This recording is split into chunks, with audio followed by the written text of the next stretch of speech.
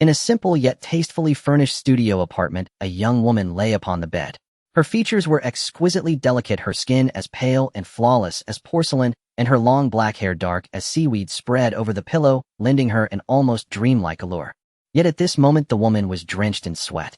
Her expression was contorted in agony, as though she were enduring some immense torment. All of a sudden, she jerked upright, clutching the quilt to her chest, as she gasped for breath in great heaving gulps. Large droplets of sweat slid down her porcelain cheeks, tracing the line of her slender neck before disappearing into her collar. Nian panted for quite a while, her gaze fixed blankly on one spot, before her eyes finally began to move again. Taking in her surroundings, Nian felt a wave of confusion. Where was she? Could it be that someone had rescued her? But who would save her? And who could possibly have saved her? The acid rain had come, without warning, pouring from the sky in a torrential curtain. Not just her. Everyone exposed outdoors had been corroded by that rain, without even a chance to flee. Even if someone really had saved her, how could there be such a spotless, orderly room in the apocalypse? Even the quilt in her arms carried the warm scent of sunlight, as if it had just been dried on a line. Wait. Nian's eyes suddenly widened in disbelief as she looked around. Was this not the very apartment she had lived in before the end of the world? The moment she realized this, Nian's heart began to pound wildly, as though it were about to leap out of her throat. She threw back the quilt and ran her hands over the bed, finally groping beneath the pillow and finding her phone. On the screen, the date was displayed with perfect clarity, May 20th, 20XX. The instant she saw that date, tears streamed down Nian's face. She had come back. She had truly come back. After struggling for survival in the apocalypse for 10 long years, only to die a miserable death in the end, she had actually returned to a time 3 months before the end arrived. Ignoring the tears on her cheeks, Nian hastily unlocked the phone with her right thumb and opened her banking app.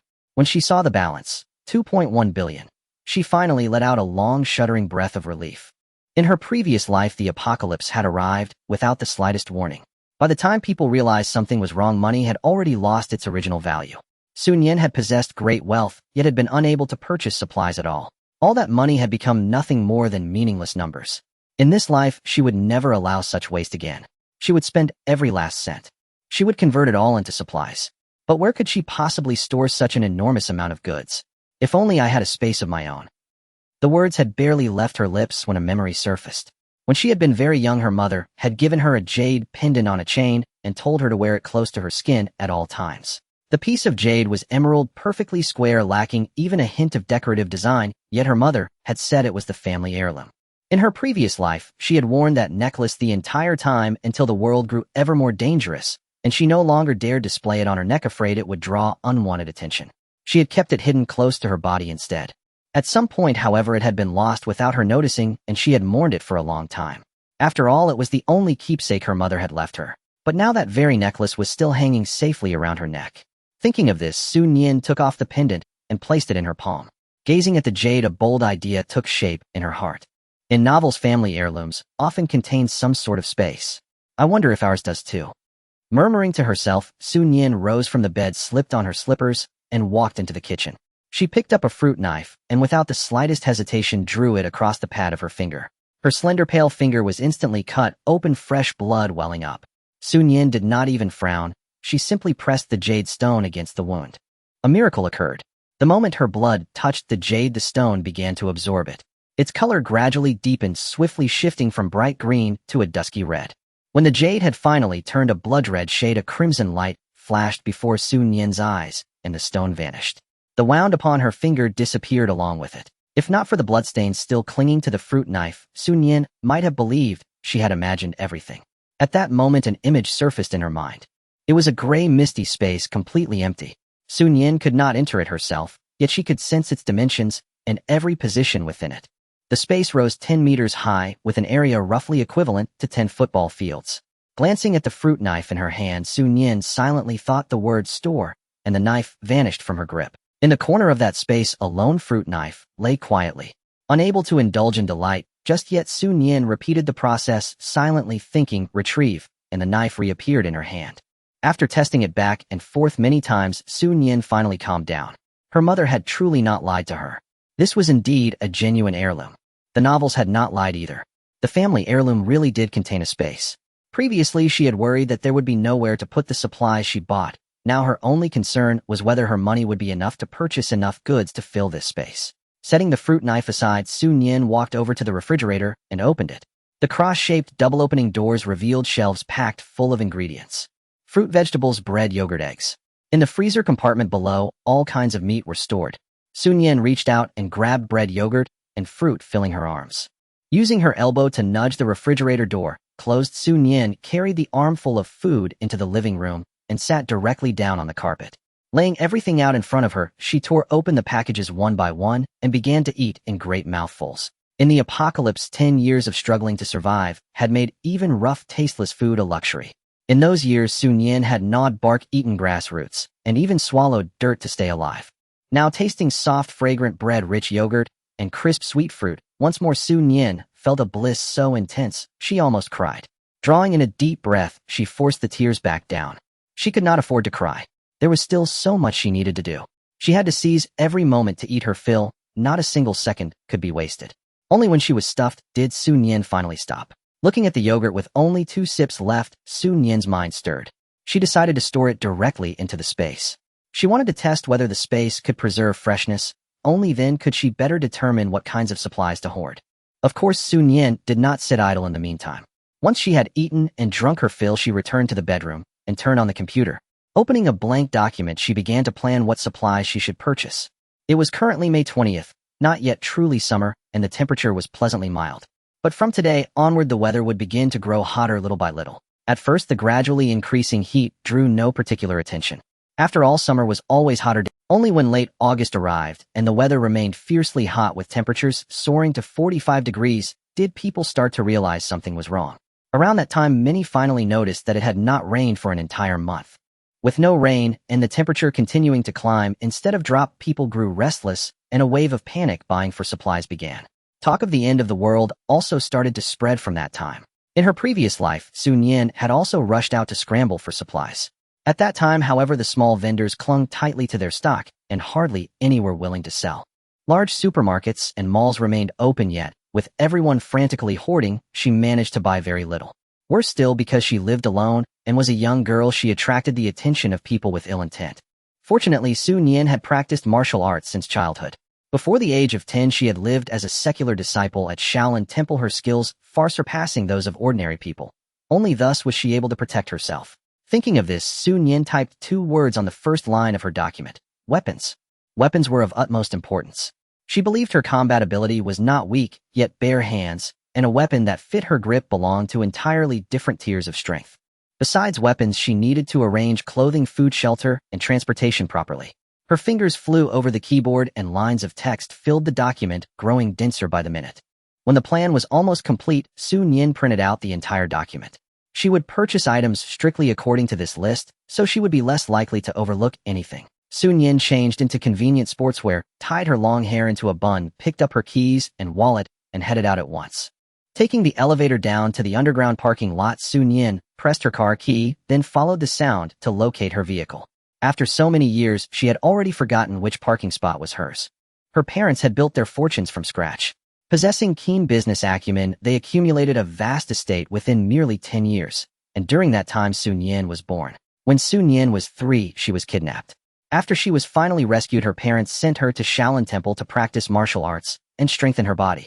To ensure she did not fall behind in her studies, they hired teachers for all academic subjects to live with her at Shaolin Temple. In those years, day and night offered no respite. She practiced martial arts while studying all manner of knowledge. Exhaustion was inevitable. Yet in every single day of the apocalypse, Su Nian felt profound gratitude toward her parents. Fortunately, they had sent her to learn martial arts. Otherwise, in that cannibalistic world, as a young woman living alone, she would have had no way to preserve her own life. Her parents had died in an air crash last year. Both were only children, and her grandparents had all passed away in succession in the preceding years. After her father and mother passed away, only Su Nian remained of the Su family. Once she finished handling their funeral affairs, she sold the company. Unlike her parents, Su Nian did not possess a head for business. While they were still alive, Su father and Su mother had already discussed this matter with her. They had said that if one day they were no longer around and she did not wish to manage the company, she could simply sell it. The money from the sale would be more than enough for her to live in comfort without worry. Su Nian sold the company for 2.1 billion. If nothing unexpected had occurred, this immense sum indeed would have allowed her to live out her life free of material concerns. Yet the advent of the apocalypse shattered everything. Su Nian thought that if her parents could see the bitter hardship of her previous life, she had no idea how heartbroken they would be. In this lifetime, however, she was determined to do everything within her power to prepare so that she could live better and longer in the apocalypse. Though Su Nian was a delicate, beautifully featured young woman, her long years of martial training had forged a steadfast character, and her tastes differed greatly from those of most girls. She disliked flashy sports cars and instead favored off-road vehicles. The one she drove now was a Hummer. 2 rows of 5 seats and an enormous trunk made it perfectly suited for hauling goods later. Driving out, Su Nian first went to a hair salon and had her waist-length hair cut. Her hair was naturally wavy, never permed or dyed, and its texture was exceptionally fine. Yet as her hair was trimmed from waist to neck length, Su Nian did not feel the slightest regret. Such long hair was troublesome to wash and far too conspicuous in the apocalypse. With her hair cropped short, she could later wear a hat, and even if she had just washed her hair, others would not notice. Leaving the salon, instead of heading to supermarkets or malls, Su Nian drove straight to the largest wholesale market. The wholesale market offered a complete range of goods at low prices with further discounts for large quantities. Even with 1 billion at her disposal, Su Nian intended to plan meticulously, spending every single yuan with care. Upon arriving near the wholesale market, Su Nian parked her car and first rented a warehouse in a relatively secluded location, paying for 3 months in advance. After securing the lease and obtaining the key, she checked carefully to confirm that there were no cameras inside. Only then did she lock the door and head toward the wholesale market. Su Nian went first to order a batch of shelving. Each rack was 2 meters long, 3 meters high, 50 centimeters wide, with a retail price of 250 per unit. Because she ordered 1,000 racks in one breath, the boss was overjoyed, eagerly giving her a generous discount, charging her 240 each, amounting to a total of 240. Su Nian paid a deposit of 100, left her phone number and the warehouse address, and asked the boss to call her the next day when delivering the goods. She planned to assemble these racks and arrange them like those in a supermarket, dividing the warehouse into different zones and placing items accordingly so everything would be easier to find when needed. Leaving that shop, Su Nian headed to a grain store. Business there was excellent, and she waited a while before the owner had time to greet her. "What would you like to buy, young lady?" During the wait, Su Nian had already carefully surveyed the goods. The store was large, and its variety was impressively complete. Hearing his question, Su Nian spoke slowly. "I want 100 bags of wuchang rice, 100 bags of pearl rice, and 100 bags of long-grain fragrant rice. For regular flour, high-gluten flour, medium-gluten flour, and low-gluten flour, I need 100 bags each. For jiangmi, glutinous rice, millet, koix, seeds, black rice, and purple rice, I want 200 of each. For red beans, mung beans, kidney beans, soybeans, black beans, cowpeas, broad beans, and peas, I need 200 of each. For cornmeal, bean flour, sweet potato flour, sorghum flour, mung bean flour, and buckwheat flour, I also want 200 of each. How many types of starch do you have? Give me 250 of each." When she finally finished, she noticed the boss staring at her blankly. Su Nian raised an eyebrow. "What is it? Is there a problem?" The boss snapped back to himself and looked her up and down. "Young lady, you aren't here just to tease me, are you?" She frowned. "Why would I tease you? I'm going to open a large mall of my own, and I've come today to stock up." The boss regarded her with a complicated expression, clearly still unconvinced. Seeing this, Su Nian said, "Simply calculate the total for everything I've asked for. I'll pay you half as a deposit. Then you can believe me." Her tone was serious, and though the boss remained half skeptical, he picked up his calculator and began tapping away. 10 minutes later, he handed the written bill to Su Nian. Su Nian skipped over the unit prices and looked straight at the total. All of that came to only a little more than 1.8 million. It did not even reach 2 million. When she did not speak, the boss reached out to take the bill back. He had known it. This girl must have come just to make fun of him. After all, who would buy stock for a mall at a wholesale market? At that moment, a slender jade white hand pressed down on the paper. "Boss, what is your account number? I'll transfer the money to you right now." The boss stared blankly at Su Nian. "Are you really going to buy it?" Su Nian nodded. "As a matter of course I am. I've already told my family that this time I want to start my own business. They will definitely be shocked." Hearing Su Nian's words, the boss instinctively nodded. With so much grain being bought, who wouldn't be shocked? Although he thought this, he quickly reported his account number. A fool who doesn't make money, he didn't care whether Su Nian could make a profit. Anyway, he was going to earn this money from her first. Su Nian paid half of the deposit and agreed to have the goods delivered to the warehouse 3 days later, telling them to call her when the time came before leaving the store. Having bought the grain, the next step was to buy oil. Sun Yin went to a store that specialized in oil, ordering 100 barrels of rapeseed oil, 100 barrels of peanut oil, 100 barrels of soybean oil, 100 barrels of sunflower oil, and 100 barrels of sesame oil.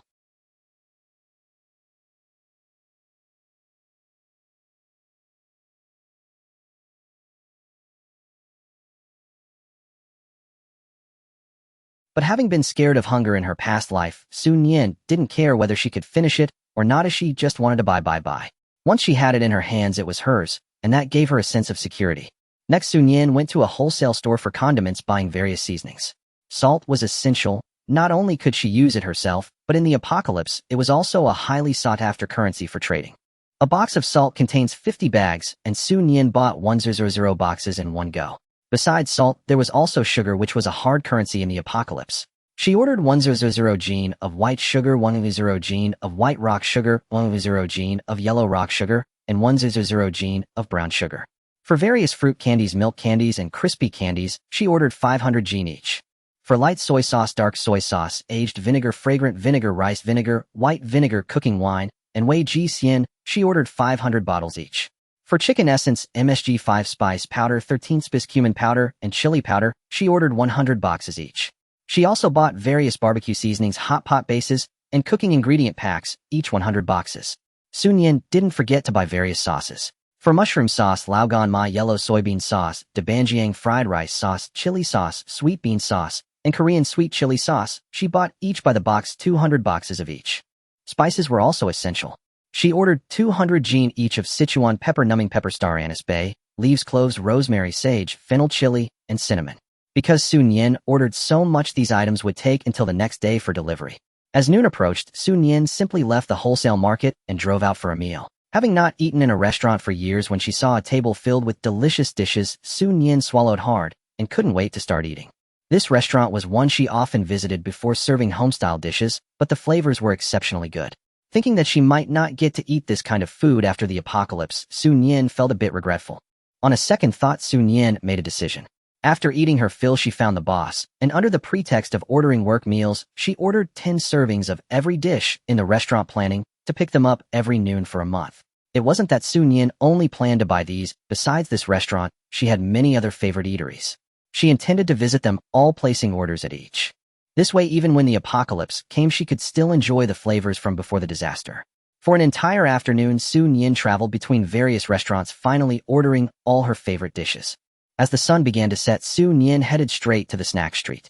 The street was filled with delicious food that she certainly couldn't miss. Cold noodles, cold skin, cold noodles, stinky tofu, grilled gluten skewers. Each one was something Sun Yin deeply missed. As she ate and bought, by the time she left the snack street, her hands were filled to the brim.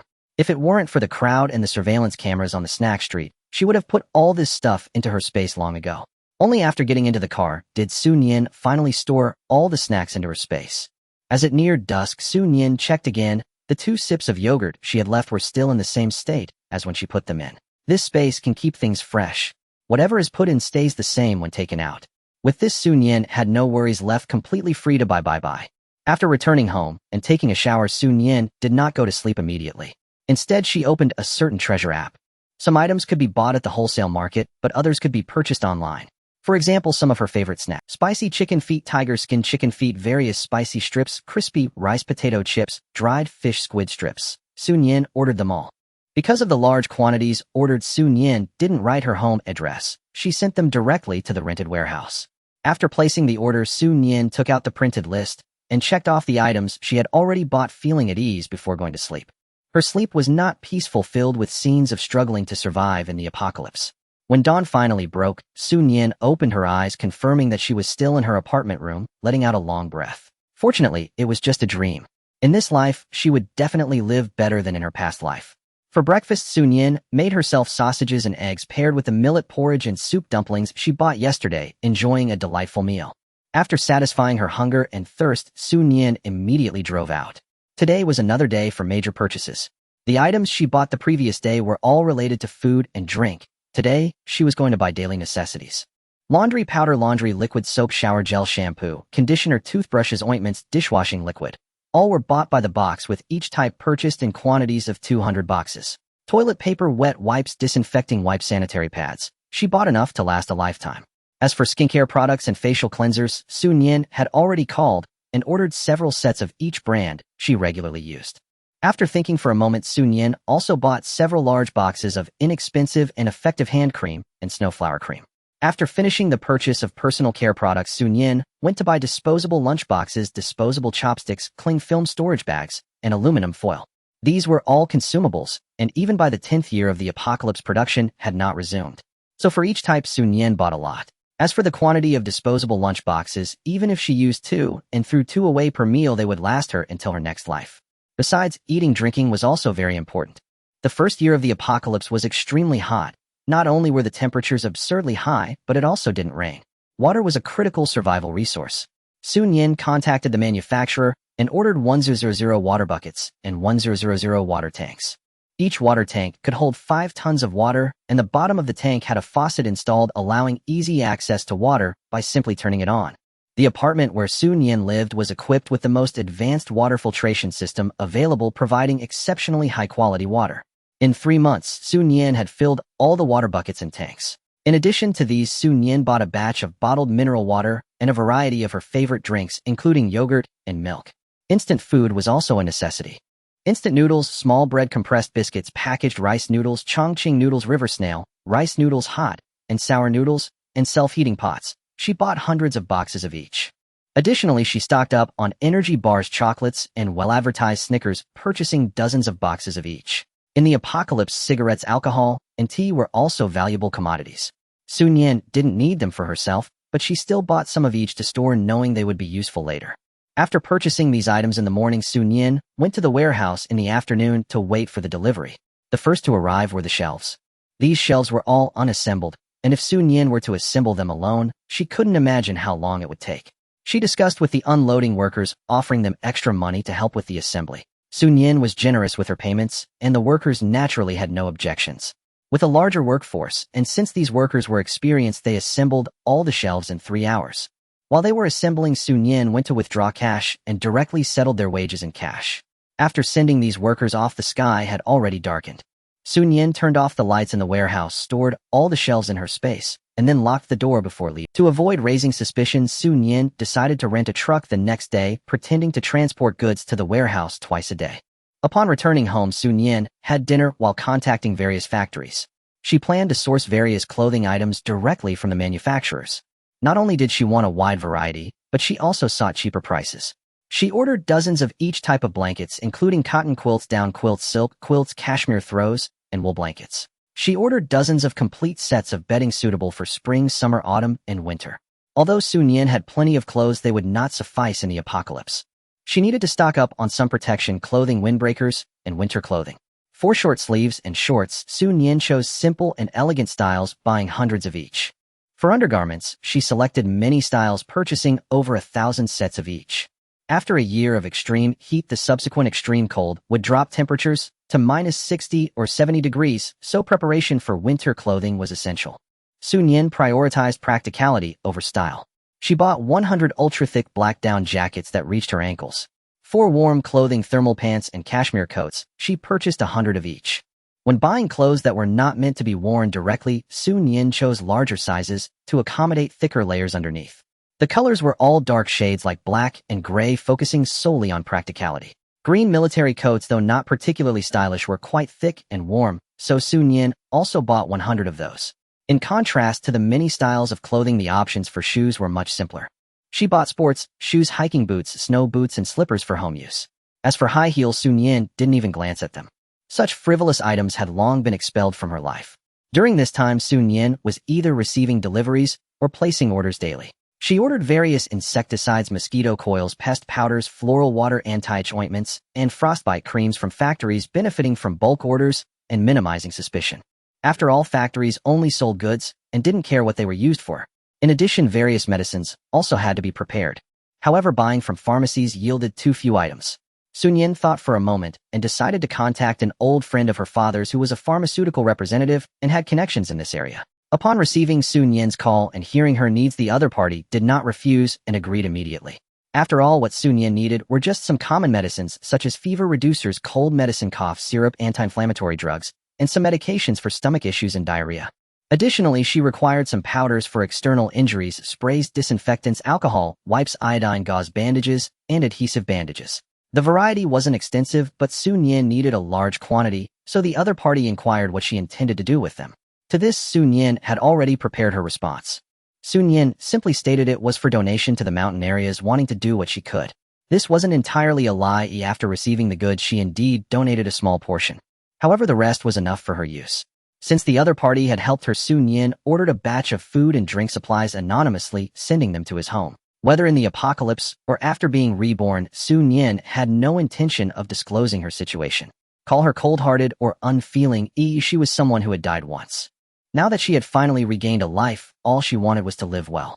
Once the issues with the medicines were resolved, the goods Su Nian ordered gradually filled her space. After receiving the last batch of goods, Su Nian locked the warehouse door and drove away. After inquiring from various sources, she finally had leads on weapons. There was a weapon enthusiast who opened a cold weapon collection shop. While the store ostensibly sold collectibles, there were actually quite a few genuine items. Su Nian visited the place and bought 2 tang knives, 1 long dagger, and 1 short dagger. Just for these 4 items, she spent 2 million. But Su Nian felt no regret. She wasn't short on money as long as the items were worth it. At this point, a month had passed since Su Nian's rebirth. After picking up all the deli items from the various stores, Su Nian rented a large truck and left the city. She had purchased enough grains, but hadn't bought fruits and vegetables. Su Nian planned to drive to the countryside or a farm to collect them, ensuring they would be the freshest. As for meat, including chickens, ducks, fish, pigs, cows, and sheep, Su Nian also intended to buy them freshly slaughtered. The benefit of fresh meat was that she could also obtain fresh pig blood and duck blood. In addition, canned food was necessary. Su Nian made another trip to the canned food factory and bought a large quantity of cans. She also bought processed meats like ham, braised beef, braised pig's feet, and gray fried tofu. Next, Su Nian spent a month driving around several nearby cities, purchasing everything she could think of. Each time she passed a gas station, Su Nian would refuel. After leaving the gas station, she would find a spot without surveillance to siphon the gasoline and store it in barrels she had purchased in advance. This method was clumsy and troublesome, but it was safe. After a month, Su Nian had stored several tons of gasoline and diesel. Not a large amount, but sufficient for Su Nian's needs. After a month of traveling, Su Nian returned to her apartment, curling up on the sofa, feeling unusually exhausted. Yet her heart was filled with immense satisfaction. Just looking at the abundant supplies in her space gave Su Nian a strong sense of security. She took out the printed list again to check for any missing items. With less than a month until the apocalypse, she needed to carefully review what else she had not purchased. Upon inspection, Su Nian realized she had indeed overlooked quite a few things. Diesel generators, gasoline generators, solar panels, solar lights, solar power banks, flashlights, batteries, candles, fans, air conditioning fans, small heaters. She had to arrange for all of these. Another crucial item was seeds. In the post-apocalyptic world, the climate was extreme, making outdoor conditions unsuitable for crop growth, leaving people unable to plant, and making life increasingly difficult. Although Su Nian did not know how to farm, it was wise to stock up on some seeds, as they might come in handy in the future. To ensure nothing was overlooked, she went to a seed store to buy seeds, and also collected some from farmers in the countryside. They would just be left in their hands, unable to preserve them once the heat set, and only to watch them spoil. It was better to sell them to her. Su Nian was not a cold-hearted person. Seeing these simple folks, she reminded them, "A friend of mine works at the meteorological station and said there will be a prolonged high temperature. You should stock up on food and water and store them well." With that reminder, she did not have to worry about leaving any trace for people to trace her. She likely would not meet. Moreover, she had disguised herself with makeup intentionally, so even if they met again, they might not recognize her. After purchasing the seeds, Su Nian bought fuel. For fuel, Su Nian bought 20 tons of coal. After thinking for a moment, she added gas tanks, planning to store at least 1,000 canisters when she drove to collect them. She also needed to buy a few hundred boxes of portable gas. Su Nian purchased 10 diesel tricycles, 10 pedal tricycles, and 10 bicycles. She bought a lot of parts for various vehicles. In the apocalypse, those who could drive cars would be few. Being able to ride a diesel tricycle would already be quite impressive. Most people would be riding pedal tricycles or bicycles. During her travels in other cities, whenever she had the chance, Su Nian would search for delicious food. Now her space was filled with various cooked foods that occupied 10 shelves. To store even more food, Su Nian bought smaller shelves to place on top of the larger ones.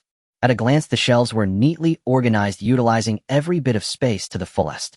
There were also 10 empty shelves beside them, where Su Nian planned to place her own home-cooked meals. From now on, Su Nian had no intention of going out, as she would cook every meal herself. Each time she planned to make extra, storing the leftovers in disposable containers to keep in her space for when it was inconvenient to cook. Over the past 2 months, Nian had been busy collecting various supplies and had not paid much attention to time. Now that she was free, she realized it was already mid-August. Nian specifically searched for posts online, finding that everything was still quite normal with no discussions about the apocalypse. But she knew this was merely the calm before the storm, which would not last long. In the days that followed, Nian only went out occasionally to buy small items. She suddenly remembered. During the majority of her time, she stayed at the apartment cooking. Nian was already good at cooking, although she had been out of practice for 10 years due to the apocalypse. Once she got her hands in, she quickly regained her touch. Every day she prepared dishes with a variety of flavors that wafted out for miles. In fact, Nian even saw someone in the community group asking who was cooking delicious food at home all day, making them wake up hungry in the middle of the night. Upon seeing this message, Nian could only smile it off. What she paid more attention to were some posts online. As the end of August approached, the temperature not only did not drop, but continued to rise. Every day on Weibo there were reports of passers-by fainting from the heat, with kind-hearted citizens calling for help. At first, everyone reacted to such news with sentiments about the true warmth of humanity. But as the days went by, it didn't take long for someone to notice something was amiss.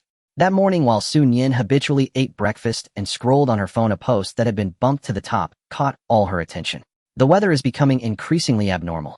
This morning the temperature has already reached 40 degrees, and the weather warning states that the maximum temperature during the day will hit 45 degrees. As if the heat was not enough, haven't you all noticed that there have been reports of high temperatures nationwide, and it hasn't rained in over a month? I've heard from the older generation that when things are unusual, there must be something hidden. It's best for everyone to stock up on food and water at home. It's better to be prepared. Seeing this post, Nian wanted to give it a thumbs up, but ultimately held back. The post had already garnered a lot of attention with hundreds of replies. Some agreed with the original poster, while others claimed the poster was being alarmist. It's just heat that happens every year. What's the big deal?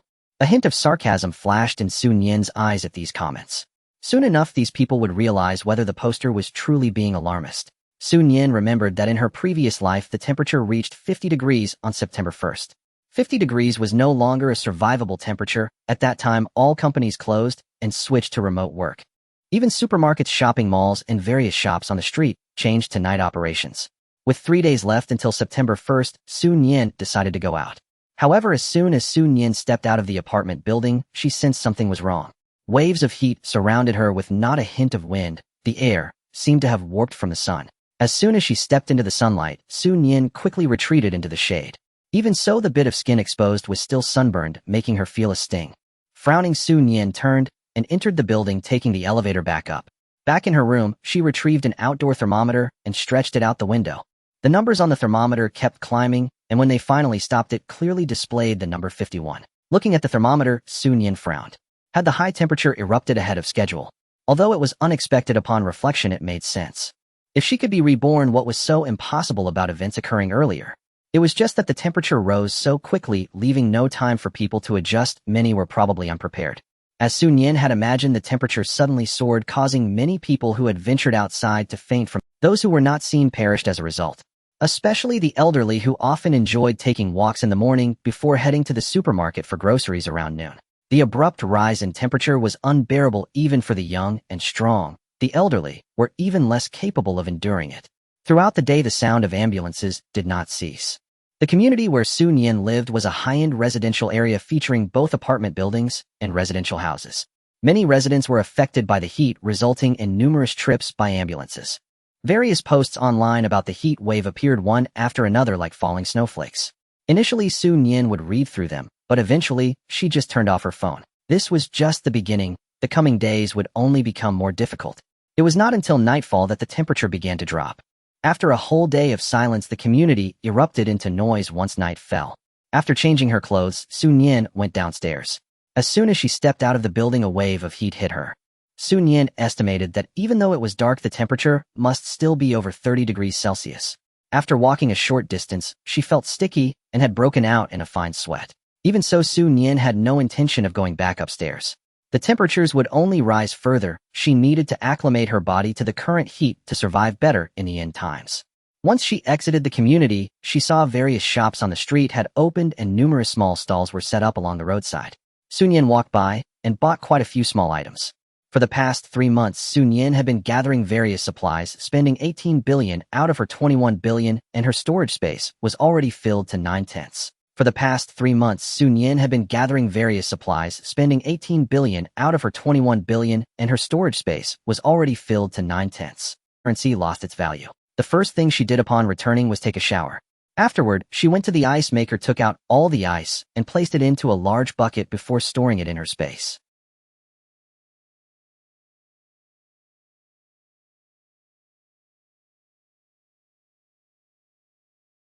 Since returning from the neighboring city, Su Nian ordered 2 ice makers for her home, running them non-stop for 24 hours. The ice produced was all stored in large buckets she had bought in advance. Taking advantage of the fact that there was still electricity, Su Nian aimed to produce as much ice as possible so that even when the power went out she could cool down by using some ice. After purchasing the ice makers, Su Nian drove her Hummer to several cold storage facilities and bought several truckloads of ice cream and popsicles. She also purchased a lot of ingredients for making ice cream. During her free time, Su Nian would make some treats to freeze, storing them in her space once they were ready. She was like a little hamster, gradually filling her storage more and more. The storage area in her space was clearly defined.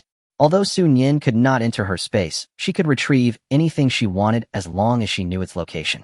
Before going to bed, Su Nian checked the supplies in her storage and then closed her eyes contentedly.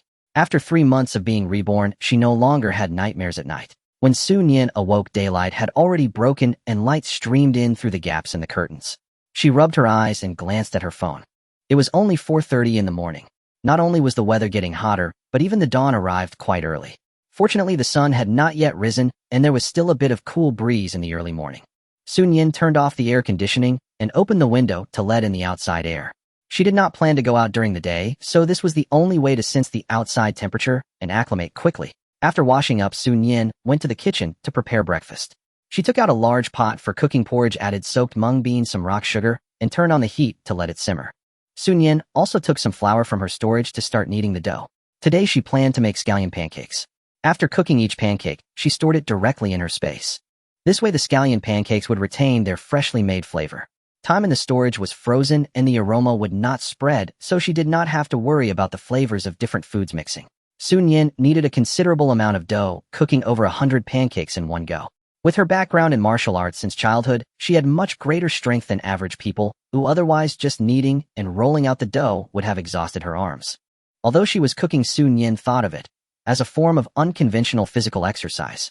The cooked mung bean soup was not immediately stored away, but was left to cool to room temperature before being placed in the freezer. After sitting in the freezer for a few hours, it became mung bean ice. She then divided it into disposable food containers and stored them in her space. During the hot summer days, eating a bowl of icy mung bean dessert made her feel cool from the inside out. Su Nian was so busy with her tasks that she had not checked the news online.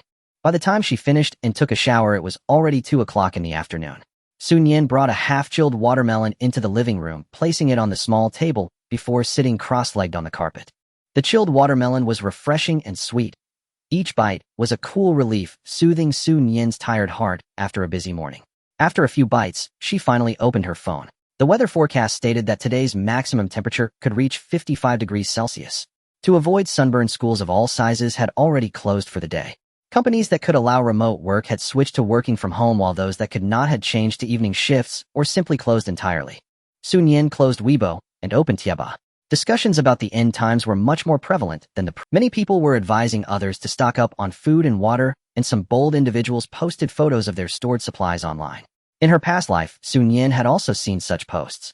At that time, Su Nian had not taken it seriously, only to later hear that some people who flaunted their supplies had been robbed. This incident served as a reminder for Su Nian, teaching her the importance of discretion and the principle of not revealing wealth. In the WeChat group for her community, the messages had already exceeded 999, yet new messages continued to pop up. Su Nian glanced at them. Most were complaints about the dreadful weather, while others expressed intentions to stock up on supplies. Some were also worried that with the temperature remaining so high, the increased electricity usage might lead to power outages. Power outages are inevitable. Not only will there be power outages, but also water shortages. Su Nian remembered that in her past life, the power and water restrictions began in mid-September. During the day, electricity would only be supplied for 4 hours at noon when it was the hottest. Water supply would be available in the early morning and late evening, each time lasting 2 hours. In such circumstances, it was still because they lived in a relatively high-end community with newly replaced wiring. Countless old communities suffered from electrical fires and transformer explosions. Moreover, some places experienced fires due to the extreme heat and aging wires, resulting in significant casualties. However, Nian did not mention these news. Whether she spoke about it or not, it wouldn't change anything. The wiring issues could not be resolved by a single statement from her. She only hoped that those in power would pay attention to the problem and respond early. After school was suspended, the happiest ones were undoubtedly the students. They could eat, drink, and play at home every day without any pressure. The only thing that made them unhappy was the heat during the day, preventing them from going out to play. As night fell, the community would come alive. The sounds of children laughing and shouting could be heard clearly even from the 18th floor where Nian lived. She did not find it annoying, instead she hoped such sounds would always exist. For this represented that the apocalypse had not yet arrived. Although people's lives were affected, at least order still prevailed. However, Nian also knew that this situation might not last long. With a deep sigh, she drove to the shopping mall. The mall was crowded as it had air conditioning, which was free. Why not take advantage of it? Pushing her shopping cart slowly, Nian did not go to the grain and oil section. Instead, she headed to the snack aisle, sweeping various snacks, nuts, and dried fruits into her cart. These items may not fill her up, but buying a bit more wouldn't count as hoarding other survival resources. Only when her cart was filled to the brim did she push it to the checkout. The freezer was over there, filled with a dazzling array of ice creams. Nian chose 2 of her favorite flavors and paid for them. As Nian was walking out with her cart, she overheard an older woman talking about her. These young girls nowadays are all as thin as sticks, they don't eat properly, and only snack all day. Over time, how can their bodies withstand it? Hearing this, Nian merely smiled. She would never go back to tell that woman that despite her thin arms, she could easily break a thick stick. In the blink of an eye, several days passed, and the weather became hotter each day. Now every household had large windows that provided no insulation. During the day, the heat was unbearable, making it difficult to sleep. Soon some residents began installing thermal curtains outside their windows. Nian had already prepared thermal curtains, but did not want to be the first to take action. After seeing several homes in the community install them, she decided to put them up on her own windows as well. Along with the thermal curtains, she also installed solar panels. If she remembered correctly, power restrictions would start in a few days. By having the solar panels ready in advance, she wouldn't be caught off guard later. Although Nian was adapting to the outside temperatures daily, she never intended to endure high heat all day long. That would be self-inflicted suffering. She bought so many supplies to ensure she could live better in the apocalypse, not to suffer with resources. A few days after Nian installed the solar panels, their community experienced a power outage. Prior to this, nearby communities had already faced outages. Nian even saw someone in the community group expressing relief. Just 2 days passed, and it was their community's turn. The outage occurred at noon when the temperature outside had already reached 60 degrees. Even with thick thermal curtains, after more than 10 minutes of power outage, the room still felt like a steamer. Nian connected the solar panels, ran an extension cord into her bedroom, and took out the air conditioning fan from storage. The air conditioning fan had a storage compartment for ice at the back. By placing ice inside and turning on the power, the wind that blew out carried a hint of coolness. One air conditioning fan could only reduce the temperature a little, so Nian took out 2 more and set them up to blow in 3 different directions towards the bed. With this arrangement, sitting on the bed covered with an ice mat felt much cooler. Beside the bed was a movable table with an iPad playing a television drama. Nian took out half a chilled watermelon, scooping it with a spoon. The watermelon was freshly picked from the farm and was juicy and sweet. There were still tens of thousands of such watermelons in Nian's storage.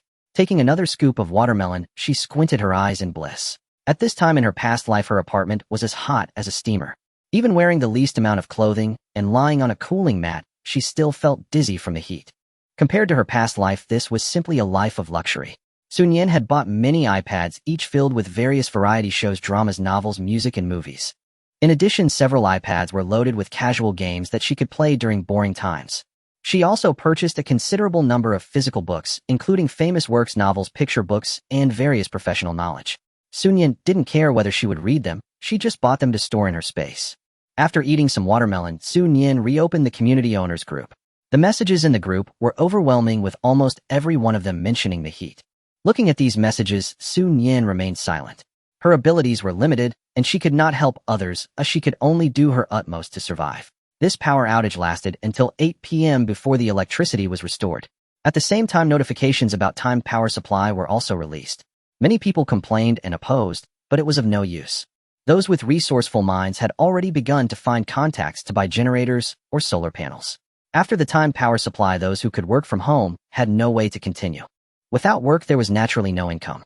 Those with savings could still rely on their old resources, but some were living paycheck to paycheck, making it difficult for them. With no income, but consumption had drastically increased. As the weather became hotter and it didn't rain, the apocalyptic rhetoric intensified, causing the prices of supplies to soar.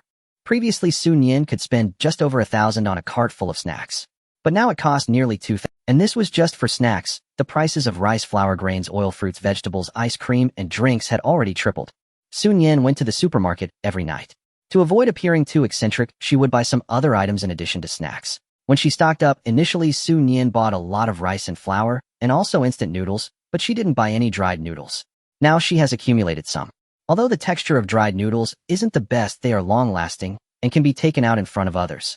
The city where Nian lived isn't far from the imperial capital and is also a first-tier city.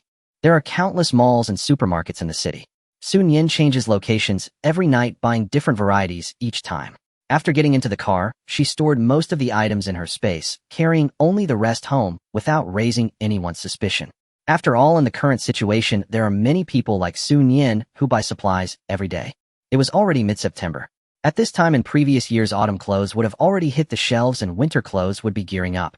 However, this year, even those wearing short sleeves and shorts felt hot. When Nian went out at night, she noticed many stores having sales for autumn and winter clothing. Nian had already stockpiled a lot of clothes for herself. After hesitating for a moment, while looking at the various styles in the store, she decided to go inside. In her past life, Nian struggled to survive alone in the apocalypse. Although men approached her, they all had various ulterior motives. Nian was not foolish and naturally did not associate with such people, so even by the 10th year of the apocalypse, she remained all alone. In this life, Nian was unsure of her fortune. She didn't know if she would still live alone for a lifetime, but as the saying goes, it's better to be prepared. Since she encountered the opportunity, she decided to buy some clothes to stock up. If she really needed them, she wouldn't be without. If she didn't need them, how could she not need them? She could keep them for herself. With this mindset, Nian bought quite a few pieces of men's clothing, all in sizes above 185. Nian believed that she had a discerning eye when it came to men. A man who couldn't wear clothes in size 185 could never be her boyfriend. Her car was parked outside. After checking out, she made several trips back and forth with 2 store clerks before loading all the clothes and shoes into the car. Fortunately, the car had enough space, otherwise it wouldn't have fit. Nian drove back to the underground parking lot of her community, parked the car, and took a bag of food into the elevator. As for the clothes, they had long been stored in her space. When the elevator reached the first floor, it stopped, and 2 older women entered. Both of them were carrying large bags, their faces flushed and sweaty. After standing still, they didn't forget, "When we get home, hurry up and fill up all the things that can hold water. Starting tomorrow, there will be limited water supply, but we need to store enough water in advance. Otherwise, how can we survive in this hot weather if there's no water? Who says otherwise? My grandson would love to soak in water all day. If there's no water, how can that be? First it was limited electricity, and now it's limited water supply. How is life becoming more and more like the past? I heard my son say that many people online are talking about the apocalypse coming. What apocalypse? But it's always good to store more food and drinks." Nian stood behind the 2 of them, quietly listening to their conversation. Before long, their floor arrived, and they exited the elevator one after the other, leaving Nian alone inside. She had been so busy shopping that she hadn't checked the community group messages and wasn't aware that it had already been announced about the limited water supply. Upon returning home, she closed the door and immediately stored the items she was carrying into her space, then took out her phone and opened the community owner group. As soon as she opened it, an announcement popped up notifying about the limited electricity and water supply. After reading the message, Nian slowly exhaled and closed her phone. Taking advantage of the water availability, Nian hurriedly took a shower. Returning to her bedroom, she turned on a fan. The evening temperature was only over 30 degrees, so she usually only turned on one fan. After filling the 1000 water tanks and 1000 buckets she had bought earlier, Nian ordered another 200 of each. During this time, they were all filled with water. Now that she knew about the limited water supply, Nian was not worried. She did not lack water, but she also didn't plan to waste it. The water used for washing clothes and the wastewater from rinsing rice and vegetables were all used to flush the toilet, which could be considered a win-win. Nian believed that after the limited water supply began, many people would surely do the same as her. If one is not frugal, life will eventually force you to be frugal. However, Nian also knew that this method could only be used temporarily. Later on, when people's water resources became increasingly scarce, and even drinking water became a problem, there would be no water available for washing clothes, let alone the luxurious act of flushing the toilet. At that time, flushing the toilet would make noise that those downstairs could hear, only bringing trouble upon oneself. In her past life, after the water shortage, many people no longer used toilets at home. They went to public restrooms and eventually found a secluded corner to relieve themselves. Some people lacked public morals and didn't look for hidden corners, just urinating and defecating anywhere. The poor lighting at night made it easy to accidentally step on a landmine, an experience Nian truly did not wish to recall. To avoid the embarrassment of looking for a toilet again, Nian even specifically searched online. The results delighted her. Enthusiasts of the apocalypse had their own set of solutions for various natural disasters. After reading a few posts, Nian learned of a miraculous product, cat litter. Having never owned a cat, she naturally did not know about cat litter.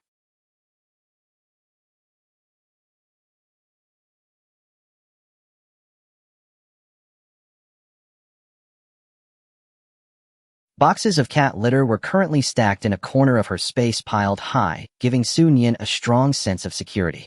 This was also the magical aspect of the space. Nian could stack items together until they touched the top of the space. The items would not collapse, and those below wouldn't be crushed. This also ensured that every inch of space could be fully utilized. Lying on her bed, Nian thought about things while enjoying the fan, and before she knew it, she fell asleep. When Nian woke up again, it was already 6 in the afternoon. The sun at 6 in the afternoon was still scorching the earth. Nian only lifted the curtain a small crack to peek outside, but the sunlight blinded her, causing her to instinctively close her eyes. Now everyone had already gotten used to being active at night. They went to sleep when it was almost dawn and woke up when the sun was about to set. To accommodate people's routines, even the power supply time has been changed to the evening, providing electricity from 8 in the evening until midnight. Water supply is available every day from 4 to 6 in the morning and from 6 to 8 in the evening. Nian wakes up just in time to take a shower and then start preparing dinner. Although people have become accustomed to staying up at night and running shops, there are hardly any restaurants. It's not that no one wants to open a restaurant, but the weather is too hot, and without electricity, various ingredients are difficult to store, especially meat. In this weather, if there's no electricity, fresh meat can spoil in less than 2 hours. Under such circumstances, who would dare to open a shop to do business? If someone were to get food poisoning, they would have to pay for medical expenses, which would be a heavy burden for a family that is already not well off. Nian has a solar-powered battery system allowing her home appliances to function, making it possible to cook meat without any issues. In fact, Nian's refrigerator had long lost power, and she had moved everything inside into her space. The space serves as the best safe, eliminating the need to waste electricity on a refrigerator. Although the refrigerator was turned off, the ice maker was still running. Nian still makes a lot of ice every day, considering that even just 3 air conditioners consume a significant amount of ice daily. Whenever Nian occasionally makes shaved ice or ice cream, she would power the refrigerator. However, today Nian decided against making cold drinks and instead planned to stew meat. As time goes on, the environment becomes increasingly harsh, and the opportunities to cook meat openly become fewer. Nian decided to take advantage of the current moment to prepare more. High-quality pork belly is cut into large chunks, blanched to remove blood and scum, and then taken out. The blanched pork belly is placed in a pressure cooker along with light soy sauce, dark soy sauce, cooking wine, rock sugar, and salt. Next, add scallions, ginger, garlic, star anise, Sichuan peppercorns, cinnamon, bay leaves, and fennel. Finally, add water enough to cover the meat. Cover the pot, bring it to a boil, and then simmer on low heat. Nian specifically bought the largest home pot, which can stew dozens of pounds of pork belly at once. Since the flavor of the pork belly is strong, Nian also took the opportunity to stew a pot of beef, a pot of yam and rib soup, and a pot of corn and rib soup. Nian has many pots as well as gas canisters and stoves, allowing her to cook multiple dishes at once without wasting any time. As a result, the apartment is filled with the aroma of various meats. Even with the doors and windows tightly shut, the aroma wafts outside. Before long, Nian noticed someone in the neighborhood group asking who was stewing meat. However, no one replied. A month ago, eating meat was an ordinary affair. But now having a meal of meat is very difficult, and Nian doesn't want others to know, fearing that it might attract unwanted attention and trouble. 2 hours later, the meat was all ready. Nian scooped out a portion of the braised pork, poured a bowl of yam rib soup, and stored the rest in her space on the shelf. After more than a month of hard work, 7 out of the 10 shelves originally reserved for her own cooking have already. Nian took out a small bowl of rice and a bowl of stir-fried water spinach. On the floor of her bedroom, she had laid out a large straw mat. A round table was placed on top of the mat, where Nian sat during mealtime. At this moment, the table held a small bowl of braised pork, a bowl of yam ribs soup, a bowl of stir-fried water spinach, and a small bowl of rice. Nian didn't rush to eat. Instead, she took her tablet and opened Wallin Wei's when continuing from where she left off last time. This sitcom is one she has watched countless times and can recite the lines. However, Nian still feels that this is a perfect show to enjoy while eating. Listening to the lively discussions in the show, she feels that eating alone is not lonely at all. After the meal, she cleared the dishes, changed into a short-sleeved shirt and shorts, and put on her sneakers before heading out. This time, Nian didn't have much to buy, so she didn't drive, and instead walked slowly outside. As she walked, Nian noticed a bustling scene not far ahead. When she got closer, she realized that someone was setting up a street stall. A bedsheet was spread on the ground, covered with brand-name bags. The sellers were two girls who were vigorously promoting, claiming that their bags were all genuine products, and now were being sold at a steep discount. They also mentioned that their company is currently on holiday, and they don't know when they will resume work, leading to a loss of income, making it hard for them to even afford food. Listening to them, Nian felt quite sympathetic. She knew that many women love bags. There's a saying that bags can cure all ailments. One can skip a meal, but one must buy a bag.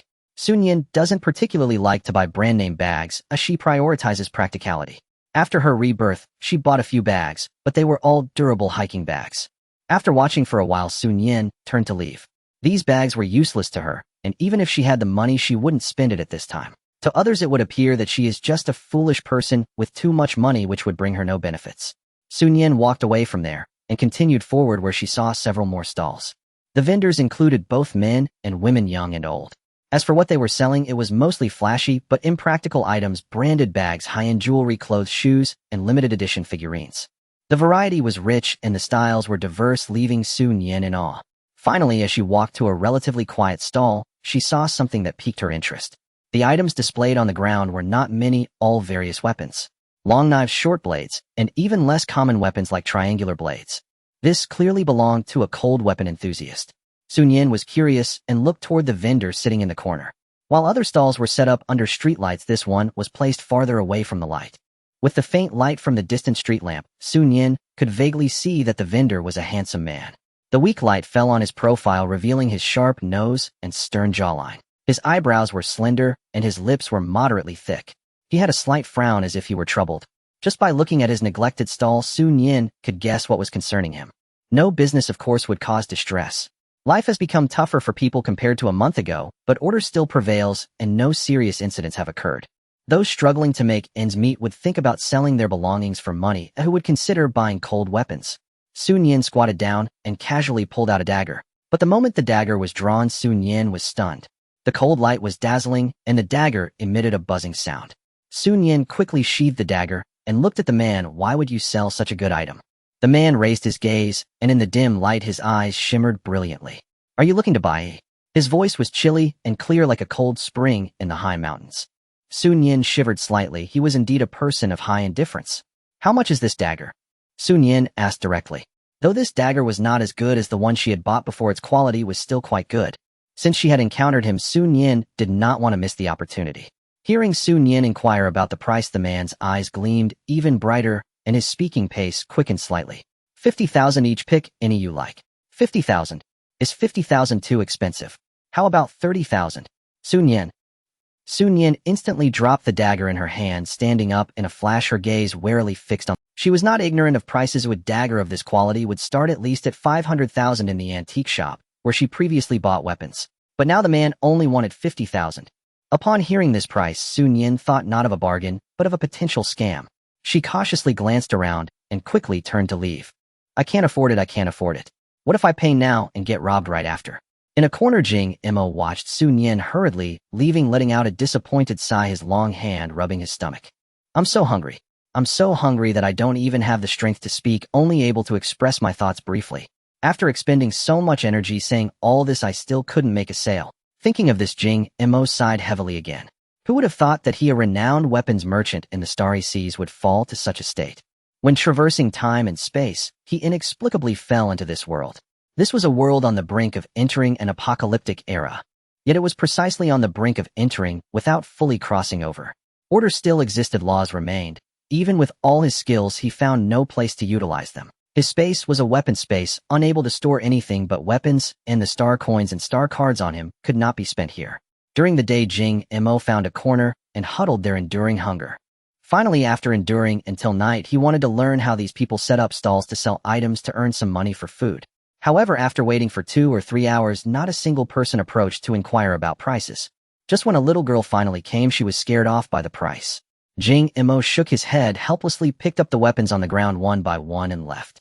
Setting up a stall to make money was no longer a viable option. He needed to think of other ways.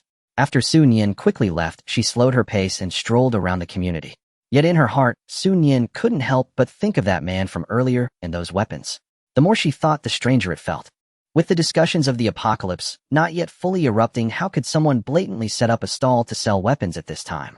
Was the stall a ruse, actually probing into the situation of their community? Su Nian did not consider the safety of the community to be her responsibility, but since she still lived there, she naturally hoped nothing major would happen.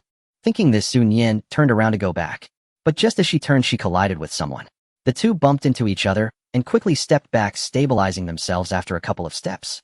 Frowning, Su Nian looked over only to discover that the person she collided with was none other than that man from earlier. "You, I'm not following you." Su Nian raised an eyebrow, glancing at the man's empty hands. "Where are your things?" Jing Mo? Would she believe him if he said he sold everything? "You wouldn't mean to say you sold everything, would you?" Su Nian squinted and asked. Caught in his thoughts, Jing Mo raised his hand to scratch his nose. "Not really, I hid them." Hidden in his space. Su Nian stopped speaking and looked him up and down. Earlier, this man had sat in a corner far from the streetlight, making it impossible to see his attire. Now, standing under a streetlight, Su Nian could see him clearly. On such a hot day, everyone else was wearing short-sleeved shorts and flip-flops. But looking at this man again, he wore an olive green jacket, camouflage trousers, and his boots had a very unique style. Though they had just collided and quickly separated, Su Nian still felt a hint of coolness from his clothes. When Su Nian bought clothes, she had purchased quite a few of various materials, yet she had never seen anything like this material. And his slightly long hair was actually silver gray. The roots were the same color, looking as if it wasn't dyed. The more Su Nian looked, the more startled she became. What kind of person is this? While Su Nian was examining him, Jing Mo was also examining her. The girl in front of him seemed to be around 20, with fair skin and delicate features, especially those deep-set eyes which made one unable to see the bottom at a glance. Her hair was not long, just reaching her neck, with the top layer loosely tied back, with a hair tie, some strands falling down by her temples. The sharp hairstyle added a touch of heroism to her originally doll-like, delicate appearance. Though her figure was slender, the faint outline of muscle could still be seen. Her physical condition was excellent, and her strength was quite impressive. Standing there quietly, she seemed harmless, yet clearly had a strong defensive instinct. Jing Mo's lips curled slightly. She was an interesting girl. Seeing Jing Mo suddenly smile, Su Nian snapped back to reality. "It seems you have no business, and I have none either, so let's part ways here." Though this man was special, he did not give Su Nian a sense of danger. After some consideration, Su Nian decided to part ways. As Su Nian was about to leave, she was called to a halt. "Do you have anything to eat?" Su Nian looked over in confusion, only to see the man displaying a pitiful expression. "I'm thirsty and hungry, I can hardly hold on anymore." The man's lips were somewhat pale and chapped, indeed a sign of dehydration. But what did that have to do with her? Before Su Nian could refuse, the man took a ring off his hand. "Here, take this." Su Nian. Su Nian's gaze towards the man became even more vigilant. In total, they had only met twice, and he already wanted to give her a ring. Seeing Su Nian's expression, Jing Mo felt a bit awkward and hurriedly explained. "This is a weapon." As he spoke, the man's finger glided over the surface of the ring, and 3 sharp spikes instantly rose from it, the longest being a centimeter long. Most people wouldn't recognize this as a weapon and wouldn't have any defenses against it. "It would suit a delicate girl like you perfectly," Jing Mo said, handing the ring to Su Nian. "You can decide the price. A kind-hearted beauty like you wouldn't want to see me starve to death on the streets, right?" Su Nian previously thought this man was aloof. Yet now, observing his actions and listening to his words, she realized that her perception of him was her greatest misunderstanding. Su Nian lowered her gaze to the ring presented before her. The ring was entirely silver white, about 1 centimeter wide, with a simple design and no engravings or embellishments. When the blade is not exposed, no one would spare it a second glance. As the man said, if she wore it on her hand, others would merely regard it as an ornament, completely unguarded. In times of peace, such an item is naturally unnecessary. However, in an apocalypse where humans prey on one another, it could be considered a trump card. Su Nian felt a strong temptation. But the price? The man said she could name any amount, but how does one go about that? After some deliberation, Su Nian finally quoted a price, 50,000. This was the price the man had previously mentioned. Deal. Upon hearing his agreement, Nian wasted no time and directly opened her crossbody bag, retrieving 50,000 in cash. 50,000 is no small sum. A thick stack in her hand was quite eye-catching. Seeing the cash, Nian offered Jing Mo appeared somewhat surprised. You carry so much cash with you. Nian nodded matter-of-factly, of course. Nowadays they don't accept mobile payments. Oh, everything requires cash. The relentless heat kept people active at night, while water and power were cut off. Moreover, the rampant discussions online about the apocalypse have heightened people's vigilance. Outside of large malls and supermarkets, most places only accepted cash. Thus, every time Nian went out, she would carry a spacious bag to stash cash or supplies. Upon hearing Nian's explanation, Jing Mo nodded in understanding, accepting the cash with one hand while handing her the ring with the other. After the transaction was completed, Nian took the ring and did not linger. She nodded to the man, turned, and quickly walked away, her figure soon vanishing into the darkness. Watching Nian's hurried departure, Jing Mo touched his own face. Was he that frightening? Did she really need to avoid him like that? Nian was unaware of Jing Mo's thoughts. After leaving, she did not head straight home, but wandered around. This wandering lasted for an hour. During this hour, Nian wasn't merely aimlessly strolling. One reason was to acclimate to the outside temperature. Every time she passed a crowd, she would stop for a moment to listen to what people were saying. Even though she had stored so many supplies, Nian never considered isolating herself. It was still very necessary to gather information about her surroundings.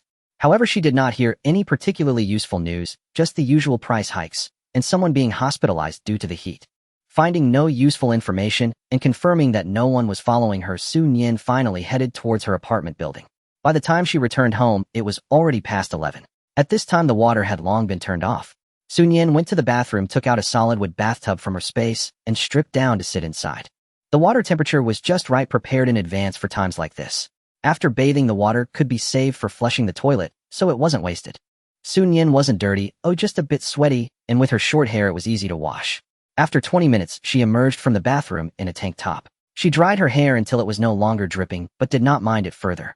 The weather was so hot that it wouldn't take long to dry. Instead of heading directly to her bedroom, Nian first took all the ice from the ice maker and stored it away, then refilled it with water before returning to her room. The 3 air conditioning fans had been turned on as soon as Nian entered her home, and after blowing for a while, the temperature in the bedroom had dropped significantly. Nian took out her iPad, found a post-apocalyptic disaster movie, and began to watch while eating crayfish. Eating crayfish requires ice-cold beer. Nian retrieved an ice bucket filled halfway with ice and halfway with beer preserved in this state after it had cooled. With a sip of cold beer, the flavor of the crayfish was instantly enhanced. On a scorching summer night, indulging in such a late-night feast made her feel that life was worth living. As she continued to eat and watch, 2 hours later the movie ended, and she began to tidy up the table. The garbage bag was tightly tied and stored away. In one corner of her space, she had designated a logistics box as her trash can. When it was inconvenient to throw away trash, she would toss it in there first. Later, when she went out for a stroll at night, she would sneakily throw it into the trash bin. After 8 o'clock, the power was cut, and there were no cameras around, so she didn't have to worry about anything. The streetlights in the neighborhood were solar-powered and did not require additional electricity, otherwise it would be pitch black in the community at night. After turning off the movie, Nian looked for instructional videos to watch. While the specific material varied daily, it was all related to various survival skills. Even though she had survived in her past life for 10 arduous years, Nian still felt that learning more skills was beneficial. After 2 hours of study, she turned off the iPad, took out dumbbells and other fitness equipment, and began her strength training. The real estate prices in the community where Nian lived were extraordinarily high. It wasn't just because of the good location and greenery, but also due to the quality of the houses, which had excellent sound insulation. Even with loud parties at home, as long as the door was closed, it wouldn't disturb others. To survive better in the apocalypse, health and sufficient combat power were indispensable. In her previous life, despite the harsh living conditions, Nian never forgot to exercise. In this life where conditions were incomparably better, she naturally trained even harder. Once one becomes complacent in the apocalypse, failing to strive for progress, death is not far off. It was only when dawn broke and the sun began to rise that Nian finally stopped. Once the sweat on her body had subsided, Nian took a shower, quickly ate something digested, and then went to sleep. Waking up again, it was already late afternoon. After opening her eyes, Nian leaned against her pillow and unlocked her phone. As soon as she opened the forum, she saw a post. Shock. I was surrounded by flies. The post's text was not extensive, and Nian quickly read through it. However, the accompanying images made her frown. In the pictures, swarms of green flies were seen buzzing around. Even through the screen, the dense mass of green flies sent chills down her spine, and goosebumps instantly covered her body. The host mentioned that due to the heat, he had been lazy for a day and did not take out the trash. Unexpectedly, around mid-afternoon, he heard a buzzing sound while half asleep. When he woke up, he opened his eyes to find the room filled with green bottle flies. The host said he was so shocked that he couldn't think straight. However, Nian felt that he couldn't have been that scared, otherwise there wouldn't be this post. Thinking of this, Nian recalled a popular phrase from a short video. When encountering any situation, don't panic. First, take out your phone and post on WeChat Moments. Whether the host posted on WeChat Moments or not, it certainly shocked many people on the forum. Many left comments saying they had never seen such large green bottle flies, let alone so many at once. But as Nian scrolled down, he saw someone had also posted a photo of green bottle flies. The appearance of these flies meant that the apocalypse was officially beginning. Under normal circumstances, flies are especially active at temperatures between 30 and 35 degrees Celsius, and they stop moving at 35 to 40 degrees Celsius due to overheating. At 45 to 47 degrees Celsius, they would die. Yet now daytime temperatures were reaching 60 degrees, with even higher surface temperatures. In such conditions, flies not only did not go extinct, but were also larger and more active than before. Nian wasn't a scientist and didn't understand the reasons behind this phenomenon. However, having experienced a previous life, he knew that these flies had an incredibly strong reproductive ability. They lay eggs everywhere, growing into adults in just 3 to 5 days, flying about, and then laying eggs again. Just thinking about being surrounded by these green bottle flies in his past life made Nian feel a chill. In addition to flies, there were also rampant mosquitoes and rats, and in the south there were cockroaches. Nian lived in the north and had never seen cockroaches in person. But he had seen some pictures online in his past life, and the disgusting level was something he didn't want to recall. These mosquitoes and insects not only adapted to the environment faster than humans, but also stole and destroyed people's supplies. With the weather being hot and power outages, it was hard to preserve resources. The drastic increase in mosquitoes and insects only added insult to injury. All food must be sealed and stored in a cool place, and cooked food should preferably be eaten within an hour, with garbage disposed of promptly. If one slackened in any step, they would not only go hungry, but also be attacked by flies and mosquitoes or sea rats scurrying about. Nian had personally experienced all of this in his past life. Having gone through such an experience once, Nian wanted to avoid it happening again. Ignoring the rest of the post, he hurriedly got up. He meticulously cleaned the house and put away all the unnecessary furniture into storage. Nian originally had little furniture, and after putting away more than half the entire room, felt even emptier. Even so, Nian couldn't fully relax. He took out insecticide and sprayed it in every nook and cranny. The toilet and drainage were particularly important and could not be overlooked. After finishing these tasks, Nian finally went to wash up. Even with the air conditioner running while he slept, he felt sticky and uncomfortable upon waking. Fortunately, there was running water, making it easy to take a shower. That night, Nian did not go out again. Only after it was completely dark did he pull back a corner of the curtain to look outside. The streetlights in the community were on, and he could see there were still quite a few people outside, and it sounded lively. However, Nian knew that this situation couldn't last long. Within a few days, the number of flies and mosquitoes surged dramatically, and many people were posting online saying their homes were overrun by flies and mosquitoes. Although these flies and mosquitoes had adapted to the current high temperatures, they hid in dark places during the day, only coming out at night after the sun had set and the temperature had dropped a bit. If flies were merely disgusting, mosquitoes were both disgusting and hateful. These mosquitoes were more poisonous than the previous ones, and after being bitten, the skin would swell rapidly, becoming both itchy and painful. What was even more hateful was that they would lay eggs in the bites. Originally, after dark, everyone would go downstairs for a stroll and breathe in the hot, fresh air. But now, even when it was completely dark, there were very few people outside. Those who had to go out no longer wore short sleeves and shorts. Instead, they wrapped themselves up tightly. The number of people developing high fevers after being bitten by mosquitoes surged, and at night ambulances echoed throughout the city, busy and unceasing.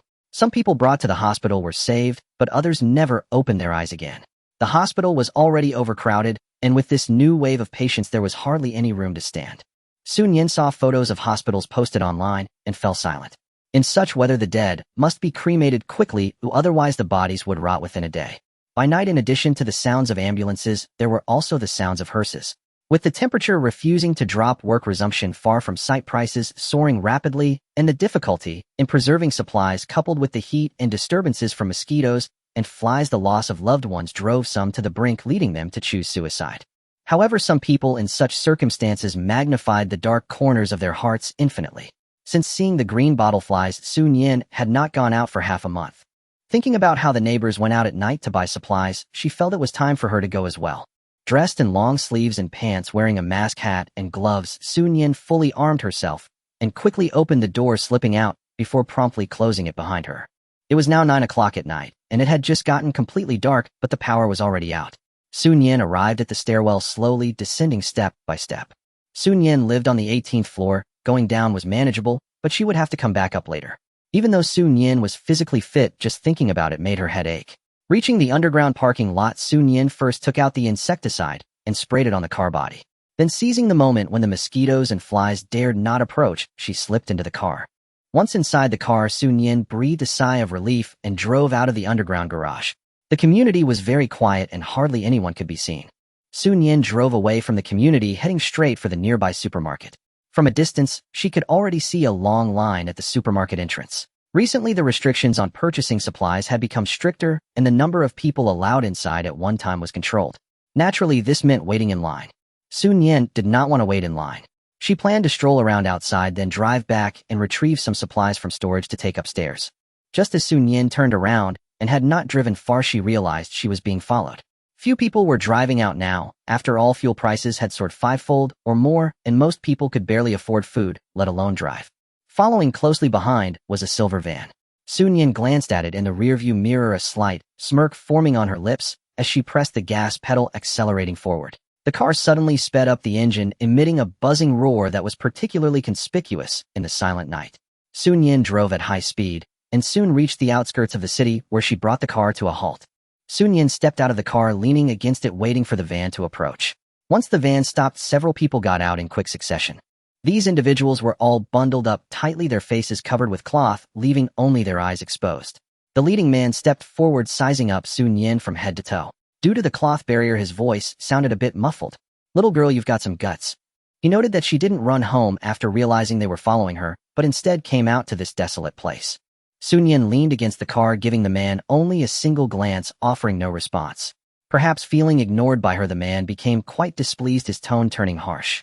"Hey, race, an opportunity for you. Take us to your home and hand over your money, food, drinks, and gasoline, not to mention be smart, and we might just spare your life." "Brother, who? She's just a delicate little girl. Living alone is dangerous. Why not come with us? We big guys can protect her well." Yeah. We can not only protect her, but also pamper her." At this, several men laughed simultaneously. Hearing their words, Nian slowly stood up straight and picked up the tang knife resting on the hood of the car. This tang knife was 107 centimeters long, with a blade length of 70 centimeters and a width of 3.2 centimeters. The blade was 0.6 centimeters thick and weighed 4 Jin and 4 Liang.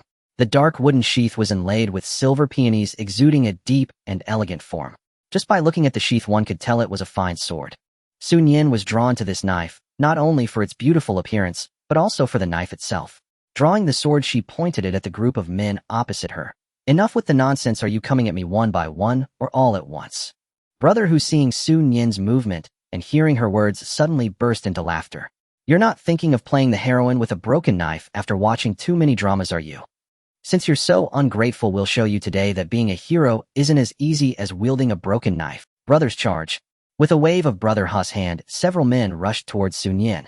Watching the approaching figures, Nian didn't dodge or evade. Instead, she charged right at them. Having trained in martial arts for many years, Nian had a solid foundation. Coupled with her past life of struggling for survival in the apocalypse for a decade and facing countless life-and-death situations, each of her strikes was fierce and targeted, with no wasted movements or flamboyance. Brother Hu and his companions were merely small-time thugs not trained in martial arts and were no match for Nian. Although the tang knife in her hand was long, it was extremely agile, each strike landing precisely on Brother Hu and the others. Though they were wrapped tightly, it was just a thin layer of fabric easily sliced open, and in an instant blood. After just 2 minutes of fighting, Brother Hu realized that Nian was not someone they could deal with, and he immediately changed his attitude. "We were wrong. We were wrong. Please let us go. We'll definitely leave far away and never show up in front of you again." Nian ignored Brother Hu's pleas. With each strike, she dispatched one of the thugs and soon reached Brother Hu. He looked at his fallen companions, who had fallen silent on the ground, stepping back repeatedly, his eyes filled with terror. "You? You dare to kill. You're a murderer. Sun Yin sneered, not giving him another chance to speak, and struck him down with one blow. Brother Hu lay on the ground, his eyes wide open, filled with fear and disbelief. He could never have imagined that in this peaceful era a seemingly frail girl could be so ruthless.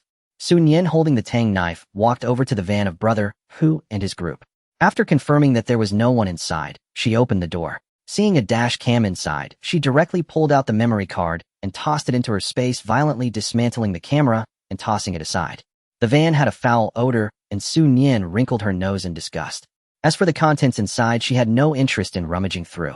She had plenty of supplies. Turning away from the van, Sun Yin casually took out a piece of cloth from her space to wipe the blood off the tang knife before she sheathed it and drove away. Throughout it all, Sun Yin displayed little emotion. For her, killing these people was no different from slaughtering a child. Regardless of whether their following her was accidental or they had been tailing her for a long time, she could not allow them to leave alive. If she showed even a hint of mercy today, they would surely bring her trouble in the future. Better to eliminate potential threats now. After 10 years of living in the apocalypse, Sun Yin had long since shed any compassion. As she was nearing her apartment complex, Sun Yin found a place without streetlights to park and turned off the lights. She took out clothes from her space and changed out of her current outfit. The clothes she changed out of were packed into a garbage bag and also placed into her space. With power outages everywhere, surveillance cameras were useless. The place where she had just killed was far out in the outskirts in an open and deserted area. Without any surveillance, Sun Yin was also confident that she had left no traces behind. Given the current situation, she felt no worry about being found. However, the bloodstained clothes could not just be thrown away carelessly. Keeping them in her space was far more reassuring than discarding them anywhere else. Upon returning to the underground garage of her apartment complex, Sun Yin carried the supplies she had taken from her space and walked towards the stairwell. There were mosquitoes in the corridor, but not as many as outside. Sun Yin walked slowly, reaching the 18th floor after 10 minutes. Before Sun Yin could open the door next to her suddenly swung open and a girl peeked out. "Did you go buy supplies?" Was the line long. "Next time you go, could you bring me some? I'll pay you." Sun Yin directly refused. "Why not?" The girl looked a bit displeased but quickly changed her tone. "Then could you take me with you next time? I know you have This time I won't refuse directly," Sun Yin said. "It's 400 for gas round trip." Hearing this, the girl immediately started shouting. "Why do you need gas money? You're the one driving, don't you need gas? What's wrong with taking me along? We've been neighbors for over a year, and you can't even help with this little favor. How cold-blooded of you." Hearing the girl's words, Sun Yin was so angry that she laughed. "What? Am I your mother? Do you expect me to drive you to the supermarket for free? Even if you want to call me mom, I wouldn't want a daughter like you." After Sun Yin finished speaking, she didn't wait for the girl's reaction and directly opened the door to enter the house. Due to the good sound insulation, she only heard the girl curse softly as she closed the door, and then there was no further movement. Sun Yin put away the items she was carrying into her storage space, then went to the bedroom to turn on the air conditioning fan before coming back out. The sofa, coffee table, and cabinets in the living room had long been put away by Sun Yin, leaving the living room very spacious, just right for training. Today's events made Sun Yin realize that such peaceful days wouldn't last long. She had to work hard to train and strengthen her abilities to live better and longer. 3 hours later, Sun Yin entered the bathroom, wearing clothes soaked in sweat. She took out a bathtub, stripped off her clothes, and sat inside. Having just sweated, soaking in a hot bath felt incredibly comfortable. Outside the city, after Sun Yin drove away, a person emerged from the nearby woods. The newcomer had silver hair. It was none other than Jing Mo. He walked over, looking at the bodies scattered on the ground, a slight smile curling at the corners of his mouth. He truly did not misjudge. She was indeed an interesting girl. Her strikes were ruthless and decisive. It was simply fantastic. Jing Mo ignored the bodies on the ground, walked to the van, got in, closed the door, and drove away. What a free vehicle. Not bad, not bad. Next time they meet, he must thank her properly. Sun Yin had no idea that someone was actually thinking of thanking her the next time they met. After her bath, Sun Yin was enjoying the air conditioning fan, eating grilled skewers, and watching a movie. The scenes in the movie were bloody and violent, yet Sun Yin enjoyed her meal heartily. This was a delightful meal show, truly too appetizing. Savoring a skewer and sipping on ice-cold pineapple beer, life was absolutely worth it. After eating and drinking to her fill, it was already 4 o'clock. At this time, the sky outside had brightened, and it was around the time some people would go to sleep. However, Sun Yin had no intention of sleeping. She came out from her bedroom, took a stool, and sat behind the front door. After about 10 minutes, there was movement outside the door. Someone was trying to pry it open. "Here they come." Sun Yin smirked, kicked the stool aside, and quickly opened the door, delivering a kick to each of the 2 people at the entrance. The two outside never expected the door to suddenly open, let alone that Su Nian would kick them without saying. With no reservation, Su Nian used all her strength in those kicks, sending both of them flying, their backs crashing heavily against the wall before they fell to the ground. Su Nian closed the door behind her and looked down at the two from above. One of them was the girl who lived next door and had previously asked Su Nian for a ride. The girl's name was Zhao Xiaoya, and the boy beside her was named Chun Weiguang, Zhao Xiaoya's boyfriend. Zhao Xiaoya was a streamer and earned a decent income. Chun Weiguang was a small-time thug who had learned to pick locks and had been arrested for theft before. In her past life, Zhao Xiaoya also approached Su Nian with the intention of asking for a ride. At that time, the apocalypse had just begun, and Su Nian's guard was not as high. Having been neighbors for over a year, Zhao Xiaoya would greet Su Nian with a bright smile every time they met, leaving a good impression on Su Nian, who thus agreed. First it was asking for rides, and then it was asking for food and drinks. Su Nian tolerated all of this. However, later Chun Weiguang made moves on Su Nian, and Zhao Xiaoya not only did not stop him, but also scolded Su Nian for seducing Chun Weiguang, while encouraging him to teach Su Nian a lesson. Thinking back to their behavior at that time made Su Nian feel nauseous. By then the world had already descended into chaos, and people acted without restraint. Of course, Su Nian would not allow them to bully her, so she retaliated and killed the two. That was the first time Su Nian killed someone in her past life. After being reborn, Su Nian often saw the two, but each time she acted as if she had not seen them. It wasn't that Su Nian wanted to let them off, she was just waiting. Waiting for the order to collapse and the apocalypse to come. These two must die. What Su Nian didn't expect was that Zhao Xiaoya would ask for a ride today. The moment she refused Zhao Xiaoya, Su Nian knew that Zhao Xiaoya would not let it go easily.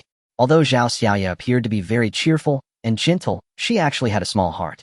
Early morning is usually when most people sleep, and if Zhao Xiaoya really wanted to do something, she would act at this time. That's why Su Nian was waiting at the door. Zhao Xiaoya indeed did not disappoint Su Nian as she arrived, just after 4, truly impatient. Chun Weiguang, being a man, quickly recovered from the kick and scrambled to his feet.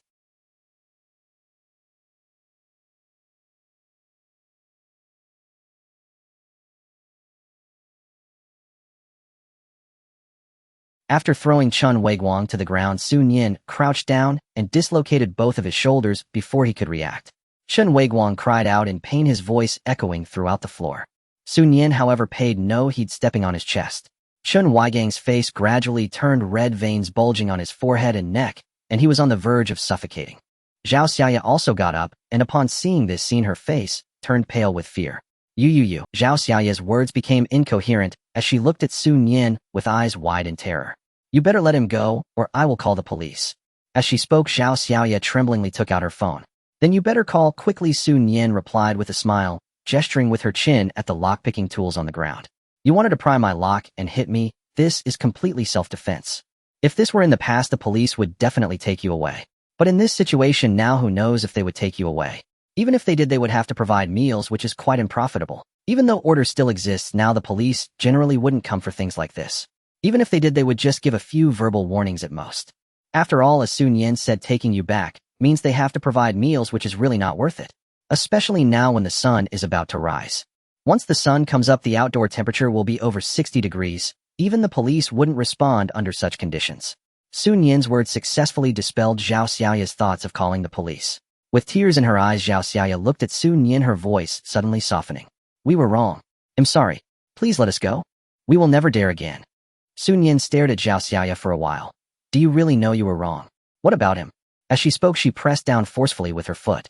Chun Weiguang winced in pain, his body convulsing before he began to roll his eyes. Zhao Xiaoya watched in horror, tears streaming down her face as she nodded vigorously. He knows too. He knows too. We definitely won't dare to do it again.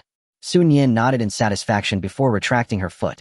Since you sincerely admit your mistakes, I will give you a chance, but you must cherish it well. With that, Su Nian turned around and walked straight towards the door. Until Su Nian opened the door to go home, there was no sound behind her. Of course, Su Nian would not let them off so easily. It was just that now in the apartment building she couldn't kill them. However, Su Nian knew that no matter how good Zhao Xiaoya's attitude was at this moment, she would definitely find a way to take revenge later. Next time, these two would undoubtedly have a meticulous plan, and the location would be chosen outside. Su Nian certainly wouldn't give them another chance to plot against her. As long as they dared to leave the building, their doom would come. 3 days passed in the blink of an eye. Su Nian did not wait for Zhao Xiaoya and the others to leave, but she received the news that the water supply had completely stopped. The high temperatures over the past 2 months had caused countless fires. Although precautions were taken and repairs were hastened at night, there were simply too many old lines that could not be repaired in time. Just at noon today, the motor room of the water plant caught fire. By the time the fire broke out, most people had already entered dreamland, and no one noticed the situation. By the time people noticed, not only had the motor room been completely burned down, but nearby facilities had also been engulfed in flames. Looking at the images online, even Nian, who had been reborn, felt a deep sense of shock. With the water plant in such a state, there would surely be no water supply for a while. A person can survive 7 days without food, but without water, they can't last 3 days. That is under normal temperatures. With the current heat, if one doesn't drink water, they might not last even a day. Of course, every household must have stored some water, but the amount is limited. How long can it last? The messages in the community group kept coming in, all discussing the matter of buying water. Ultimately, they unanimously decided to go out to buy water together after dark. Recently, the world had been unstable. Someone from their community had been robbed while out shopping. Since then, when people went out to procure supplies, they would go in groups. The more people there were, the more deterrent it provided, and ordinary people wouldn't dare to approach. Nian turned off her phone, dressed neatly, and walked out the door. As soon as she opened the door, she saw Zhao Xiaoya and Chen Weiguang. The two had just stepped out as well. Seeing Nian suddenly appear startled them, and they took a step back. Noticing this, Nian ignored them and walked straight towards the stairwell. Watching Nian's departing figure, Zhao Xiaoya and Chen Weiguang exchanged glances and followed her down.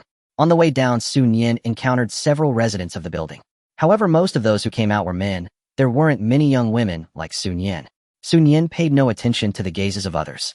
Most people went straight out the unit door when they reached the first floor. There were few who, like Nian, headed to the underground parking lot. After all, there weren't many who could still afford to drive at this time. Gasoline was not only expensive but also hard to obtain. With the temperature not being too high, transporting gasoline posed a problem. A fuel truck could very well explode while driving. Gasoline was already very difficult to buy. Nian drove away from the parking lot, but did not head to the nearest mall. Instead, she went a bit farther. Nian did not drive fast. She wanted to give Zhao Xiaoya and Chen Weiguang a chance to catch up. However, what surprised her slightly was that Zhao Xiaoya and Chen Weiguang had managed to get a fast electric bike. Zhao Xiaoya was driving, while Chen Weiguang sat behind holding an axe. As the electric bike drew closer to the car, Nian could clearly see the expressions on their faces. Chen Weiguang sneered, "Bitch, today I'm going to make you pay." Saying this, he raised the axe in his hand and swung it towards the car window near the driver's seat. Seeing his actions, Nian felt no fear. She stepped on the gas, and the car suddenly shot forward. Chen Weiguang missed. Due to the excessive force, the axe nearly struck his own leg. He hastily released his grip and tossed the axe away to avoid injury. Zhao Xiaoya was also startled by this sudden turn of events and immediately tried to brake. However, because they had been going too fast before, she couldn't stop immediately, and the vehicle swayed for a moment before finally stabilizing. By the time the two got off the electric bike, their faces were dark. Having wasted so much time, Nian had probably already driven far away. If they missed today with Nian on guard, it would not be easy to find another opportunity next time. Just as the two were lamenting, they heard Nian's voice. "Are you looking for me?" Zhao Xiaoya and Chen Weiguang turned simultaneously towards the voice. With the light from the electric bike, they could see Nian standing less than 10 meters away from them. Seeing that Nian had actually returned, Chen Weiguang was first taken aback, but then he started to laugh. "You little slut, how dare you come back? Let's see how I deal with you today," Chen Weiguang said, bending down to pick up the axe from the ground, brandishing it as he menacingly approached Nian. "Last time it was because I was unprepared that you succeeded. Today I'll let you know my strength." Nian found Chen Weiguang's words utterly laughable. Some people in this world simply refuse to acknowledge their own incompetence and the abilities of others, always looking for excuses for their failures. In a moment, Chen Weiguang had reached Nian, raising the axe and swinging it down towards her. Before the axe could fall, Nian quickly dodged, vanishing from her original spot. Chen Weiguang, witnessing this scene, felt his pupils constricting, instinctively searching for Nian's location. But before he could find her, he felt a sharp pain in his chest, his pupils dilating as he looked down at his chest. There a blade tip protruded, glinting coldly, even in the darkness. Standing behind Chen Weiguang, Nian expressionlessly withdrew her dagger. The moment she pulled it back, Chen Weiguang's body collapsed stiffly to the ground, stirring up a cloud of dust. All of this transpired in mere seconds. Not far away, Zhao Xiaoya witnessed the scene, her face changing dramatically, wanting to scream, but unable to make a sound. Nian advanced step by step toward Zhao Xiaoya, who collapsed onto the ground in terror. You, don't come any closer. I was wrong, I truly was wrong. I'll never dare again. It was all his idea, nothing to do with me. You've already killed him, can't you spare me? No matter what Zhao Xiaoya pleaded, Su Nian did not pause. Her footsteps carried her swiftly to where Zhao Xiaoya knelt. Before Zhao could utter another word, Su Nian's dagger flashed across her throat. The razor-sharp blade traced a fine line across her neck. Before blood could spurt forth, Su Nian kicked Zhao Xiaoya's body to the ground. Without glancing once at the corpse, Su Nian turned and walked away. Character is immutable, like mountains reshaped by time yet rooted in stone. Even now, Zhao Xiaoya's frantic remorse and desperate vows meant nothing set her free, and she would surely return bolder and more venomous than before. Only the dead are truly trustworthy. As Su Nian strode farther from the scene, the clouds above parted, and a vast luminous full moon emerged into the night sky. Cold moonlight cascaded down, bathing Su Nian's figure in silvery stillness, her retreating silhouette edged with quiet solitude. In the shadowed corner, Jing Mo absently rotated the ring on his finger. He had not expected, nor prepared himself, for the sight of her killing again so soon after their reunion. Her decisiveness in execution stirred his deep admiration. Yet the chill and isolation in her backlit form tugged at something tender within him, a quiet ache. For the first time in his life, Jing Mo felt the unmistakable pull to draw near, to approach her, to understand her even, to walk beside her shoulder to shoulder. Su Nian returned to her car and drove off. In her previous life, after the water plant caught fire, the neighborhood never regained its water supply. Residents queued daily at supermarkets to buy bottled water. Though prices there were reasonable, strict rationing applied, only 500 milliliters per person per day. What did 500 milliliters mean? One standard bottle of Nongfu Spring. A single bottle per day, barely enough to keep one person from dying of thirst. If a household had several members, buying multiple bottles allowed for cooking and stir-frying. But for those living alone or with just one other, the 2 bottles purchased each day wouldn't even suffice to boil instant noodles, let alone wash or bathe. Besides supermarket purchases, water trucks occasionally visited the neighborhood, yet their prices were double those of the stores.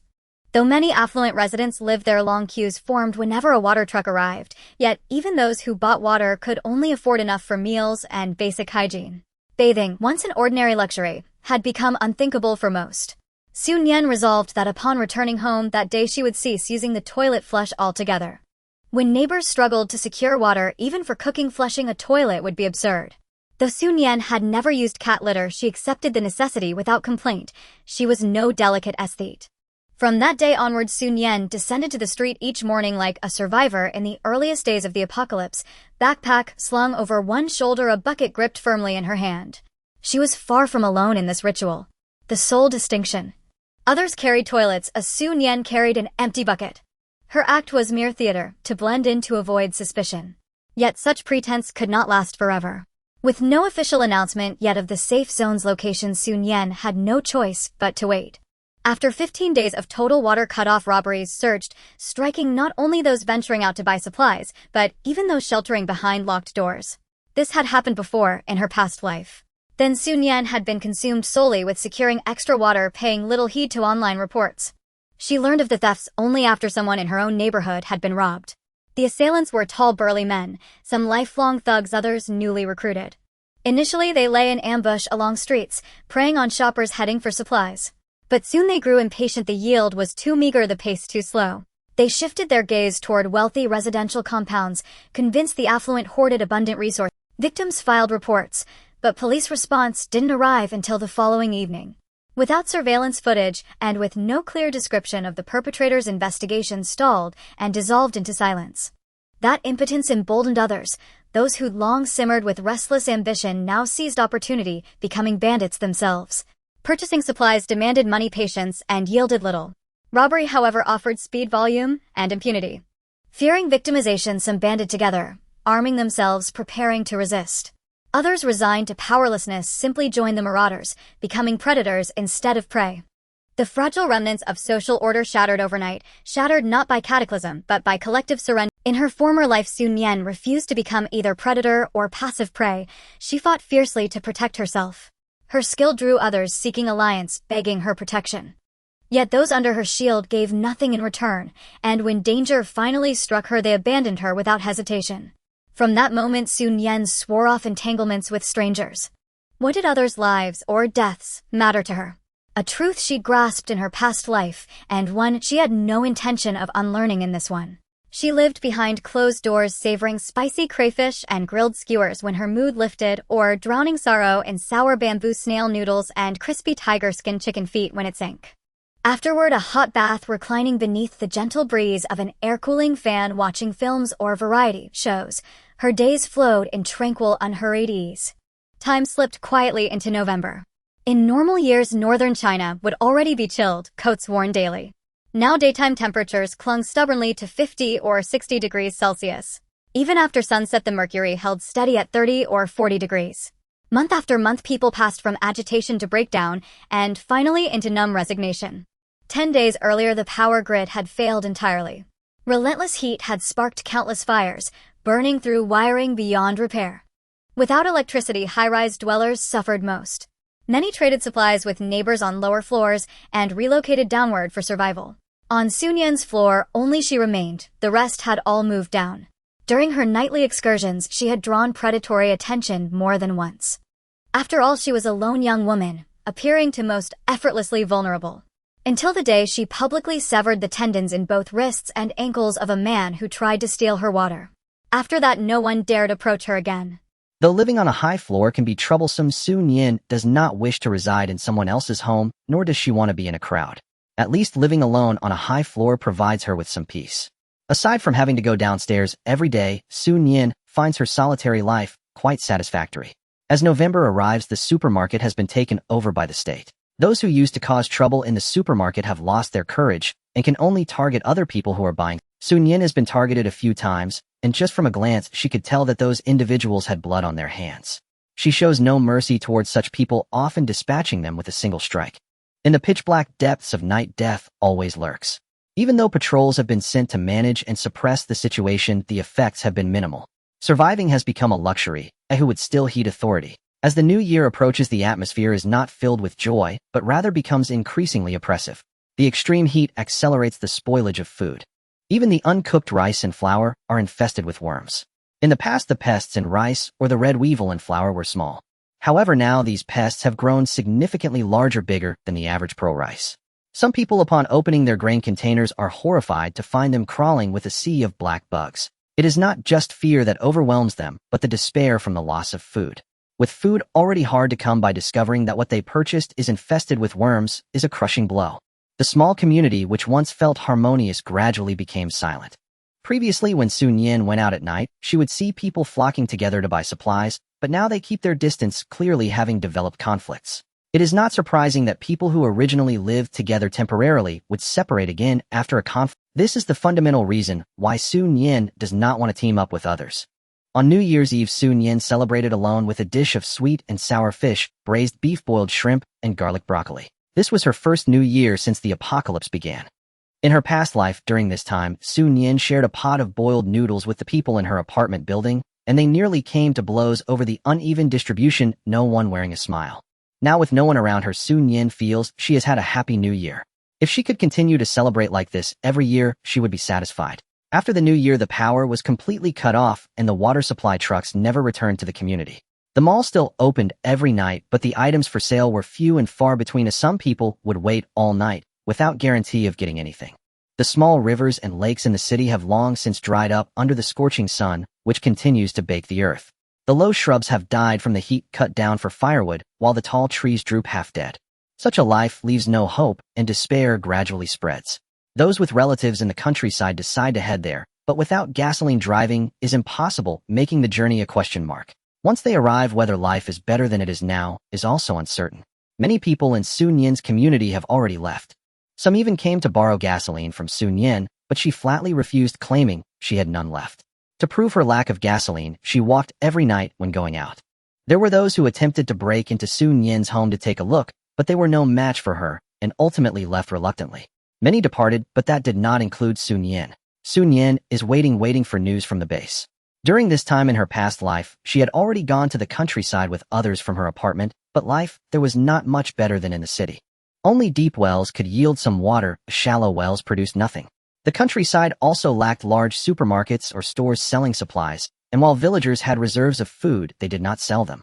They dug up roots and ate tree bark, searching for anything edible, and just before starving they caught wind of news about the base and made their way to a small base. However, life in the small base was not much better than outside. Shortly after arriving, a severe cold snap hit, making survival even more challenging. In this life, Su Nian does not want to take any detours. She plans to wait here until the official announcement of the 10 major bases, after which she will head directly to an official base. The news about the 10 major bases was something she later heard from others in her past life, claiming that life in those bases was quite good, not much different from before the apocalypse. Su Nian does not know when the news about the base will be released, so she decides to stop going out listening to the radio every day while waiting for the base news. The radio was something Su Nian had specifically stocked up on, with various models and price ranges, having bought dozens of them. She also accumulated many accessories and other items. Time quietly slipped into June. One afternoon, while Su Nian was dozing off, she heard a voice coming. Upon hearing the word base, Su Nian jolted upright in bed, her eyes fixated on the radio as she continued to listen to the news. The authorities have established 10 major safe bases across the country. The first safe base is only 200 kilometers away from the city where Su Nian resides. 200 kilometers is not far. Under normal circumstances, it would take no more than 3 hours to get from Su Nian's community to the location. Even with the current abnormal conditions, Su Nian feels she could reach it within 5 hours. Finally, the news about the base has arrived, and without any hesitation, Su Nian immediately prepares to set off. It is only 5 in the afternoon, with several hours left before sunset. However, Su Nian is not in a hurry. During this time, she can tidy up her belongings. All of her familiar furniture and appliances are stored in her space. The solar panels and sunshade were also dismantled after dark and placed into her space. With this, the apartment suddenly felt empty. Thinking about how someone might come to check the place after she leaves, Su Nian took out a set of furniture and appliances from her space and arranged them in the apartment.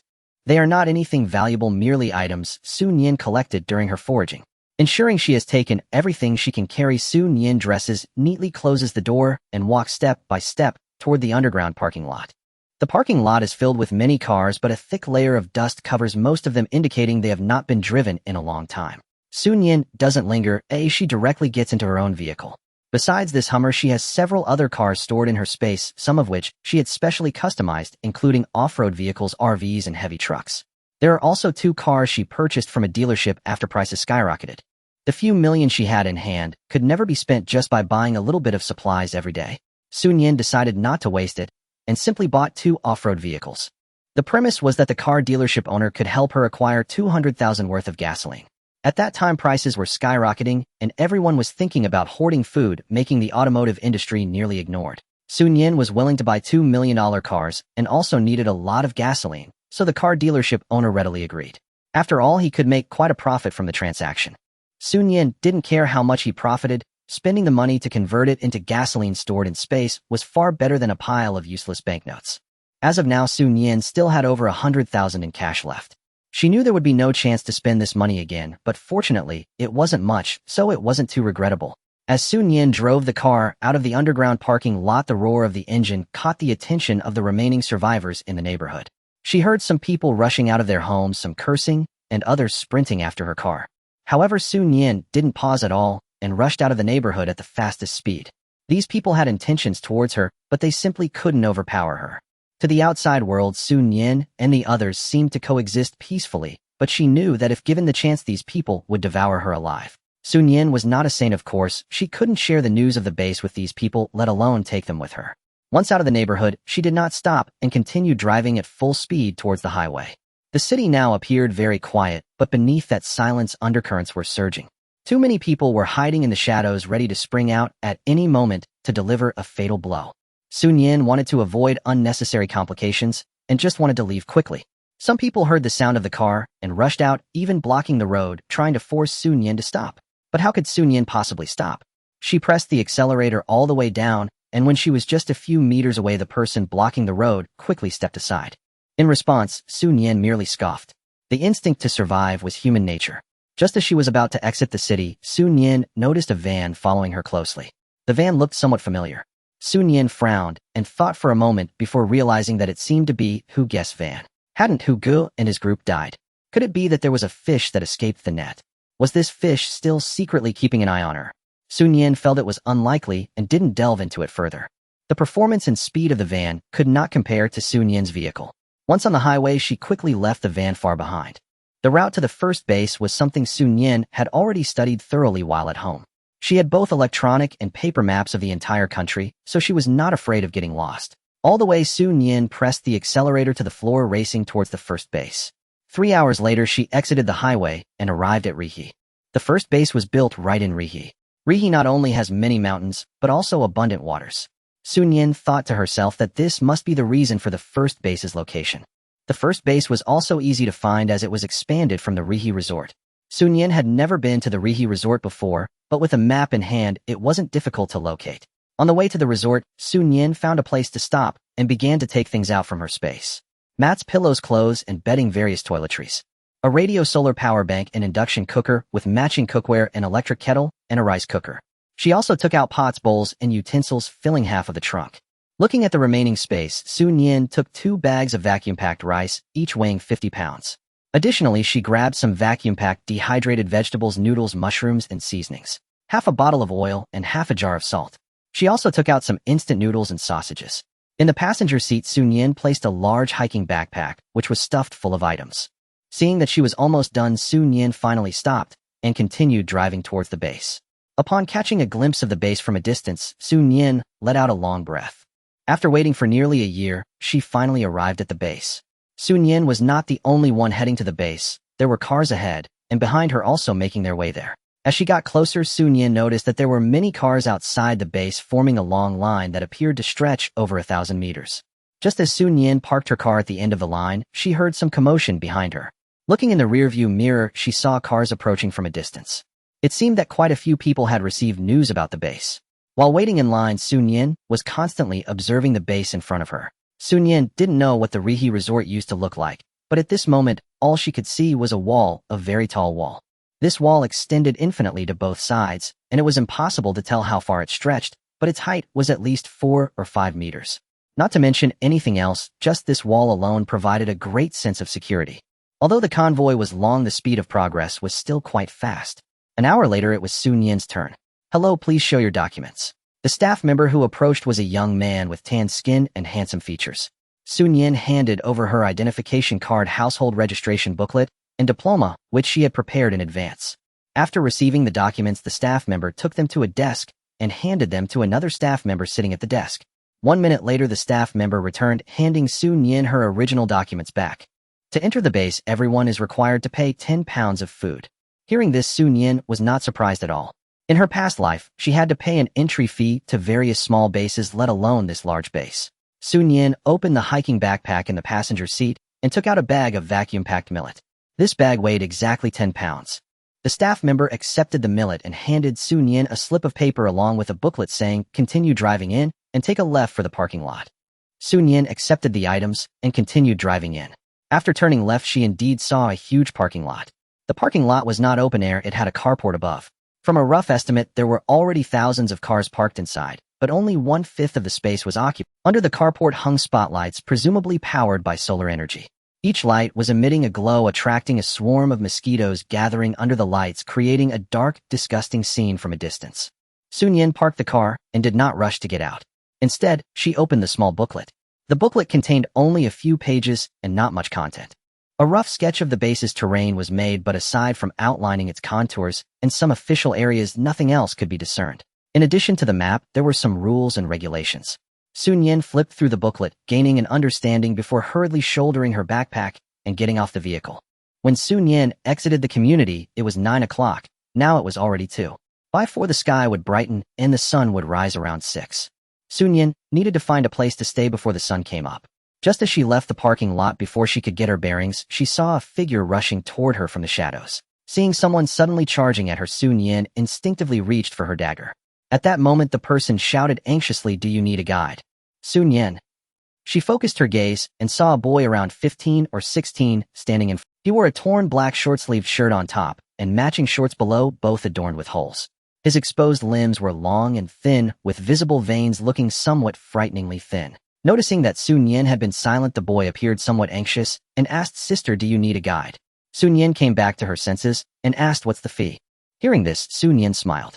The Rihi summer resort, located by the mountains and water, has 8 lakes, so water is certainly not a concern. Water to drink. Hearing this, Su Nian smiled. The Rihi summer resort, located by the mountains and water, has 8 lakes, so water is certainly not a concern. Even though it was already June and the heat would last for another 3 months, having an abundant water supply was still a good thing, allowing Su Nian to use water without having to avoid others. Are you familiar with the base? Very familiar. There's no place in the base that I don't know. Su Nian nodded. Then tell me how to rent a house in the base. There's a housing rental center in the base. They have all kinds of houses there. Where is the housing rental center? Can we drive there? Yes. I can lead the way for you, sister. After hearing this, Su Nian turned and walked toward the car, urging keep up. The boy quickly followed but hesitated at the car. Su Nian urged him again, and only then did he opt. With the boy guiding her, Su Nian drove for a little over 10 minutes before arriving at the housing rental center. This base was built on the foundation of the Rihi Summer Resort, which used to be a tourist attraction and already had ticketing halls and service centers. Now this housing rental center was transformed from the ticketing hall. The hall was clean and bright with quite a few people, making it noisy. Seeing this scene before her, Su Nian felt a bit dazed, thinking it was before the apocalypse. Sister, you can rent. Hearing the boy's voice, Su Nian came back to her senses and looked in the direction he pointed. She walked over to the queue and soon reached her turn. The person attending to Su Nian was a woman in a work uniform, her expression neutral. She handed Su Nian a tablet and said the red areas are occupied and the green ones are available. Oh, choose where you want to stay. The tablet showed a map, but aside from the dense red and green dots, nothing else was discernible. Su Nian reached into her bag, took out a Dove chocolate bar, and quickly stuffed it into the woman's hand, saying, Sister, I just arrived and don't understand the base. Could you please give me some guidance? The woman's reaction was faster than Su Nian's. She quickly tucked the chocolate into her pocket and smiled. What kind of house do you want to live in, little sister? Tell me. I want a higher floor, preferably a small suite in a nicer environment. That's simple. How about this? This area was originally the palace district, but has now been converted into residential housing. You definitely can't live in the palace, but many small buildings have been constructed around it. The tallest is only 6 stories with small suites inside. How many floors do you want to live on? Su Nian thought for a moment. 6 floors, please. All right, then I'll pick a 6th floor one for you. Someone will take you to view the house shortly. If you're satisfied, just come back with them to pay the rent and register on the computer. Thank you, sister. No need to thank me. I'll call someone to go with you. The woman made a phone call, and soon a man arrived to take Su Nian to view the house. Just as Su Nian was about to follow the man, she turned and saw the boy watching her eagerly. She took a pack of instant noodles from her backpack and said, You can go back now. The boy accepted the instant noodles with both hands, repeatedly thanking her, and after covering them with his clothes, he dashed away. After he left, Su Nian followed the man out of the housing rental center. We'll take the electric car. The man referred to the 4-wheeled electric vehicle used in the scenic area, which could carry quite a few people. Su Nian looked at it, feeling impressed by how they were making use of available resources. The summer resort covers a vast area. The man drove the electric car quickly, and after half an hour they finally arrived. The small building was a 6-story residential building with 2 units per floor and 2 households per elevator. Seeing the man take out a flashlight, Su Nian also took one out of her bag and followed him upstairs. Upon reaching the 6th floor, the man took out a key and unlocked the security door, and they both entered the room. As the man walked in, he introduced this house has 2 bedrooms and 1 living room, over 70 square meters with a kitchen and a bathroom. It also has running water and electricity. The bills are paid by you. Su Nian used the flashlight to examine the entire house. The house was a bare shell with doors and windows, but the walls were only smoothed with cement, without even a coat of putty. As for furniture and appliances, they were entirely absent. Perhaps considering the current situation, the windows were not floor-to-ceiling, but normal windows measuring 1.2 meters in both length and width. The glass should be heat-resistant, otherwise exposed to such temperatures, it would have shattered long ago. There was a squat toilet and a tap in the bathroom. The kitchen only had a tap. Each room had an LED light tube on the ceiling. Looking at this house, Su Nian truly understood what it meant to be destitute. Nevertheless, even so, Su Nian was quite satisfied. How much is the rent for this house? The common currency in the base is contribution points. This house costs 100 contribution points per month. If you don't have contribution points, you can use food instead. Su Nian did not inquire further about contribution points, and simply stated that she would rent the house using food. The two returned to the housing rental center, and Su Nian used 2 bags of rice and all her dehydrated vegetables to pay for 2 months of rent. This was still because Su Nian's rice and dehydrated vegetables were of good quality, otherwise it would only be worth 1 month's rent. Su Nian took the keys to her new apartment and stepped out of the rental center, heading towards her car. It was nearly 3 o'clock, leaving just an hour until dawn. Su Nian had to move everything from her car into her 6th-floor home before the sun fully rose, and she also needed to find a suitable place to park her car. Su Nian drove to the small building where she rented her apartment, took a deep breath, and began moving her belongings upstairs. The only floor that had no lights on was the 6th, indicating it was likely unoccupied, while the 1st to 5th floors were brightly lit, clearly indicating the presence of residents. At this moment, someone might be hiding behind the curtains, secretly observing her. Nian intended to stay at base 1 for the long term, so she didn't want to reveal any clues that might raise suspicion. Therefore, she dared not use her spatial abilities to transport her items. Instead, Nian kept taking items out of her spatial storage to place them in her car, then bringing them back out again, making multiple trips up and down the stairs. Only by making enough trips could she ensure that she would have plenty to retrieve in front of others in the future. With nightfall, Nian parked her car in a shadowy spot where those looking out from the building could not clearly see how many items she had inside. Fortunately, Nian had trained in martial arts since childhood, giving her superior physical strength and endurance. After all those trips up and down, she was tired, but still able to persevere. Feeling that she had moved enough items, Nian parked her car in a nearby parking lot. Besides the large parking lot at the entrance of the base, there were clearly other parking areas around. After all, the base was vast, relying solely on foot would be impractical. This parking lot also had shelters, which, while not very effective in insulation, were better than nothing. After parking her car, Nian thought for a moment, took out a gas can and siphoned the gasoline from her car before heading back to the small building. When Nian returned to the 6th floor, the sky was slightly brightening. Even without turning on the lights, she could see everything in the apartment clearly. She didn't rush to do anything else and first changed the lock cylinder on the security door. Only by replacing the lock cylinder with her own could she feel secure, otherwise who could know if anyone else had a key to her door. The door felt a bit flimsy, so Nian decided that once she became familiar with the base, she would find a way to bring out an iron gate from her spatial storage to install an additional door for double security, allowing her to feel more at ease. After locking the door, Nian set up a ladder, took out a hammer and nails, and proceeded to secure the curtain rods inside. By the time Nian had secured all the curtain rods and hung the blackout curtains, the sun was already. In just that short time, the temperature had risen sharply. Nian took a look at the thermometer and saw it had already reached 40 degrees Celsius. Fortunately, all the curtains were hung tightly, blocking every window. Not only did they block the sunlight, but they also obstructed the view from the neighboring small buildings. Nian didn't rush to turn on the lights. Instead, she took a flashlight and walked around the room. She had already paid the electric and water bills using instant noodles and sausages, so the apartment had power. After circling the room and confirming that there were no surveillance or listening devices, Nian finally turned on the light. It wasn't that she was paranoid, she just had too many secrets to be anything but cautious. As Nian turned on the lights, the fluorescent tubes on the ceiling illuminated the entire room clearly. Despite having been busy all night, she was still caught up in the excitement of moving to her new home and didn't feel tired at all. As Nian turned on the lights, the fluorescent tubes on the ceiling illuminated the entire room clearly.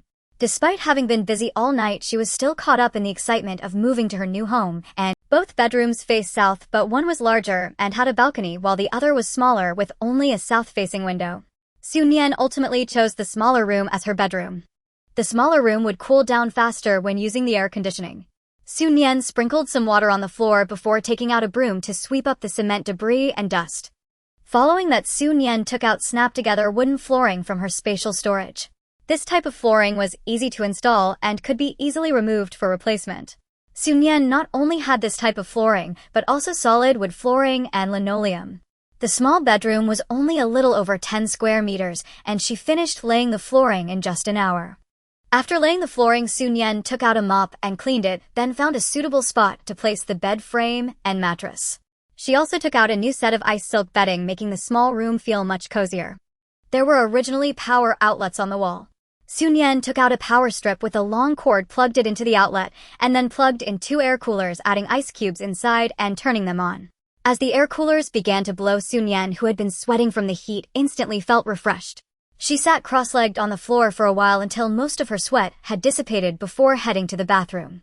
Nian took out a bathing tub, stripped down, and soaked in it for a good wash. Afterward, she returned the tub to her spatial storage. The outside temperature was too high, and she feared the water would become foul if left outside. Nian had plenty of water that had been used for bathing, which had previously been of no use. But now it was different. It could be used to flush the toilet. It was expected to save quite a bit on water bills. Save where you can and spend where necessary, and nothing should go to waste, right? The items piled on the floor in the living room were directly stored away in her spatial storage. The rooms needed to be rearranged, but there was no rush. By the time Nian returned to her small bedroom, the temperature had already dropped. Sun Nian took some porridge and steamed buns from her spatial storage, had a simple meal, and after digesting a bit finally lay down on the bed at 8 o'clock. The window in the room measured 2 by 2 meters, but the curtains Sun Nian had hung covered the entire wall where the window was located. The curtains had excellent blackout properties, and once the lights were off the entire room was pitch black. The entire building was quiet with no sounds from outside, only the noise of the 2 air coolers blowing. Accompanied by the sound of the coolers, Sun Nian gradually drifted off to sleep. When Sun Nian woke up it was already 6 in the evening. After a 10-hour sleep, she felt refreshed and invigorated. After lingering in bed for a bit, Sun Nian sat up, tidied her bedding, and quickly went to wash up and eat. She had only eaten a little something before going to sleep. Now that she was awake, Sun Nian felt ravenous. After all, it was her new home, and she decided she deserved a good meal to reward herself. Sun Nian laid out a cooling mat on the floor, set up the small table she had used for meals, and began taking out the dishes she wanted to eat one by one. Eating alone, Sun Nian prepared small portions for each dish to enjoy a variety of flavors using small plates and bowls. Stir-fried beef, shrimp, tofu cold, mixed bamboo shoots, along with a square piece of dongpa pork and a bowl of borscht. With 4 dishes and 1 soup, Sun Nian felt completely satisfied without the need for rice. After finishing her meal and tidying up the utensils, Sun Nian began her busy day. Having laid the bedroom floor yesterday, she planned to tidy up the walls today. The walls were so dull and gray that they were quite unappealing. Sun Nian had purchased quite a few wall stickers in various colors. After some consideration, she ultimately chose white as it is classic and aesthetically pleasing. If she ever grew tired of them, she could always redecorate. Each wall sticker measured 80 by 80 centimeters, making them very easy to apply. One person could manage without any issues. Given that the room was not very large, Sun Nian quickly finished applying the white stickers to all 4 walls and the ceiling. Aside from needing to cut holes for the switches and sockets, everything else could be stuck on directly. Once the stickers were applied, Sun Nian took a clothes rack and placed it at the foot of the bed, adding a bedside table. Other than being a bit smaller, this bedroom was almost indistinguishable from the one she had in her previous apartment. After a whirlwind of activity, it was already dark outside. Sun Nian turned off the room lights and stood between the window and curtains, beginning to apply the heat insulation film to the window. Not only did she need to apply the film, but she also had to hang heat-insulating cloth outside the window. With these 3 layers of protection, the room wouldn't be completely baked under the sun. The 2-bedroom apartment wasn't too large or too small, and it would take time for Sun Nian to handle everything by herself. Fortunately, time was something Sun Nian had in abundance. After getting the bedroom sorted out, she could take her time with the rest. By the time she finished organizing the bedroom, it was already 10 at night. Perhaps due to the drop in temperature, she began to hear noises outside, the sound of cars passing by and people chatting. Sun Nian decided to take a look outside. The house could be tidied up gradually, but she needed to understand the situation at the base. After changing into long sleeves and pants, adding a hat and mask, and putting on her sneakers, she finally stepped out. The tight clothing wasn't for sun protection, but rather to prevent mosquito bites. She had been busy since arriving at the base yesterday and hadn't paid much attention. Now that she was outside, Sun Nian realized that there were far fewer mosquitoes and flies in the first base. They weren't completely gone, but the difference compared to the neighborhood she had lived in before was like night and day. Sun Nian thought that the first base must have developed some kind of agent to eliminate some of the mosquitoes and flies. While they hadn't been entirely eradicated, having fewer was a blessing as it made the surroundings much quieter. The base was well lit with street lamps, allowing her to see the general environment clearly. As Sun Nian walked, she observed that people occasionally hurried by, but she had no idea what they were up to. Although she was curious, Sun Nian remained cautious and did not approach anyone to ask. She continued to walk forward slowly, discreetly memorizing the route, and after more than 10 minutes, she heard a cacophony of voices. Just from the sound, she could tell that there were many people ahead. Following the noise, she found a clearing filled with numerous stalls and people bustling about. It had quite the atmosphere of a night market. There were plenty of stalls with an array of goods, books, toys, pots and pans, teapots and cups, bedding, clothes, shoes, and cosmetics. Many items were brand name, yet the prices were surprisingly low. 1 contribution point could buy a piece of clothing or a pair of shoes. The selection was vast. After strolling around, although Sun Nian didn't buy anything, she learned how to exchange contribution points. They could be exchanged at the service hall. Anything related to food, be it grain seeds or convenience food, could be used to exchange for contribution points. Additionally, the base was hiring and the wages were also paid in contribution points. Contribution points could be used to buy items at the official base supermarket without purchase limits or for dining out, renting, and paying utilities, among other things. In summary, the currency circulating in the base consisted of contribution points, and food at the previous money was now completely obsolete. Those who had the capability could rent their own place, much like Nian. For those without means, they could stay in the base's collective dormitory. However, living there meant following the base's arrangements, which included working every night. One could say it was a job that provided meals and accommodation in the post-apocalyptic world. But it was evident that the living conditions and food quality would not be very high. As for the nature of the work, these individuals only knew about building houses. The small building where Nian currently lived was constructed by those people. Nian believed that besides construction there must be other types of work, but it was likely that the average person was unaware of them. Not to mention the base was surely researching planting and breeding. After nearly 10 months of high temperatures, the crops outside had long since withered. Even if there was grain in the granary, it was not a long-term solution. They must find a way to grow food again. Outdoor planting was definitely not feasible, as everything would be scorched. The only option was to find a way to plant indoors. However, how to achieve large-scale planting while ensuring survival and yield was a problem. Nian was not a scientist and had no expertise in this area, nor did she dwell on it. After gathering enough information, she left and headed home. Having only paid 2 months' rent, she realized it was far from sufficient. She needed to find a way to earn some contribution points quickly so she could secure rent for the future. Although she had plenty of food seeds in her space, she couldn't just take them out directly.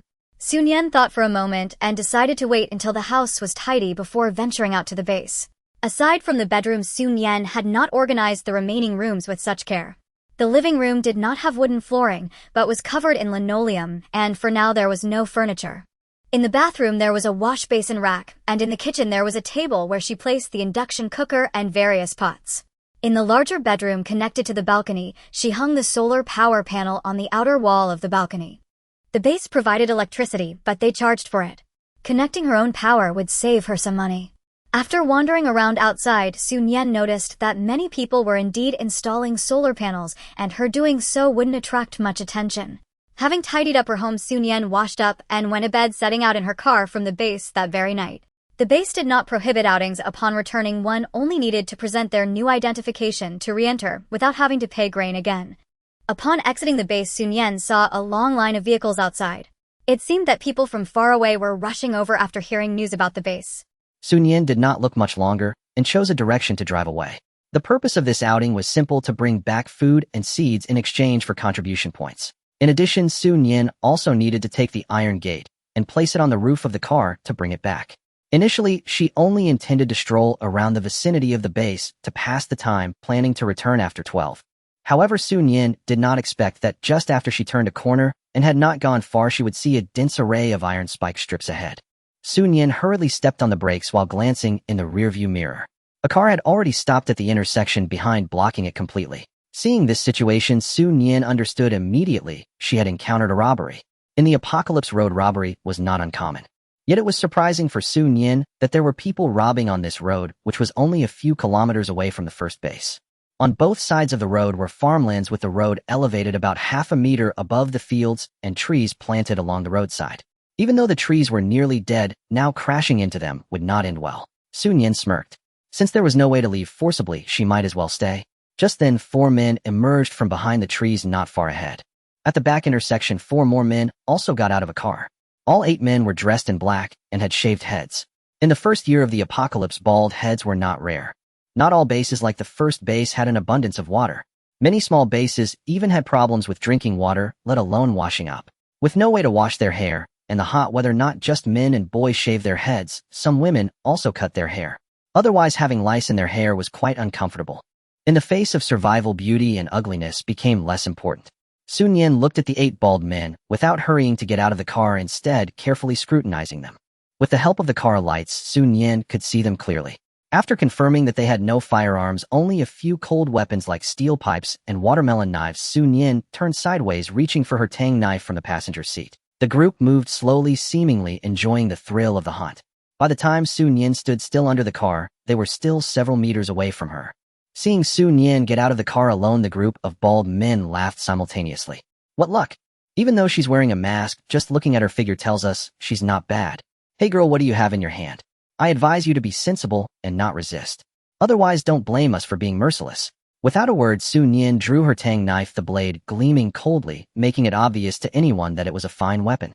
The bald men were taken aback, not expecting her to pull a knife. But their surprise was fleeting, and soon they burst into laughter. You little girl are playing with a knife. Little beauty, listen to your big brother, put down the knife. That's not something you should play with. If you want to play, I've got a gun for you to play with. Ooh, let's have fun, ha ha ha. The other bald men joined in the laughter. Listening to the bald men's filthy words, an icy glare flashed in Su Nian's eyes. The last person who spoke to her like that was Brother Hu and his gang, who had already been sent off. Since these bald men before her had also lived long enough, she might as well send them off as well. With one hand holding the tang knife, she reached for the car, key hanging from her body, and turned off the car lights. As the lights of the Hummer went out, the surroundings plunged into darkness. The car at the intersection was still lit, but it was too far away to be of any use. Suddenly being plunged into darkness startled the group of bald men. Before they could react, hurried footsteps echoed. A flash of cold light appeared in front of one bald man, and before he could react, his body and head were already separated. Without hesitation, Su Nian swung her knife toward another person beside him. After Su Nian killed 4 people in succession, the others were both shocked and angry. Their eyes adjusted to the darkness as they grabbed their weapons, trying to discern Su Nian's location through the faint light in the distance, and rushed towards her. Compared to them, Su Nian's figure was slender and small, yet she was incredibly agile. The long tang knife in her hand made it impossible for the bald men to close in. In just a few minutes of fighting, 3 of the remaining 4 men fell to the ground. The only one left had already had his arms severed by Su Nian. Seeing Su Nian approach step by step, the man with the severed arm weakened in his knees and fell directly to the ground. Beauty, big sister, heroine, I was wrong. I didn't recognize you and offended you. Please spare my life. Hearing the man's words, Su Nian paused. Seeing this, the man's mouth curled up. Just then, Su Nian swung her right hand, the tip of the tang knife, grazing the man's neck, and he fell to the ground, convulsing twice before completely falling silent. Su Nian held the knife and quickly walked towards the car at the intersection. When she got close to the bus, she did not rush to get on as she was unsure if there were still people inside. Standing 3 meters away from the bus, Su Nian thought for a moment, took out a smoke bomb from her pocket, opened it, and threw it directly into the open car door. Before long, the bus was filled with swirling smoke. This smoke not only obstructed vision, but also had a very pungent odor. If there were people in the vehicle, they wouldn't be able to endure for long and would run out. Su Nian waited quietly, and sure enough, after a few dozen seconds, 2 bald men rushed out from the bus. As soon as they came out, they lunged at Su Nian, only to be cut down by her in 2 swift strokes. It wasn't that these men were too weak, it was that Su Nian was far better than them. Having survived in the apocalypse for 10 years, countless times risking her life, she had mastered the art of killing. What she knew was no longer just hand-to-hand combat, but techniques for killing. Every move she made was lethal. Plus, with a handy weapon in this life, and having trained diligently over the past year, dealing with these half-baked thugs was certainly no challenge. If she couldn't handle them, Su Nian figured she might as well bury herself in a pit and be done with it. It was only when the smoke in the bus had completely dissipated that Su Nian boarded the vehicle. The interior of the bus was chaotic, with things tossed about everywhere and cigarette butts visible. The seats at the back of the bus had been dismantled, and there were quite a few boxes piled up which appeared to be supplies. Su Nian raised an eyebrow and walked over to check. Upon inspection, she was indeed pleasantly surprised. There were 6 boxes of alcohol and 4 boxes of cigarettes with all kinds of brands inside. Additionally, there were 2 boxes of compressed biscuits, 2 boxes of canned goods, 6 boxes of instant noodles, 2 boxes of ham sausages, and over a dozen boxes of mineral water. The rice, flour, and grains added up to over a dozen bags. The supplies were plentiful yet not overwhelming, certainly insufficient to sustain 10 burly bald men for Su Nian surmised these provisions had been carried in the bus for immediate use on the road. Their actual residents must hold far greater reserves. They had meticulously selected this route, first laying steel plates across the road, then blocking it with a coach. Clearly seasoned operatives, likely no strangers to such ambushes. Su Nian refused to believe their entire stockpile amounted to so little. The real dilemma lay in locating their hideout, now that all 10 were dead. Though she regretted leaving untold provisions behind, she felt no remorse for ending their lives. To cut the grass without uprooting its roots invites regrowth with every spring breeze. Compared to latent threats, material goods held negligible value. After all, she was a woman commanding billions in resources. She stowed everything into her spatial realm, then retrieved a steel pipe and searched the bus interior. She unearthed a bundle of gold jewelry, likely looted, weighing several dozen jin. Beyond that, only miscellaneous household items which she dismissed as unworthy of her attention. Descending from the bus, Su Nian retraced her steps, first retrieving the spiked steel plates, then dragging the corpses aside before driving away. After driving for over 10 minutes, she halted, unloaded all newly acquired supplies, and stacked them neatly inside her vehicle. Though compact within the bus, the haul now filled her car to bursting. Gazing upon the bounty, Su Nian calculated it would fetch a substantial number of contribution points.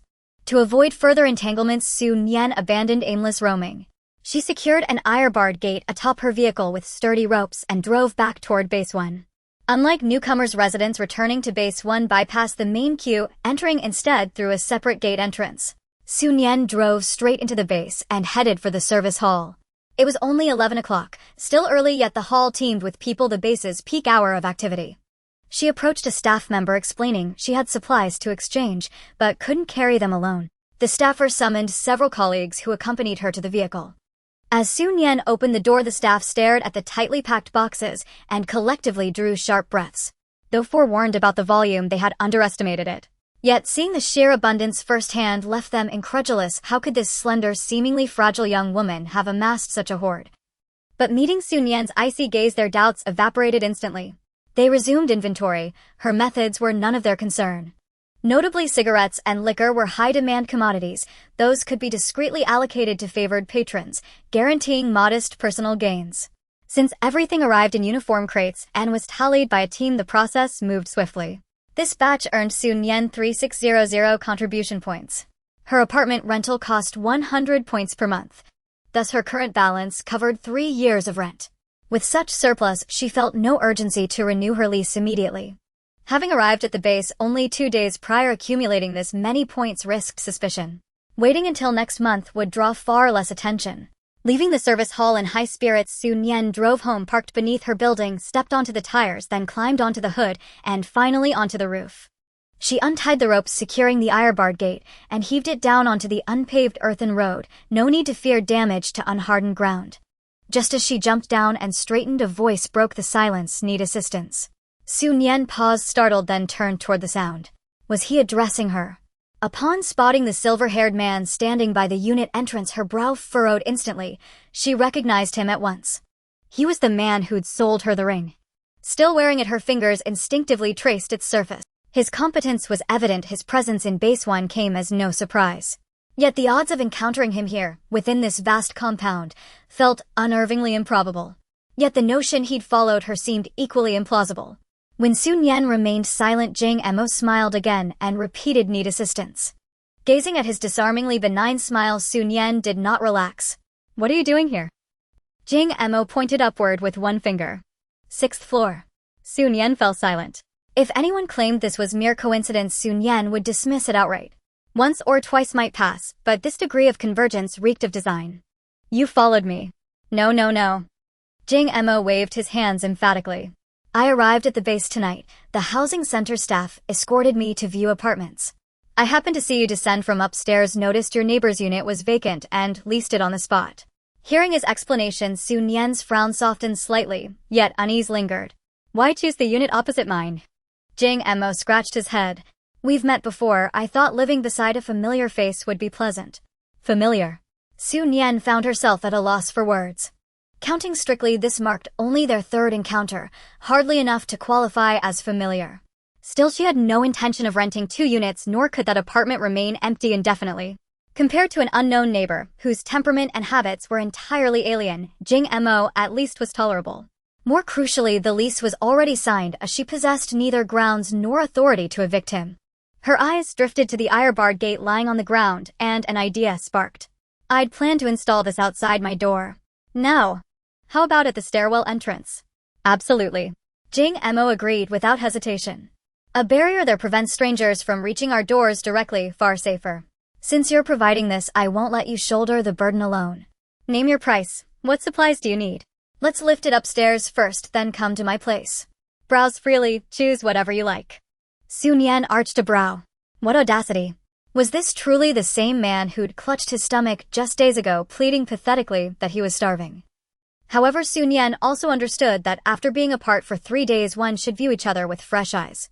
They hadn't seen each other for over half a year, and this man appeared to be quite capable, so it was not surprising that he spoke with such confidence. The only oddity was how he had fallen to the point of being unable to afford a meal. Nian had no interest in prying into others' private matters, and together with the man they lifted the iron gate above their heads. Both of them were strong, effortlessly carrying the iron gate, which weighed about 200 pounds up to the 6th floor without breaking a sweat. I have the installation tools, I'll go get them. Nian said this and directly opened the door to head home, casually closing the door behind her. After finding the various tools she needed in her space, she also grabbed a long wire connector before finally opening the door. Nian originally planned to install it herself, but Jing Mo beat her to it.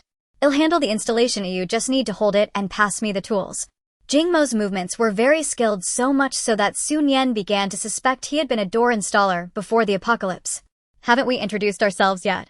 My name is Jing Mo, Jing from Jingdong and Mo from Squid. What about you? Nian snapped back to reality and looked at Jing Mo. Hadn't they introduced themselves yet? But why did it seem like they were quite familiar with each other? Looking into Jing Mo's bright dark eyes, Nian realized the answer: this man was just too familiar. I am Nian. Grass office today's heart Nian. So, is your nickname Jean Xian? No. What a pity, that's such a lovely name. By the way, how long have you moved here? Are you familiar with the base? I'd like to take a tour of the base, can you take me? Jing Mo's words came in quick succession, making Nian's brow twitch.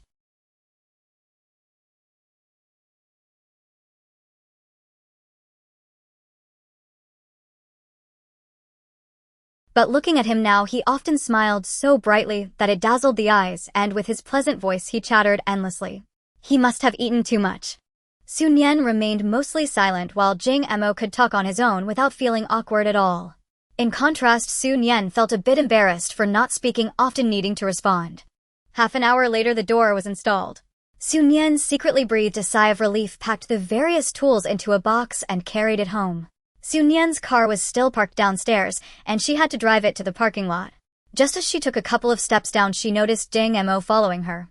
Without waiting for Nian to ask, Jing Mo smiled and said, I haven't finished taking my things. Then I'll help you carry them. That would be great. Since Jing Mo had helped her lift the door and install it, it would feel a bit unreasonable not to help him. When they reached downstairs, Nian saw Jing Mo's car without him needing to say anything. It was a 7-seater SUV, much larger than Nian's car. Jing Mo walked over and opened the trunk, revealing a load of supplies laid out before Nian's eyes. Seeing so many items, Nian's eyelid twitched. How long would it take for one person to carry everything upstairs? Nian didn't know how long it would take for one person. She only knew that she and Jing Mo had moved together for a full 2 hours. She couldn't even remember how many trips they had made back and forth. All the items were piled up in the... At that moment, there was no space left in the living room to step on. With so many items, who knew how long it would take to organize them? Nian also noticed that when she first followed Jing Mo into the house, there were already many large boxes piled up in the kitchen. Those must have been moved in by Jing Mo previously. His car had a luggage rack on the roof, so these boxes must have been placed there before. After moving everything, they parked the car together in the parking lot. By the time they returned to the 6th floor, it was already around 3 o'clock. Now drenched in sweat, Nian just wanted to take a shower and rest, directly refusing Jing Mo's offer to treat her to dinner. Jing Mo, being rejected, still wore a smile. I'm too tired to eat today, so let's do it tomorrow night instead. What time do you usually wake up in the afternoon? Is it okay if I come to call you for dinner around 7 or 8? Nian wanted to refuse again, but Jing Mo looked at her with a pitiful expression. You've helped me so much. If I don't treat you to dinner, I would feel guilty. Hearing this, Nian stopped refusing, saying, then just call me when you're ready. All right. Nian waved her hand, saying, I'm leaving now, goodbye. As Nian spoke, she stepped forward and reached her door, opened it, and slipped inside. After closing the door, Nian let out a long sigh. Nian agreed to Jing Mo's invitation to dinner, not because she was soft-hearted. Thinking in another's shoes, wasn't she helping Jing Mo move because he had helped her install the door? She didn't want to owe anyone a favor, and Jing Mo should feel the same. After this meal, they would be even. Calculating this in her mind, Nian headed towards the bathroom. Taking out a bath bucket, Nian undressed and submerged herself in the warm water. The heat enveloped her body, and with the temperature around 30 degrees, it quickly made Nian's cheeks flush and a thin layer of sweat appear on her face. While soaking in the bath, Nian kept thinking about what to eat later. She had only eaten before leaving the base, and now it had already been 6 or 7 hours. Moreover, after the physical labor earlier, she felt even hungrier after her bath. While drying her hair, Nian walked into the bedroom, closed the door, and turned on 2 air conditioning units before starting to take out food. When extremely hungry, one tends to crave meat. Nian took out a braised pork knuckle along with 2 green vegetables and a small bowl of rice. After finishing all of this, she felt satisfied. Leaning against the edge of the bed, Nian closed her eyes and checked the supplies in her space. There wasn't much else to look at, but Nian was focused on the prepared meals. Over the past 6 months, because hardly anyone in the community was cooking, Nian was afraid that the smell of food would attract unnecessary trouble, so she had not cooked at all, relying solely on the prepared meals she had made before. After consuming for half a year, a fifth of her stock had been depleted. While there was still a lot left, it wasn't enough. Now that she had enough rent, Nian planned not to run around anymore, to tidy up the kitchen soon, and to cook 3 meals a day on time. Perhaps she was really tired after eating. Fatigue surged over her, and as she thought, she fell asleep. In her daze, feeling the hard ground beneath her, she crawled onto the bed, hugging a summer quilt to continue sleeping. When Nian opened her eyes again and glanced at the alarm clock on the bedside table, it was already 4 in the afternoon. Nian couldn't remember what time she fell asleep, but it seemed she had slept for at least 10 hours. After washing up, she originally planned to eat something before training. However, she had already taken out the bread when she remembered that she had promised Jang Emo to go to his house for dinner around 7 or 8. Nian put the bread back into storage and went directly to the master bedroom, taking out her workout equipment, and silently began her training. After 2 hours of training, Nian took a shower and changed her clothes. Just as she stepped out of the bathroom, still drying her hair, she heard a knock on the door. Then Jing Mo's voice came through. "Nian, are you ready?" "I'm all set over here." "Okay, I'll be right there." As Nian spoke, she quickly stored the towel and ran her hand through her hair before opening the door. As soon as the door opened, she saw Jang Emo smiling brightly. Nian felt puzzled. Why was he always so cheerful? She closed her own door and followed Jang Emo to his house. The moment she stepped inside, she was momentarily stunned. Had he cleaned the house while she just took a nap? Wasn't that a bit too fast? The previously messy living room was now tidied up neatly. The boxes were all placed against the wall, but there were significantly fewer in number, likely moved to other rooms. In the center of the living room, there was a small square table with 2 red wine boxes on either side, topped with 2 cushions serving as stools. Not far from the square table stood a standing fan. It was not very large, but when Nian sat down, she discovered that the airflow was surprisingly strong and quite refreshing. Curiously, Nian looked at the standing fan a few more times.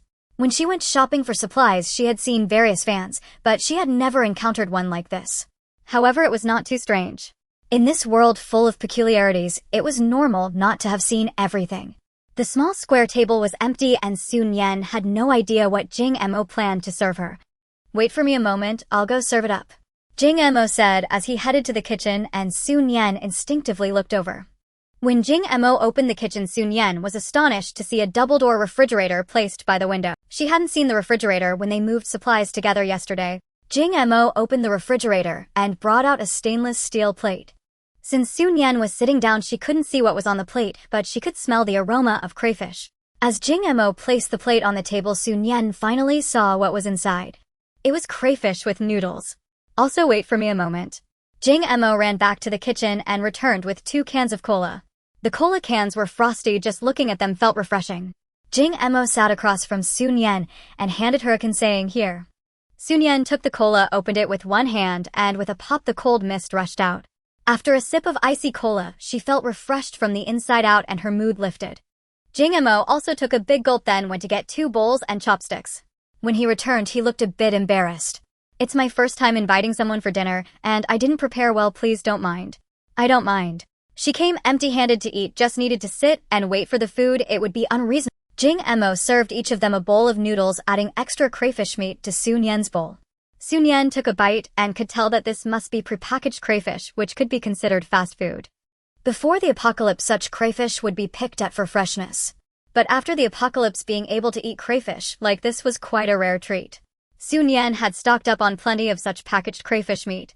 She just wondered where Jang Emo had gotten it, since it should be hard to come by. As Nian was pondering, Jang Emo spoke up. "I sold some weapons to the base, and they gave me quite a few contribution points. This house is also registered in my name." She had killed 10 bald men, taken their supplies, and earned enough for 3 years of rent. Jing Mo sold some weapons to the base and directly got a house along with extra contribution points. If Jing Mo described it as a lot, then it truly must be quite substantial. Not to mention there was also a refrigerator and crayfish. Jing Mo only mentioned the refrigerator and crayfish, but Su Nian wouldn't actually believe that was all there was. Surely there was more. So, what weapons did Jing Mo sell to the base? It shouldn't be those he had initially displayed. Those cold weapons like swords and knives were indeed good items, but they couldn't possibly be worth that much. Su Nian looked at Jing Mo with keen eyes, her curiosity piqued. However, they weren't close enough for her to ask directly. Su Nian could only nod in acknowledgement of Jing Mo's words, and then quietly lowered her head to eat. Just then Jing Mo's voice reached Su Nian's ears again. Actually, I'm a weapons dealer. The base wanted to invite me to work, but I declined. I'm used to freedom and don't like being restrained. The base took a step back and said they would ask me for help when needed with separate compensation. This is quite a good deal, so I agreed. Weapons dealer. Su Nian softly repeated these 4 words, her tone filled with confusion. Was there such a profession before the apocalypse? Or rather, did their country have this profession? When her gaze fell on Jing Mo's silver hair, Su Nian felt relieved. Jing Mo must be of mixed blood, but she wondered which country he was mixed with. Perhaps the other half of his bloodline belonged to a country where such a profession existed. With the apocalypse having arrived, it wouldn't be surprising if other countries had such professions. Su Nian nodded again, indicating that she understood. Jing Mo paused his eating, leaned forward, and looked directly at Su Nian. Do you want weapons? Seeing Jing Mo suddenly lean over, Su Nian thought he was going to do something and immediately became wary. But upon hearing Jing Mo's words, Su Nian also leaned in. What kind of weapons? They must be good items if the base spent a lot of money on them. If she could buy them, that would be even better. Jing Mo smiled brightly, sitting upright again. Eat quickly. After you finish, I'll show you. But this time I won't accept cash. Of course, Su Nian smiled brightly. I don't have any cash. In this day and age, who still uses cash? After finishing the meal, Su Nian helped to wash the dishes and wipe the table, then eagerly waited for Jing Mo to bring out the weapon. Jing Mo had no intention of teasing Su Nian's appetite. He simply told her to wait a moment before turning and heading to the bedroom. Su Nian sat by the small square table, and the cool breeze from the fan gradually calmed her anxious heart. Before long, Jing Mo emerged carrying a black leather case. Just by the texture of the case, one could tell it was something of good quality. Surely whatever could be contained in such a case must also be something valuable. Jing Mo placed the case horizontally on the table and began to open it. At this moment, Su Nian noticed that Jing Mo was very fair-skinned. Not the kind of pale that comes from years without sunlight, but a healthy kind of fairness. His hands were well-defined, fingers long and nails round and full, neatly trimmed. Seeing Jing Mo's nails, a smile unconsciously appeared on Su Nian's lips. For men who keep their nails clean and tidy, Su Nian wouldn't say she felt fondness, but at the very least she didn't dislike him. With a soft click, the case opened and Su Nian focused her gaze on the contents. Inside lay a silver hand cannon, small and exquisite, gleaming with a metallic luster. Jing Mo picked up the hand cannon, removed the magazine, and began to load bullets into it one by one. When Su Nian saw Jing Mo reattach the magazine, her heart skipped a beat and she opened her mouth to stop him. But Jing Mo's actions were quicker. He raised his hand and aimed at an empty soda can 2 meters away. As Jing Mo pulled the trigger, the soda can exploded instantly. It wasn't shot through, it burst apart like a piece of paper falling down in pieces. The largest piece Su Nian felt was about the size of her thumb. Such a small hand cannon possessed such great destructive power. Even more astonishing was that despite not having a silencer, there was not a sound at all. If she hadn't seen it with her own eyes, Su Nian would not have believed it was real. Jing Mo's fingers twitched slightly and the hand cannon spun a few times on his index finger before it stopped with the barrel facing down, which he then extended towards Su Nian. Would you like to give it a try? In her past life, Su Nian had survived for 10 years in the apocalypse, but she had always struggled to survive. Something like a hand cannon she hadn't even seen, let alone touched. In this life, having been reborn, Su Nian had considered buying one. However, she had no connections, no channels, and didn't dare to inquire recklessly for fear of drawing attention. Su Nian never expected that one day a hand cannon would appear before her. After hesitating for a moment, she still reached out to take it. The moment the hand cannon was in her grasp, it felt heavier than Su Nian had anticipated. It looked small and delicate, yet it was so heavy. The silver hand cannon looked very beautiful, but she couldn't discern what material it was made of. Su Nian glanced around the room before finally looking at the remaining empty soda can. Sun Yan had never fired a hand cannon and hesitated for a moment. Just then Jing Mo stood up, walked to her back, and slightly bent over to help her adjust her grip on the hand cannon. Although he was right behind her, he did not press against her back, maintaining a considerable distance between them. Only his hand corrected her grip on the hand cannon, briefly touching her fingers, but once he finished adjusting, he immediately withdrew, not making Sun Yan feel the slightest discomfort. Jing Mo at some point returned to his original seat, showing Sun Yan a broad smile. "Don't be afraid, you're very clever, you'll definitely get the hang of it quickly." Hearing this, Sun Yan took a deep breath and pulled the trigger. The next moment the soda can was blown to smithereens. Sun Yan could feel the recoil when the bullet exited, but it was well within her capacity to handle. Sun Yan slowly lowered her hand, staring at the hand cannon in her grasp, her eyes filled with satisfaction. "Jing Mo, how do you plan to sell this?"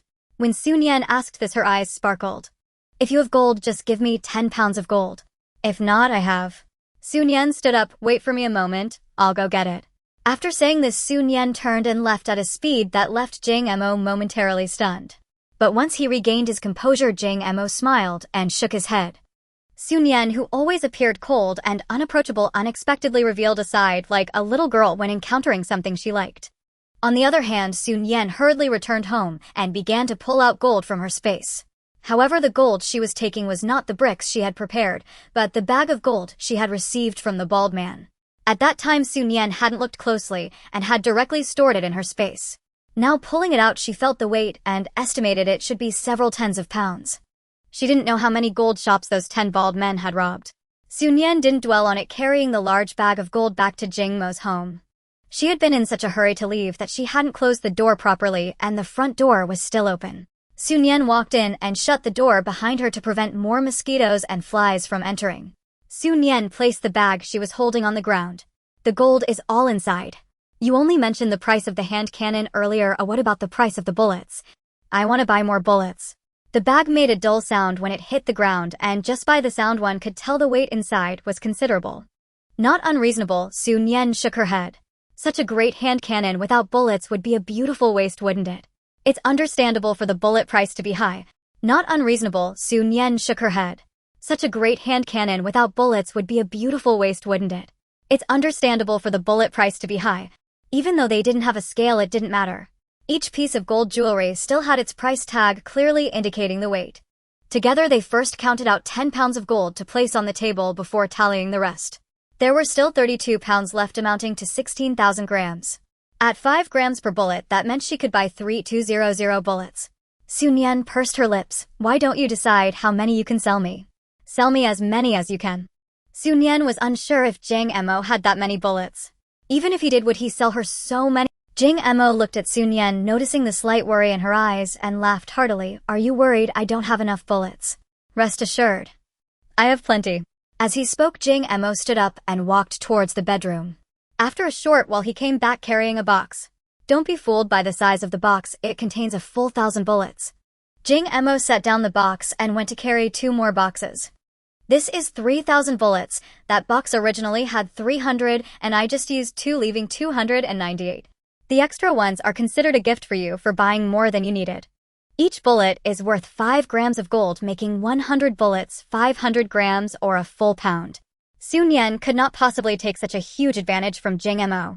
Sun Yan quietly took out a small yellow fish from her pocket and placed it on the table. "This is just right, exactly 500 grams. Jing Mo, can gold bricks just be casually stashed in pockets?" But looking at the large bag of gold on the ground, Jing Mo felt relieved. Jing Mo smiled. "Since that's the case, I won't be polite with you." Naturally, Sun Yan was more than happy to have Jing Mo not being polite. Even brothers settle accounts clearly. Since they weren't familiar, they needed to be clear about everything. Jing Mo helped Sun Yan carry a few boxes into her home, but only to the entrance, and did not go further inside or look around. "I mentioned wanting to take a tour of the base yesterday. Do you have time later?" Jing Mo asked. Meeting Jing Mo's dark bright eyes and looking at the boxes at her feet, Sun Yan eventually nodded. "I do." "Then I'll come find you after 12. It should be cooler by then." "Okay." After closing the door, Sun Yan couldn't help but sigh again. She originally thought that after this meal they would owe each other nothing. But who would have thought she would buy weapons from Jing Mo again? She couldn't just turn her back on someone right after a transaction. Although the experience of surviving in the apocalypse for 10 years had made Sun Yan's personality a bit colder. However, she wasn't completely oblivious to human sentiments. Fortunately, although Jing Mo was somewhat talkative and familiar, he still knew the limits. After a night of interaction, they both realized that each had secrets, but neither had the intention to pry into the other's secrets. Just as Nian wouldn't think about how Jing Mo managed to bring so many bullets into the base, Jing Mo also wouldn't ask Nian why she had a gold brick stashed in her pocket. Nian's gaze shifted downward, landing on the boxes on the floor, and her brow relaxed instantly. There was no point in overthinking other matters, only these items were tangible. Nian opened the boxes one by one, carefully putting the items into her spatial storage. To make them easier to access, she placed them on the same shelf. After loading the hand cannon with bullets and playing with it for a while, Nian reluctantly put it away, placing it on top of the box. As long as she willed it, the hand cannon could appear in her hand at once. Although acquiring the hand cannon was worth celebrating, Nian did not forget her previous plans. She intended to prepare 3 meals a day for herself in the future, which naturally meant she had to organize the kitchen. The kitchen window was also covered with heat-insulating film, and there were thick blackout curtains inside along with heat-insulating curtains outside. At this moment, even if Nian stood in the kitchen with the lights on, no light could be seen from outside. Because the window was tightly shut and could not ventilate even before she began cooking, the kitchen was already steaming hot. Nian had to take out 2 air coolers and connect them to power. Once the coolers started blowing, the temperature dropped significantly. Nian thought for a moment and decided to make some cold noodles and toss noodles. In this hot weather, it was better to prepare some refreshing dishes. These dishes not only taste good, but the aroma is also not overwhelming. Since Nian was still unsure about the room's ceiling, it was a perfect opportunity to test it. Nian made buckwheat cold noodles, boiling the noodles and rinsing them with cold water. After placing them in a prepared large bowl, she added various toppings and a seasoning packet, then some crushed ice, and finally poured in Sprite, completing a bowl of buckwheat cold noodles. Nian made a lot of noodles, producing 10 bowls in one go. The finished cold noodles were placed on the shelf, ready to be taken out whenever she felt like eating. After finishing the cold noodles, Nian boiled water again. Once the water was boiling, she put in the hand-rolled noodles to cook. During the previous 6 months in the apartment, she had no way to cook, but she didn't just sit idle. Nian would prepare some noodle dishes every day. For example, she would knead the dough into noodles or let a basin of dough rise to make steamed buns and flour rolls. Even for scallion pancakes, egg pancakes, and the dough needed for yeast pancakes, Nian had prepared a lot. Not to mention dumpling wrappers, wonton wrappers, and bun dough. These items had no strong flavor, as Nian made them in her bedroom while enjoying the air cooler. Making a little each day over half a year, she herself couldn't count how many there were. Now that she had the conditions, Nian simply cooked a bit more noodles, putting the cooked noodles into disposable meal boxes. Nian did not fry any dishes. After all, she was going out with Jing Mo soon, and she feared that the smell of grease would cling to her and be noticed by others. Most people nowadays lack oil and water. Those who can cook are few, let alone the luxury of frying food. If others caught a whiff of her smelling of grease and cooked food, it could lead to trouble. Nian wasn't afraid of trouble, but she preferred to avoid it when possible. After all, Nian wanted to live a stable life, not spend all day in fighting and scheming. By the time Nian finished tidying up the kitchen, it was nearly noon. Jing Mo was a punctual person. Just after 12, he came to knock on the door. Nian had already changed her clothes and shoes. She nodded at Jing Mo, and after stepping out, she casually closed her front door. Hanging on the iron railing was a large iron lock. Nian gave Jing Mo a key for convenience, allowing them both to come and go easily. After locking the large iron lock, they continued down. Just as they reached the 5th floor, the door of the unit on the east side suddenly opened and an old lady peered out, her small eyes scanning Nian and Jing Mo. "Are you two the new ones who moved in upstairs? Where were you from before? What work do you do at the base now?" Hearing the old lattice inquiries reminiscent of a household registration check, Nian frowned slightly. "Do you need something? Can't I ask a few questions if there's nothing going on?" The young people nowadays really don't understand the meaning of respecting the elderly and caring for the young. Listening to her rambling, Nian's brow twitched. Nian wasn't afraid of someone like Brother Tiger or the bald man, but she feared this gossipy and shrewd old lady. Clearly unfamiliar, yet she insisted on asking all sorts of questions. Yet Nian also couldn't just kill her with a knife because she asked a few more questions. Nian was feeling impatient when suddenly Jing Mo spoke up beside her. "Auntie, what are you doing? Is there a neighborhood committee in our base? And you want to check the identities, names, and jobs of the people living here?" "I haven't heard about that." The old lady was left speechless by Jing Mo's barrage of questions and took a while to stammer, "No, I'm not." Aren't I just concerned about you all and asking a few more questions? You youngsters just think too much. If you're not allowed to ask, then just don't. After hurriedly finishing her words, the old lady quickly retreated inside and slammed the door shut. Jing Emo smiled at Sun Yan. Let's go. Once downstairs, he continued, when you encounter someone like that, you can't just remain silent. You have to be more talkative, asking even more questions than her. If she can't answer, she'll just leave on her own. Although Sun Yan felt there was some truth in Jing Mo's words, she had no intention of doing as he suggested. As Sun Yan was lost in thought, Jing Emo shifted the topic, but I see you're not really the type to speak like that. No worries, just leave it to me. Sun Yan was taken aback by this remark. Leave it to him. Though the words sounded kind, she couldn't shake the feeling that something was off. By the way, how well do you know the base? Where have you been? Jing Emo asked, turning to look at Sun Yan. Even though the streetlights were not very bright, they still could not hide the brilliance in his eyes. Sun Yan glanced at him quickly before retracting her gaze, slowly shaking her head. I've only been out once. I know there's a small night market not far ahead, but I'm not sure about anything else. Then let's go check that out first.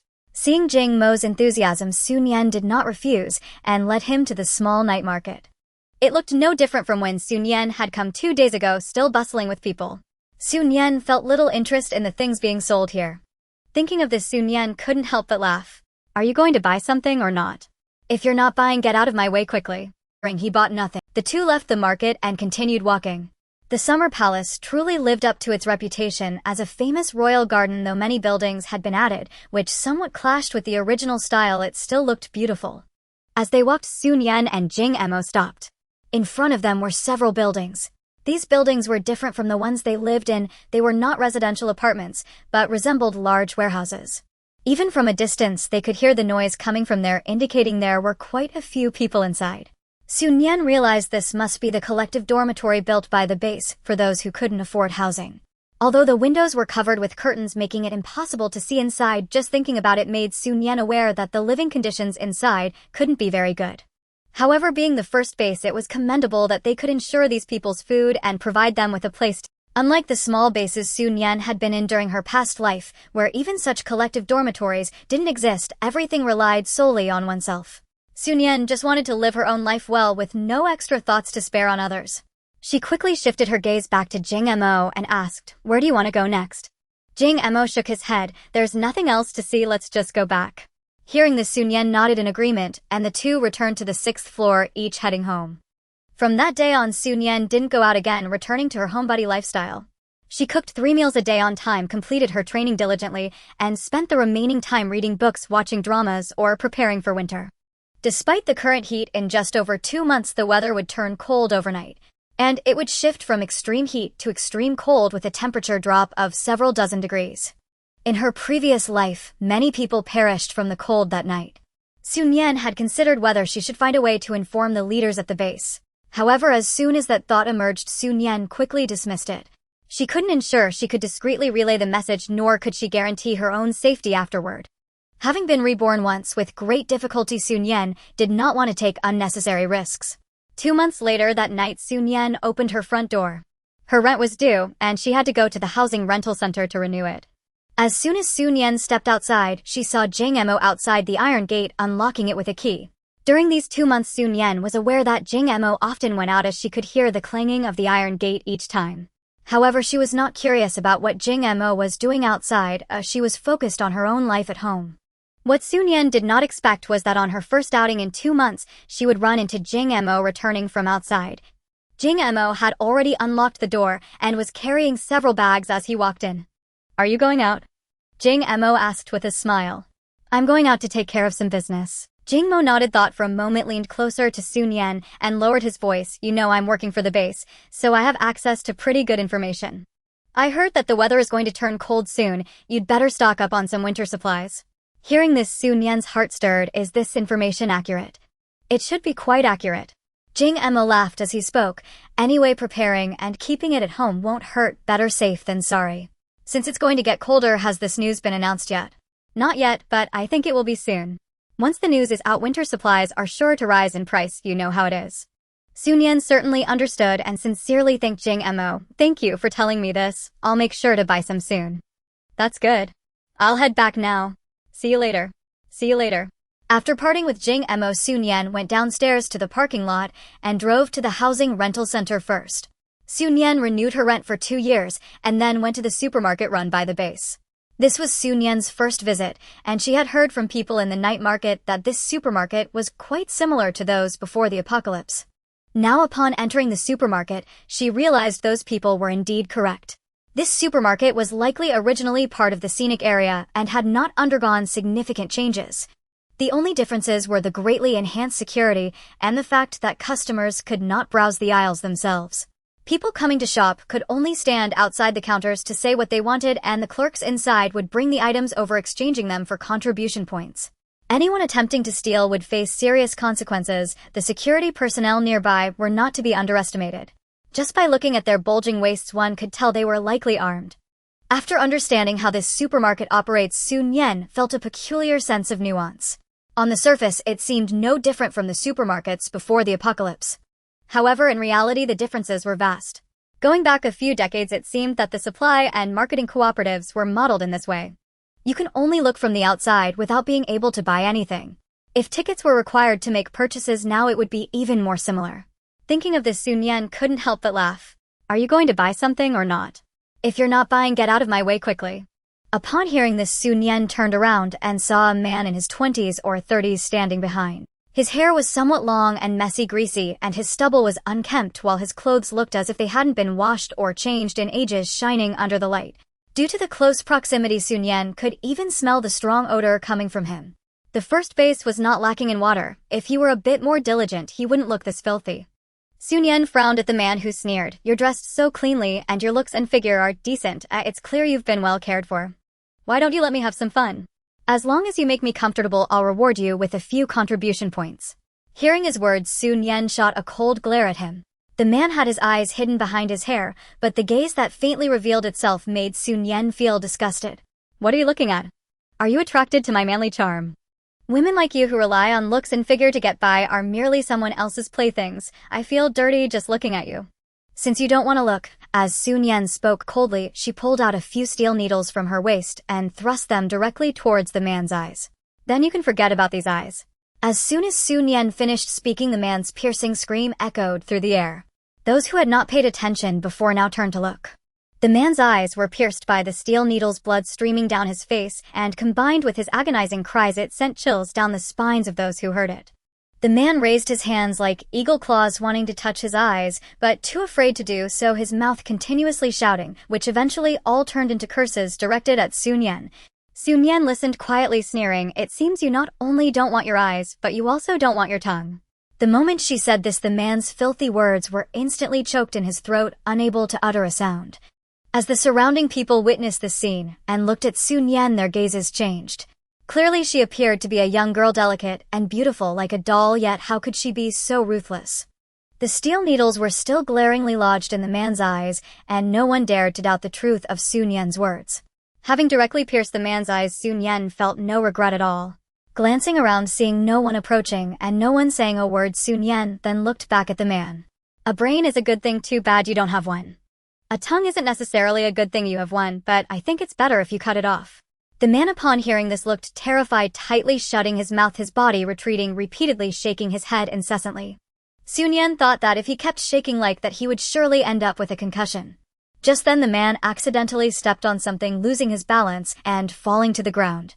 The people who had been standing around the man immediately scattered like birds and beasts upon seeing him fall. The onlookers watched the man on the ground with expressions of extreme vigilance. It was as if they were all worried that this man would blame them. This scene was remarkably similar to certain scenes before the apocalypse. Su Nian also did not expect that even in the apocalypse she would witness such scenes. A flash of mockery crossed her eyes as she decided not to linger any longer and prepared to leave. At that moment, a low voice emerged from the crowd. She just said a couple of words to him, not painful nor itchy, and she beats him up like this. Isn't that too much? Now she wants to leave without a word, not even giving a bit of compensation.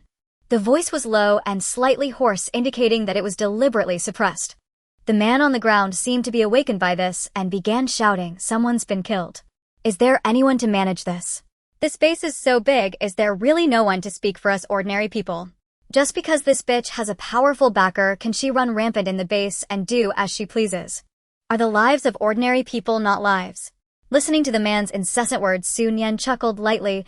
It seems you really don't plan to keep that tongue of yours. As she spoke, Nian reached for her waist and pulled out a sharp dagger from beneath her loose t-shirt. The man on the ground could not open his eyes and naturally could not see Nian's movements.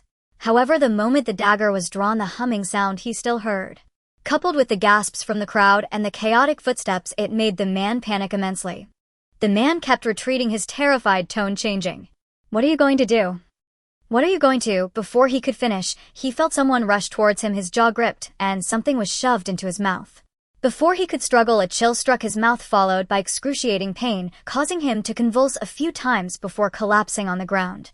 Nian slowly stood up, pulled out a bottle of mineral water from her bag, leisurely opened it, and poured the water over the dagger to wash away the blood. She also washed her hands, the bottle of water used up perfectly.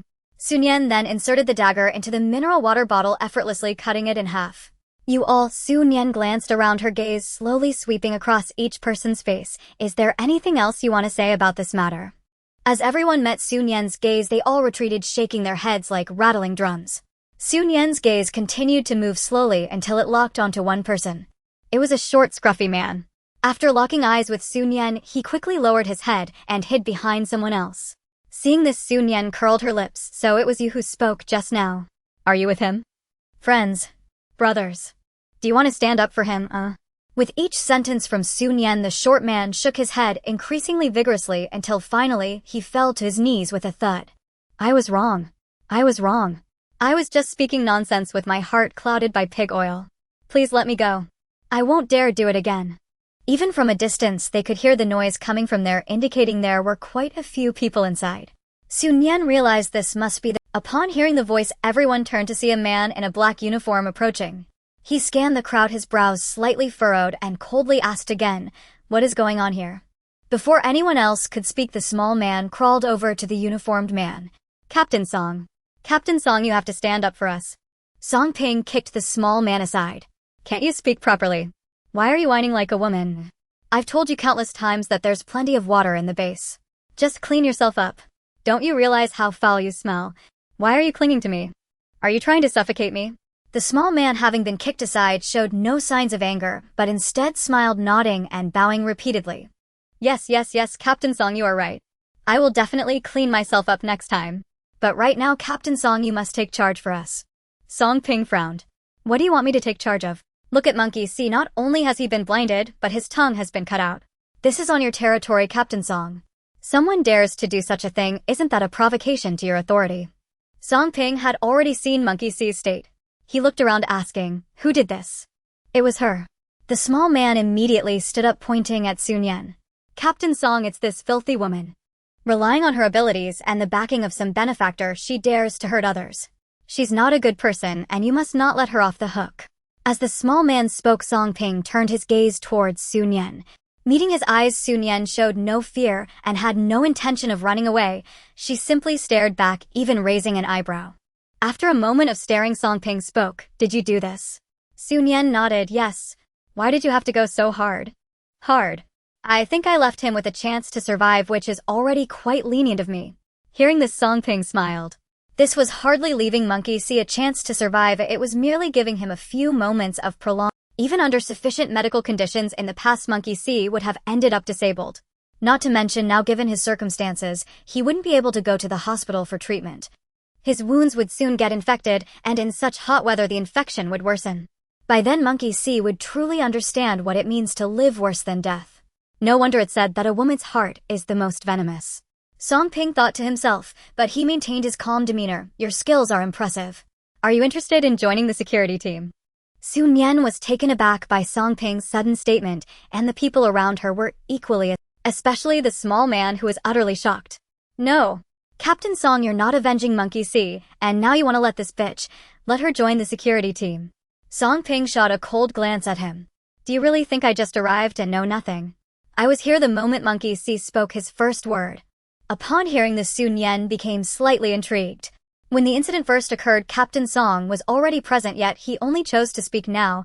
What was the reason behind that? Could it be that he genuinely wanted to invite her into the security team because of her impressive skills? Nian's skeptical and wary gaze was evident, and upon noticing it, Song Ping laughed outright. You don't really think I would seek revenge for such a person, do you? As Song Ping spoke, he glanced at the incapacitated monkey see on the ground, his disdain fully apparent. Why should I stick my neck out for someone who is actively seeking death? Captain Song, you. The small man stammered, unable to complete a single coherent. Song Ping scoffed. I am the captain of the security team, not your personal bodyguard. I already warned you before, times have changed. If you have no skills, just lower your tail and be a good person. In the base, as long as you work hard and keep your head down, you won't starve. But you treated my words as mere whispers and insisted on seeking trouble. Who do you expect to come to your aid? As he finished, Song Ping's smile vanished completely. If I were you, I would take him and leave right now. Otherwise, are you hoping to leave behind something like he did? The small man felt a chill run down his back upon hearing this. Leave behind something? What could he possibly leave behind? Somehow his gaze involuntarily drifted to the severed tongue on the ground. The small man's face turned as pale as a ghost. Ignoring Monkey See on the ground, he turned and squeezed into the crowd, disappearing in no time. Nian wasn't surprised that he fled alone. He hadn't spoken up for Monkey See out of justice, he merely wanted to take advantage. Now that he lost that opportunity and might even have to pay a price, he no longer cared about brotherhood. Nian let out a cold laugh and looked back at Song Ping, feeling no strong aversion. However, Nian had no interest in joining the security team. It was such a hot day, why would she leave her home where she could enjoy the air conditioning and watch her variety shows to manage security? That would be absurd. I'm sorry, I don't wish to join the security team. Upon hearing Nian's refusal, Song Ping felt a twinge of disappointment. Many people joined the security team, but not many were as capable, decisive, and straightforward as Nian. However, Song Ping understood that the more capable someone was, the less they wanted to be constrained. He was not surprised by her rejection. It's fine if you don't want to join now, just come find me when you do. We offer good benefits in the security team. If you change your mind, just go to the supermarket and tell any staff member my name. They will bring you to me. By the way, my name is Song Ping. Nian nodded. I understand. If there's nothing else, I'll be on my way. Goodbye. Goodbye. Nian turned to leave, and as she walked, people immediately parted to make way for her. Seeing how everyone kept their distance, Nian felt quite pleased. On her way back, Nian deliberately observed the bustling pedestrians around her, discovering that indeed many people were carrying large and small bags. From their size and shape, they indeed resembled winter clothing or quilts. It seemed that many had already received the news of the impending cold snap and started preparing in advance. Nian was not surprised that the base could predict the severe drop in temperature. There must be many advanced devices she was unaware of, and undoubtedly many talented individuals she did not know. Being able to foresee extreme cold and prompting the populace to prepare would certainly reduce the number of casualties once the temperature truly dropped. Previously, Nian had been contemplating whether to announce the news of the impending severe cold, but now she was relieved that everyone had already received the message. Upon returning home, Nian was drenched in sweat and hurried to take a shower. During this period, besides cooking, she had also been boiling a lot of hot water in preparation. After all, since she was generating solar power, she didn't have to worry about electricity costs. The boiled hot water was stored in buckets, all prepared for the arrival of the extreme cold. Moreover, Nian was considering making a trip outside the base to bring back a charcoal heater. The heater was already stored in her space, but she needed to think of a way to discreetly retrieve it before the severe cold arrived. As she pondered, after dark the following night, Nian drove out of the base. She had been at the base for over 2 months now, and this was only her second trip outside after her initial arrival. Arriving at the entrance of the base, she saw long lines of vehicles outside. Anyone with some ability, upon learning of the base's existence, would try to make their way there. After all, life outside the base was incredibly difficult. Nian did not linger, and after leaving the base, she did not go far, merely finding an empty spot to park her car. The trunk had already been cleared by Nian, leaving enough space for a heater that occupied only half of it. Looking at the heater, Nian inexplicably thought of Jang Mo. After hesitating for only a moment, she took out another heater.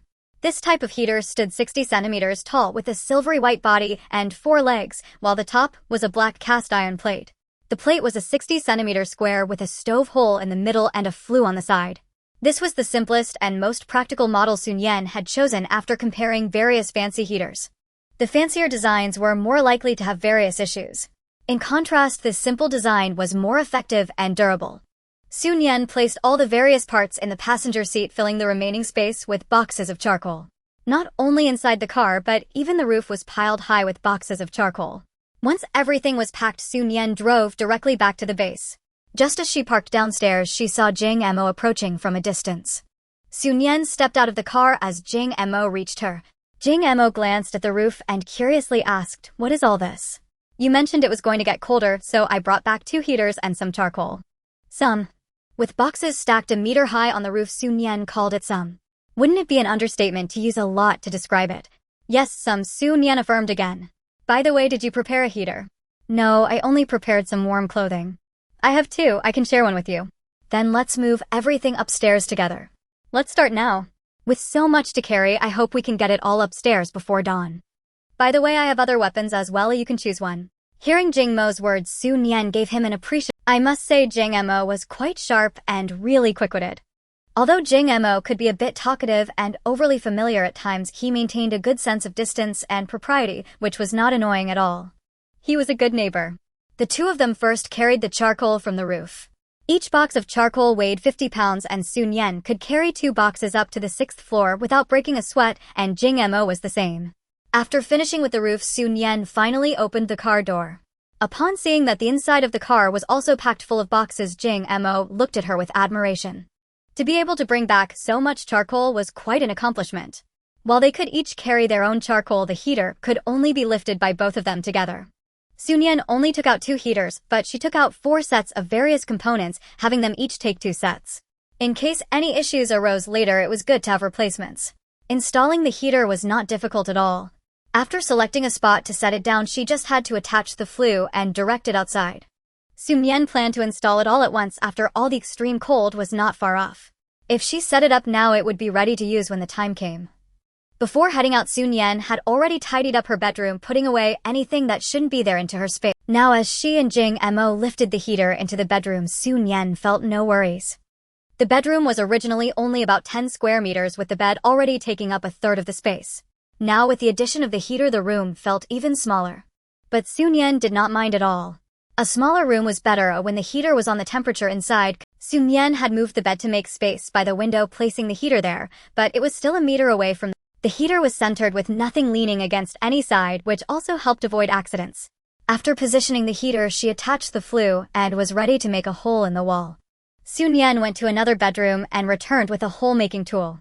Jing Mo said nothing extra, taking the tool up the ladder to drill a hole in the appropriate place and inserted the flue. After finishing the side, they both headed to Jing Mo's side. This was also Sun Yan's first time entering Jing Mo's bedroom. Jing Mo's bedroom was much simpler than Sun Yan's. He had no flooring or wall coverings, just a bed in the room, a table, and the rest of the space was piled up with various boxes. Sun Yan did not pay much attention to those boxes and simply asked Jing Mo where to place the heater.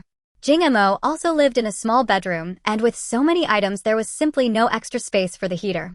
"Wait a moment, I'll move these to another room first." Sun Yan was not unwilling to help, but since these items belonged to Jing Mo, she felt it wasn't her place to assist unless he asked. Who knows if there are any valuable items inside? Fortunately, Jing Mo acted swiftly, moving several boxes outside, in a short time clearing the space. The 2 of them finished setting up the stove together, and it had already been half an hour. "How much charcoal do you need?" Sun Yan asked. Jing Mo shook his head. "I don't need any, I'll find some to buy at the base later." Hearing Jing Mo's words, Sun Yan nodded in understanding. Previously, Jing Mo had mentioned that the base had given him a considerable number of contribution points. Moreover, over the past 2 months, Jing Mo must have earned new contribution points by helping out at the base. So even though Jing Mo wasn't wealthy, buying some charcoal was definitely not a problem. Jing Mo walked to the wall, opened a box, and returned with 2 boxes in hand. "I have weapons, and this you can choose which one you prefer." Saying this, Jing Mo presented the 2 boxes in front of Sun Yan. These were 2 rectangular boxes, flat and black, with no writing or patterns on them, making it impossible to discern what they were. Just by their shape, they somewhat resembled the packaging for thermal clothing. Could it be that they actually contained thermal clothing? Sun Yan thought, opening one of the boxes, and indeed saw a black garment inside. Don't be fooled by how thin this garment looks. It has excellent cold-resistant properties. Of course, if you don't want this, you can exchange it for a weapon. Sun Yan had already closed the box, saying, "I want it." "As long as you like it," Jing Mo replied. Sun Yan glanced at her watch on her wrist. It was already 4 in the morning. Time was not on their side. The sky outside had already brightened, but since they hadn't opened the curtains, they couldn't see it. "Now that everything's taken care of, I'll head back first," Sun Yan said. "All right, I'll walk you out," Jing Mo said, and indeed walked Sun Yan to the entrance. Nian didn't understand why it was necessary to walk her just a few steps. After returning home, she didn't rush to check the 2 sets of clothing, but instead tidied up the messy boxes in the living room. These items had all been brought over from Jingmo's place, and Nian didn't plan to put them back in her space, so she simply piled them in the living room. After all, she spent most of her time in the bedroom, and the living room didn't have much use. Once she had organized everything, Nian went to wash up and then headed straight back to her bedroom. She was already quite tired from the night before and didn't plan to enter the kitchen again. Sitting at the small table in her bedroom, Nian took out a bowl of cold noodles from her space. In addition to the cold noodles, she also took out a plate of Korean fried chicken paired with honey mustard dipping sauce. This sauce is most enjoyable in summer, especially when paired with chilled beer. Taking a bite sends a refreshing sensation straight to the head. After comfortably finishing her meal, Nian didn't immediately rest, but leaned against the side of her bed looking at the stove that had been installed not far away. Nian had purchased quite a few of such stoves. Besides this charcoal-burning stove, she also had electric heaters, small sun heaters, warm air fans, electric blankets, and water heating blankets. She didn't even know how many warm packs she had bought. There were also charcoal, firewood, and straw for kindling, among other supplies which were countless. Even though she was well prepared, just thinking about the extreme cold that could freeze one's blood made her shiver involuntarily. At that moment, Nian's gaze fell on the 2 boxes beside her. She had been too focused on eating to examine the clothing inside them.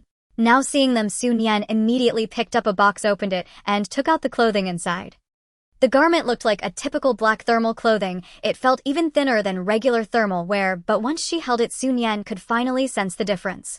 The texture felt unlike any material she had ever bought. It somewhat resembled the fabric she first saw Jingmo wearing.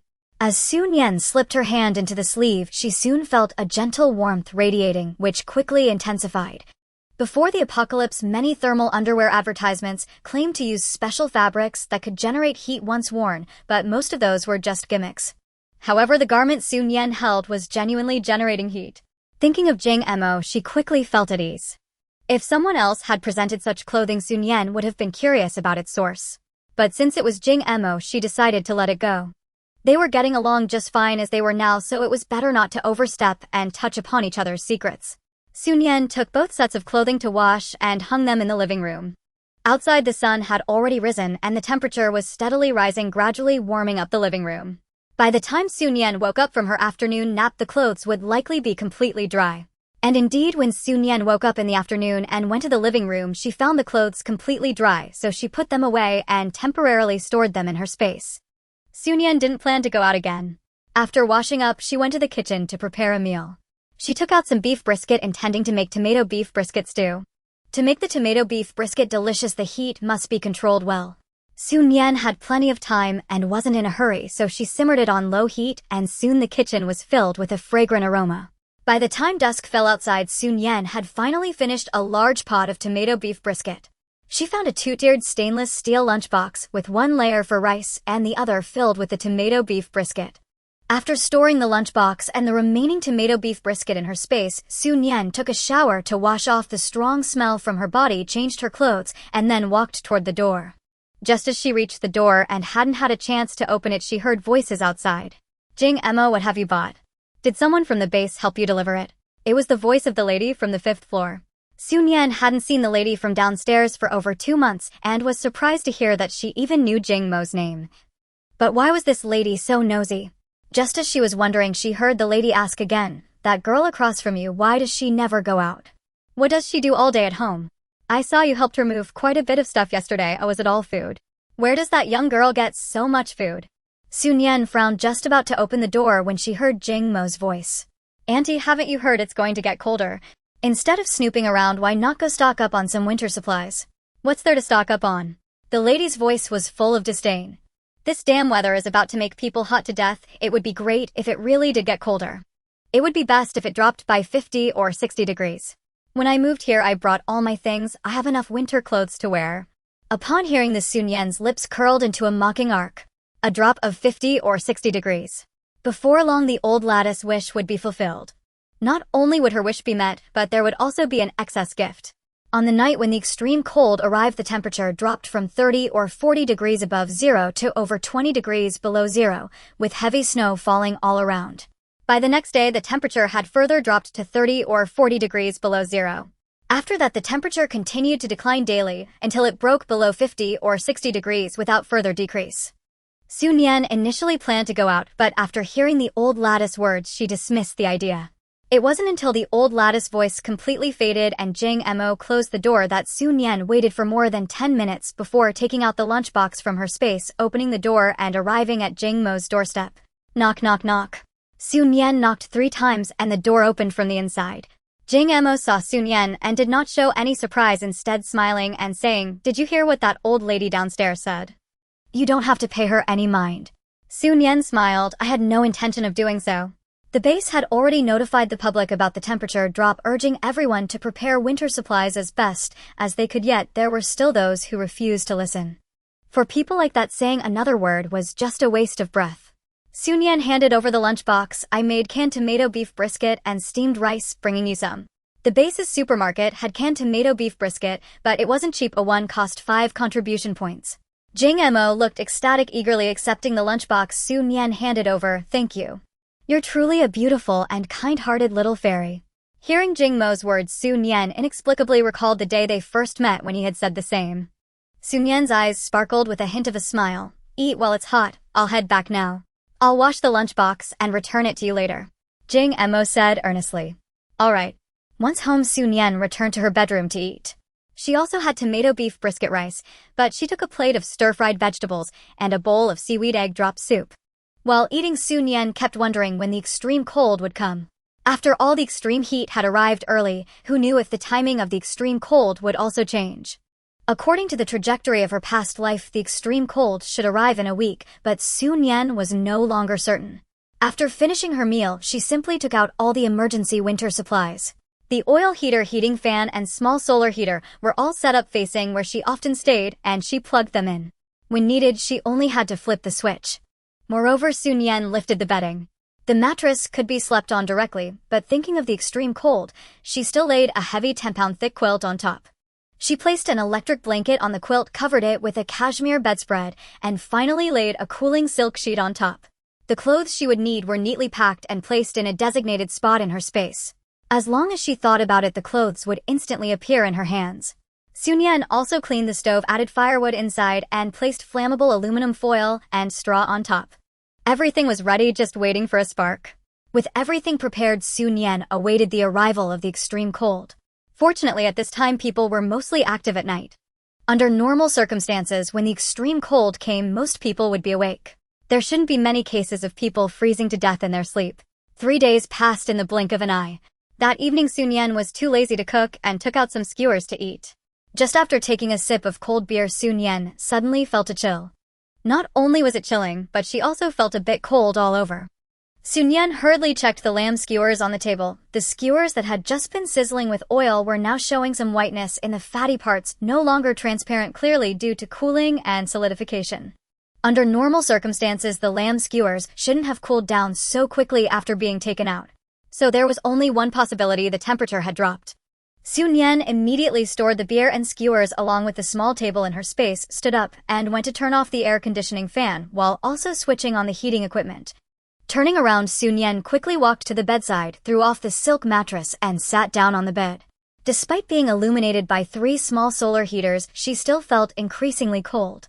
Su Nian took out the clothes she had prepared in advance, shivering as she removed her short sleeves and shorts, using her hands and feet that had already stiffened from the cold to put on the thermal underwear Jing Mo gifted her.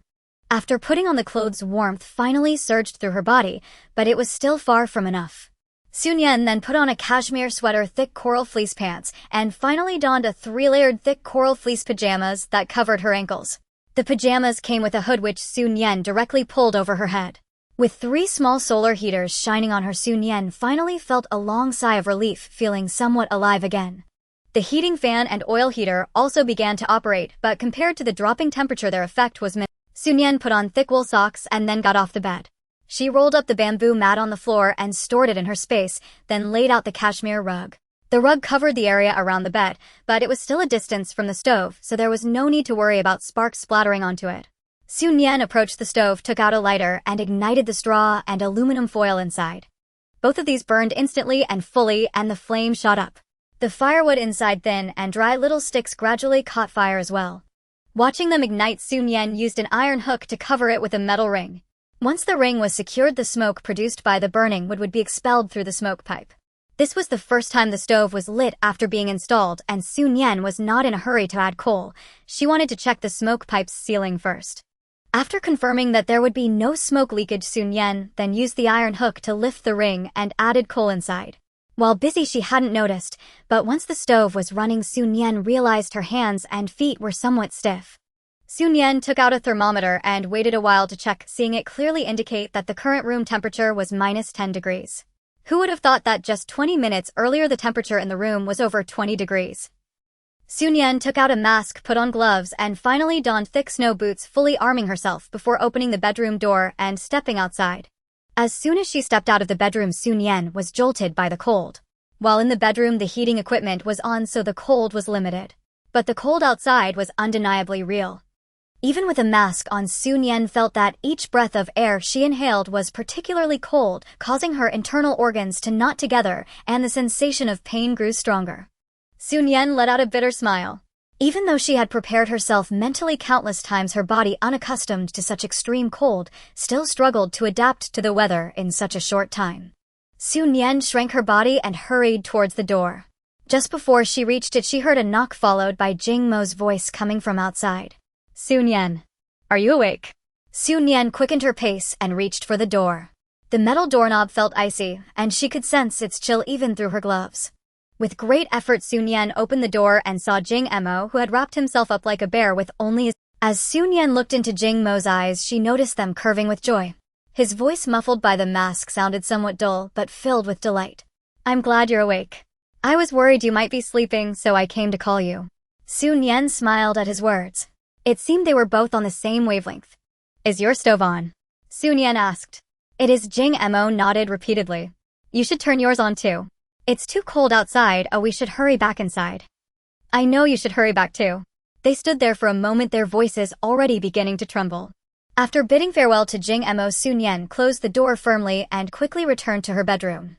Earlier, while in the bedroom, she had complained that the temperature was not rising fast enough and the room felt far from warm.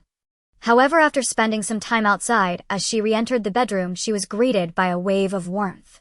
Previously, she had to curl up to keep warm, but now she dared to stretch out. First, she used an iron hook to pry open the iron ring on the stove. Looking inside, she saw the fire had already ignited, and only then did she feel relieved enough to cover it back up. Nian took off her snow boots and placed them against the wall, then retrieved a pair of crocheted indoor shoes from her storage space to wear. These shoes were crocheted with wool on the outside, lined with fluffy coral fleece inside, and filled with cotton. The soles were layered, making them exceptionally soft and warm. Nian had seen these handmade by some village women when she visited the countryside. The moment she saw these shoes, Nian knew she liked them and bought all the pairs that fit her. Although these shoes were not waterproof and couldn't be worn outside, they felt incredibly comfortable to wear indoors in situations like this. The soles were clean, and stepping on the wool carpet, Nian felt no hesitation. Even though the carpet was fluffy, sitting directly on it still felt hard and cold. Nian took out a 10-centimeter thick mat from her storage space and placed it against the side of the bed before finally sitting down. With 3 small suns shining on her, the temperature in the room gradually began to rise. After basking in the warmth for a while, Nian felt herself warming up and lay back, stretching out on the mat. Although the window was tightly closed, Nian could clearly hear the howling wind outside, indicating that it had begun to snow. The extreme heat lasted only a year, but the extreme cold had persisted for a full 2 years. For the next 2 years, everything everyone could see would be a vast expanse of white. Originally, due to the extreme heat, crops, vegetables, and fruits couldn't be grown, and people had already begun to suffer from various vitamin deficiencies. After a while of snowfall, many people developed snow blindness. Nian had also suffered from snow blindness in her past life.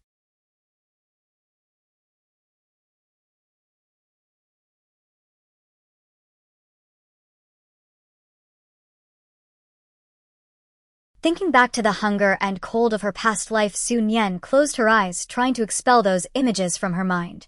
That was all in the past. In this life, she would never fall into that state again. The skewers had already cooled down a bit, so Nian took them to the side of the stove. She lifted the iron ring off the top and set it aside, then placed the grilling rack back on. She arranged the skewers one by one on it, and before long the previously cooled skewers began to sizzle and ooze oil, filling the entire room with a rich aroma. Nian pulled out a high stool and sat by the stove. She cooked and ate simultaneously, finishing off more than a dozen skewers in no time. This small amount of food was not enough to fill her up. Nian returned to the mat, taking out a bowl of sour and spicy noodles from her storage space. The noodles were tangy and spicy. After a few bites, Nian's nose began to sweat, and she felt warm all over. Feeling satisfied and full, Nian took out 2 humidifiers. Earlier she had been so focused on keeping warm that she had forgotten to turn on all the heating devices in the room, which would soon dry out the air. Thus the humidifiers were a must, otherwise even if it was warm the dryness could cause nosebleeds.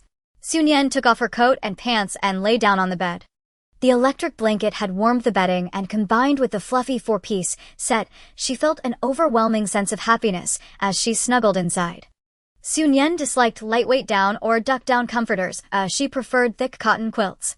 With a thick cotton quilt and a cashmere blanket on top, she felt no cold at all. Her iPad was on the small table beside the bed, playing a lively variety show. Nian turned the volume down slightly and lay on her side watching. Perhaps because she had just eaten, the room was warm, and she felt so comfortable that Nian gradually closed her eyes. When she awoke, the variety show was still playing automatically. Nian glanced at the alarm clock on the nightstand. It was already 6 in the morning. Before today, this time was usually when she would lie down to sleep. But today, she had just woken up. Nian lay in bed for a while before she reached for her pajamas to put on. The first thing she did after getting up was to add coal to the stove.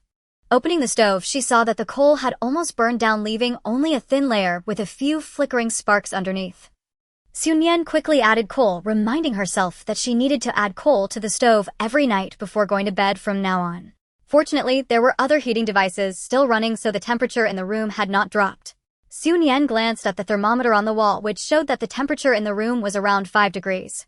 This was still because the stove hadn't been running long, as Nian believed that once it had been burning for a couple of days, the temperature in the room should be able to rise higher. She wasn't asking for much. As long as the room temperature could reach around 10 degrees, she would be satisfied. 10 degrees might not sound high, but compared to the sub-zero temperatures outside, it felt warm enough to bring tears to her eyes. Nian planned to go to the bathroom. Although she knew the pipes were frozen, she couldn't just flush the toilet openly. Nevertheless, even if she had to use cat litter, Nian still intended to head to the bathroom.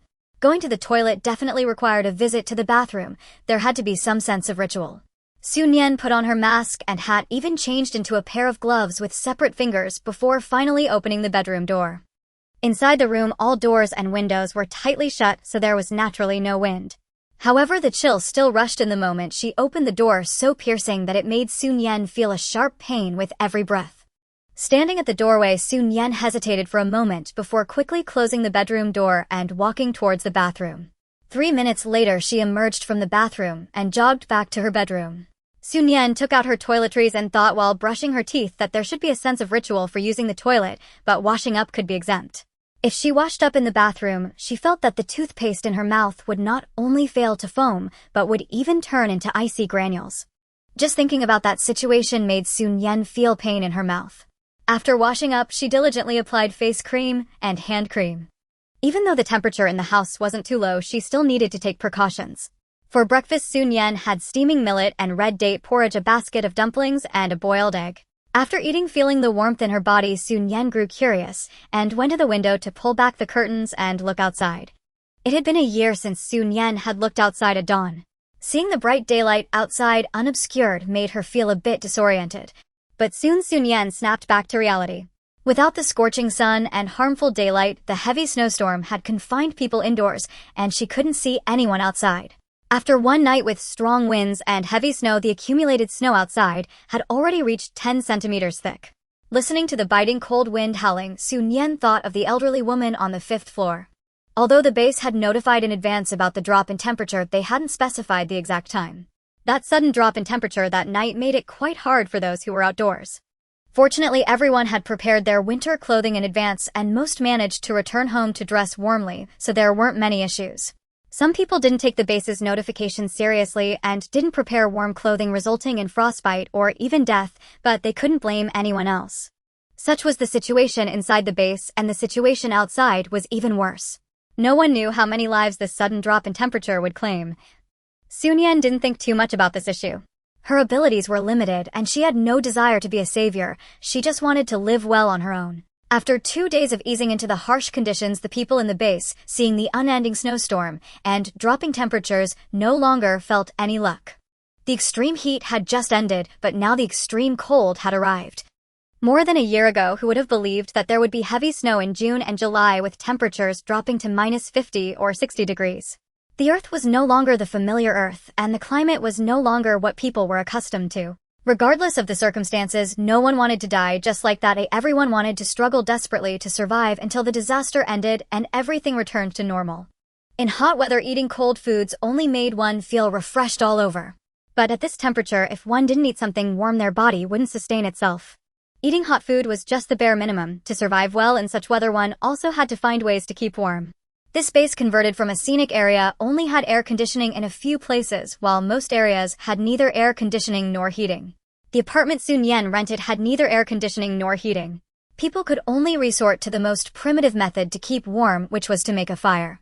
During the day, Nian could see that more and more people were outside, gradually moving about. These people wrapped themselves up tightly, resembling bears from a distance.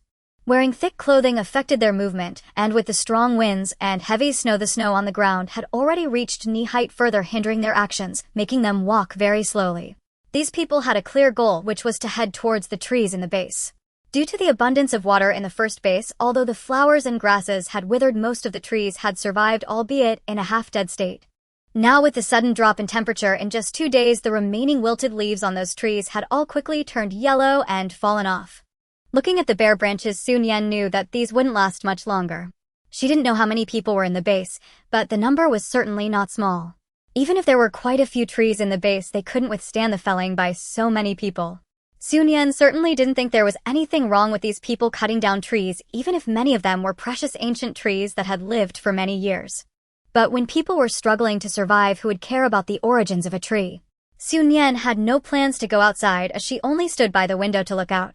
She had fuel and food and could be self-sufficient in her house. There was no need to go out and compete with these people for survival resources. As for going out to show off, there was even less need. Previously, when she moved so many boxes up with Jing Mo, apart from Jing Mo, who knew what was inside. Naturally, whatever she said was in there was what was in there. What Nian didn't expect was that while she had no intention of going out to fight for survival resources with others, someone wanted to come and steal her survival resources. That night, while Nian was sleeping, she heard a series of banging noises. At first, she didn't pay much attention and turned over to try to continue sleeping. But the sound grew clearer, as if it was coming from close by. In the darkness, Nian slowly opened her eyes, the sleepiness gone, leaving only clarity.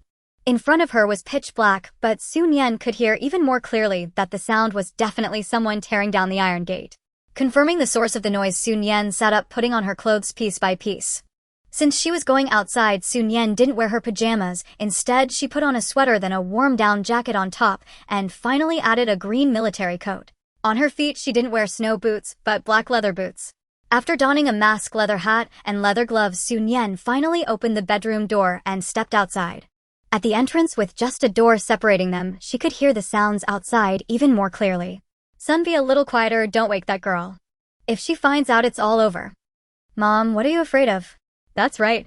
A girl, where did she get so many contribution points to rent such a place by herself?" "Mom, do we even need to ask?" "A young and beautiful girl, what else could she rely on to earn contribution points?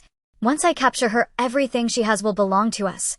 Behind the door, Nian quietly listened to the conversation of the three outside, a cold curve slowly forming at the corner of her mouth. Creak. The security door slowly opened. The sound wasn't loud, but in the stillness of the night it could be heard clearly. The three who had just been so lively froze for a moment upon hearing the door open and slowly raised their heads. Upon seeing Nian standing at the door, their eyes widened. The first to react was the aunt whom Nian had met before. The aunt chuckled awkwardly. "Little girl, you're still not asleep this late. These are my 2 sons, Chung and Chung. We just came to check if your door is properly locked." Nian did not respond, merely gazing at her coldly. "Mom, why waste words with her?" Chung spoke angrily, slamming the pliers he held against the iron door and glaring at Nian. "It's good you're awake, so be smart and quickly open the door for me. Otherwise, if I have to break in myself, you'll regret it."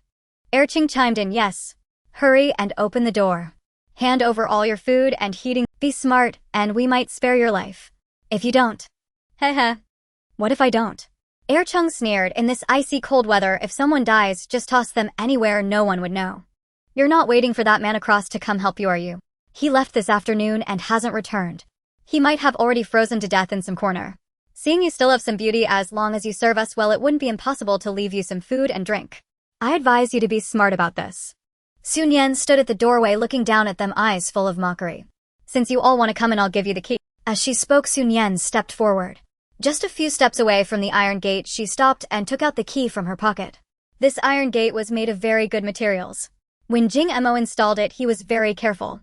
These 3 people before her had no handy tools, and after struggling for a long time, they had only managed to scratch the surface of the door.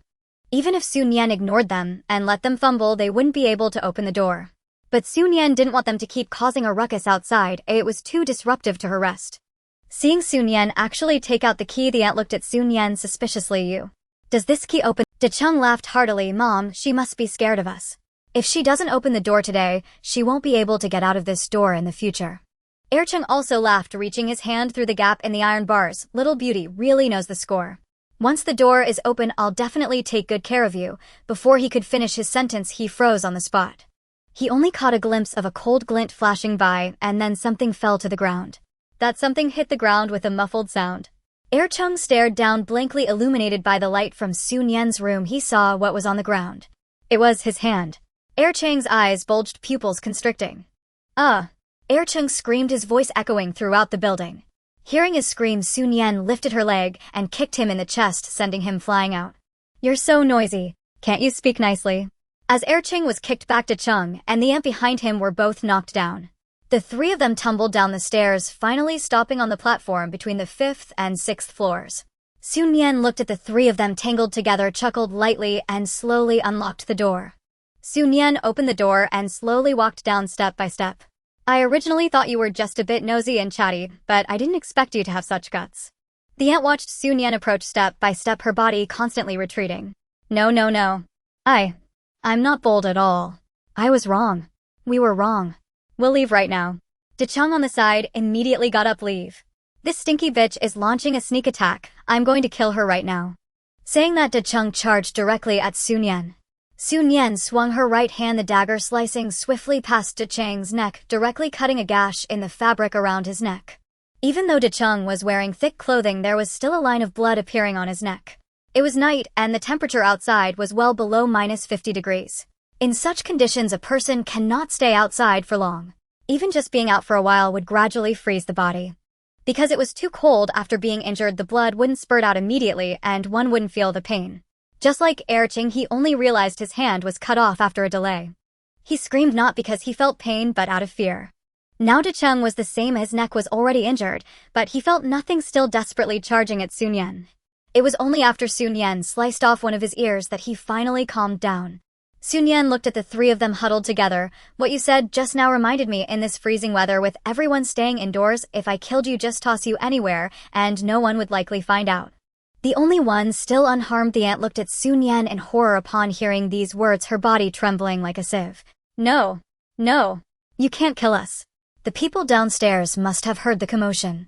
If we die, everyone will know you killed us. You will definitely be taken by the base. Don't kill us. As long as you don't kill us, we will never appear before you again. This was our fault, but you have suffered no loss, and even injured my 2 sons. Isn't that enough? Nian quietly looked at the ant, her voice devoid of warmth. Because you failed and you were hurt by me, does that make you justified? This is simply the most ridiculous joke. If it weren't for the quality of the iron gate, if she hadn't been alert while sleeping, and if she hadn't had the ability to protect herself and counterattack, wouldn't she be the one lying on the ground at their mercy? At that moment, would this ant say it was her incompetence that deserved to be bullied by them? Nian approached the 3 individuals step by step, causing the elderly woman to scream in fright. Chung and Chung, the 2 brothers, had sustained injuries, and their bodies were gradually becoming stiff from the cold. At this moment, they could only glare at Nian with malice, having no means to resist. Nian quickly reached the trio and struck the back of their necks with the hilt of her dagger, knocking all 3 of them unconscious. Just after completing this, Nian sensed someone and turned to look down the stairs. There stood Jing Emo on the 5th floor, looking up at her. Nian raised an eyebrow, wondering when Jing Emo had returned. Before she could ask, Jang Emo smiled and spoke. I've been back for a while, but I saw that you didn't seem to need my help, so I refrained from intervening. Hearing Jing Mo's words, Su Nian felt quite satisfied. She preferred to handle matters on her own and did not wish for anyone to meddle. She certainly did not want anyone dictating her actions. However, at this moment, Su Nian indeed needed Jing Mo's assistance. Can you help me carry them back home? Jing Mo nodded readily, of course. Su Nian found the key on the elderly woman and successfully unlocked their home. Inside, it was as desolate as a snow cave with pitifully few belongings, let alone any furniture. A fire was burning in the living room, but the firewood had nearly burned out, and it would likely extinguish within a few minutes. Su Nian and Jing Mo carried the mother and her 2 children into the living room and placed them by the fire. After clapping her hands, Su Nian nodded in satisfaction. Let's go. Jing Mo glanced at the 3 on the floor and spoke with a hint of emotion. Indeed, girls are too soft-hearted. If it were him, he would have simply killed them without hesitation. Upon hearing this, Su Nian's eyes curved into a smile. Soft-hearted. That term had nothing to do with her. She was well aware of the force she had used. These 3 would not wake up for at least 2 or 3 hours. Although the fire in the living room was still burning, it had lost most of its heat. Despite being indoors, the temperature in the house was hardly different from that outside without the fire. At this temperature, 2 to 3 hours could very well freeze a person to death. A quick kill would mean needing to deal with the bodies. Leaving them here to freeze to death meant no need for body disposal. When the rental period for the house was up, the base personnel would come to reclaim the property and would naturally handle their bodies. Wasn't this much more convenient? Su Nian didn't elaborate further, leaving the house with Jing Mo and casually closing the door behind her. The 2 returned to the 6th floor, and as they passed the iron gate, Su Nian observed it closely. The quality of this door was truly good, and the 3 of them had no suitable tools. Although they struggled for a while, they only managed to leave some scratches on the door. Su Nian was quite pleased with this large door. It was indeed worth the hefty sum she had paid. After locking the iron gate with a lock, Su Nian intended to head home. Just as she reached her doorstep, she paused and turned to look at Jing Mo. It's so cold outside. Does the base have any measures in place? Do you have any news? Su Nian thought that since the base had predicted the extreme cold, they surely must have some countermeasures. It's been several days. Why hasn't any information been released? There is. Jing Mo nodded. The collective dormitory at the base has heating installed. Anyone willing can move there to stay, but they need to pay contribution points. If someone doesn't have contribution points, they can follow the arrangements of those already living there and work every day. What if they don't want to move there? If they don't want to move there, they can only find ways to keep warm on their own. The base does sell some fuel, but it's not cheap. Hearing Jing Mo's explanation, Su Nian did not feel disappointed. The base was simply too vast. It was unrealistic to provide heating for the entire place under the current circumstances. They could only select a place that could accommodate more people for heating, allowing everyone to move there. As for those unwilling to relocate, if they had the means to protect themselves, that was even better, as it alleviated the burden on the base. Su Nian nodded in understanding and said to Jing Mo, it's getting late and it's too cold outside. Let's hurry back to rest. You should rest early too.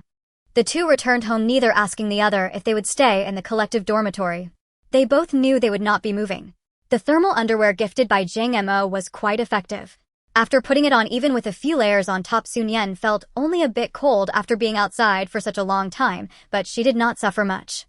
Upon returning to her bedroom, warmth enveloped her and the slight chill on her body quickly dissipated. Su Nian took off her outer clothes, hung them on the coat rack by the door, and changed into comfortable warm pajamas. After all that fuss, Su Nian was no longer sleepy and did not plan to lie down and sleep immediately. After all, there was nothing to do during the day. She could catch up on sleep then. Su Nian walked over and sat on the mat, snuggling into a giant teddy bear. In her past life, she had also lived in collective dormitories in those small bases. At that time, Su Nian did not have the conditions she had now. After the extreme cold arrived, she could not survive alone and had to stay in the collective dormitory at the base. Though it was called a dormitory, it was essentially just one room filled with bunk beds. The distance between the beds was at most 30 centimeters, and if one wore too many layers, they had to walk sideways. The small base had no collective heating. Instead, there were a few large iron barrels inside to burn. In a small room, over 100 people lived together, and the warmth from their bodies kept the temperature from dropping too low. However, as more people crowded in, the room became stuffy, and the smell inside was quite rich. Su Nian was unclear about what the collective dormitory of the first base was like, but she knew that as long as there were many people, the end result would be the same. Nian lay there thinking for quite a while until the sky outside brightened slightly, then she got up to start training. Even in the freezing cold, Nian still did not give up on her training. No matter the circumstances, a strong physique and excellent physical fitness were key to survival. The small bedroom was not very spacious. Every time she trained, Nian would clear away the bed and the cashmere carpet on the floor, bringing out the equipment needed for her training. 3 hours later, the training ended and Nian was drenched in sweat. The temperature in the room was now around 12 to 13 degrees, making it a bit cold to take a shower. However, Nian had a solution. When shopping, she had anticipated that bathing would be inconvenient during the extreme cold, so she specially bought an outdoor shower tent. This tent was not very large, more than enough to accommodate a bathtub. After entering the tent, Nian pulled the door shut and took out the bathtub. After arriving at the base, Nian had used the bathing water from her apartment to flush the toilet. Once the bathtub was cleaned, she heated more water and filled the bathtub, preparing it for use in the current. In the moment she took off her clothes, Nian couldn't help but shiver. Once she quickly settled into the bathtub enveloped by the warm water, she finally let out a long sigh of relief. The bathtub was spacious enough that, even if the water cooled down, Nian could still collect some of the cold water and add more hot water. After washing her hair, she reluctantly emerged from the bathtub. Fortunately, the power hadn't gone out yet, so Nian took out the hairdryer and dried her hair. For over a year, she had been cutting her own hair. Although her skills were not as good as those of Master Tony, her casual trims were still passable. Nian had no particular requirements for her hairstyle, the only demand being that it shouldn't be too long. Long hair not only attracted attention, but it was also quite troublesome to wash. The current length was just right. After 5 to 6 minutes with the hairdryer, her hair was nearly dry. After putting away the bathtub and tent and cleaning up the water stains on the floor, Nian finally returned the bed and carpet to their original positions. It was only because she had the space, otherwise the daily hassle would be exhausting to even think about. After lunch, Nian took a nap. It wasn't long, just about 2 hours. Sleeping too long would affect her sleep at night. Although there was nothing pressing to do and no need to go out, Nian was still very disciplined about her daily routine. After the snow fell, Nian took down the thermal curtain hanging outside the window and added an extra layer of white sheer curtain inside.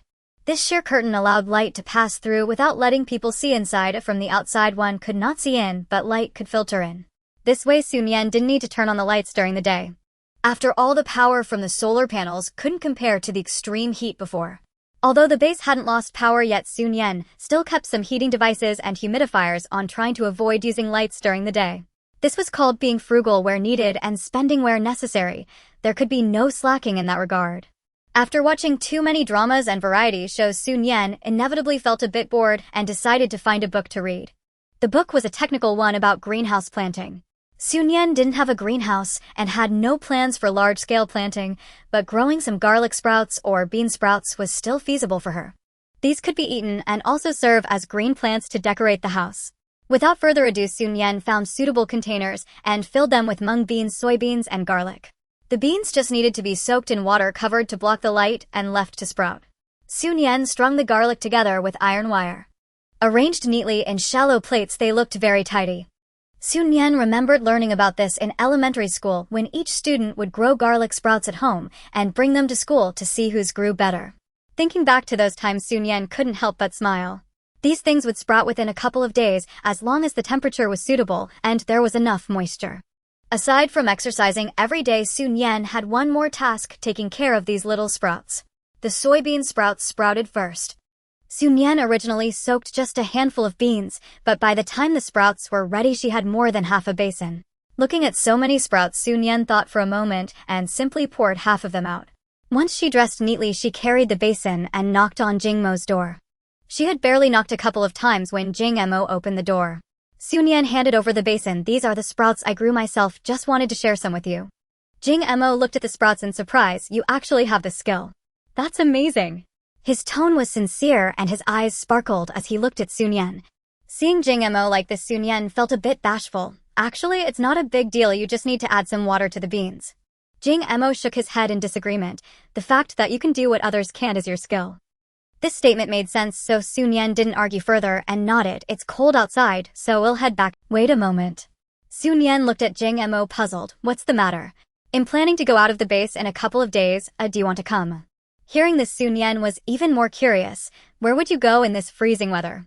"I arranged to borrow a snowplow from the base. I'll cover the gas myself." Jing Mo paused here. If someone else borrows it, they have to contribute points every day, 10 contribution points, implying that he didn't need to contribute additional points. This sounded quite appealing. But in this freezing weather, what kind of prey could be found outside? Sun Yan showed hesitation, pondering for a moment before nodding. All right then. When do you plan to go? In 2 days. Sure, I also have gas. I'll cover half of it. Just remember to bring more supplies with you. Got it, I'll call you early in the morning in 2 days. After confirming the time, Sun Yan returned home. Jing Mo watched her close the door before Jing Mo turned and walked towards his bedroom. Once in the bedroom, he checked the basin of sprouts. In just that short while the sprouts had already frozen solid. Jing Mo took off his gloves, his long fingers tapped on the sprouts. I'll eat you for lunch today. Sun Yan returned to her bedroom, taking off her outer clothes while contemplating Jing Mo's suggestion. Since the snow fell, she hadn't gone out again, and it wouldn't hurt to go out for a trip. The base was expanded and remodeled from a summer resort surrounded by mountains and other scenic spots, so there should be plenty of animals. During the previous heatwave, although she hadn't seen any animals, just looking at the fierce mosquitoes and rats made it clear that animals adapted to the mutated environment better than humans and survived more successfully. The absence of those animals didn't mean they didn't exist. Going out to take a look might yield some unexpected. Sun Yan didn't lack for meat, but if she could bring back some prey openly, even if she didn't eat it herself, she could exchange it for contribution points at the base. However, going out in such weather required thorough preparation. For the next 2 days, Sun Yan was busy getting ready to leave. Sun Yan found a half-person tall backpack and packed it with a sleeping bag, tent, and blanket. She even took out 2 boxes of hand warmers. In addition to the hand warmers, Sun Yan also found 2 copper hand warmers. They were filled with charcoal and could be wrapped in cotton covers, keeping hands warm without burning. Sun Yan had also bought a lot of charcoal specifically for these hand warmers. However, since she was staying indoors, she hadn't used them yet. After lighting the charcoal and placing it inside, Sun Yan found that the warmth was quite satisfying, so she packed a good amount of charcoal into her backpack. In addition to these warming items, food was also a top priority.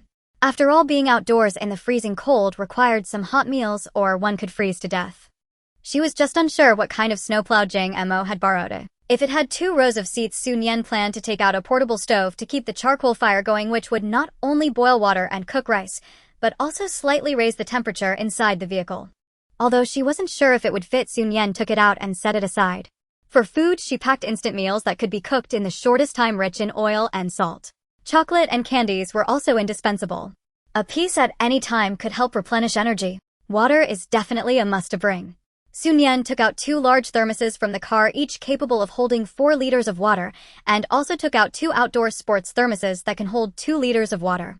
In total, that makes 8 liters of water, which should be enough for them for a day or 2. If they could go and return on the same day, Sun Yan would certainly prefer that. However, if they cannot return on the same day, then there is nothing that can be done. Water is essential, but high-concentration alcohol is also necessary. Sun Yan filled 2 flasks with alcohol. These small flasks are compact and do not take up much space, making them easy to carry. She also packed all sorts of external injury medications and cold medicine tightly sealed in emergency medical packaging and stuffed them into her backpack. A backpack taller than a person was stuffed to the brim by Sun Yan. If it weren't for the 4 water bottles left out, the backpack would have been full long ago. On the morning of the 3rd day, after having breakfast, Sun Yan filled all 4 water bottles with boiling water. Just as she finished packing, she heard Jing Mo's voice outside the door. Sun Yan turned off all the devices in the house, filled the stove with charcoal, and then went to the door with her bags of... When the door opened, she saw Jing Mo also dressed warmly with bags at his feet. They exchanged glances and looked at the piles of items at their feet, both bursting into laughter. Can the car you borrowed hold all this? Sun Yan asked. Yes, it's a two-row seat. Upon hearing Jing Mo's answer, Sun Yan felt completely at ease. Sun Yan pointed to the oil barrel beside her. This contains oil. I've already filled the car with it, so let's leave this as a backup. Sun Yan didn't say much more, just agreed. They prepared quite a bit of supplies, making 2 trips back and forth before loading everything onto the car. There was space in the back seat, so Sun Yan simply placed the portable stove there with the charcoal fire blazing. After a moment's thought, she opened her backpack and pretended to take out the sweet potatoes, placing them on the stove.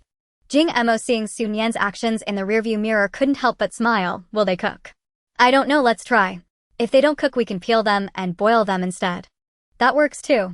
Outside, the wind and snow continued, but it wasn't heavy enough to obscure the road. The snowplows in the base were working, and they drove by without attracting much attention. However, once they left the base and traveled a short distance, they became quite conspicuous. In the vast snow, theirs was the only vehicle moving slowly. The snow outside was half a person high, and the further they got from the base, the more intact the snow on the ground appeared. This indicated that no one had tread here. Inside the car with the stove running and the heater on, Nian and Mo were not only bundled up, but also had heat packs on them. Nian even held a hand warmer so they didn't feel cold at all. Because they didn't feel cold, Nian had the mind to look at the snowy scenery outside. Everywhere was a blanket of white with only tall trees showing some different colors. If this scenery had been before the apocalypse, it would have certainly delighted many. Snowball fights, building snowmen, and sledding. There were so many ways to play. But now, with poor nutrition and sleep and nearly freezing to death, who had the heart to think of playing, let alone appreciate the beauty of the scenery before them? In her past life, during those 2 years of extreme cold, Nian had come to detest the color white. Whether back then or now, she longed for green. That lush, vibrant green in deep and light shades. She wondered if she would ever see it again in her lifetime. Nian quickly withdrew her gaze and looked at Mo driving ahead. Do you have a map? Since they were going out to hunt, they should have a map and a clear direction. Otherwise, just driving around aimlessly wouldn't be good. Given the outside temperature, their car couldn't afford to turn off, otherwise starting it again would be like a pipe dream. Mo held the steering wheel with one hand and pulled out a map from his pocket with the other, handing it to Nian. This is a map of the area. I got it from the base. Nian actually had a map of this area as well, but it was an electronic one. However, those devices couldn't be opened in such outdoor temperatures. Now that she saw Mo had brought a map, Nian took it. Nian unfolded the map and saw that the routes were drawn very clearly. Such maps were only available officially from the base. Others might not even be able to obtain one. She studied the map seriously and found that the area was indeed surrounded by mountains with plenty of water. That was quite good during extreme heat. But now, Nian looked around, seeing nothing but white. With the heavy snowfall continuing, would it trigger an avalanche or something? Would the base be affected? In her past life, Nian had not heard much news about the first base, as communication devices had all been down after the apocalypse. But worrying now wouldn't solve anything. Nian folded the map and handed it back to Mo. After sitting down, she turned the sweet potatoes over. The temperature was still too low. They had been roasting for a while, but remained hard, only releasing a hint of fragrance. Nian folded the map and handed it back to Mo. After sitting down, she turned the sweet potatoes over. The temperature was still too low. They had been roasting for a while, but looking at the map, the area surrounding the base was all mountains. But driving the snowplow towards the mountains, one could truly understand what it meant to run towards the mountains like a dying horse. Fortunately, they weren't horses. As long as they had fuel, they definitely wouldn't die from running. Watching the time inch closer to noon, Nian thought about putting a pot on the stove to cook. At that moment, Nian heard Mo exclaim in surprise, "Look ahead." Nian immediately looked up and saw a black dot moving in the distance. The black dot was moving quite fast, and as it moved, it grew faster and faster. That black dot was running straight toward them. Understanding this, Nian instructed Mo to stop the car. "Let's stop first. It's better not to crash directly into it." The quality of the snowplow's windshield was uncertain. If it broke, it would be them who suffered. Mo stopped the car but didn't turn off the engine. In just a short while, the black dot had come closer. It was only then that Nian could see clearly. It was a wild boar. This wild boar was as large as a small cow with long tusks and looked quite fierce. In both her past and present lives, Nian had never seen such a wild boar. Without time to wonder where the wild boar had come from, Nian had already pulled out her hand cannon. At the same time, Mo drew out a silver-colored hand cannon. Except for being a bit larger, it didn't seem to differ much. "Nian, let's get out of the car. Being inside makes us a big target. If it goes wild, it could damage the car." Nian fully agreed with Mo's words, opened the car door, and got out.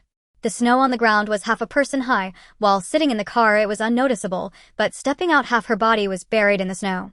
The wild boar was gradually approaching, and Nian dared not hesitate for a moment, immediately lifting her leg and running to the side. Mo's reaction was no slower than Nian's. He ran to the other side, not forgetting to shout to Nian, if possible, climb the tree and try to shoot from a distance, avoid close combat. In this icy world, the heavy snow hindered their mobility compared to the wild boar.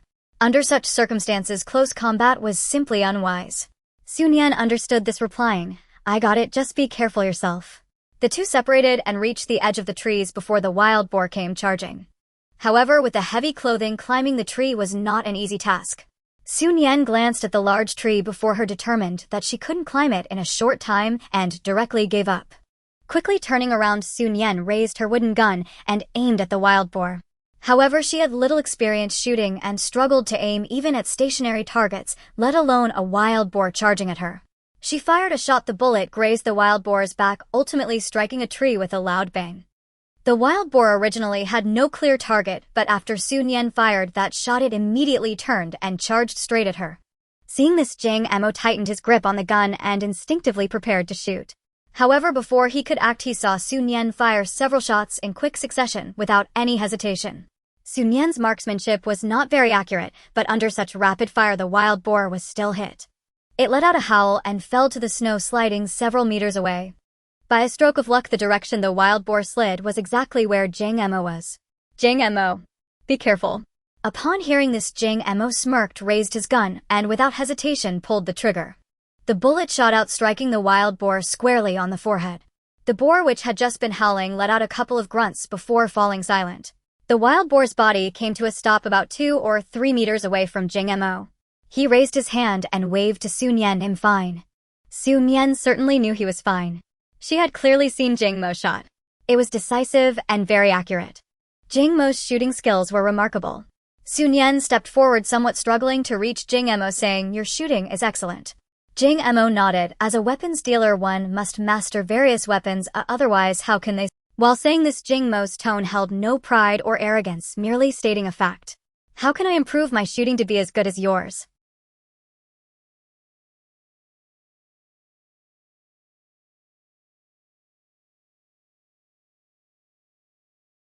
"After all, our vehicle isn't moving fast. I can drive while you look for targets to shoot at." Sun Yan had to admit that Jang Mo's advice was very sound. However, each bullet costs 5 grams of gold. She had no idea how many bullets she would need to match Jang Mo's shooting skills. But Sun Yan understood the principle that one must pay to gain. To get something, one must give something in return. Let's not even mention that there's no such thing as a free lunch. Even if there were, Sun Yan wouldn't dare take it. She could talk about practicing shooting later, but what to do about the wild boar now? From a distance, she had already noticed that this wild boar was quite large. Now that it was right in front of her, Sun Yan realized it was even bigger than she had expected. It must weigh at least 200 to 300 kilograms, around 500 to 600 pounds. There was no way it could fit in the vehicle, and even if it could, Sun Yan didn't want to be close to a wild boar's corpse. Before she could think of a solution, Jang Emo said, "I have a steel wire, let's tie it up and drag it behind the snow." Jang Emo also carried a half-height backpack which was quite stuffed. However, Sun Yan hadn't expected him to have steel wire inside. It seemed she hadn't considered everything thoroughly. Sun Yan noted this down, deciding that once they got in the vehicle, she would take the opportunity to put the wire into her backpack. Perhaps they would encounter other prey later, and it would be useful then. Jang Emo quickly returned to the vehicle and soon brought down a bundle of steel wire. The two worked together to tie up the wild boar, fastening the other end of the rope to the snowplow before returning to the vehicle. Having spent so long outside, both of them were quite cold. The vehicle had been running the air conditioning, and with the heat from the small stove, it was still about 20 degrees warmer than outside. The moment Sun Yan stepped into the vehicle, she felt as if it were spring inside. But after sitting for a while, she started to feel a bit cold again. Sun Yan opened the thermos and poured a cup of hot water for herself and Jang Emo. The hot water was still steaming when poured, and she had to sip it slowly, holding it in her mouth for a while before. After being frozen, a person's sensitivity to temperature diminishes. Hot boiling water entering the mouth hardly felt anything. However, if swallowed directly, it could burn the throat. That would be mild. In serious cases, it could even scorch the esophagus. After slowly finishing a cup of hot water, Sun Yan felt a bit warmer. Looking at the time, it was nearly noon. Sun Yan suggested, "Shall we eat something before continuing our journey? Otherwise, they would have to stop for food soon again, which would waste too much time." Jang Emo had no objections. He was more concerned about what they would eat for lunch. He opened his backpack and pulled out 2 cans of meat along with a package of hard biscuits. The biscuits were frozen hard as a rock, and Sun Yan thought they might be tougher than bricks. Just looking at the biscuits made her teeth ache. "Let's skip the biscuits. I have self-heating rice. Let's eat this. It's more convenient and quicker. If you want to eat meat, you can put those 2 cans in the pot to heat them up." Jang Emo nodded repeatedly. "How can we not eat meat?" Hearing Jang Emo say this, Sun Yan couldn't help but glance at him a couple more times. She hadn't noticed before, but Jang Emo turned out to be a meat lover. But that was fine, as she loved meat too. Su Nian placed a small iron pot on the stove, opened the cans, and poured all the braised pork into the pot. The braised pork had already frozen solid. Once poured into the pot, it quickly sizzled and produced steam, filling the air with a fragrant aroma. Taking advantage of this time, Su Nian took out 2 boxes of self-heating rice from her backpack. By the time the self-heating rice was ready, the braised pork in the small pot was bubbling away. The two of them were not polite with each other and ate quietly. Although it was warmer inside the vehicle than outside, if they didn't hurry up and eat, their meal would soon cool down. When it cooled down, it was still acceptable, but it could even freeze solid, making it impossible to chew. They rushed to finish, but by the end their food was still cold. Yet neither of them complained, still finishing the last 2 bites. Jing Mo glanced at the self-heating rice box in his hand, saying, "This box is quite good. It would be a shame to throw it away. I'll wash it. It might be useful later." Jing Mo finished speaking and, holding 2 lunchboxes and a small pot of braised pork, directly got out of the car. Now there isn't enough water for them to wash the pot. They could just toss the pot and bowls in the snow and wipe them clean with the snow. Su Nian watched the scene from the car, her gaze softening significantly. Clearly, he was quite capable, yet he refrained from extravagance. One could only say that he was someone who knew how to live. Su Nian retracted her gaze and took the opportunity to pull out a steel rope and stuff it into her backpack. Just as she finished doing this, Su Nian heard the sound of the door opening and turned her head to look. Jing Mo was wearing a mask, so she couldn't see his expression. But just by looking at his drooping brow and eyes, Su Nian knew he was unhappy. "What's wrong with you? You were so cheerful when you got out of the car. How did you turn like this in such a short time?" Jing Mo sighed, handed the small iron pot to Su Nian, and pulled out the 2 plastic lunchboxes. They cracked. Su Nian didn't quite understand Jing Mo's meaning at first, but when she saw the cracks on the 2 plastic lunchboxes, she couldn't help but burst into laughter. "Why are you still laughing?" Jing Mo said somewhat resentfully. Su Nian waved her hand, trying to suppress her laughter. "Sorry, I just couldn't hold it in for a moment." After taking a few deep breaths, Su Nian managed to compose herself and said seriously, "You can't blame yourself for the cracks. It's just that the weather is too cold, making the plastic hard and brittle. A little carelessness and it cracks. I know that, so I was particularly careful while washing and used a light touch, but unfortunately it still cracked." Jing Mo placed the broken box on the passenger seat. "Let's keep it for now. We can use it for starting a fire later. The smell of burning plastic isn't pleasant, but it can aid combustion and burn longer." Su Nian listened to Jing Mo's words, and her gaze towards him changed slightly. The way he conserved resources was so similar to her. Jing Mo, unaware of Su Nian's thoughts, settled into his seat and said to her, "Shall we set off now? I was thinking that we could drive for another hour before returning. We should be able to reach the base by night. What do you think?" "Sounds good." Su Nian had prepared well, but compared to freezing outside, returning to the base at night was certainly more suitable. The snowplow slowly started moving, and Su Nian opened the window halfway. It was too rare to get out and not practice her shooting skills. It would be a shame. At first, Su Nian aimed at the tree trunks. The trunks were stationary, but the vehicle was constantly moving. Hitting a chosen tree trunk while in motion wasn't an easy task. Su Nian didn't rush to shoot as she patiently aimed before firing. Bullets were expensive, and even if she had thousands, she couldn't afford to waste them. Perhaps, as Jing Mo had said, Su Nian indeed had a talent for shooting. After an hour of persistent practice, she was already able to quickly aim at moving targets while the vehicle was in motion. This was a gratifying outcome. Even though she had fired hundreds of rounds in that hour, the joy of achieving results made those expenditures seem trivial. Jing Mo glanced at Su Nian, who was still in a state of excitement, through the rearview mirror, a slight smile tugging at the corners of his mouth beneath the mask. He said nothing to interrupt her, slowly adjusting the direction to head back to the base. As the snowplow gradually changed direction, Su Nian's view also shifted. At that moment, Su Nian noticed many dark shapes moving in the distance. Although they weren't heading towards them, they were moving at an incredibly fast speed. Having just killed a wild boar not long ago, Su Nian now had a shadow of fear regarding those rapidly moving dark spots in the snow. "Jing Mo, look over there." Jing Mo turned his gaze in the direction Su Nian pointed, and upon seeing those dark shapes, his expression became serious, and he quietly said, "Don't shoot." Even without Jing Mo's words, Su Nian had no intention of shooting anymore. She retrieved her binoculars and could clearly see that those quickly moving figures were indeed a group of wild boars. What shocked her was that among those 20 or so wild boars, they were all robust adult wild boars. Some were even much larger than the one tied to the back of their vehicle. The wild boars ran swiftly through the snow, and within minutes the group had vanished from Su Nian's line of sight. She lowered the binoculars, her brows tightly furrowed. Why are there so many wild boars? The larger the wild boar, the greater its appetite. But in this icy weather, what food could sustain them? If they couldn't find food, would they go to the base? This was only what they could see, or were there even more wild boars in places they couldn't see? Besides wild boars, could there be other wild animals? Was it the case that apart from natural disasters, people also had to face various formidable wild creatures? Just thinking about it weighed heavily on Su Nian's heart. In her past life, she had always lived close to the city where there were no mountains or rivers and hardly any wildlife.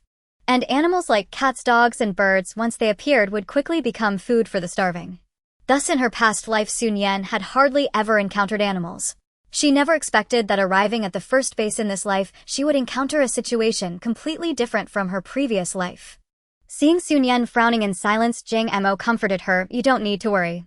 No matter how many or how strong these animals are, they can't withstand firearms. If they dared to approach the base, it would only lead to their demise." Hearing Jing Mo's words, Su Nian nodded. "You're right. In this regard, there truly was nothing to worry about. The only concern was for those like them who had left the base and those who lived outside the base." Because of the sight of so many wild boars, Su Nian was also afraid of making too much noise and attracting unnecessary trouble. On the way back, she had no plans to shoot again. "You've been driving for so long, let me take over," Su Nian said to Jing Mo. Jing Mo didn't decline and directly agreed, "Sure." The two of them got out of the car and switched places. Su Nian sat in the driver's seat, and at first her speed could be described as turtle-like. After all, she had never driven a snowplow before. Once she gradually got used to it, Su Nian finally increased her speed to match that of Jing Mo's driving. Originally, both of them had given up hope of encountering any other prey. But unexpectedly, more than an hour later, they saw quite a few gray rabbits. Those gray rabbits were plump and large, moving quickly through the snow. Jing Mo's marksmanship was unquestionable. He fired 4 shots in succession, killing 4 rabbits. 2 others, frightened, ran away swiftly and soon disappeared. Jing Mo got out of the car and returned shortly after carrying 4 fat rabbits. The outside temperature was low and the rabbits had already been frozen stiff after just a short while. Jing Mo placed the rabbits under the back seat and Su Nian had no objections. Now Su Nian was more curious about how many contribution points they could exchange for their wild boars and rabbits. Recalling that Jing Mo and the base had been collaborating, Su Nian decided to directly ask him, "What price is the base paying for these wild animals?" Jing Mo shook his head. "I don't know the specifics. We'll have to wait until we return to find out. However, we definitely won't be at a loss." Su Nian agreed with this statement. Jing Mo was not someone who would willingly suffer losses. Having chosen to embark on this journey, he surely believed there was profit to be made. "By the way, if there are tasks that require frequent outings in the future, would you be willing to participate?" Su Nian raised her eyes to look at the rearview mirror, briefly meeting Jing Mo's gaze. "Be more specific." "Given the current weather, as you can see, the chances of survival outside are quite slim. The base has now expanded and freed up some manpower to commence rescue operations. Relying solely on the official personnel of the base would undoubtedly be insufficient. The base planned to collaborate with individuals within it. Anyone capable and willing could join these rescue missions. Of course, the base wouldn't ask people to work for free. They would offer compensation depending on circumstances." Hearing Jing Mo's explanation, Su Nian didn't rush to respond. After mentally sorting through Jing Mo's words, Su Nian finally asked, "For the tasks, do we have to obey orders?" If that were the case, she had no intention of participating. In the apocalypse, taking orders from others was akin to handing over one's life into someone else's hands. This was something Su Nian would never do. "No need." Jing Mo chuckled. "I know what you're worried about. You don't want to take orders from anyone, nor do you wish to entrust your life to others, and I feel the same way. I have already inquired. If we participate, it will only be a cooperative relationship. Regardless of what happens, whether to save someone or not and whether to rescue people in our own vehicle, it will depend on us." Upon hearing this, Su Nian gave Jing Mo an appreciative look. Truly, he was her good neighbor. In this regard, their thoughts aligned perfectly. "Since that's the case, if you come across any tasks you find interesting in the future, feel free to let me know. As for whether to participate, that would be decided later." "Sure thing." The pleasant conversation left both of them satisfied, their brows curling into smiles. 2 hours later, darkness enveloped the sky as they finally spotted the entrance to the base. Due to the snow, night fell particularly early. By 4 or 5 o'clock, it was already completely. The base was illuminated from the outside, the light reflecting off the pristine snow, allowing anyone from a distance to see the base clearly. Due to the weather, the long line of vehicles at the base entrance had vanished. Apart from snow-clearing vehicles, theirs was the only car entering the base. We're not going straight back to the base. We need to stop at the service center first, where we can exchange for contribution points, Jing Emo informed Su Nian. She had no objections to this. With such a large heavy wild boar, it would be torturous to take it home first and then take it out. Going directly was much better. Su Nian drove the snow-clearing vehicle straight to the service center. Whether due to the weather or the time, the service center was unusually quiet, lacking the hustle and bustle that had been present during her last visit. Jing Emo asked Su Nian to wait in the vehicle while he got out and entered the building. Su Nian didn't have to wait long before she saw Jing Emo leading several people out of the service center. They directly circled around to the back of the snow-clearing vehicle, untied the steel ropes binding the wild boar, and after pushing and pulling finally managed to get the wild boar into the service center. Before long, Jing Emo walked out again, this time getting straight into the vehicle. Do you want to keep one of these 4 rabbits for yourself? Hearing this, Su Nian pondered for a moment, then shook her head. I won't keep one.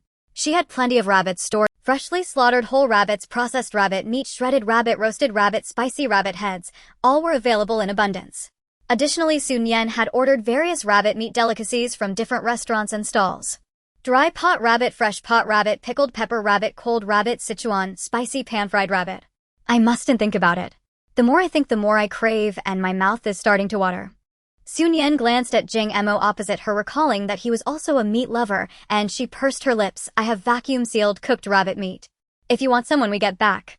When we get back, I can trade you something for it. How about bullets?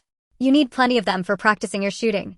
Originally, Su Nian intended to offer him 1 or 2 bags, but upon hearing his words, she silently swallowed back her unfinished sentence. That works. After we agree on that, Jing Emo held up the ears of the 4 rabbits with both hands. You should come in with me too. Later, the contribution points can be directly credited to your card. Hearing this, Su Nian got out of the vehicle as well. Since they were already inside the base, there was no way anyone would boldly drive away their vehicle. Leaving it outside posed no worries. Upon entering the service center, a wave of warmth greeted them. Su Nian was momentarily stunned, only to realize that it was heated inside. However, thinking it over, it made sense. After all, those working here were all official personnel from the base, so it was normal for the working environment to be a bit better. The wild boar and rabbits were weighed separately, and they were ultimately given contribution points based on their weight. 1 pound equated to 1 contribution point, and together the rabbits and the wild boar totaled 680 contribution points. The contribution points were split between the 2 of them, adding 340 contribution points to each person's card. After a day's outing, they had earned over 300 contribution points, enough to cover Su Nian's rent for 3.5 months. Indeed, it was quite a bargain. Leaving the service center with her card, Su Nian found herself even more interested in the tasks previously discussed.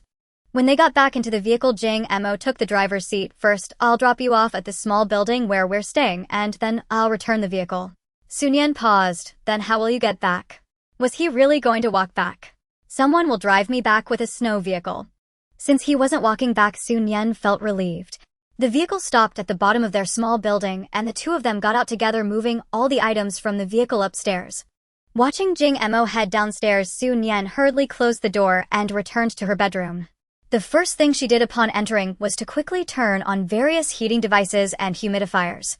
Using a hook to lift the iron ring on the stove, seeing that the charcoal fire was still smoldering and there was some left at the bottom, Su Nian didn't hesitate and hurriedly added more charcoal to it. After replacing the lid, Su Nian finally sat down in a spot where the sunlight shone. With the small heater radiating warmth and the heater blowing warm air, her icy body gradually warmed up. After warming up for a while, thinking it was about time, Su Nian retrieved rabbit meat from her space.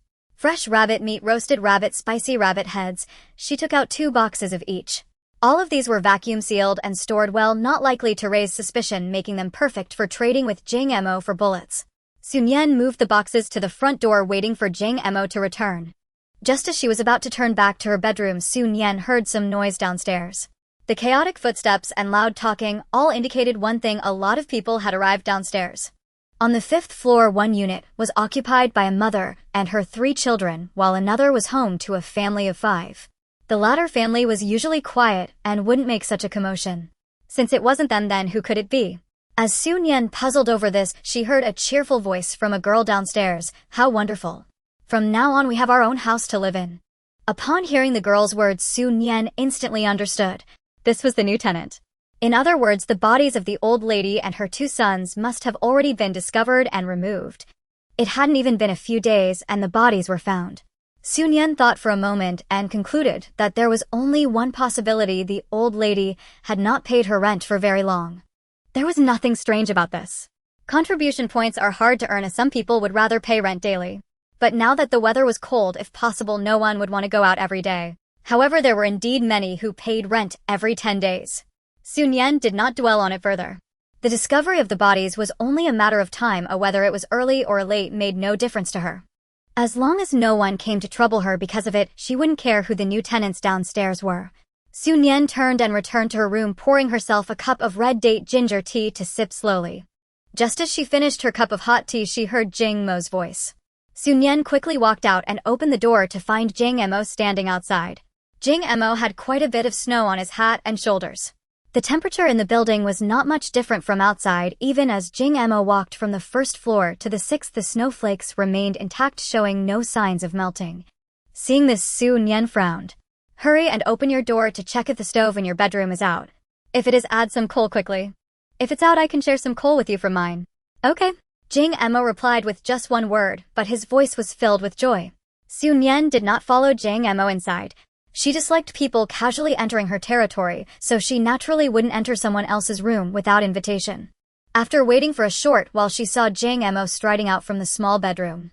The coal fire hasn't gone out. I added some more coal and it should be able to ignite soon. Sun Nian nodded in response and pointed to the box beside her. This is what I mentioned to you earlier. Do you want to take a look? Standing at the door to speak, even if her voice was not loud, it was possible that someone downstairs could hear. To avoid trouble, Sun Nian didn't mention the word rabbit meat, but spoke vaguely, knowing Jing Mo would understand. Jing Mo indeed understood and stepped forward. Then I'll take a look first. Sun Nian squatted down, opening each cardboard box for Jing Mo to inspect the contents. Jing Mo's gaze swept over each box and then he decisively stated, I want them all. After saying this, Jing Mo hesitated for a moment and looked at Sun Nian. Do you have any left? Of course I do. She had plenty of this stuff. Hearing Sun Nian say so, Jing Mo finally felt relieved. The two of them made several trips back and forth, moving all the boxes into Jing Mo's living room. How about this? I'll give you 5 bullets for a bag. What do you think? Using gold for the trade, 1 bullet cost 5 grams of gold, so 5 bullets would be worth 25 grams of gold.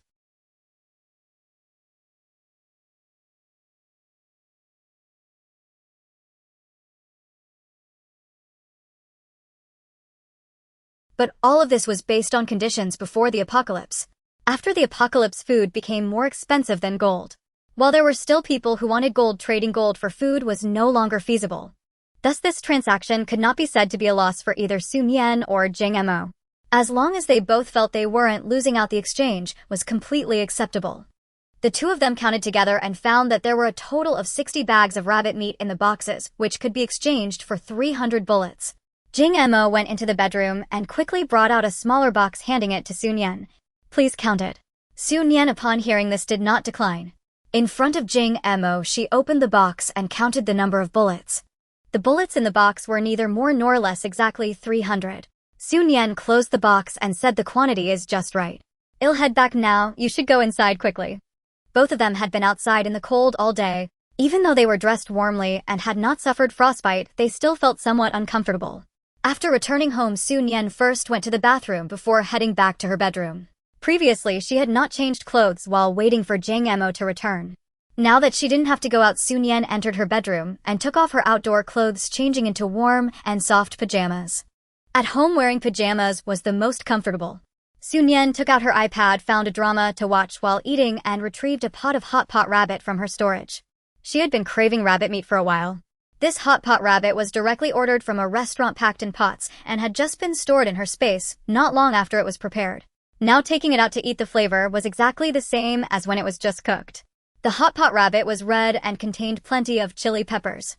Soon the entire room was filled with the enticing aroma of hotpot rabbit. Sun Nian ate bite after bite, not daring to slow down. Although the room's temperature had risen, it was still only a few degrees. If she ate too slowly, the hotpot rabbit would cool down before she finished. This portion was not very large, and Sun Nian could finish it all by herself. She also had egg fried rice to accompany her meal. If she could use this broth to cook noodles or rice, the flavor would surely be excellent. However, cooking it would produce too strong an odor. When it was extremely hot, the room was airtight, and Sun Nian was not worried about the smell escaping. But now that the stove was on, even though there was a vent, she still had to pay attention to ventilation, so she had opened a small crack in the window. Taking food directly out from the storage to eat would certainly have some aroma, but it was limited. However, if the hotpot rabbit was placed on the heat to warm up, the fragrance would be immensely amplified. At that point, the scent wafting through the crack might make many people crave it. Nian was not worried about making others crave it. She was concerned that someone would come knocking because of the aroma. Nian just wanted to live a peaceful life. There were some things that were better to avoid if possible. Although she regretted not being able to cook noodles or rice, she still felt satisfied with this meal. After finishing her meal and tidying up the table, it was already past 7 o'clock. Nian took out her foot-soak bucket, plugged it in, and seriously soaked her feet for more than half an hour. Soaking feet helps with blood circulation and promotes sleep. Especially in cold weather, soaking one's feet makes a person feel much warmer. After soaking her feet and washing up at 8:30, Nian was promptly lying in bed. Perhaps due to being too exhausted during the day, she fell into a deep sleep shortly after lying down. When Nian woke up again, it was already 6 o'clock the next morning. After sleeping for 10 hours, her fatigue had completely vanished. The first thing upon waking was to add coal to the stove. After a night had passed, the coal inside was reduced to just the bottom, with the rest turned to ash leaking into the ash pit below. With the electric heater and warm fan still running, the temperature in the room hadn't dropped much. Now Nian no longer relied on the small sun to warm her throughout the day, as that was simply too dry. Only when she returned from outside feeling excessively cold would Nian turn on the heater for a while. After washing up, she put away her bed and carpet and began training again. After 3 hours of training, she took a shower, changed her clothes, and dried her hair. By the time she finished all that, it was already 10 o'clock. Nian set her bed and carpet back in place before finally bringing out her breakfast. In the morning, Nian still preferred to drink porridge accompanied by steamed buns or pancakes, and after eating 2 boiled eggs, it felt quite lavish. Just after finishing her meal, Nian heard a knocking sound at the iron gate outside. Upon hearing the sound, without any hesitation, Nian quickly gathered her utensils, put on a green military coat over her pajamas, and donned a mask, hat, and gloves before opening the door. As soon as Nian opened her front door, she saw Jing Mo also stepping out from his unit across the way. The two exchanged glances without time for greetings and quickly walked a couple of steps to the staircase, looking towards the iron gate. At that moment, there was a figure standing outside the iron gate. Wrapped in a black down coat with a scarf around her neck, a hat on her head, and a mask covering her face. It was impossible to tell her appearance, not to mention her gender. However, judging by her height, she seemed to be a girl. Nian assessed her before asking, "Do you need something?" "Hello. My name is Hui, and I just moved in downstairs. I specifically came to greet you. From now on, we will be neighbors living in the same building, so please take care of each other." Hearing Hui's words, Nian and Jing Mo exchanged a look, both seeing confusion in each other's eyes. Even before the apocalypse, it was normal not to know each other's names or greet one another while living in the same building door to door. Now, in the midst of the apocalypse, it was even less likely for someone to take the initiative to greet those living above or below them after moving in. Nian had been here for a while, and besides Jing Mo, whom she already knew, she hadn't interacted much with anyone else. The only ones she had interacted with were the 3 members of the elderly Lattice family on the 5th floor.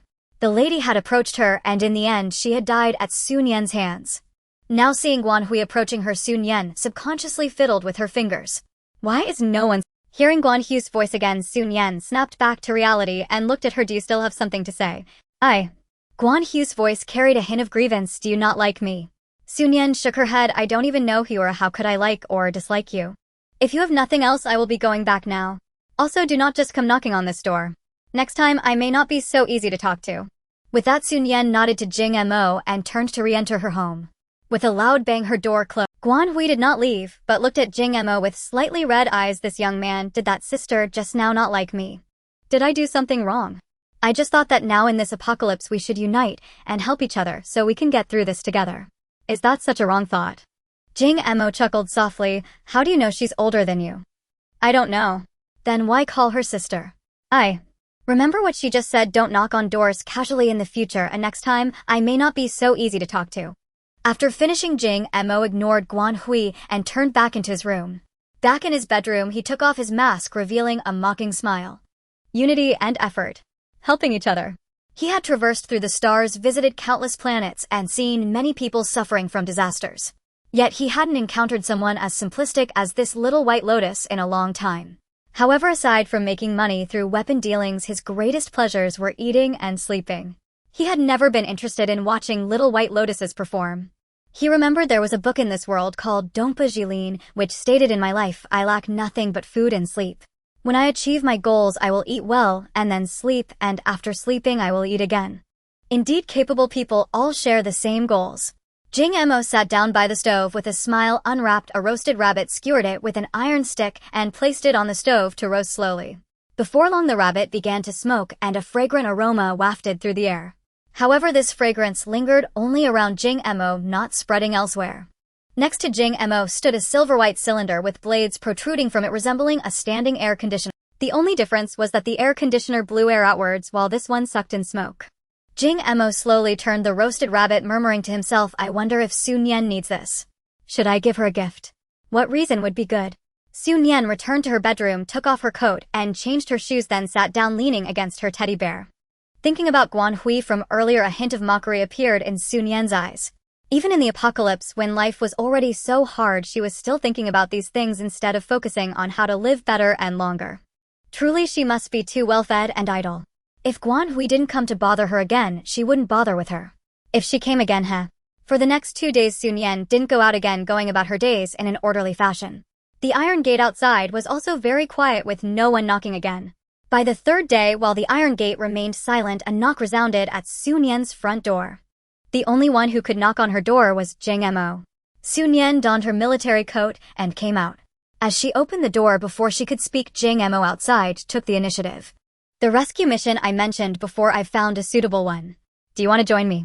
You first tell me." Besides our first base here in Rihi, there are numerous other bases, both big and small, formed by people Yesterday, a small base sent out a distress signal, and the base has decided to go for rescue. That base is about 50 kilometers away and was previously a vacation resort. They were attacked by wild animals, suffering considerable casualties, and their buildings were also damaged. The main purpose of this trip is to bring back the survivors and eliminate those wild animals. We will accompany them, but our main task is to eliminate the wild animals. Rescuing people is not our responsibility. The basic reward for this trip is 100 contribution points, and the points for the wild animals we kill will be counted separately. After hearing Jing Mo's explanation, Su Nian no longer hesitated and directly agreed. The departure is scheduled for early the next morning. That night, Su Nian took out the mountain climbing backpack and began to check its contents. The items she had packed last time remained untouched, as she thought they might be useful in the future. Unexpectedly, just a few days later, she found herself needing them again. Su Nian was unsure how long this trip would last, so she needed to pack enough food without attracting too much attention. After all, there would be many people this time, which was completely different from her previous outing with Jing Emo. Su Nian packed a considerable amount of compressed biscuits, ham sausages, and some instant noodles into her backpack. Additionally, she found a small bottle of seasoning and stuffed it into one of the side pockets of the backpack. After organizing her things, Su Nian finally lay down on her bed. The main light was off, leaving only a small night light on the bedside table. Su Nian did not immediately close her eyes to sleep. Instead, she stared blankly with her eyes open. Since her rebirth in this life, she had mostly been alone, doing things almost always by herself. Now suddenly having to act collectively brought a complex mix of feelings. In her past life, she had participated in many such collective actions. However, each time left a less than favorable impression on her. She wondered what tomorrow would bring. After contemplating for a while, Su Nian pushed those chaotic thoughts aside. Overthinking was of no use, it was better to sleep. However, with matters weighing on her mind, she did not sleep well that night and ended up dreaming of many events from her past life. The next morning, as dawn broke, Su Nian opened her eyes. Although she hadn't slept well at that moment, the drowsiness in her eyes vanished instantly, and she felt clear-headed. Jing Emo had mentioned yesterday that they would be departing early, urging Su Nian to rise and pack quickly. Therefore, Su Nian did not waste any time. After a quick wash-up, she stored all the heating devices in her room into her space. Not only that, she also found an iron bucket and stored the burning coal from the stove into her space. She had not thought of this before, but after returning from her last outing, it had come to her mind. Usually, she would extract some of the blazing coal and place it in the iron bucket before storing it in her space. This way, when she needed it, she could take it directly from her space, and it would still be in its most intense burning state, not wasting any time. After packing the coal, Su Nian finally ate a tasteless breakfast, shouldered her large backpack, and stepped out with 2 4-liter thermoses. Just as Su Nian came out of her house, Jing Mo's door opened across from her. The two exchanged glances and nodded at each other. Good morning. Good morning. Seeing the two thermoses in Su Nian's hands, Jing Mo extended his hand saying, I'll help you carry one. Jing Mo also brought a thermos, but it was not as large as the two Su Nian was carrying. It was strapped to his back. Su Nian also had one on her back, but she still chose to carry the two large capacity ones. When out in the world, one must be fully prepared. Otherwise, if they needed something later, but couldn't find it, they would only be left anxious. The two of them exited through the iron gate and locked it before heading downstairs together. As they reached the 5th floor, the door there emitted a soft sound. Upon hearing the sound, Su Nian quickened her pace down the stairs. She had just descended a few steps when she heard Guan Hu's voice behind her. Is that you guys? The voice was filled with surprise, but it faded to a whisper. What are you two up to? Her cautious tone suggested that Su Nian and Jing Mo were somehow frightening. Su Nian did not slow her pace and even quickened her steps. Wait for me. Jing Mo's voice came from behind, followed closely by hurried footsteps. The two of them raced down the stairs, neither responding to Guan Hu's questions. Guan Hui stood at the 5th floor staircase, her head lowered, barely able to see Su Nian and Jing Mo descending the stairs. The sound of their footsteps gradually faded away, eventually disappearing. Hui, who are you just talking to? Hearing this, Guan Hu's breath caught, and when she turned her head, her voice had returned to normal. It was those two people living above us. I saw them carrying backpacks and thought they might be going out, so I wanted to ask if they, like us, were also going to search for survivors. Unfortunately, they ignored me. At this point, Guan Hui lowered her head. Brother Chen, do you think they dislike me? Do you think I talk too much? Chen Pengfei walked 2 steps closer to Guan Hui and gently patted her head. How could that be? Our Hui is so kind-hearted, everyone loves her. They might just not like interacting with strangers. Hui, you know, in this apocalypse everyone has it tough, and it's quite normal to be wary of others. You need not take it to heart. Guan Hui tilted her head, hesitating to speak as she looked at Chen Pengfei. After a long pause, she spoke with a hint of gloom, but I saw that sister dressed so well. Her clothes were nice and warm. She didn't look like someone having a hard time. She probably looks down on me. Saying this, Guan Hui glanced at her own dark puffy coat. This coat did not fit well and was not hers. Since the day she put it on, it hadn't been washed, was sooty and worn, and it was starting to shine. Remembering how Su Nian had looked yesterday wearing a clean green military coat over a creamy white coral fleece pajamas. That creamy white looked so good. Fluffy and warm, and it was clean. Seeing Guan Hui looking gloomy with her head down, Chen Pengfei quickly hugged her shoulders. This time, when we go out, besides searching for survivors, we can also look for supplies. If we find clothes you like, we can bring them back for you to change into. Hearing this, Guan Hui finally lifted her head, her eyes shining with delight as she looked at Chen Pengfei. Really? Brother Chen, you are so good to me. Hui is so good, of course. She deserves the best in the world. Their conversation, unclosed by the door, clearly echoed into the room. Zhang Qiao and Li Wan, who were packing things, paused their movements and exchanged glances, both seeing disdain in each other's eyes. Su Nian and Jing Mo went downstairs without mentioning Guan Hui. Su Nian looked around, everything covered in a blanket of white. How are we going to get there this time? On the main road of the base, snow removal vehicles were clearing the accumulated snow. As long as they could find a way to start the vehicle, it could still be driven. However, outside the base, the snow on the roads was not cleared, and it would be difficult for them to drive their own. While Su Nian was pondering, she heard Jing Mo say, those of us who are following the base on this mission will all be driving our own cars. The base's snow removal vehicles will clear the road ahead, and we just need to follow behind. Let's just drive one car together. Mine is bigger after all. As Jing Mo was speaking, he noticed Su Nian's gaze towards him change gradually. What's wrong? Su Nian shot Jing Mo a look of exasperation. Why didn't you tell me about this yesterday? You didn't ask me yesterday. Su Nian placed the items in her hands down on the ground, then wait for me here for a moment. I'll go back to get some things and be right down. After Su Nian finished speaking, without waiting for Jing Mo's response, she turned and headed upstairs. Running all the way to the 6th floor and returning home, Su Nian closed the door and began to take things out of her space. Considering Jing Mo's car, Su Nian didn't bring out the coal burning stove this time, but instead took a gas stove and 2 boxes of portable gas. She also grabbed 2 car-mounted heaters and a bucket of gasoline. After organizing these items, Su Nian finally carried them downstairs. Jing Mo was still standing in the same spot, and when he saw Su Nian coming down with so many items, he didn't ask what they were but instead carried everything she placed on the ground on his back. Let's go, we should get in the car first. Su Nian agreed and followed Jing Mo to the parking lot. There was a shed in the parking lot which seemed somewhat useless during extremely hot weather, but was quite handy now. At least their car wouldn't be buried in a pile of snow. Jing Mo's car was larger than Sun Yan's originally with 7 seats, but the last row had been removed by Jing Mo, making the space inside even bigger. They had quite a few items, yet they only occupied a quarter of the space in the back.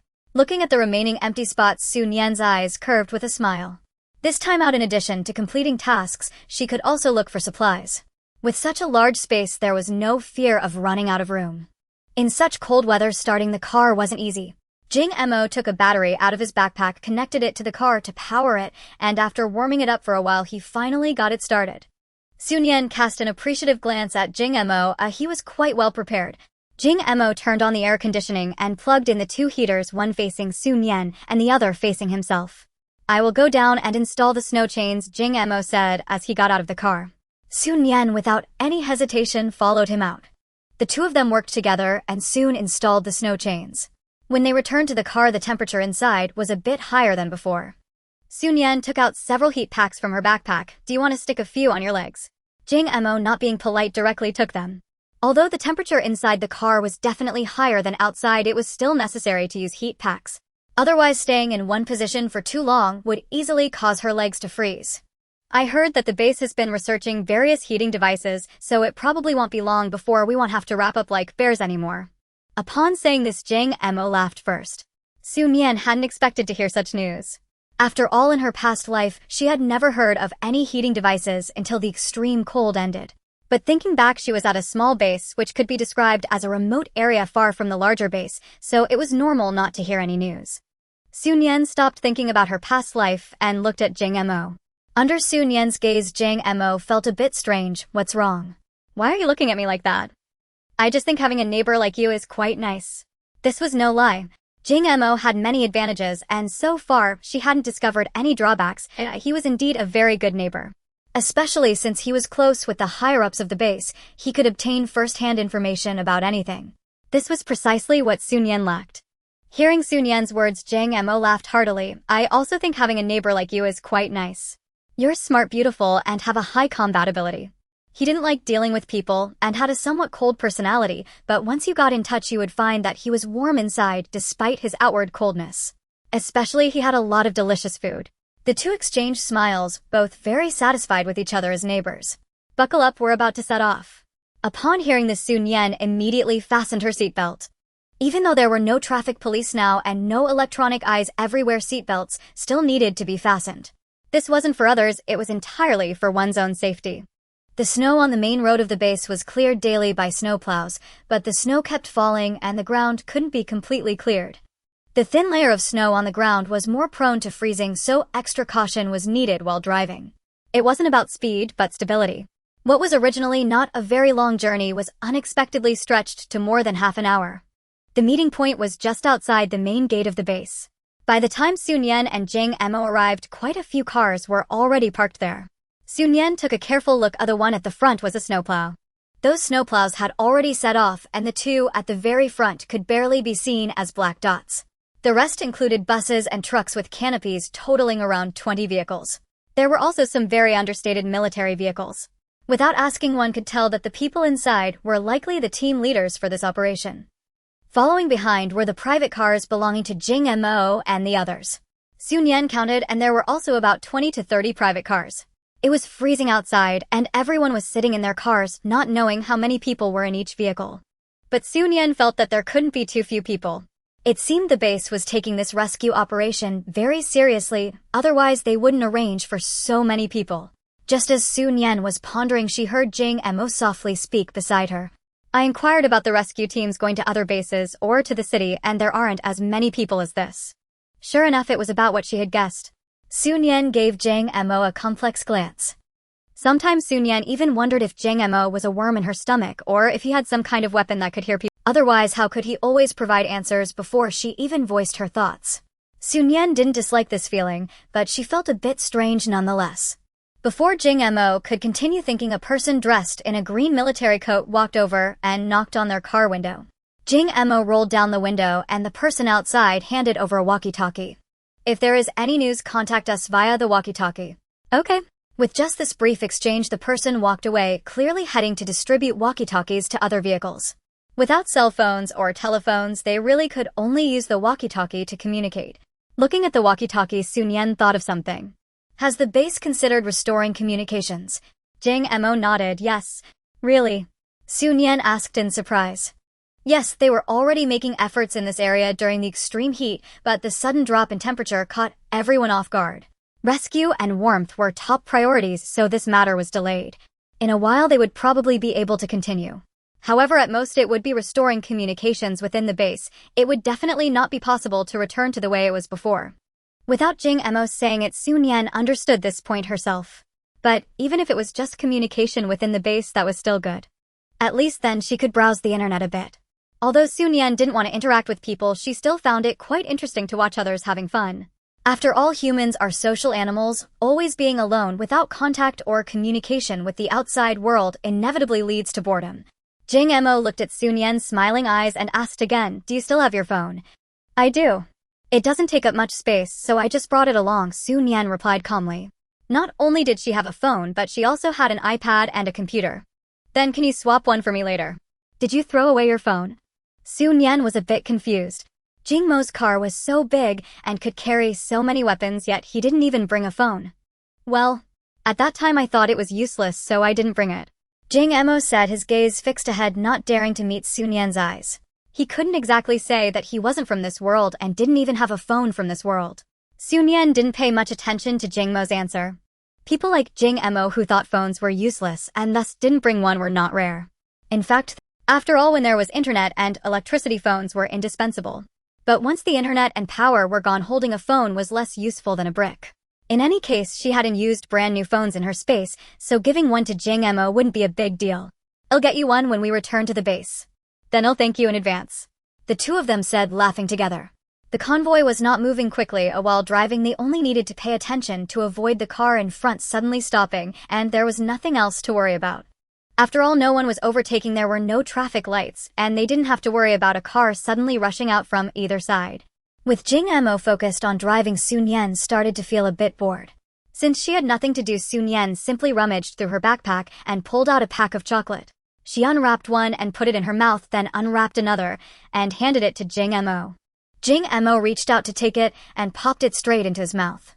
Sun Yan preferred high-percentage chocolate, mostly buying dark chocolate. Dark chocolate had a slightly bitter taste, but if savored slowly, its rich flavor could be appreciated, making it even more delicious than sweet chocolate. Feeling the faint bitterness on her tongue, Sun Yan felt exceptionally satisfied.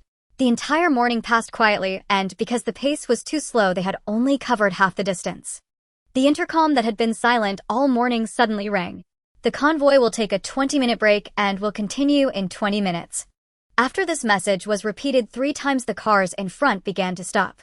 By the time Jing Mo heard this, he was already prepared to pull over. As the car in front stopped, Jing Mo quickly followed suit. Without saying anything, anyone who had been in the car for an entire morning needed to find a way to address their physiological needs.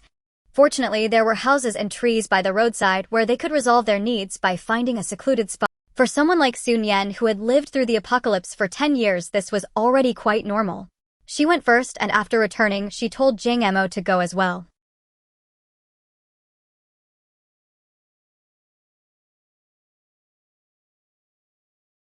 Of course, the flavor of the braised pork was not as good as what she made, but at that moment, having something to eat was already quite good. If she started being picky, that would be too much. By the time the self-heating rice was about ready, Jing Mo returned. As soon as he opened the car door, he caught a whiff of the aroma and hurriedly sat down, closing the door firmly. Yet, even so, the aroma still spread everywhere as the door opened. Neither Sun Yan nor Jing Mo paid much attention to it. They ate their meal. They couldn't starve themselves just to be considerate of others. Halfway through, Sun Yan noticed someone wandering around beside their car.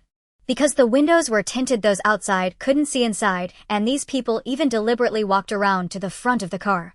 Being stared at so intently through the window didn't scare Sun Yan, but it did make her feel somewhat uncomfortable. Just as she was about to lose her temper, the two standing in front of the car walked away. Sun Yan felt a bit relieved and continued eating. The temperature inside the car was not high, and if she didn't eat quickly, the food would get too cold to chew. When she had a third of her meal left, someone knocked on the car window. Sun Yan turned to look and saw that it was none other than Guan Hui. Many doors and windows could be seen to have been taken down, likely used for burning. Some buildings had collapsed, though it was unclear if it was. Only after finishing her meal and drinking a few sips of hot water did Nian finally roll down the window. The cold wind outside, mixed with snowflakes, continuously battered against her.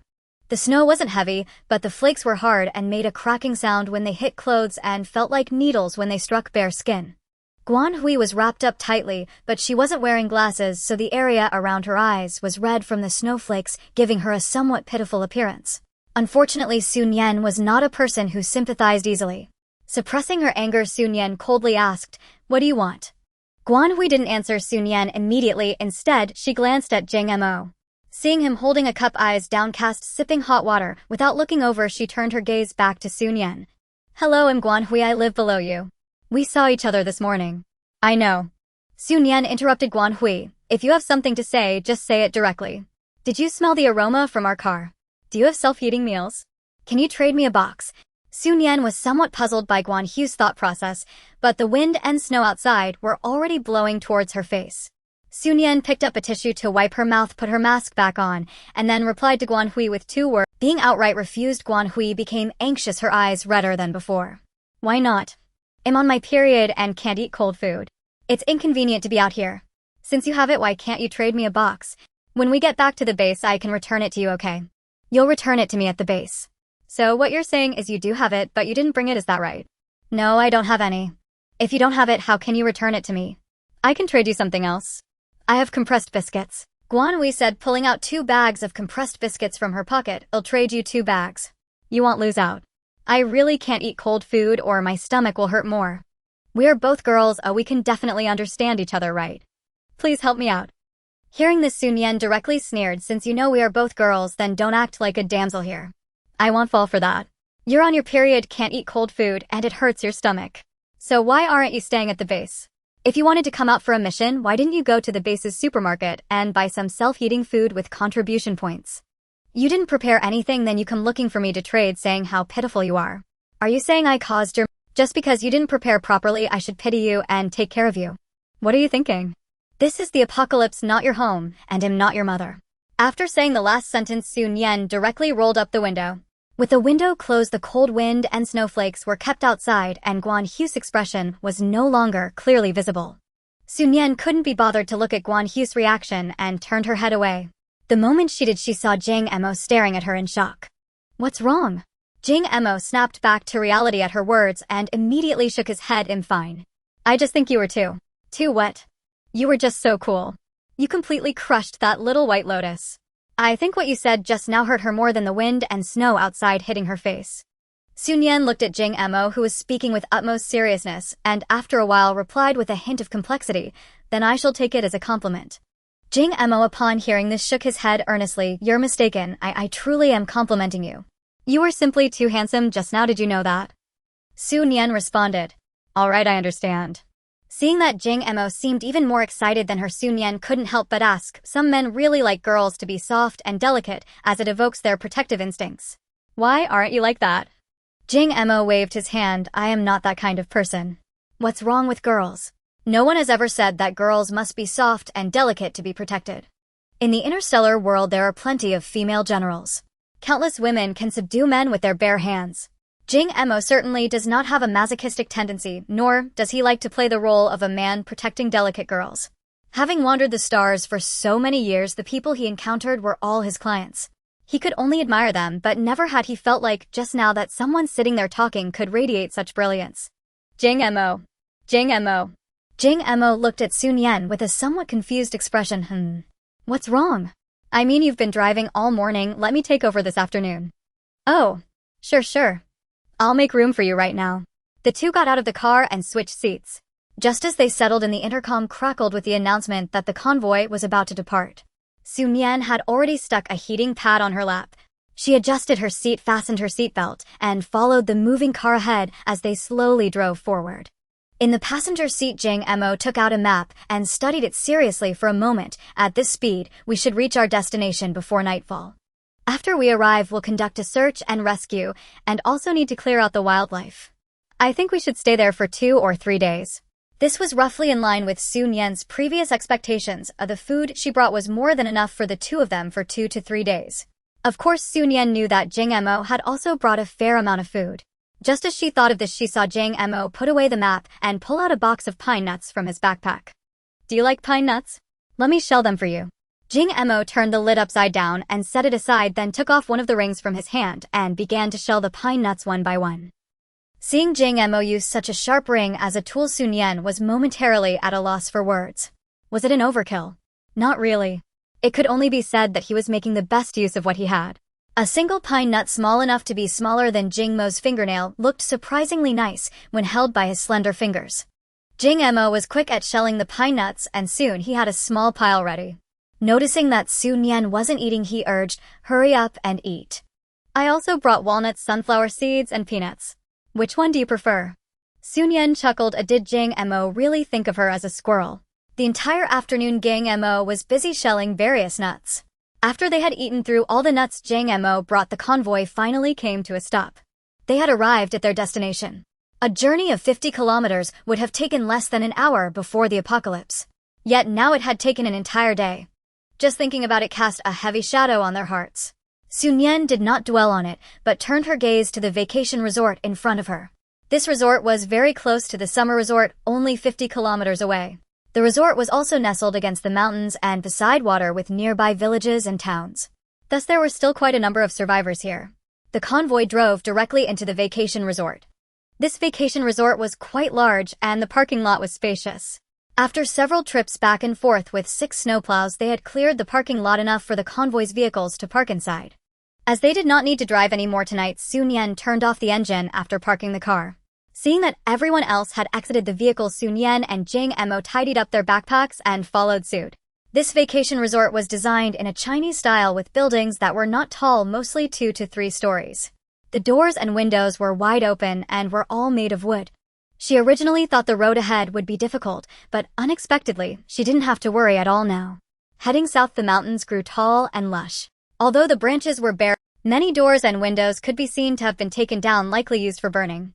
Some buildings had collapsed, though it was unclear if it was due to the weight of snow or an impact from wild animals. What met the eye was utter devastation. After spending a long time in the base, Su Nian had not seen such a scene for a long time. Now that she did, it felt like a world apart. Before they could check the situation inside, someone emerged from a 2-story building. The person stood at the door for a moment, glanced in their direction, then stumbled back inside, only to rush out again shortly. Behind him, others followed suit, running out in a bunch. They shouted as they ran, but it was unclear what they were saying. All that could be discerned was their overwhelming excitement. Before long, these people reached the front. The leading figure stepped forward to negotiate. What was said was unclear, but soon someone was shouting through a loudspeaker, instructing everyone to come inside.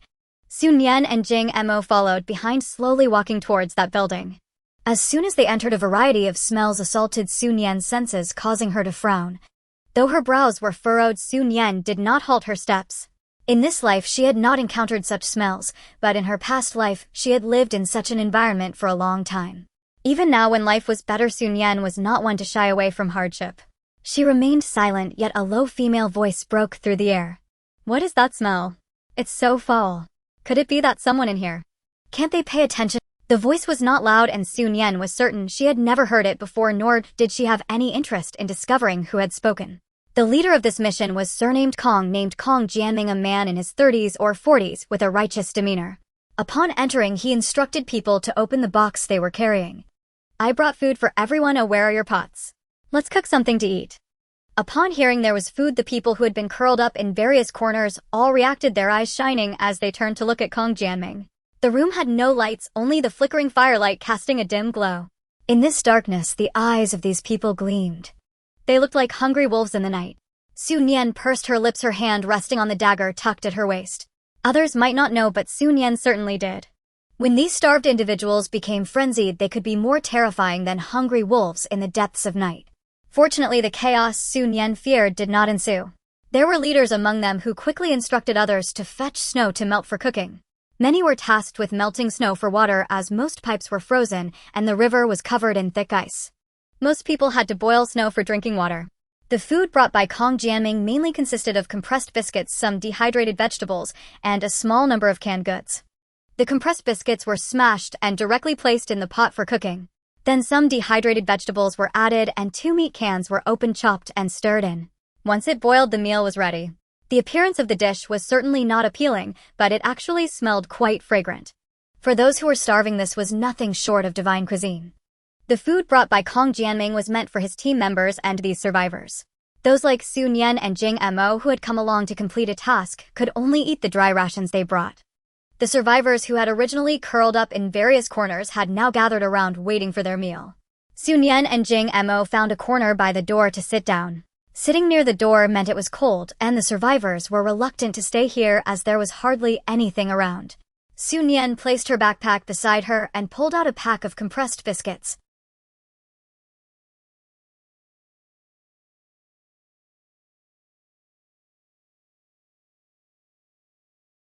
This was Su Nian's first time eating compressed biscuits since the apocalypse began. When she bought them, she had purchased all the brands and flavors available on the market. The one she took out now was flavored with pepper and salt. It was crispy and had a nice texture, making it relatively easy to swallow. As she nibbled, she reached for a cup of water, but found a steaming cup being handed to her. Looking up, she saw it was Jing Mo who held the cup. "Drink up or it will get cold in a moment," Jing Mo urged. Su Nian didn't say much in response, taking the cup and taking a small sip. In such cold weather, it was already quite difficult not to have hot meals. If she didn't drink some hot water, she'd likely freeze. The filling effect of the compressed biscuits was quite strong. After eating a piece and drinking some hot water, her stomach felt full. Yet while her stomach was satisfied, her mouth was not. Su Nian remembered reading a post by someone online before the apocalypse. This person had expressed their suspicion of having two stomachs, one for meals and one for snacks. If she didn't have two stomachs, how could she eat fruit snacks and drink beverages right after a meal? Su Nian deeply agreed with this suspicion. Just like now, she knew she was full, but her mouth still craved something more. Su Nian quietly unwrapped a fruit candy and popped it into her mouth. She didn't pay attention while unwrapping the candy, only realizing it was orange-flavored when she put it in her mouth. Su Nian loved eating oranges. Juicy, sweet, and fragrant fresh oranges, canned oranges, and orange-flavored candies. She loved them all. Eating something she liked naturally lifted her spirits. Even though she disliked the environment and the many people around her, Su Nian couldn't help but slightly curve her lips. This place must have been the lobby of a resort before. It was spacious with a wide view. However, the originally elegant and vintage decor was now barely recognizable. Everything that could be dismantled had been taken apart to fuel fires for warmth.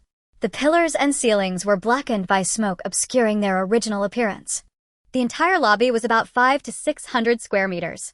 Aside from the area near the entrance, which had few people, the rest was packed with people. A rough estimate suggested there were at least 300 to 400 individuals.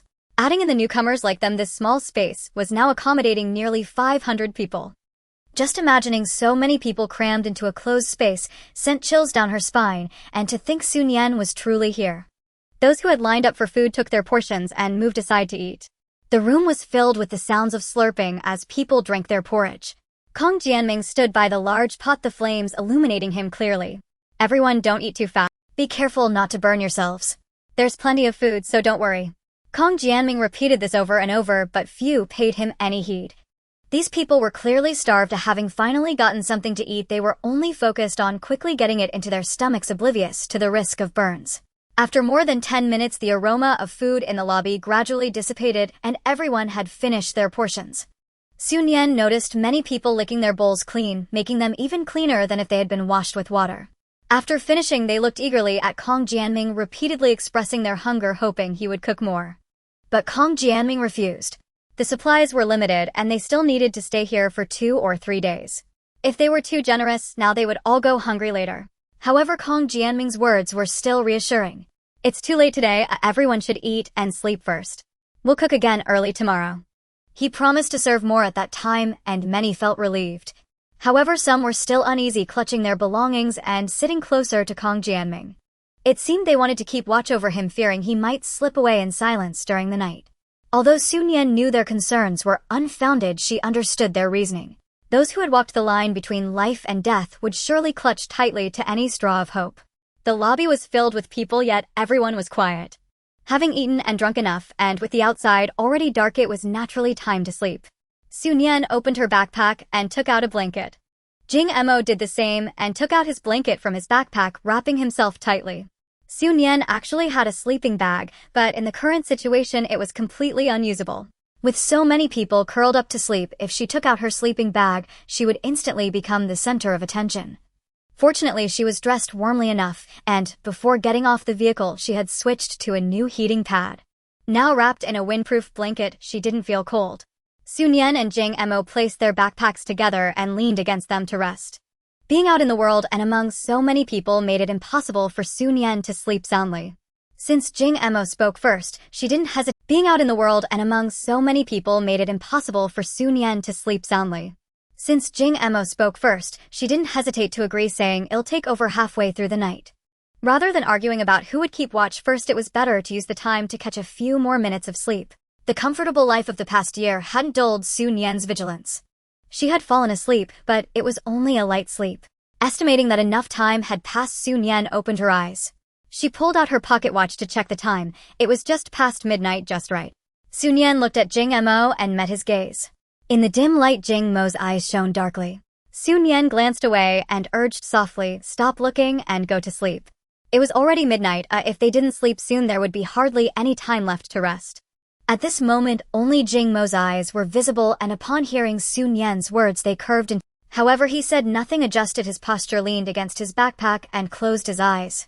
Listening to Jing Mo's breathing gradually becoming steady and long, Nian knew he had fallen asleep. Nian sat up straight and surveyed the surroundings. Except for those keeping watch by the campfire, everyone else had fallen asleep. With so many people sleeping together, it was impossible for it to be quiet. The sounds of snoring, grinding teeth, and low murmurs filled the air. The noises were numerous and chaotic, yet in this environment they did not seem out of place. At a glance, it seemed like everyone was sleeping as one. But upon closer inspection, it was clear that those who had come from the base and the original survivors here were distinctly different. From their clothing and the items around them, one could tell where they hailed from. Those from the base, bundled up like bears, wore mostly tidy clothes with little damage. In contrast, the original survivors here wore ragged clothing. Not everyone was clad in down jackets, as some had layered every piece of clothing they could find. Looking at their bulging attire, it was clear that the warmth was not very effective. At that moment, someone from the base silently stood up. Nian noticed, but did not think much of it. After all, everyone has their needs, and it was not unusual for someone to suddenly stand up. Yet after that person stood, one by one others began to rise. A few individuals carefully made their way towards the door. Seeing this, Nian quietly leaned against the wall and squinted her eyes. 4 people went out. After they left, they quickly headed toward the parking area. As soon as they ran out, others among the survivors also rose one after another. These individuals crouched low, moving swiftly and lightly. Nian could barely hear their footsteps, as she only saw them quickly exiting the door. Watching them leave, her brow furrowed. Was it already the first night and someone couldn't hold back from causing trouble?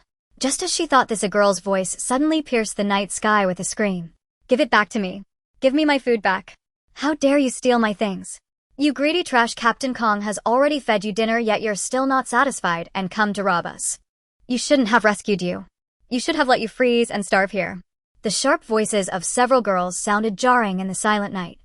Among these voices, one sounded somewhat familiar to Nian. After frowning and thinking for a moment, she remembered. It was the girl who had complained about the unpleasant smell when they first entered the hall. The commotion outside quickly awakened the people inside the hall, with Kong Jianming being the first to rise and lead his team outside.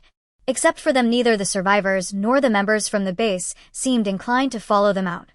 In the dead of night, outside was a freezing wasteland, almost capable of freezing people stiff. Who would be willing to run out for matters that did not concern them? Nian also heard someone muttering under their breath, clearly displeased at being woken up in the middle of the night. In this frigid weather, the cold was not just in the air. Not long after Kong Jianming returned with the others, the several girls who had entered the hall were still complaining loudly. "Captain Kong, you can't ignore this matter. They stole our supplies, and we need them to return what they took." Before Kong Jianming could respond, a man chuckled twice. "Return it to you." "Sure. I'll just spit it out for you right now. Do you want it?" "You. How can you be so disgusting?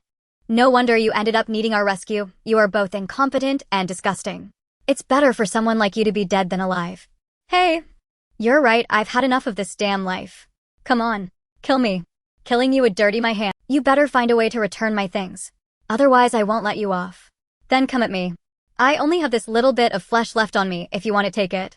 The two argued loudly, waking many people who glared at them discontentedly. Enough. Kong Jianming growled, what are you arguing about? Go back to sleep. Captain Kong, what about our supplies? Did I steal your supplies? What do you want from me? How can he return it to you when he has nothing to give? Kong Jianming was also quite angry. After taking a few deep breaths to calm down, he said, leave their information. When we return to the base, let them work to earn contribution points, and we'll return it to you then. When will that be? Don't want to wait. Fine. Then you can go find him yourself. Also, if you want to argue, do it outside, and don't disturb everyone's rest here. Kong Jianming could lead a team, which meant he had both capability and temper. Seeing him get angry, the girls dared not cause a ruckus anymore. Forget it, can't we just let it go? Let's consider it as feeding the dogs. The man who was insulted as a dog showed no sign of anger on his face, still grinning. But Nian could see the murderous intent flashing in his eyes. This place was not like the first base. Those who could survive here were not ordinary people. This man smiled cheerfully on the surface, appearing shameless, yet it was utterly impossible for him to have survived to this day relying solely on that. The girls who had their supplies stolen would either kill the thieves to eliminate future trouble or endure patiently for another day. Yet they had managed to do neither. They merely vented their anger verbally, seemingly releasing some frustration, but in reality they were inviting trouble without realizing it. Nian did not dislike ruthless individuals, nor did she have an aversion to cold-blooded people. After all, survival in the apocalypse was not easy. If one does not care for oneself, the heavens will punish them. However, Nian disliked foolish people, especially those who, lacking any ability, still thought highly of themselves. She shifted her gaze away from them without a second glance. It was unclear if they had anticipated this situation, otherwise why would they have brought a scale? The wild boars and wolves from the truck were all weighed and then loaded onto the truck. Nian couldn't decide whether to compliment his good sleep quality or his carefree nature. In the following time, nothing else unusual occurred, and they peacefully reached morning. As dawn broke outside the hall filled with the sounds of people, Kong Jianming did not hesitate. He immediately instructed someone to open the box and take out the food to start cooking. Unlike the survivors who waited eagerly to eat, those who had come from the base had already left the hall and headed towards their vehicles. Nian and Jing Mo were no exception. The two got into the car and brushed their teeth and washed their faces inside. It was too cold outside, and if they washed their faces outside, the water might freeze on their skin. Even in the car, they had to quickly dry off after washing. Nian preferred to have porridge in the morning. A bowl of warm porridge could warm a person from the inside out. To ensure she could enjoy porridge while out, Nian specifically packed the cooked porridge in a lunchbox and placed it on the windowsill in the living room. In that temperature, within an hour, the warm porridge had frozen solid, and now to enjoy it, all that was needed was to heat it up again. However, there was no way to use a gas stove in the car, which left Nian feeling a bit conflicted. Jing Mo looked outside and pointed to a partially collapsed house, saying to Nian, how about we go over there? Nian followed Jing Mo's direction and thought it looked decent, so she nodded. Jing Mo carried the gas stove and pot while Nian took hold of a large backpack. The two found a sheltered corner, set down the gas stove, lit it, and began heating the porridge. The porridge in the lunchbox was frozen solid and could not be removed at all. Fortunately, the pot's material allowed for direct heating, so Nian simply placed it on the stove. Besides porridge, they also had scallion pancakes. The scallion pancake was heated on top of the lunchbox, and before long it had softened. Jing Mo pulled out a box from his pocket, saying, pork floss, you can eat it with this. Although Nian loved meat, she didn't feel the need to have it every meal. Seeing Jing Mo even adding pork floss to breakfast made her unable to suppress a smile.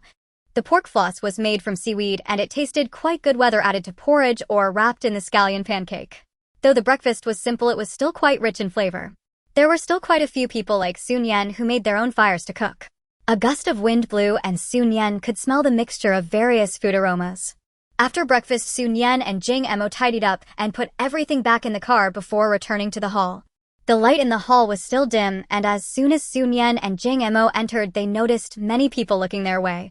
Being stared at by so many people didn't make Nian feel uncomfortable. She simply returned to her corner and sat down. People who had gone out to eat kept returning, and after about 20 minutes, Kong Jianming finally stood up, saying, is everyone back? Then let's start assigning tasks. I have already inquired, besides this resort there are survivors in the nearby villages and towns. Your task today is to go out and rescue the survivors and bring them back. We will only stay here for 2 days and will set off back on time the day after tomorrow. Time is tight and the task is heavy, the weather is bad, so I hope everyone will unite to overcome difficulties and save more of our compatriots. Kong Jianming spoke passionately, but few were genuinely moved by his words. As soon as Kong Jianming finished speaking, someone stood up saying, "Captain Kong, we are not here to rescue, we are here to deal with those wild animals."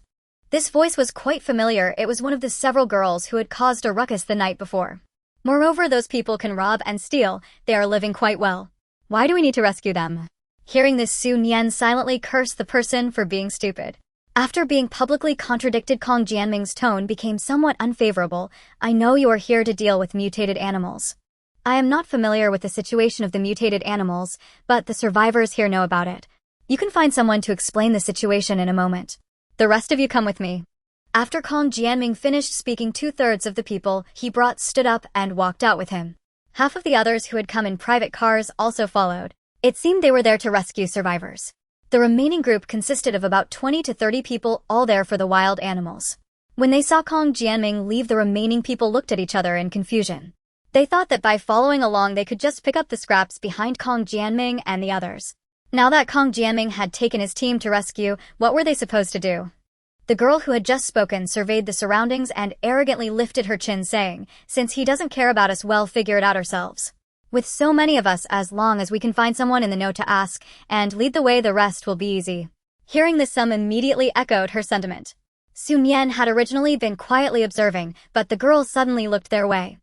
"You two, why have you been silent? Don't you plan to join us?"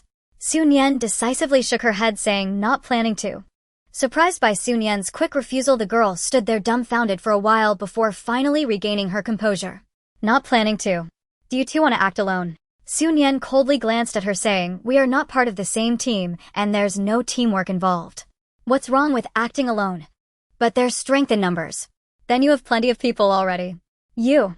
The girl was exasperated, snorting coldly, "Fine, since you want to act alone and seek death, then go ahead." Su Nian was too lazy to argue with her and stood up directly. Jing Mo followed closely behind, and the two walked out together. Upon exiting the hall, they saw that more than half of the vehicles in the yard were already gone, presumably having left with Kong Jianming. Su Nian and Jing Mo returned to their car, intending to drive away. Just then a black figure quickly ran towards them. From the appearance alone, it was clear that he was one of the original survivors here. Jing Mo, seeing this, did not rush to start the car but looked at Su Nian, asking, "Do you want to hear what he has to say?" Su Nian nodded, saying, "Let's listen." On the snowy, slippery road the person ran. Though he wasn't slow, he stumbled and swayed all the way, taking several minutes to reach the side of the car. He wasn't wearing a mask, huddling his body and shrinking his neck, exposing a large portion of his face, which was covered in frostbite. Just from his appearance, it was clear he was quite young, probably around 16 or 17. Jing Mo lowered the window and asked, "What do you need?" The boy outside pressed his lips together and started to speak haltingly. "Are you here to hunt wild animals?" "Yes. I saw those animals." "Then tell us about it." "There are many of them. There are wild boars, and wolf packs, and hyenas." Jing Mo was a bit intrigued, asking, "How do you recognize them?" It is not surprising that the wild boar pack can recognize each other, but they can even recognize hyenas. Hearing the boy's answer, Su Nian understood in her heart. It seems that the boy must have come from a well-off family. Unfortunately, the sudden apocalypse ruined his stable and affluent life. "I originally lived in a nearby town, but after it got extremely hot, my parents brought me to this resort, saying that it is cooler in the mountains, with both mountains and water better than the town. Just a couple of days after the weather suddenly turned cold, we could hear the wolves howling at night. The night before last, we were all asleep when there was a commotion outside, followed by someone screaming in terror. My parents and I immediately woke up. We wanted to run, but it was too dangerous outside, shrouded in darkness. To protect me, my parents were both bitten to death." With that, the boy's mood fell, his voice choking. Su Nian paused for a moment before quietly asking, "Were there many people bitten to death that night?" Suddenly hearing Su Nian speak, the boy looked over at her and nodded vigorously, "Yes, many." "What about the bodies?" "When they came yesterday, all they saw was a mess, and they found no bodies. The ground was covered in white snow without a trace of blood. They said the bodies were dragged away by the wolf pack. If the wolf pack killed people, would they also drag the bodies away? Could it be that they are taking them back as reserves?" "Did you see which direction those animals came from?" Su Nian continued to ask. "From the south. There are many mountains there. Everyone says they came out from the mountains." Having learned most of what she wanted to know, Su Nian did not intend to waste any more time. She opened her backpack, took out 2 packs of instant noodles, and handed them to the boy. "Here, these are for you." For this information, 2 bags of instant noodles were a fair trade. The boy looked at the noodles with longing in his eyes. After hesitating for a moment, he swiftly reached out, took the 2 bags, and hugged them tightly. The boy's movements were quick, but Su Nian still noticed that his hands were dark and purple, covered in frostbite. Even his fingernails had turned a bluish purple. He probably had no nail clippers and hadn't thought to cut his nails. They were a bit long with uneven edges, clearly having been bitten. Su Nian calmly withdrew her gaze, feeling no significant emotional upheaval. In the apocalypse, there were far too many people in such situations. She couldn't help them and didn't want to.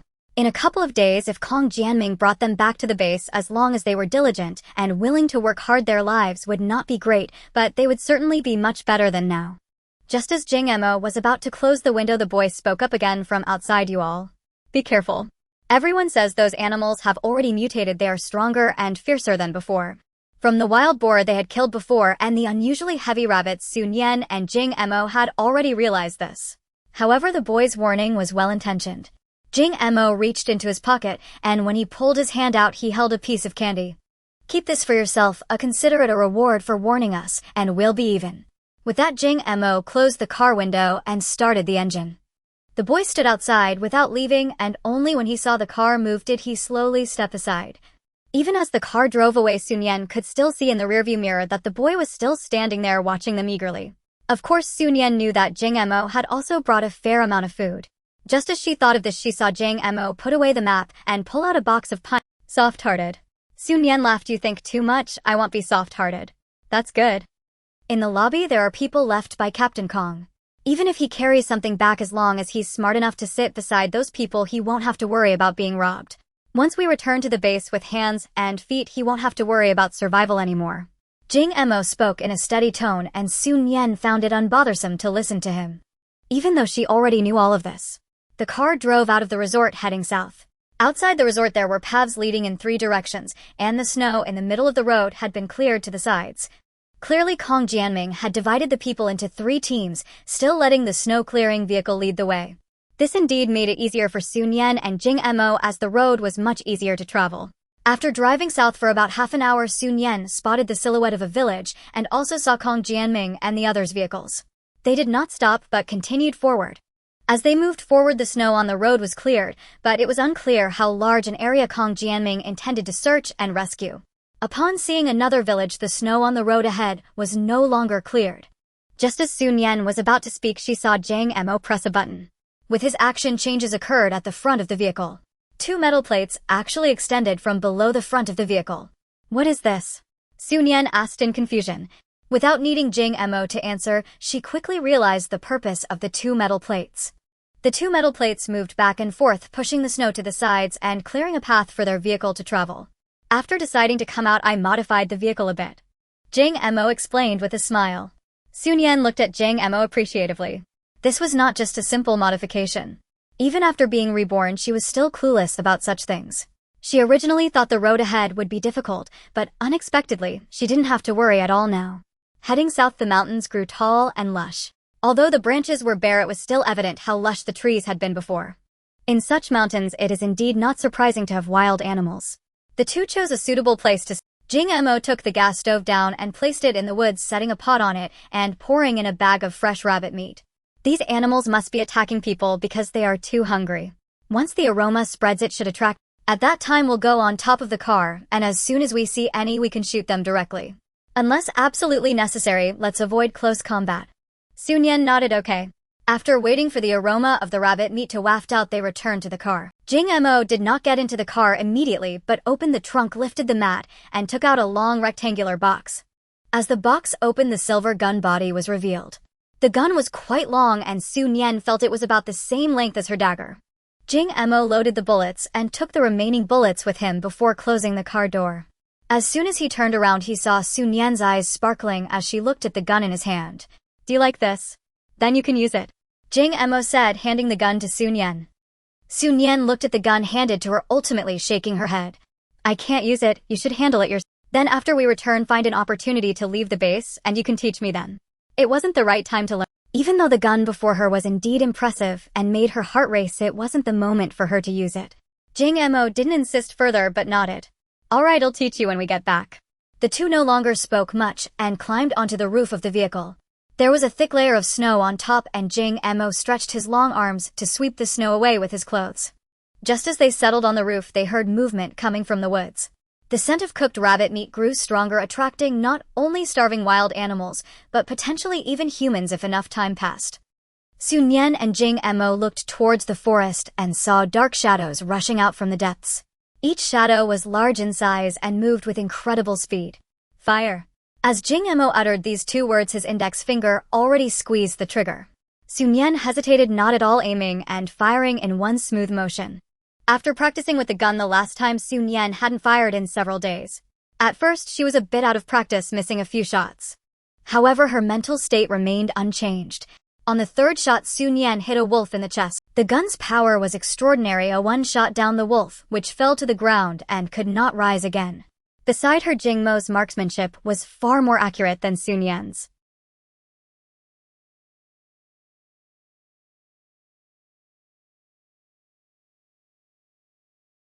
Usually cheerful and talkative, Jing Mo's demeanor turned cold and decisive in this moment.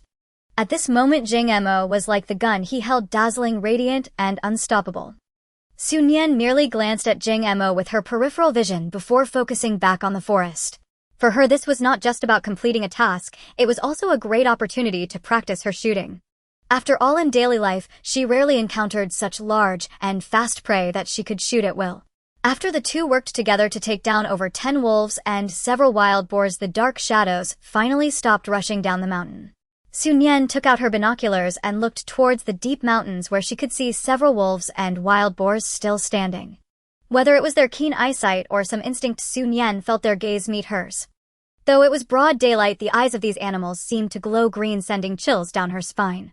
As she focused more closely, they suddenly turned and ran back into the deep mountains. It was only when their figures disappeared that Nian put down the binoculars. Meanwhile, Jing Emo sat up straight and raised an eyebrow at her. We did well. Though I don't know how many contribution points a wolf is worth, one wild boar can be exchanged for 500 to 600 contribution points. These few wild boars could be worth 2,000 to 3,000 contribution points. In terms of contribution points, Nian considered herself quite poor. Suddenly becoming rich was of course a joy, and her eyes curved into a smile.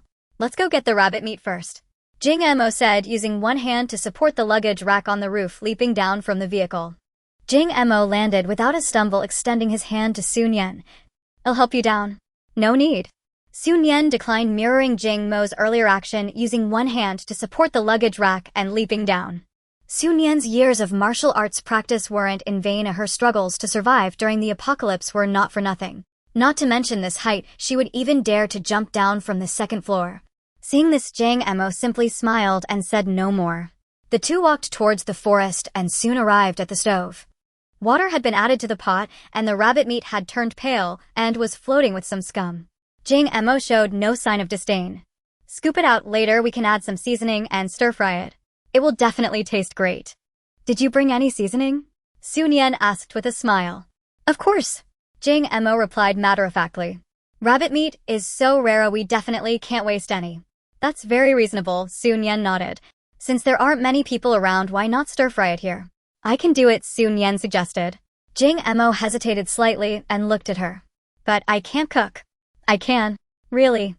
Then I'll have to trouble you. Saying this, Jing Emo turned and quickly ran to the side of the vehicle. He was quick to go and quick to return. Jing Emo returned to Nian's side, opening the plastic bag in his hand. I brought some of all my seasonings, so you see which ones we need to use. There were many bottles and bags inside. From oil, salt, and sauce to star anise pepper and dried chili, everything was there. Nian took out a wet wipe to clean her hands before pulling out her self-heating rice. Knowing both of them liked meat, she brought out braised pork rice.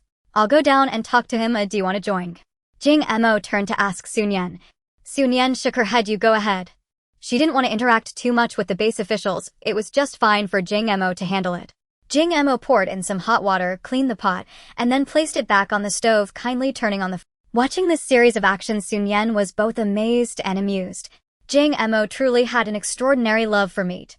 The iron pot needed to be heated until it was smoking before oil should be added. While waiting, Nian curiously asked, if you can't cook, why did you buy so many seasonings? The supermarket in the base sells seasonings, but they aren't cheap. Not only did I buy seasonings, but I also found some recipes, planning to research them myself. However, I haven't made much progress yet.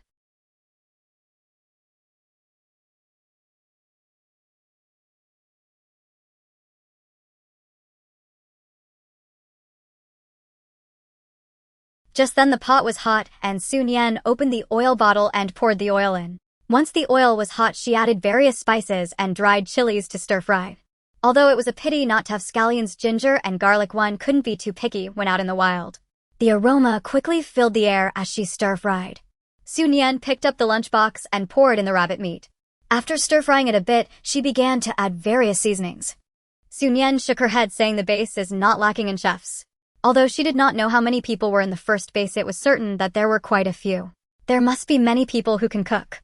Why don't they open a restaurant? It's simply because they lack the ingredients. We're not in the apocalypse anymore. Jing Emo merely smiled at Nian's words, not responding. This topic felt somewhat heavy, and neither of them wanted to delve into it further. After stir-frying for a while, Nian poured hot water into the pot, just enough to cover the rabbit meat. Covering the pot, Nian glanced around with a hint of worry. Those people might come to the mountains looking for wild animals, or will they be drawn by the smell? Whether they come or not doesn't matter, no one can snatch away our meat. His words were assertive, a stark contrast to his usual cheerful demeanor. Even if Jing Emo hadn't said so, Nian wouldn't have let anyone take away the pot of rabbit meat. However, she still hoped that no one would come and disrupt their appetite.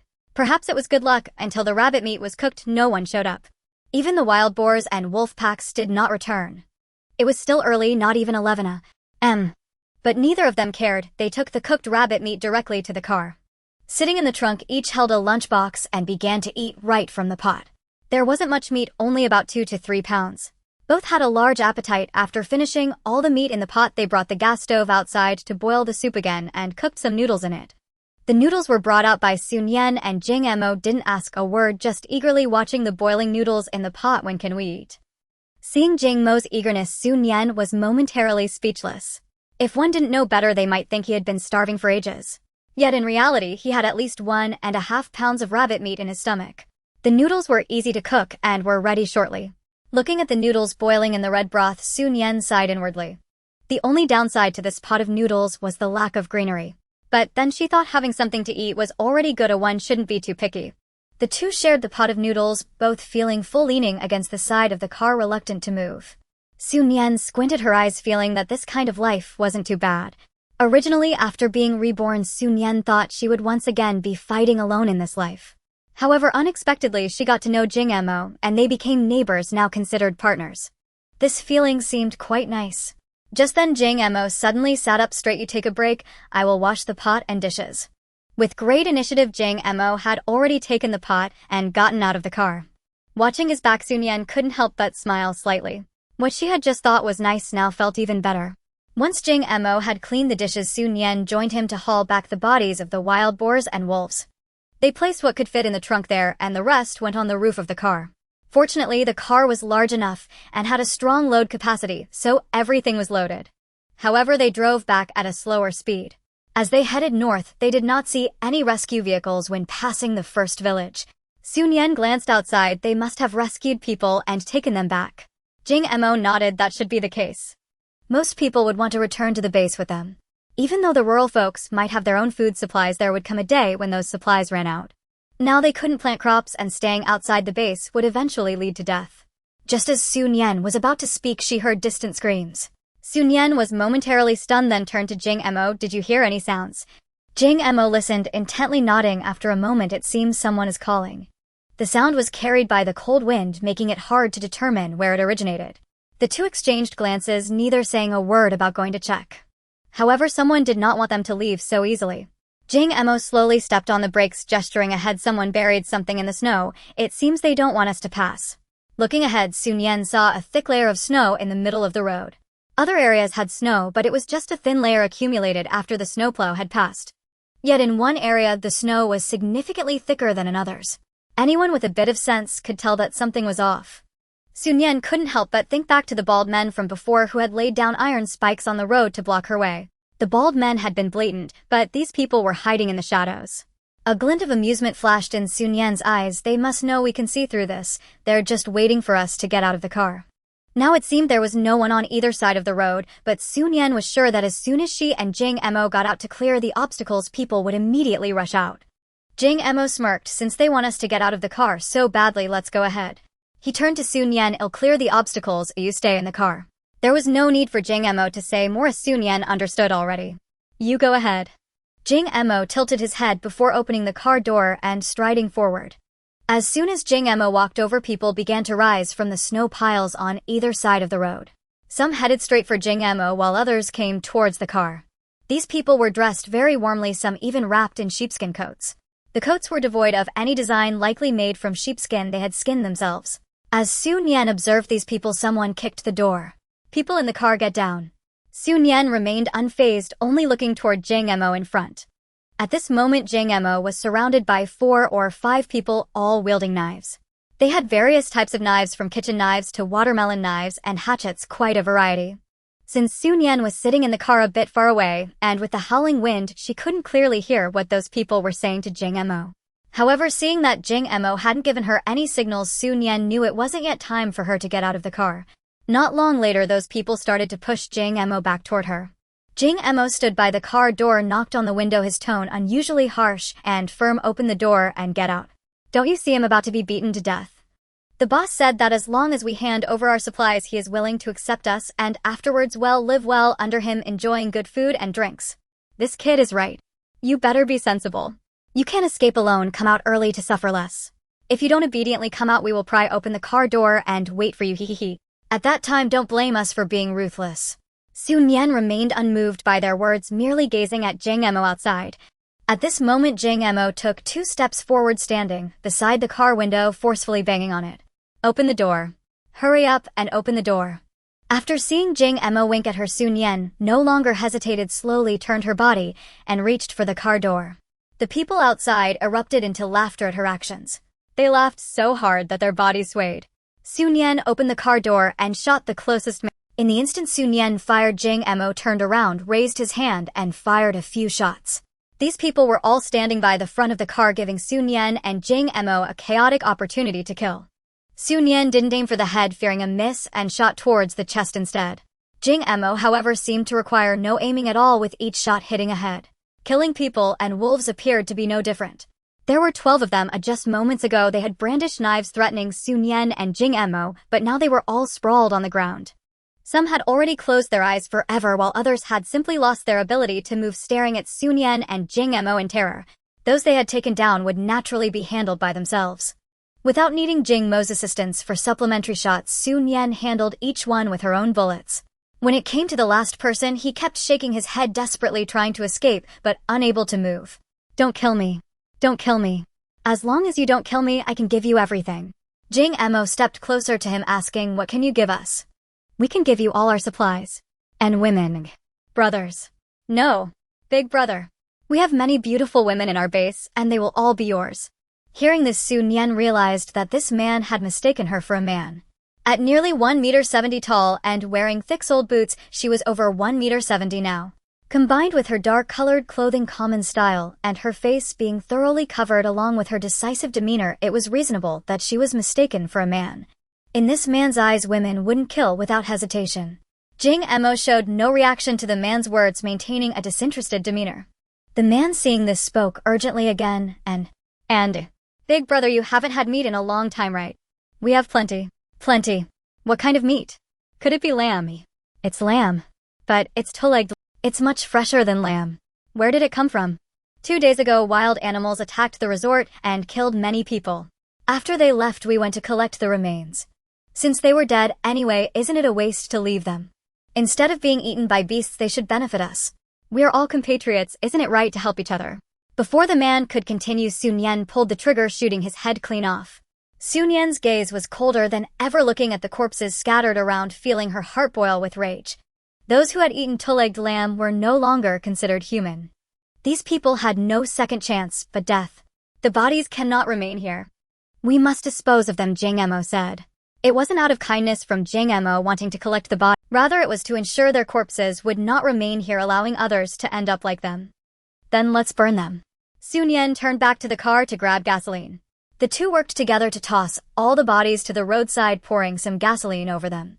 With just a spark, they ignited instantly. They did not stand to watch the raging fire, but instead cleared the roadblocks. These roadblocks were hastily made far inferior to the steel spikes made by the bald man and his gang. However, they did not throw away the materials, instead they loaded them into the car. As Su Nian and Jing Mo departed, the fire continued to burn, and it surely wouldn't be extinguished soon. If someone insisted on pillaging in the flames, that would be beyond their control. Every path is chosen by oneself. They could not pull back, everyone heading towards their doom. On the journey ahead, the two encountered no more unexpected situations and returned smoothly to the resort. Upon entering the resort's gate, they saw many cars parked in the lot, including those of Kong Jianming and his group. Just as their car came to a stop, someone walked out from the lobby and looked over here. That person quickly turned back into the lobby, and soon Kong Jianming came out with people striding towards them. "I'll go down and talk to him, do you want to join?" Jing Mo turned to ask Su Nian. Su Nian shook her head. "You go ahead." She didn't want to interact too much with the base officials, it was just fine for Jing Mo to handle it. Jing Mo opened the door and got out just as Kong Jianming reached the side of the car. The two stood facing each other, and Su Nian then noticed that Jing Mo was actually slightly taller than Kong Jianming. Their voices were neither loud nor soft, but because of the close distance, Su Nian could hear everything clearly. From their conversation, it was evident that they were quite familiar with each other. After some haggling, wild boars were valued at 1 contribution point per pound, and wolves were the same.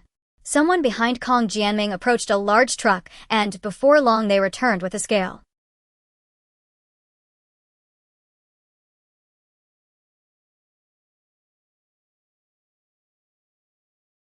When Jing Mo returned to the car, he had several cards in his hand. These are the official contribution point cards, each containing 1,000 contribution points. There are a total of 8. Once we return to the base, we just need to visit the service center to transfer these to our personal cards. Su Nian took one card and examined it closely, seeing the base's name and emblem embossed on it with a sun in the top left corner and a serial number in the bottom right.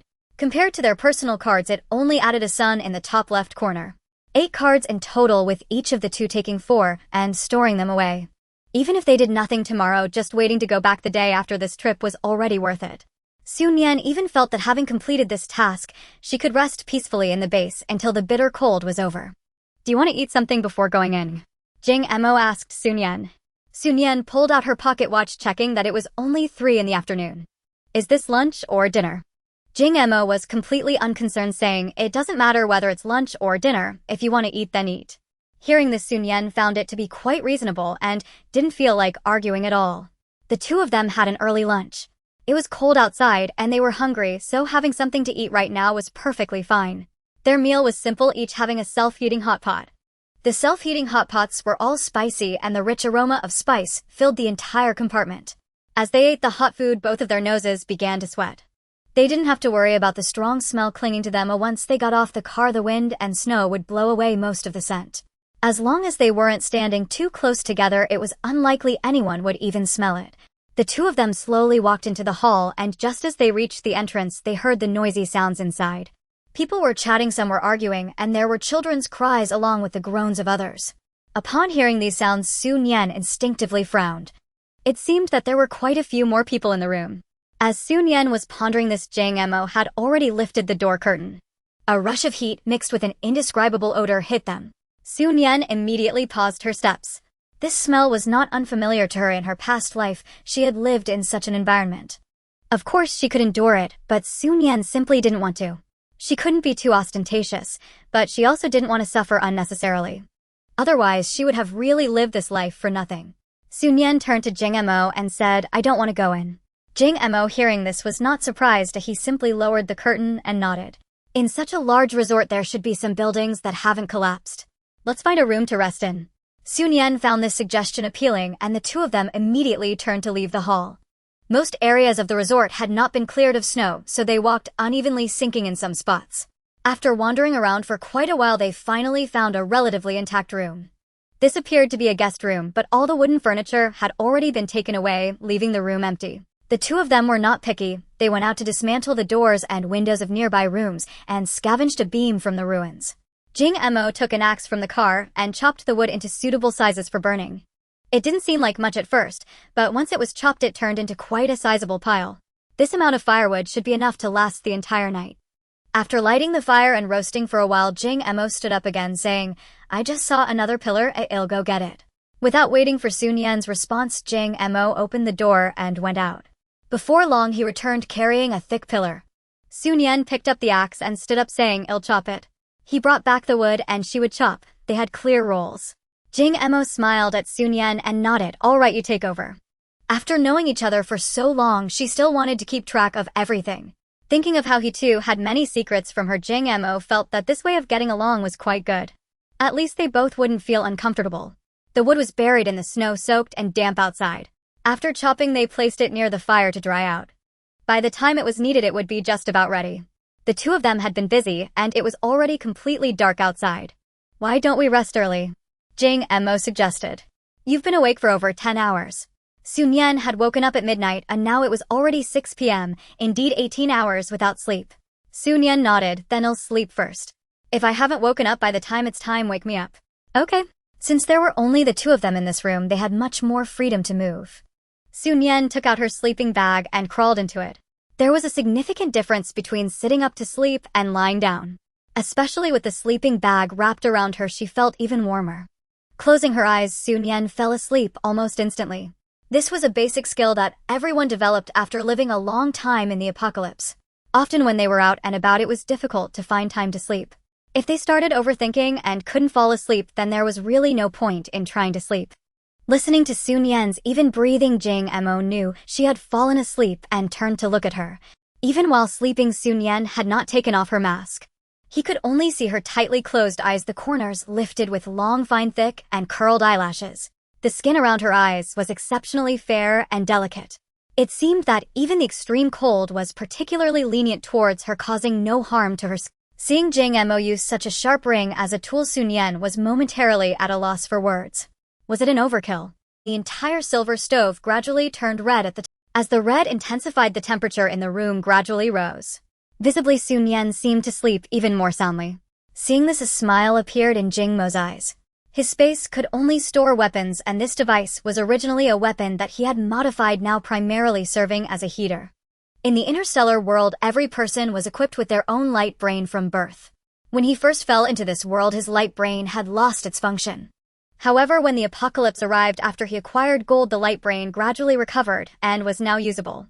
The light brain could not only serve as a communication tool, but also directly transfer items. Even though he was in this world now, he could still communicate with the interstellar realm. Unfortunately, the technology here was too backward, and there were no weapons worth his effort to trade.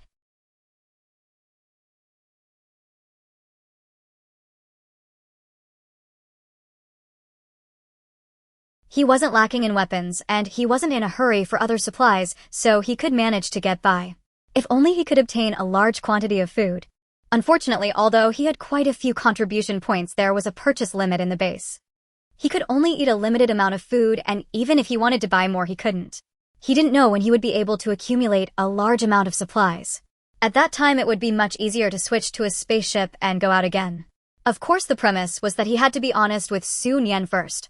Thinking of this issue, Jing Emo couldn't help but pinch his forehead. It wasn't that he couldn't say it, he just didn't know where to start. While he was pondering, there was suddenly some noise outside.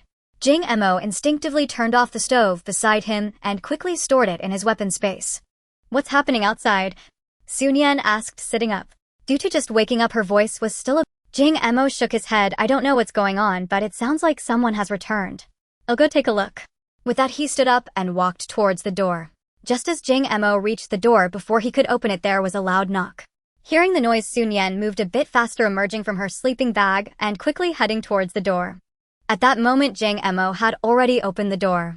How many people are inside this room? Let us into rest, said the person outside, speaking very quickly and in a tone that was very assertive, leaving no room for doubt. However, Jing Emo, standing at the door, did not move. No. Why not? This is not your room, it's a common area. Why can you go in but we can't? Some of us are injured and it's too noisy in the main hall to rest properly. Then go find another room. This place is large and there are plenty of empty rooms. It's already dark outside and it's so cold. If we go looking for another room and have to start a fire, by the time we manage, the injured person might not even survive. Jing Emo coolly retorted, what does that have to do with me? How can you say that? We all came from the base. As partners, shouldn't we help each other? Who said we are partners? Jing Mo's voice turned cold.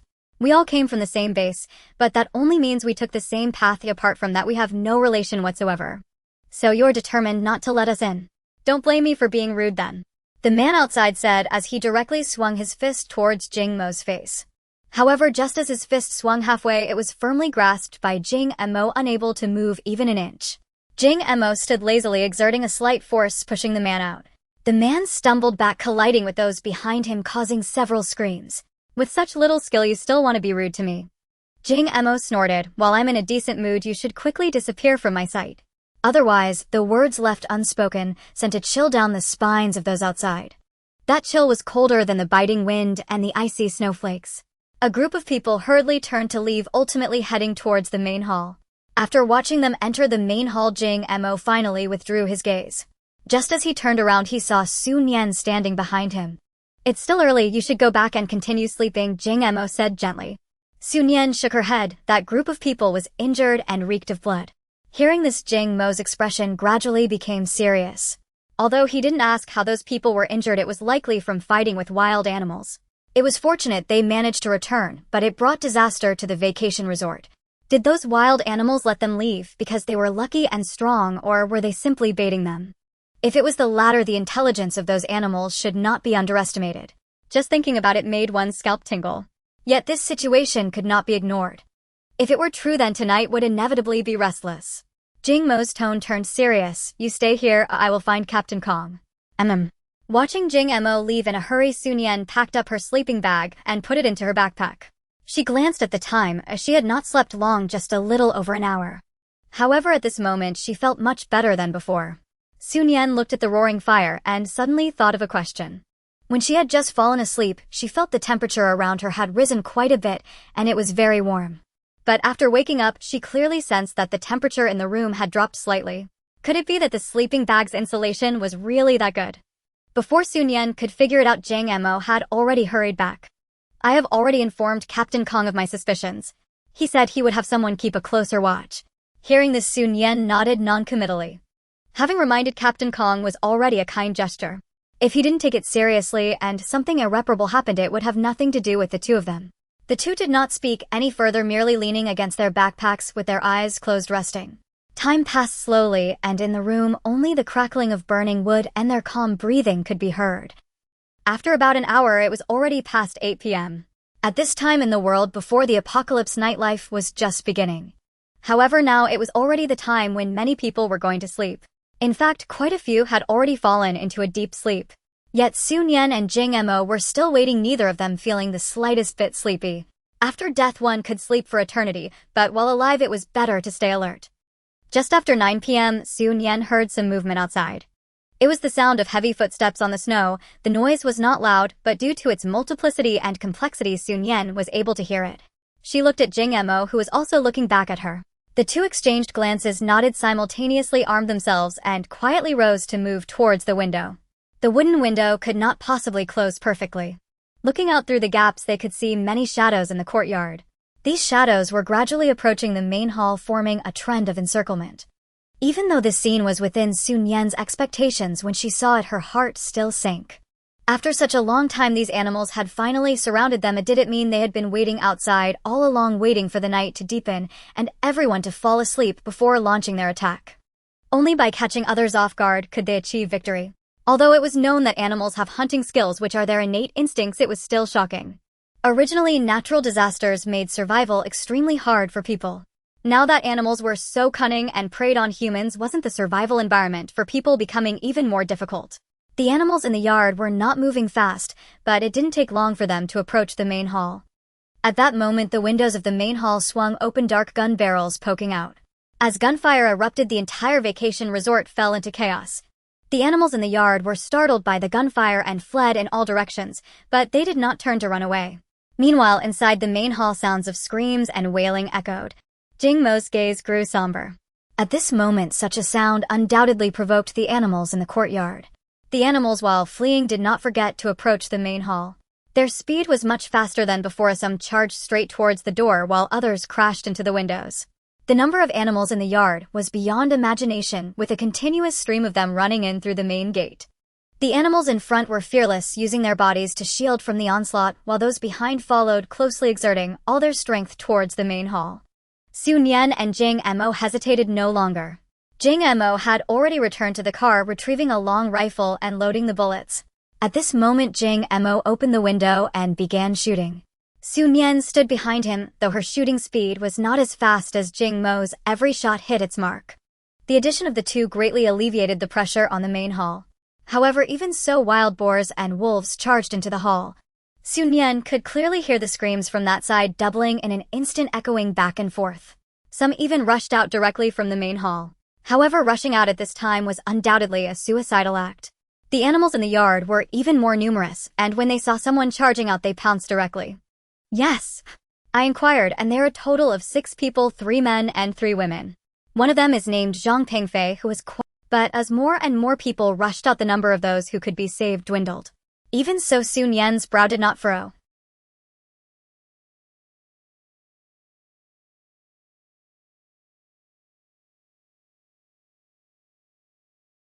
The battle lasted half an hour. In the end, only a dozen animals fled in a panic, while all the rest remained in the yard. It seemed they had achieved victory, but in reality the survivors also suffered considerable casualties. Su Nian and Jing Mo did not rush out immediately. They waited until Captain Kong and the others exited the main hall before leaving. The yard was in disarray. The once pristine white snow was now stained red, with blood appearing particularly striking in the cold of the night. Kong Jianming instructed his subordinates to gather the bodies and walked over to Jing Mo and Su Nian, saying, "Jing Mo, thank you both for your help just now. If it weren't for Su Nian and Jing Mo's assistance, the casualties would have been even greater." Just as Jing Mo was about to speak, someone stumbled over their voice drill. "Captain Kong, this is unfair. Why do they get rifles while we don't? If we had proper weapons, we wouldn't have been injured during the day, let alone suffer heavy casualties now." This voice was too familiar. It was the girl who organized everyone to act together that morning. Su Nian had seen many foolish people, but she had never encountered one quite like this. Kong Jianming's face darkened at the question. "Who told you that their guns were provided by me? If it wasn't you, Captain Kong, then where did they get their guns?" Just as the girl finished speaking, another person walked over. "Captain Kong, after what just happened, we've suffered considerable casualties among the survivors, and even those who survived were greatly frightened. Tingting is just too sad and shocked, so her tone might be a bit harsh. Please don't take it to heart, she's just a young girl." This voice was gentle, carrying a hint of a White Lotus aura. Su Nian recognized it instantly as Guan Hui's voice. Guan Hui continued, having walked to the other side of Kong Jianming. "Captain Kong, I believe Tingting's words have some merit. When faced with such fierce animals, we were utterly defenseless. If we had been equipped with weapons, perhaps the casualties wouldn't have been so severe. Captain Kong, don't you agree? Besides, as a team leader, you shouldn't be biased. Your decisions should be fair to maintain everyone's trust." Guan Hui spoke earnestly, as if entirely concerned for Kong Jianming's well-being. Su Nian was taken aback. She had initially thought Guan Hui was just a White Lotus, but it turned out she was more like a green tea bitch with a White Lotus flavor. Unfortunately, in this freezing weather, Su Nian had no interest in watching her performance. Su Nian shot a cold glance at Guan Hui. "Are you deaf? Captain Kong has already stated that our guns were not provided by him." Guan Hui paused. "If they weren't given to you by Captain Kong, then where did your guns come from? Is this not a controlled weapon?" Su Nian scoffed. "If that's how you see it, then all these animals on the ground are protected species. Why are you thinking of using weapons to kill them?" I just wanted to defend myself." You seem to be quite double-standard in your reasoning." I didn't." Guan Hui spoke with a pitiful tone, her voice tinged with tears. "I don't know what I've done to upset you. Since we first met, you've never liked me, but you can't target me like this, can you?" Su Nian twirled the gun in her hand. "You've got that wrong. I don't target others. I only kill." With that, Su Nian's figure flashed, and she was beside Guan Hui, the gun pressed against her forehead. "I don't care if you're a White Lotus or a green tea bitch, you better speak properly in front of me. If you really can't learn to speak well, I'll send you to reincarnate and start over. Do you understand?" Su Nian spoke these words in a calm tone. However, Guan Hui was so frightened that her body trembled like a sieve, and it took her a long time to muster the courage to utter a single phrase. I understand. That's good." Su Nian slowly lowered the gun. "As long as you're willing to speak properly, I'm a reasonable person." Guan Hui looked at Su Nian, too scared to speak, her body trembling even more. Su Nian turned away, looking at Jing Mo and Kong Jianming. "I don't have anything more to do here. I'm leaving first." Jing Mo nodded and said softly, "You go inside to warm yourself by the fire. I'll count the prey we hunted with Captain Kong and join you once we're done with the contribution points." Kong Jianming couldn't help but smile wryly upon hearing Jing Mo's words. Even at this moment Jing Mo was still thinking about contribution points. Yet he couldn't find fault with that after all Jing Mo and Su Nian had indeed contributed. As long as wild animals were killed, contribution points would be awarded. This had been agreed upon before they set out, and nothing that happened could change this. Su Nian nodded at Jing Mo and slightly bowed her head to Kong Jianming before turning to leave in large strides. As she walked further away, Jing Mo casually glanced at Guan Hui, who still looked terrified, and scoffed before retracting his gaze. "Captain Kong, let's start the counting now." Hearing this from Jing Mo, Kong Jianming let out a helpless laugh, saying, "Since you've said that, how could I refuse?" "Don't worry, it won't take long." Jing Mo softly reassured, "Our bullets are different from yours. As long as we dig them out, we can see which ones were fired by us." "I see, then let's get started." As they spoke, they began to work, ignoring Guan Hui and the girl named Ting, who had been boasting loudly before, fell utterly silent upon seeing Su Nian point the gun at Guan Hui's head. Her presence diminished to the lowest. Only after observing that Jing Mo and Kong Jianming had moved away did Ting approach Guan Hui, asking, Hui, are you all right?" "I." Guan Hui opened her mouth, feeling shy to speak, but had to admit, Your legs are frozen." Ting asked, somewhat confused, "Why are your legs frozen?" The moment she asked, she thought of a possibility. Hui, did you wet yourself from fear?" Although she did not voice the question, both understood the unspoken implication. Guan Hui felt embarrassed, but nodded, her voice already tinged with tears. Ting, what should I do?" "I can't move now." Guan Hui could only feel her legs stiff and aching as she wanted to move, but couldn't at all. Ting had never encountered such a situation and couldn't think of a solution. Hui, wait for me. I'll go back to call someone right away," Ting said before turning and running off. Guan Hui couldn't stop her even if she wanted to. She was completely immobile, only wishing to be taken inside quickly. Otherwise, standing there, Guan Hui felt she would surely freeze to death. Ting quickly called several people back, with Zhang Pengfei running at the forefront. He rushed to Guan Hui's side, looking at her with concern.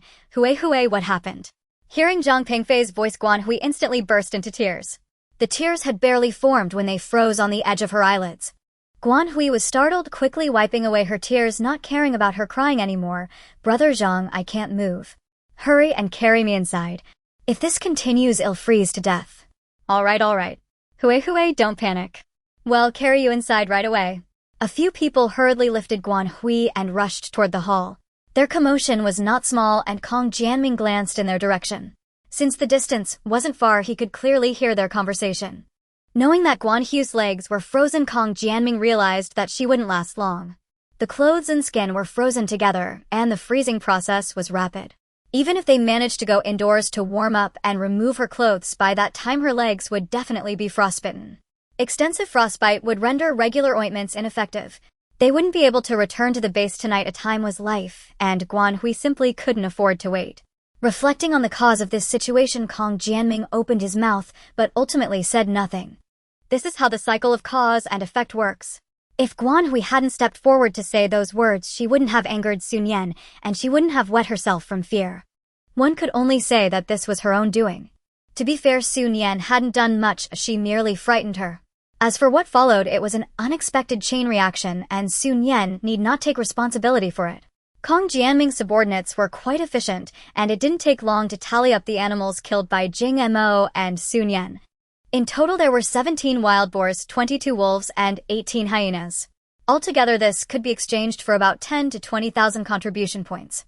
Although Kong Jianming brought a considerable amount of cards before leaving, it was still insufficient. "I'll give you 10000 for now, the rest will have to wait until we return to the base." "How does that sound?" Jing Mo accepted a stack of cards with a smile, saying, "Of course. While I don't trust anyone, I certainly trust you." Kong Jianming was an official of the base, and he couldn't just run away. The base still had many needs for weapon development, so it was impossible for him to default on this debt. Hearing Jing Mo's words, Kong Jianming was unsure whether to feel happy or helpless. "Since we've finished counting, I'll head back now. You guys should return early too, it's cold outside after all." Kong Jianming nodded. "All right. Forget what I just said, never mind, you should hurry back." Listening to Kong Jianming's hesitating words, Jing Mo showed no curiosity, asking not a single further question before turning and striding away. Watching Jing Mo's departing figure, Kong Jianming felt a bit dazed, but came to his senses a moment later. He had known Jing Mo for a while. Jing Mo seemed very easy to talk to, always wearing a warm smile, yet he was not close to anyone. Kong Jianming had thought that Jing Mo was like this with everyone. But now it seemed that was not the case.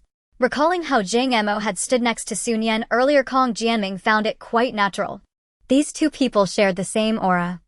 When Jing Mo returned to the room, he saw Su Nian sitting by the fire. Su Nian held an iron skewer with scallion pancakes on it, roasting it over the fire, and the room was already filled with the aroma of the pancakes. Smelling this fragrance, Jing Mo felt his stomach rumble. The little food he had eaten earlier in the afternoon had long been digested after that bout of activity. Jing Mo quickened his pace, and before he could sit down he heard Su Nian say, "Look, I boiled some water. Wash your hands first." Jing Mo glanced over and saw a pot of steaming water. As he squatted down, Su Nian grasped the pot handle and tilted it.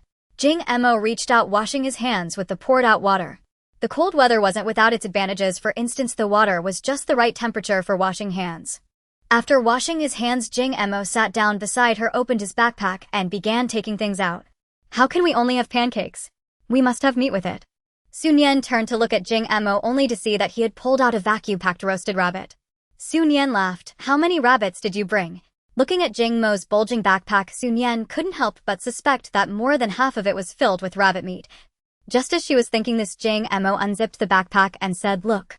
Su Nian turned to look and found that indeed most of the backpack was filled with vacuum-packed rabbit meat with several bags of each type.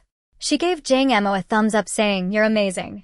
Su Nian turned to look and found that indeed most of the backpack was filled with vacuum-packed rabbit meat with several bags of each type. She gave Jing Mo a thumbs up, saying, "You're amazing." Without needing Jing Mo to say it, Su Nian already knew this. Otherwise, she wouldn't have bought so many vacuum-packed roasted rabbits. What intrigued Su Nian more was how Jing Mo knew this. "Have you roasted before?" Su Nian asked, her gaze at Jing Mo becoming even more curious. The roasted rabbit meat smelled incredibly fragrant. Their current room was the same as others, and it was impossible for the scent not to escape. She lived right next to Jing Mo. How could she not have smelled it? "Of course I have," Jing Mo replied casually. "Are you curious why you didn't smell anything?" As he spoke, Jing Mo looked over at Su Nian. Meeting Jing Mo's smiling eyes, Su Nian nodded. "Honestly, it is quite strange. That's because I have an oil fume extractor." Su Nian looked at Jing Mo with a face full of skepticism. She had also used an oil fume extractor. An oil fume extractor could indeed draw away the cooking smells, but wouldn't that just vent the odors outside, making them even stronger? Jing Mo winked at Su Nian. "My oil fume extractor is different. The smells it extracts are digested automatically." Su Nian felt that in her entire life she had never been this speechless. "Don't doubt it," Jing Mo said. "Seriously, once we get back, he'll give you one. You'll see for yourself." After saying this, Jing Mo silently praised his own cleverness. Previously troubled about how to give Su Nian one, he never expected that the conversation would lead to this point, and he successfully offered it. In a good mood, Jing Mo flipped the roasted rabbit. After roasting for a while, the aroma had already wafted out, making one's mouth water just from the smell. Su Nian looked at Jing Mo. Although she couldn't see his expression, just looking at his brows and eyes made her feel that he was in an exceptionally good mood. Just as she was watching, Jing Mo suddenly looked up and glanced at her. Their eyes met and Jing Mo raised his chin. "Have you changed your taste?" Su Nian found it strange and looked down at the place where Jing Mo was gesturing, realizing her scallion pancake was nearly burnt. Su Nian quickly pulled back her hand and examined it. Although it was a bit charred, it was not a big deal. The crispy bits would still taste very delicious. Except for a few damaged teeth. After finishing the roasted rabbit and scallion pancakes, it was already 11 o'clock. Jing Mo went out for a moment and returned with a large stone in his arms. Su Nian looked at him with some confusion. "What are you bringing the stone back for?" Jing Mo closed the door and placed the large stone against it. "To block the door so we can both rest for a bit. We should be able to head back tomorrow. Having these stones doesn't guarantee safety, but at least it provides some buffer. If someone were to forcefully break in, they would hear the noise and wake up immediately." Time was pressing, so the two of them slept by the campfire, leaning against their respective backpacks. Most of the excitement happened in the first half of the night. The latter half was quiet throughout the resort. The two of them slept until dawn, managing to recuperate their spirits. After waking up, the two boiled hot water to wash up and had breakfast. Jing Mo asked Su Nian to wait there while he went to the lobby alone. Su Nian didn't go out but stood at the door to look outside. The snow had lightened a bit with the tiny flakes not forming shapes resembling ice shards falling down. Hitting her face, it hurt more than snowflakes.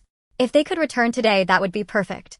After being out for 2 days, everything was inconvenient as Su Nian was already starting to miss her warm and cozy bedroom. Just as Su Nian was about to close the door, she saw someone come out from the lobby. Although the distance wasn't far, Su Nian could still tell that the person was glaring at her with hateful eyes. Seeing this, Su Nian raised an eyebrow. Judging by the figure and height, it shouldn't be Guan Hui or Tingting, then who is it? The doubt lasted only a moment, and Su Nian quickly withdrew her gaze, closed the door, and turned back inside. Who that person was didn't matter. If that person really wanted to do something, they could just kill them. After a short while, Jing Emo strode back, bringing 2 pieces of news. Pack up, we're leaving soon. Captain Kong said that although this mission wasn't 100 completed, the losses were severe, so it's better to return to the base. Also, Guan Hui died last night. Died? What does that have to do with me? Su Nian had refrained from shooting Guan Hui last night because Kong Jianming was present. How could someone die after just one night? Jing Emo frowned. She was scared to the point of wetting herself last night, and her legs and clothes froze together, causing frostbite. It seems no one took care of her last night, and when everyone woke up this morning, they found her already cold. So that's how it was. Su Nian nodded in understanding. I see.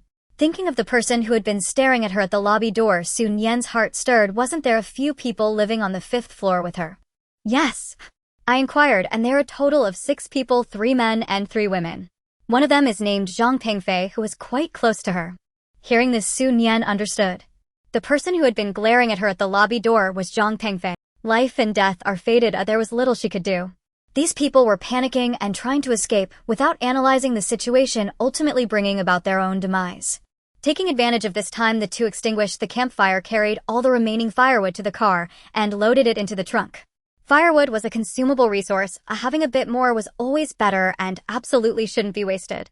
Once in the car, Jing Emo started the engine and turned on the air conditioning and heating. Su Nian took out a warm pack from her backpack, and they both stuck one on themselves. After they were almost ready, they finally saw Kong Jianming leading people out from the lobby. When they arrived, most of the vehicles were empty. Now they were heading back. Every vehicle was packed full. While getting into the car, there were some frictions. The survivors were all vying for seats on the bus, unwilling to sit in the truck. After all, the bus seats were comfortable, and there might even be air conditioning, definitely warmer than the truck's cabin. But there were only so many seats on the bus, and even with people sitting in the aisles, some still had to go into the truck. Some survivors shouted to get into private cars, but most were refused. Only those private car owners who had gone with Kong Jianming to rescue survivors allowed them to board. Some survivors came to knock on Su Nian and Jing Mo's car window, but they were ignored. As they were about to set off, those knocking on the window outside didn't dare linger, ultimately leaving in frustration. Please urge for updates, give 5-star reviews, and send small gifts. The convoy arrived with high spirits, but now on the way back it appeared lifeless. However, now that no opportunities were seized, they ended up losing their friends and family. During the lunch break, Su Nian noticed many gazes directed at her. Only the incompetent failed to reflect on themselves and instead focus on others. Before the apocalypse, guns were indeed regulated weapons, but now as long as one has supplies and manages to find connections, obtaining a gun is not difficult.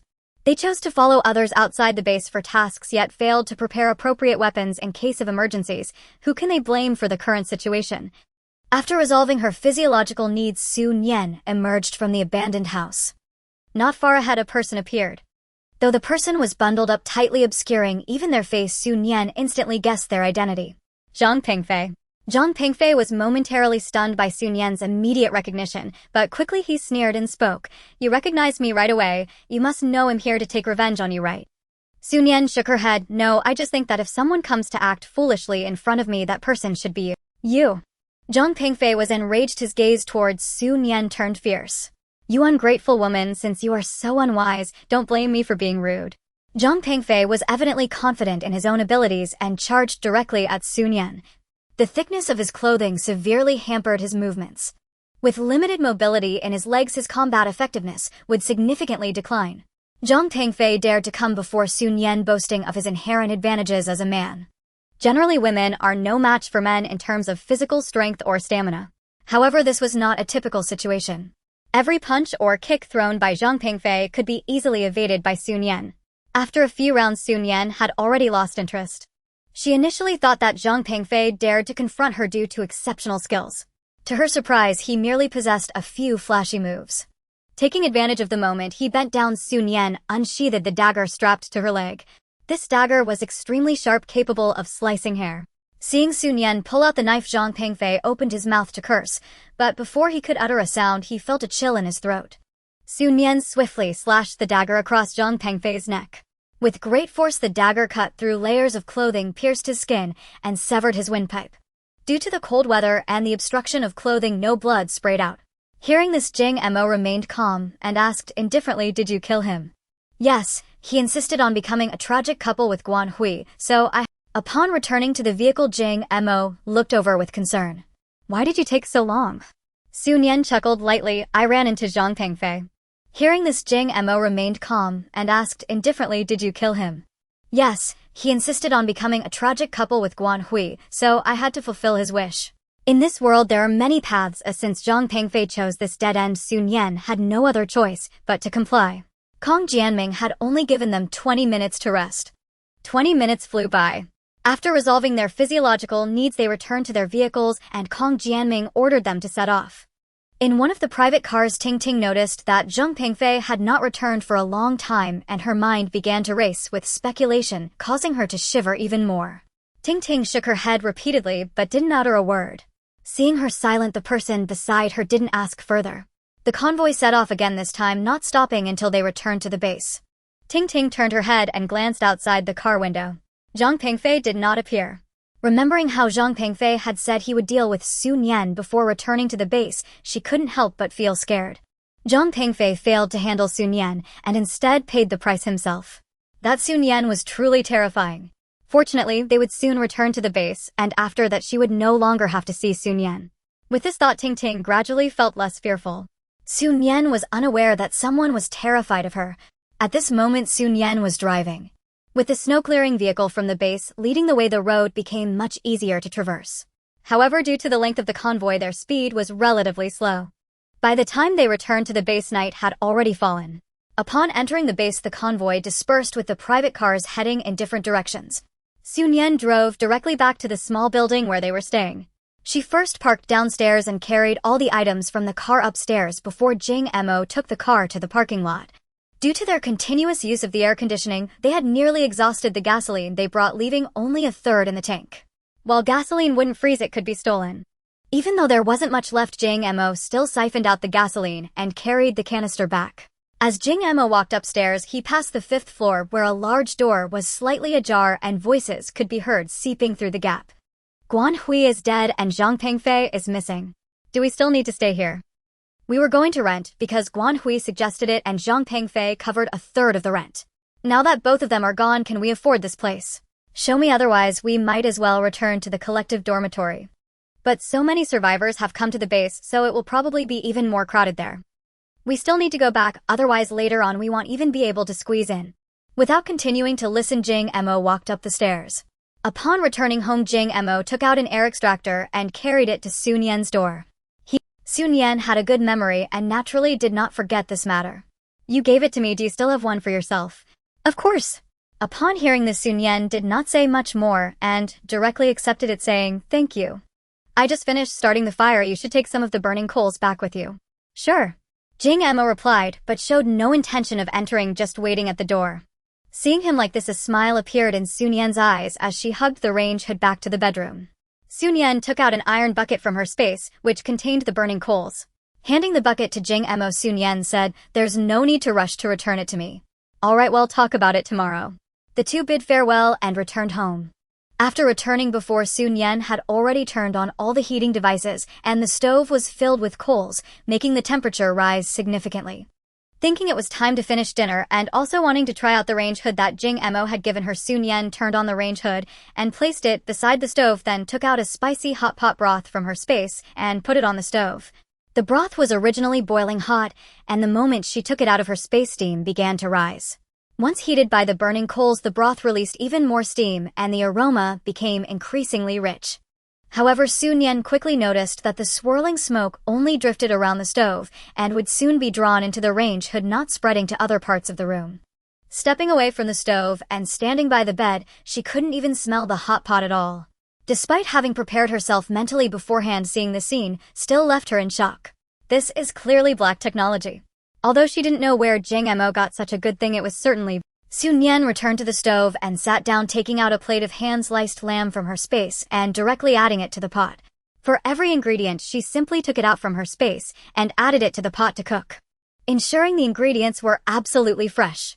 Before the apocalypse, there had been statistics online saying that eating hot pot alone was a level 5 loneliness.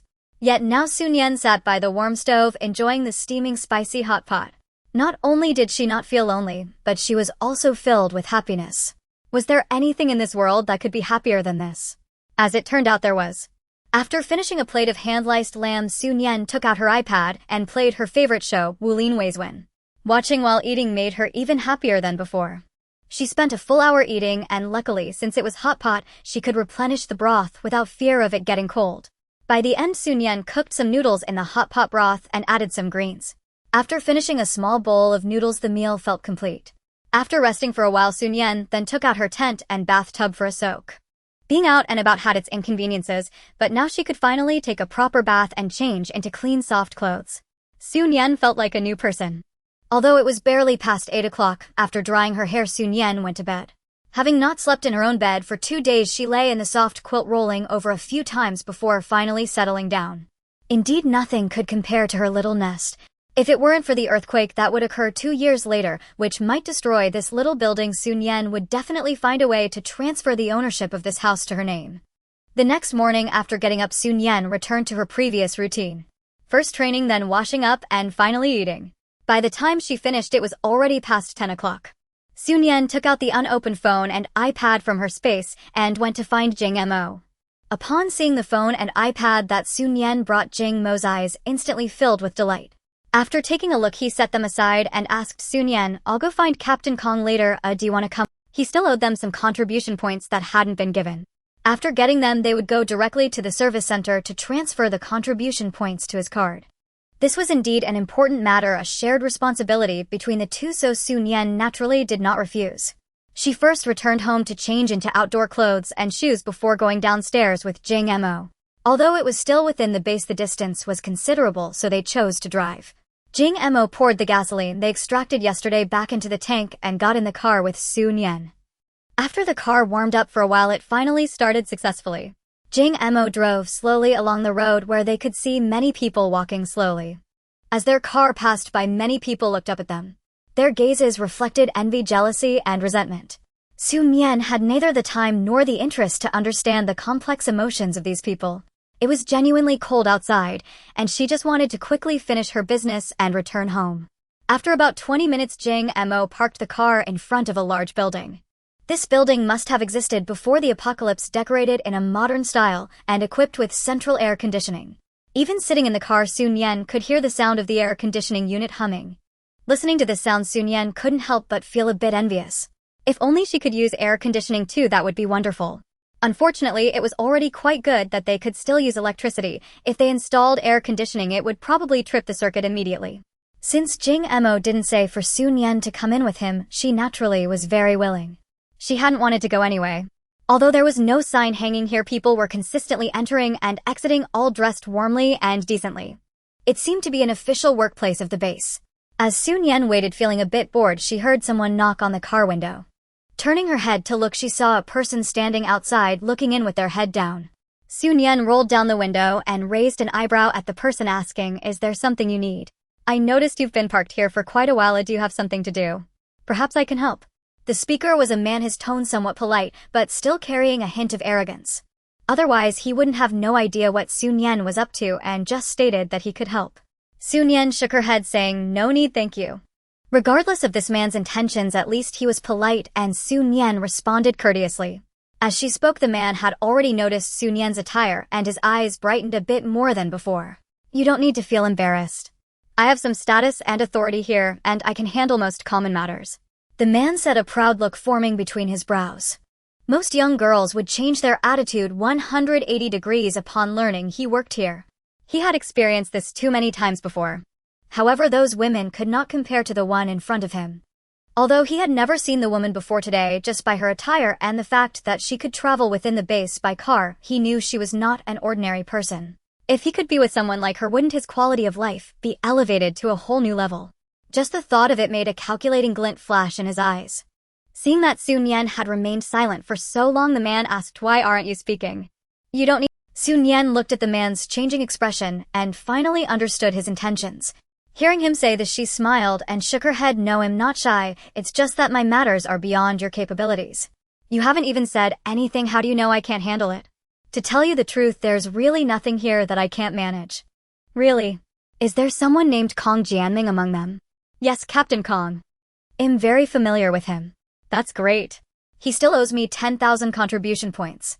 If you could please go find him now and help me retrieve those points." 10,000 contribution points. The man looked at Su Nian in disbelief. "You're not joking with me, are you?" Su Nian shook her head. "How could I joke about something like this? If it were a lie, wouldn't it be exposed the moment you walked in and said something?" The man found her reasoning quite valid. Su Nian spoke again. "So do you have time to help me get it back?" The man regained his senses and looked at Su Nian. Upon meeting her bright eyes, he quickly shook his head. No. I suddenly remembered I have something to do. I might not be able to help. I'll leave now." After saying this, he hurriedly turned to leave. However, just as he turned around, he saw Kong Jianming standing a meter away watching him. The man recognized Kong Jianming at a glance because there was a work badge hanging on his chest with his name and position on it. In such cold weather, most people were bundled up with masks and hats, making it impossible to distinguish who was who based on appearance alone, relying solely on the work badge. "Captain Kong." Kong Jianming's eyes held no emotion and his voice had no fluctuations as he spoke. "You say we are very familiar with each other. You mean there's nothing you can't accomplish here?" "Captain Kong, where's your work badge? Why aren't you wearing it? Have you forgotten the regulations?" No. The man fumbled in his pocket and pulled out his work badge, fastening it to his chest. He was facing away from Su Nian, who couldn't see his badge, but she heard Jing Mo standing next to Kong Jianming speak up. "Gatekeeper Wang Cheng." Jing Mo's voice carried a hint of amusement. "Captain Kong, if a gatekeeper can't handle things, I'd also like to be a gatekeeper." Kong Jianming's expression darkened further at this remark. "Wang Cheng, where is your post? Who told you to speak nonsense outside? Go to Human Resources now and explain everything you've done in detail. If you don't go, I'll take care of it myself." Upon hearing Kong Jianming's words, Wang Cheng staggered. "I'm sorry. Please spare me this once. It seems you want me to go personally." No. I'll go right now." As Wang Cheng spoke, he stumbled towards the entrance. Jing Mo squinted. "Is the base short-staffed?" "Of course not. I'll take care of this. I have complete faith in Captain Kong's ability. We'll take our leave now. Captain Kong, please get back to work," Jing Mo said, waving goodbye to Kong Jianming as he strode towards the car. Su Nian sat in the car and nodded slightly at Kong Jianming as a form of greeting. Jing Mo took the driver's seat, rolled up the window, and drove away. Su Nian looked into the rearview mirror and saw Kong Jianming still standing there. "What are you looking at?" Hearing Jing Mo's questions, Su Nian withdrew her gaze. "Nothing, just found it quite interesting."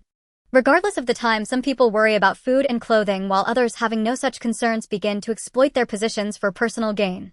Jing Mo snorted. "Such men have little ability, they just talk big and deceive naive young girls. There's nothing interesting about them," Su Nian replied. She looked at Jing Mo, her expression becoming somewhat complicated. Jing Mo felt a bit uncomfortable under her gaze. "What's wrong?" "Am I wrong? Why are you looking at me like that?" Su Nian shook her head. "Not that it's incorrect. Jing Mo's description of Wang Cheng was indeed accurate.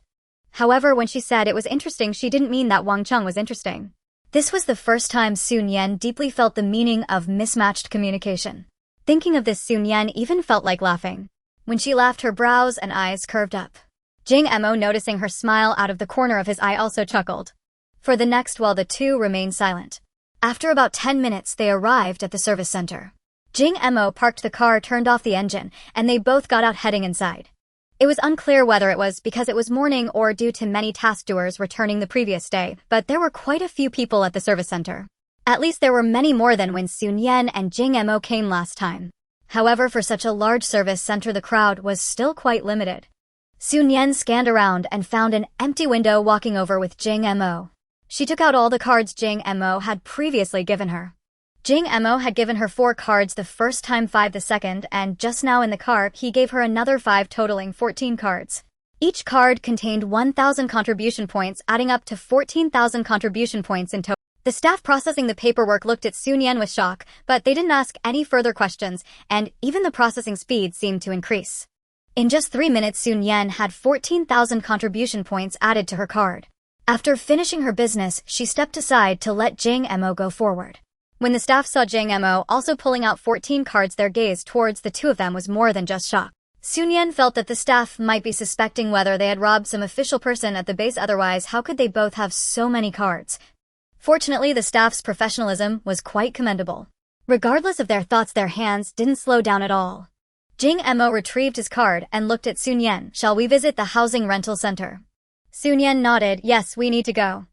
As for what happens afterward, that would depend on the situation after the earthquake. The housing rental center was nearby and the two walked over in no time. Sun Yan not only paid for another year of rent, but also pre-deposited 1,000 contribution points for the electricity bill. As for the water bill, that was completely unnecessary. The water pipes were frozen solid and no drop of water could flow out, making it entirely unusable. But no one would worry about water usage. The base was covered in snow and boiling a pot of snow would yield half a pot of water. As long as there was firewood, no one would lack water. After leaving the housing rental center, Sun Yan felt a sense of lightness. It felt great to have money before the apocalypse. After the apocalypse, it also felt wonderful to not lack supplies or contribution points. Just as Sun Yan was about to say they had finished their business and could go home, Jing Mo said, "Now that we have so many contribution points, let's check out the supermarket." Hearing this, Sun Yan looked at Jing Mo and upon seeing his sparkling eyes nodded in agreement.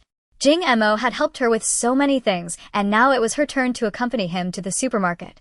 The supermarket was a bit of a distance away, so they could only drive. In such a large base, there was certainly more than one supermarket. However, the larger the supermarket, the more complete the selection. Jing Mo drove straight to the largest supermarket. It was rare that it didn't snow today. Although the temperature was still low, it felt much better without the bow-chilling snowflakes hitting exposed skin. Perhaps it was because it hadn't snowed. A long line formed outside the supermarket. The last time Sun Yan visited the supermarket was during the extreme heat. That was in the evening, and the supermarket only opened one window. But now this supermarket had opened 10 windows. With so many windows open, people wouldn't suffer from frostbite due to long wait times. "You wait in the car, I'll go queue first," Jing Mo said. Hearing this, Sun Yan immediately shook her head. "Let's go together, and not that delicate." She wasn't dressed any thinner than Jing Mo, and standing in line was completely manageable.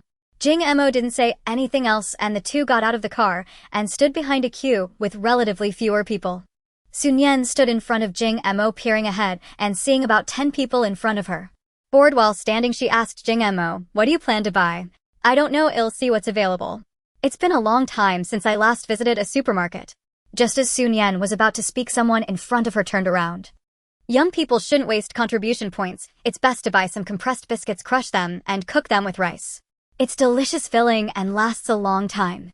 Hearing this voice, Sun Yan knew it was an elderly lady speaking. Before the apocalypse, who would say that compressed biscuits were tasty? But in the current situation, compressed biscuits had become a delicacy.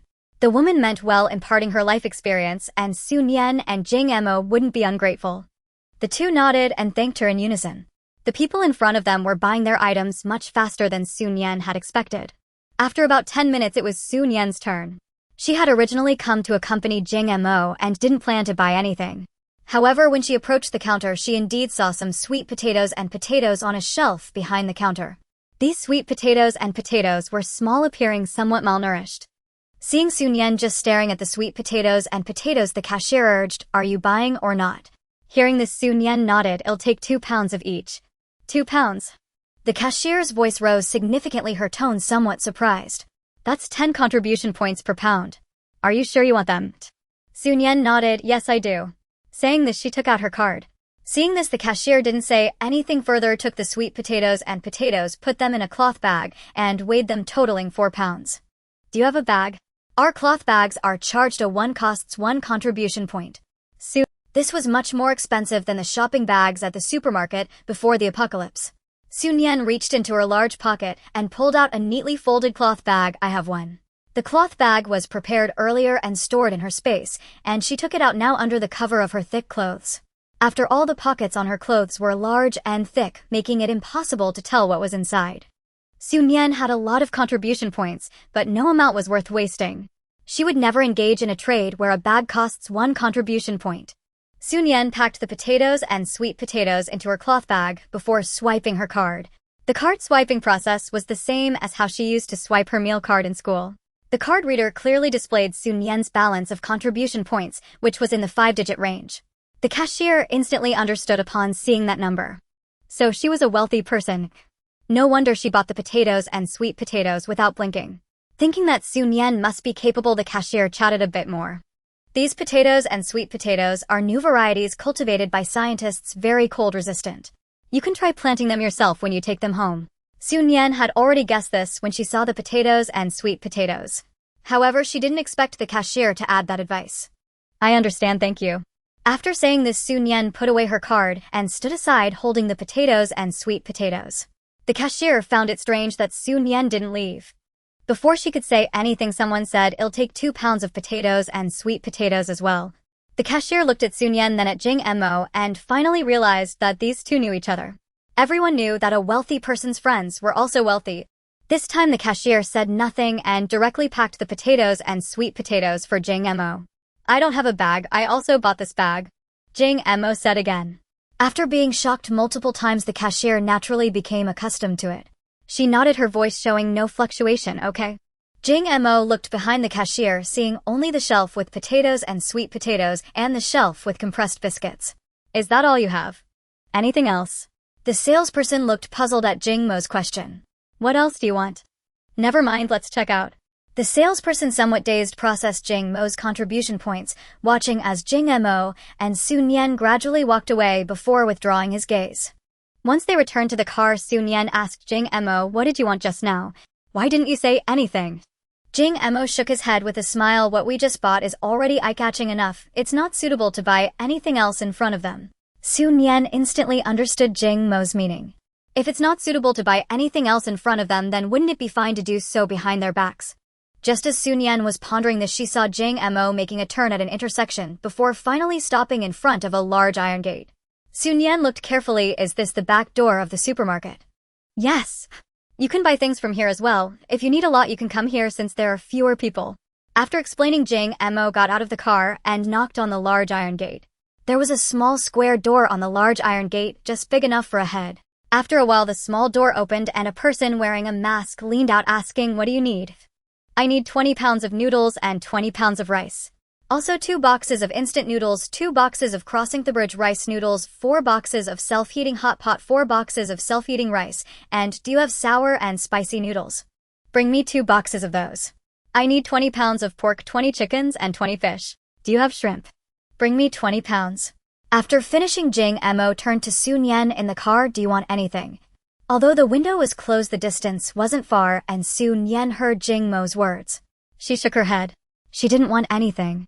These items were piled up everywhere in her space, so there was no need to waste contribution points to buy them. Jing Mo glanced at Nian, then turned back to continue speaking to the person behind the small door. "Also bring me 2 boxes of potato chips, 2 boxes of shrimp snacks, 2 boxes of cola, 2 boxes of Sprite, and 2 boxes of orange juice. You still have spicy strips, right? It doesn't matter which brand, just get me 2 big bags." Though it's not unusual for a man to snack, Nian couldn't help but smile when she heard Jing Mo's long list. This side of Jing Mo was unexpectedly cute. However, what Nian was more curious about was how many contribution points all these items would cost. She didn't wait long, as soon the large door opened and boxes of what Jing Mo wanted were carried out. Jing Mo opened the trunk and the items were directly placed into the car. Once everything was loaded, the person who spoke to Jing Mo earlier said that'll be a total of 2,880 contribution points. Jing Mo didn't even frown upon hearing this, he simply swiped his card.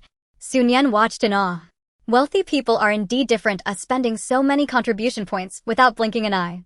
But thinking about the fact that Jing Mo had double the balance on his card compared to hers, Nian felt relieved. If she had as many contribution points as Jing Mo, she wouldn't mind spending so much. Although these items sound like a lot, when they were actually loaded into the car, they didn't even fill half of the trunk. However, many of these items wouldn't likely be produced again in the future. They were consumables, so it's only natural for them to be sold at a higher price. After the end of the previous world, Nian had never seen a vendor selling these items. Only here at the first base could such items be sold.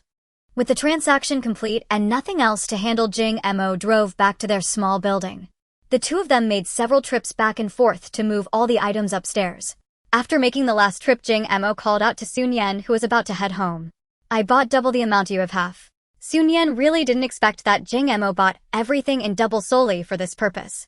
Looking at the piled up items, Nian slowly shook her head. I don't want it. If you don't want it, that means I'm taking advantage of you.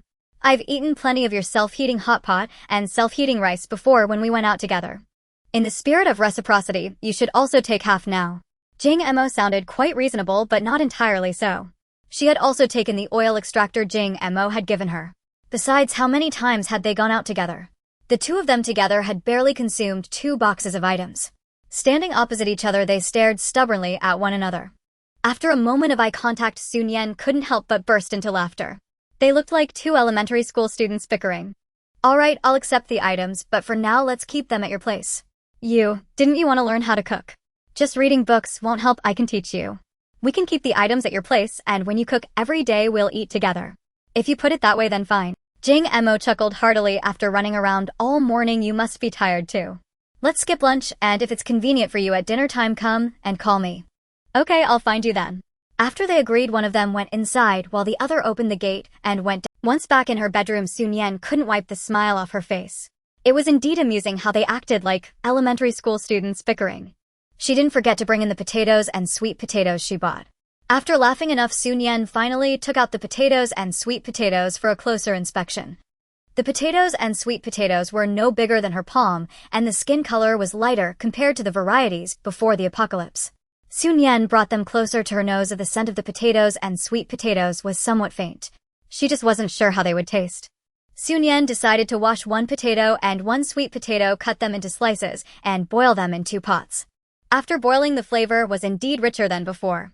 Nian first tried the sweet potato.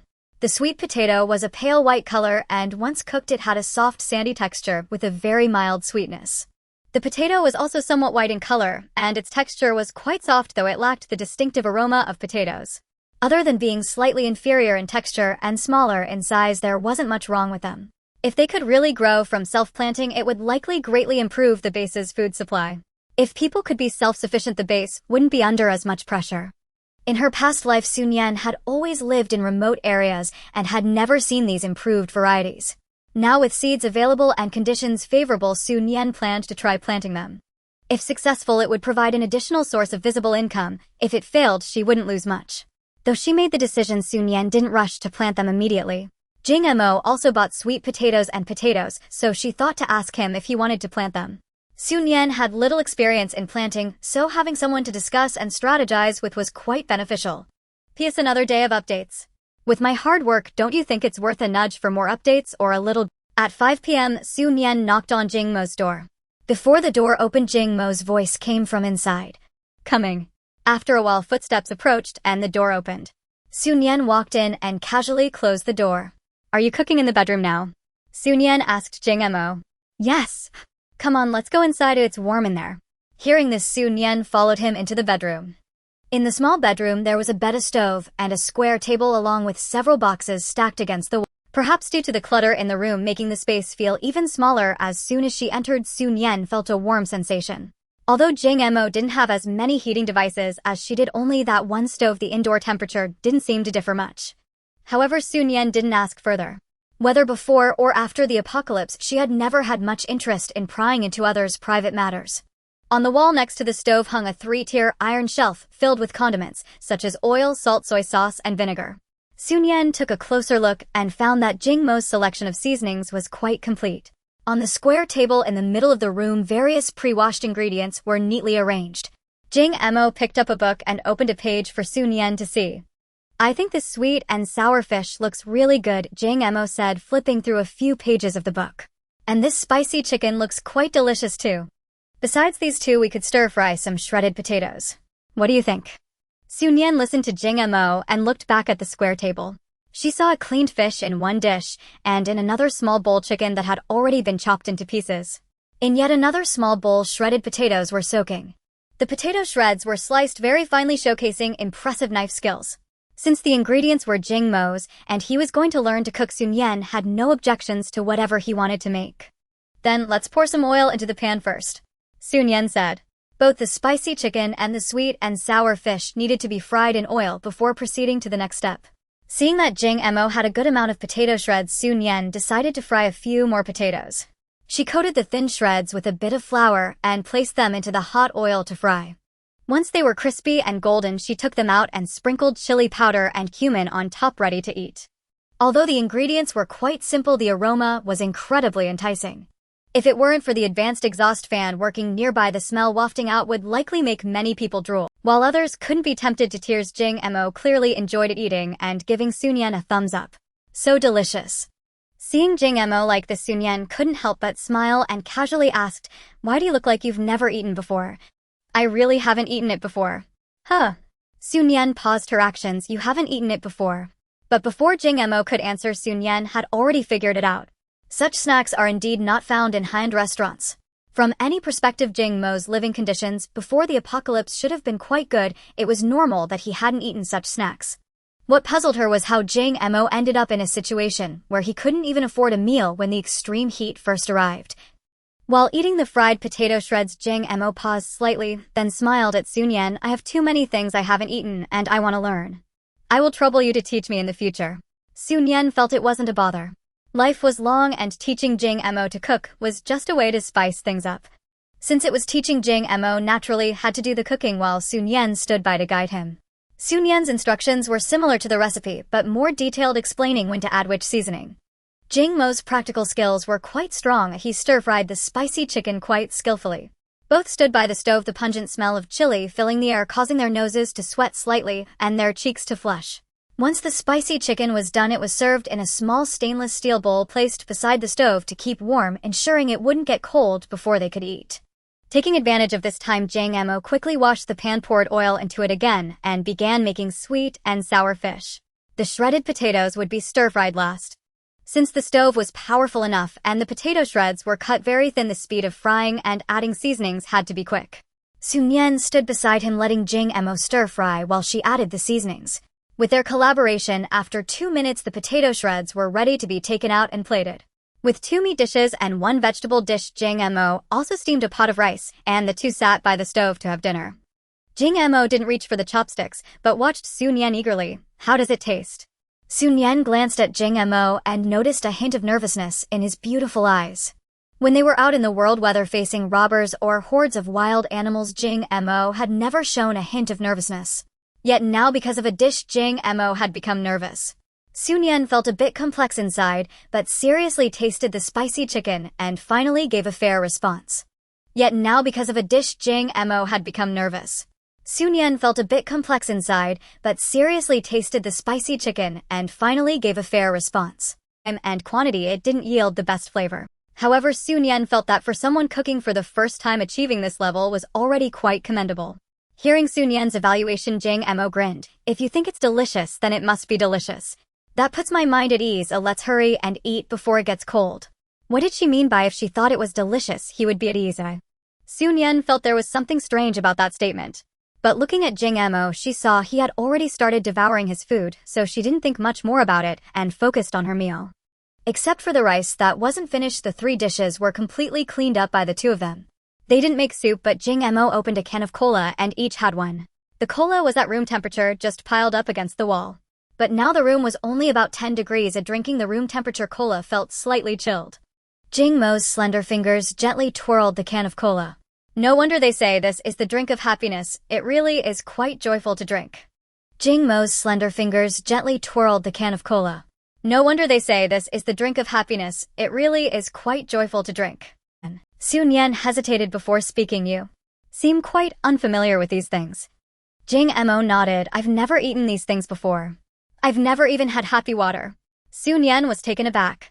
What kind of life did Jing Emo lead if he hadn't even had happy water? Su Nian cast a sympathetic glance at Jing Emo but chose not to ask further. It seemed that memory was something Jing Emo was reluctant to bring up, and she didn't want to reopen old wounds. Su Nian thought for a moment and comforted him seriously. "It's okay, you have plenty of contribution points now, so you can eat whatever you want in the future." Jing Emo replied. "Right." He had expected Su Nian to ask more questions, but to his surprise, she was not following the usual script.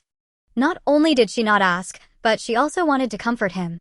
This made Jing Mo feel as though those past years had been quite bitter. But upon reflection, despite the advanced technology of the interstellar world, he indeed had fame, wealth, and power. However, if we talk about food, this place is definitely better. Thinking about it this way, the years he had lived before weren't particularly great. Realizing this, Jing Mo's mood became increasingly complex.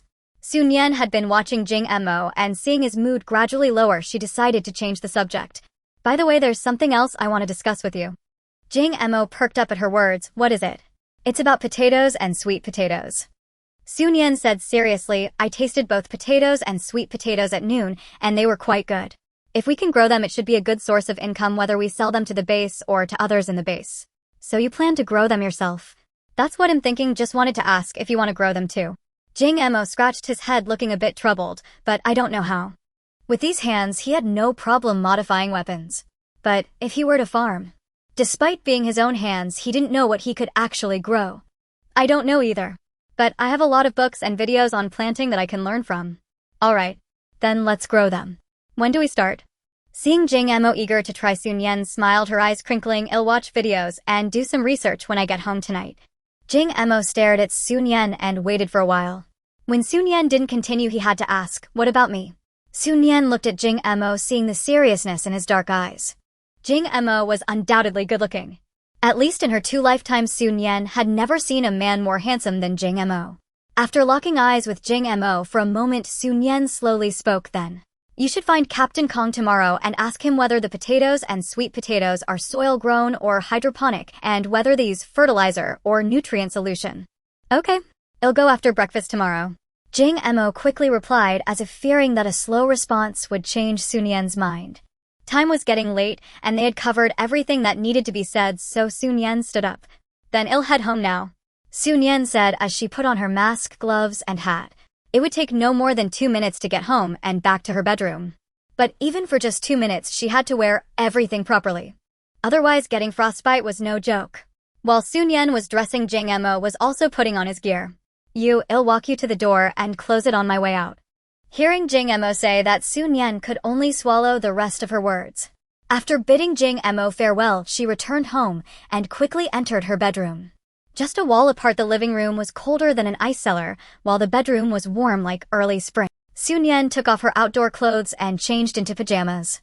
Then she sat down on the mat by the bed and took out an iPad from her space. Nian had many iPads, each with different downloads. This one was filled with materials and videos related to planting. Fortunately, she hadn't been lazy before, and everything was categorized and annotated, making it easy to find now. Before she knew it, it was already 9 o'clock at night. 9 o'clock was already late. Nian turned off the iPad, freshened up, and lay down on the bed. Perhaps because she had watched for too long, even with her eyes closed, her mind was filled with the videos she had just seen. That night, Nian had a dream. In her dream, she successfully planted new varieties of sweet potatoes and yams, reaping a bountiful harvest and becoming a planting tycoon at the base. The next morning, Nian woke up, stared at the ceiling for a while, and then smiled while shaking her head. No wonder they say dreams and reality are the opposite. Nian only wanted to survive in the apocalypse. She never thought about becoming a planting tycoon. Growing potatoes and sweet potatoes was merely out of curiosity and to pass the time. After a few hours of watching, she did gain something. At least Nian now knew that both potatoes and sweet potatoes needed to be germinated first before transplanting. Potatoes have a shorter growth cycle, typically between 60 to 100 days. Different varieties also have different growth cycles. Sweet potatoes, however, take longer, needing at least 3 to 4 months, and sometimes even 5 to 6 months. But all of this was before the apocalypse. Neither sweet potatoes nor potatoes are cold-resistant crops. Under the current temperatures, normal varieties cannot grow at all. But all of this was before the apocalypse. Neither sweet potatoes nor potatoes are cold-resistant crops. Under the current temperatures, normal varieties. Before noon, Jing Mo knocked on the door. When Nian opened it, before she could say anything, Jing Mo said, I've already asked. After the apocalypse, the soil has changed and is not suitable for planting. The sweet potatoes and potatoes we bought are all hydroponic and require the base's specially formulated nutrient solution.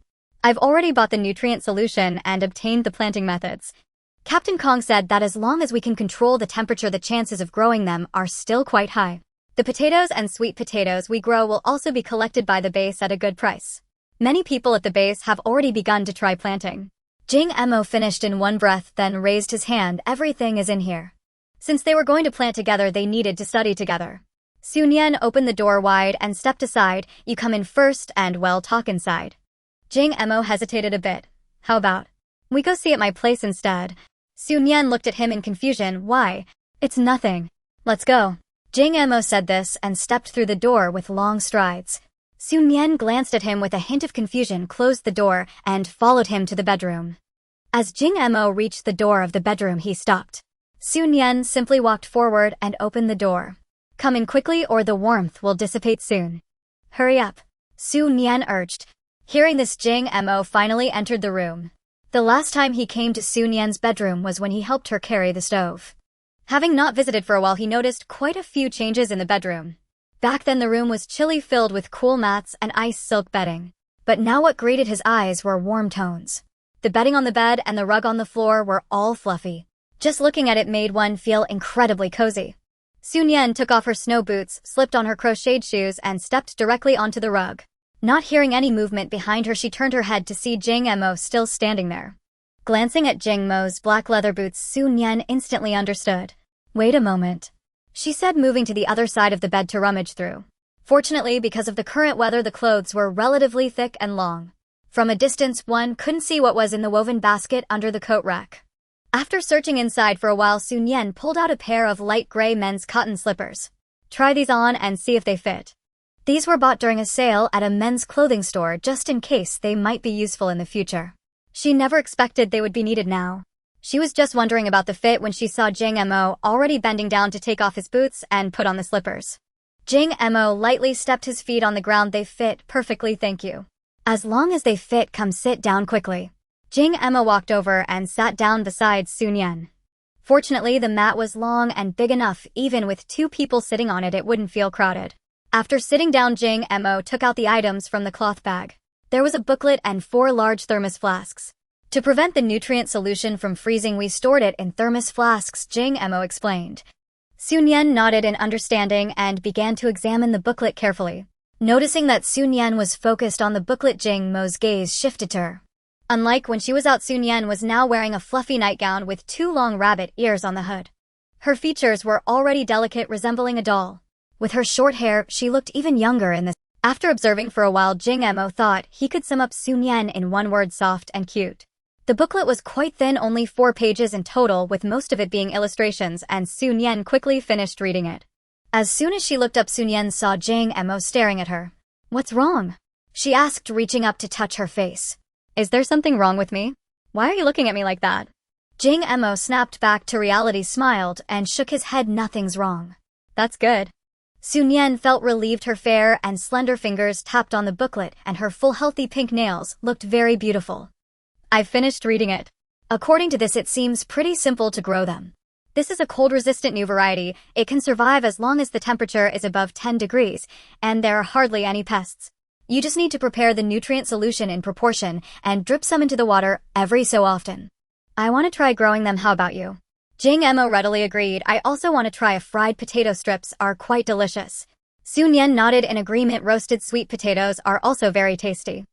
They can also be made into sweet potato chips. After saying this, the two exchanged smiles, seemingly gaining a deeper understanding of each other.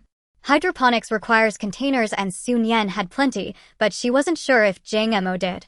Do you have any containers for hydroponics? No. Then I'll go get some for you. I have plenty. Su Nian changed her shoes and left the bedroom, quickly running into the larger room. After closing the door, Su Nian took out several logistics boxes from her space. These logistics boxes were completely sealed at the bottom so they wouldn't leak water, making them perfect for hydroponics. Returning to the small bedroom door with a stack of logistics boxes, Su Nian bumped the boxes against the door, which was opened from the inside. Before she could say anything, she felt the boxes lighten as Jing Emo took them from her. Su Nian brought out 12 logistics boxes, 6 for each of them. For their first time planting, Su Nian didn't plan to grow too many. 3 boxes for potatoes and 3 for sweet potatoes. Before planting, we need to germinate the seeds, and they need to be wrapped in wood ash. Su Nian glanced at the stove where there was indeed ash, but it was leftover from burning charcoal, so it definitely couldn't be used. However, there was some firewood piled up in the living room from yesterday. She took a few pieces, ignited them in the stove, and placed them in an iron bucket to let them burn slowly. Watching the burning wood in the iron bucket, Jing Mo stood up. It looks like it won't burn out anytime soon. It's almost time for lunch. Shall we cook at my place? Sun Yan didn't refuse letting Jing Mo take the iron bucket and nutrient solution back first. She would change her clothes and join him later. On her way over, Sun Yan also took 6 logistics boxes with her. After opening her front door, Sun Yan realized that Jing Mo hadn't closed it. She walked in while carrying the boxes and placed them in the living room. Even though there was an iron gate blocking the stairs and no one could enter with the living room door open, Sun Yan still felt a bit uncomfortable with the front door wide open. She walked over to close it. Just as she was about to close the door, she saw someone standing at the iron gate tiptoeing and peeking in this direction. Perhaps not expecting to see Sun Yan return, the person froze for a moment upon making eye contact with her before quickly turning around and hurriedly going downstairs. Watching the person leave, Sun Yan squinted her eyes. While she wouldn't claim to have an extraordinary memory, she considered her memory to be quite good. Although she could only see the person's eyes, she recognized them, and the person she just saw was likely someone living in the east unit on the first floor. That unit was occupied by several young people, and Sun Yan had seen them a few times when she went out, but they hadn't interacted much. Why aren't you going in? Isn't it cold out? Hearing Jing Mo's question, Sun Yan closed the door and turned to walk towards him.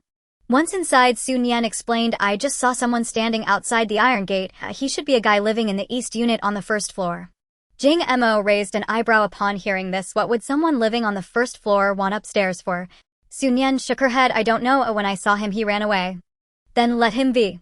Jing Mo spoke casually. Sun Yan paid it little mind, her gaze shifting toward the square table. As yesterday, Jing Mo had prepared an abundance of ingredients. Let's have braised pork belly today. Jing Mo's eyes sparkled with anticipation. According to the cookbook, braised pork belly with potatoes is exceptionally delicious and utterly irresistible with rice. Sun Yan nodded. The book is right. Braised pork belly stewed with tender potatoes bathed in a rich savory gravy, served over steaming rice, it was nothing short of sublime. In addition, Jing Mo had also prepared a self-heating hotpot, a tripe hotpot brimming not only with tender beef tripe, but also with wood ear mushrooms and crisp lotus root slices. Placed side by side on the table, the two dishes formed a harmonious balance of meat and vegetable. The iron drum had been left in the living room. When they emerged after their meal, they found the firewood completely consumed, and even the residual ash had long since cooled to absolute stillness. This was all due to the extreme cold. For a moment, it was difficult to judge whether such frigid temperatures were ultimately beneficial or perilous. Once wrapped, the tubers were placed in a gently warm spot, awaiting the first tender stirrings of sprouts. Sun Yan carried her batch of potatoes and once wrapped, the tubers were placed in a gently warm spot, awaiting the first tender stirrings of sprouts. Sun Yan carried her batch of potatoes and sweet potatoes home, pausing at the stairwell to glance downward. The staircase stood empty, not a soul in sight. Perhaps it was the variety, or perhaps the ambient temperature proved just right. A day later, Sun Yan returned to check, and there emerging delicately from the tubers were tender green sprouts. Even though Sun Yan's spatial realm already overflowed with leafy greens, the sight of those fragile, vibrant shoots drew an involuntary smile to her lips. After gazing too long upon endless snowscapes, anyone would yearn for such fresh, tender green, the very color of hope. From that day onward, Sun Yan made it her quiet ritual to visit the tubers each morning. 5 days passed, and the delicate sprouts had unfurled into soft, verdant leaves, ready for transplanting. Jing Mo had brought back 4 bottles of nutrient solution. He gave 2 to Sun Yan. Sun Yan poured water into a logistics crate, then precisely mixed in the nutrient solution according to ratio, before gently placing the young potato and sweet potato seedlings into the enriched liquid.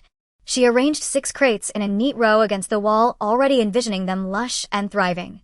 With daily tasks filling her hours and occasional cooking lessons for Jing Mo, Sun Yan scarcely stepped outside her door. As days flowed into weeks, the potatoes and sweet potatoes grew with astonishing speed.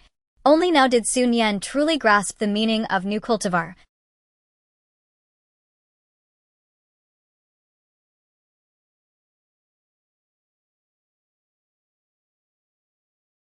After Sun Yan's first potato harvest, news reached her from Jing Mo in the base's supermarket. Potatoes and sweet potatoes had initially carried steep prices, simply because yields remained scarce.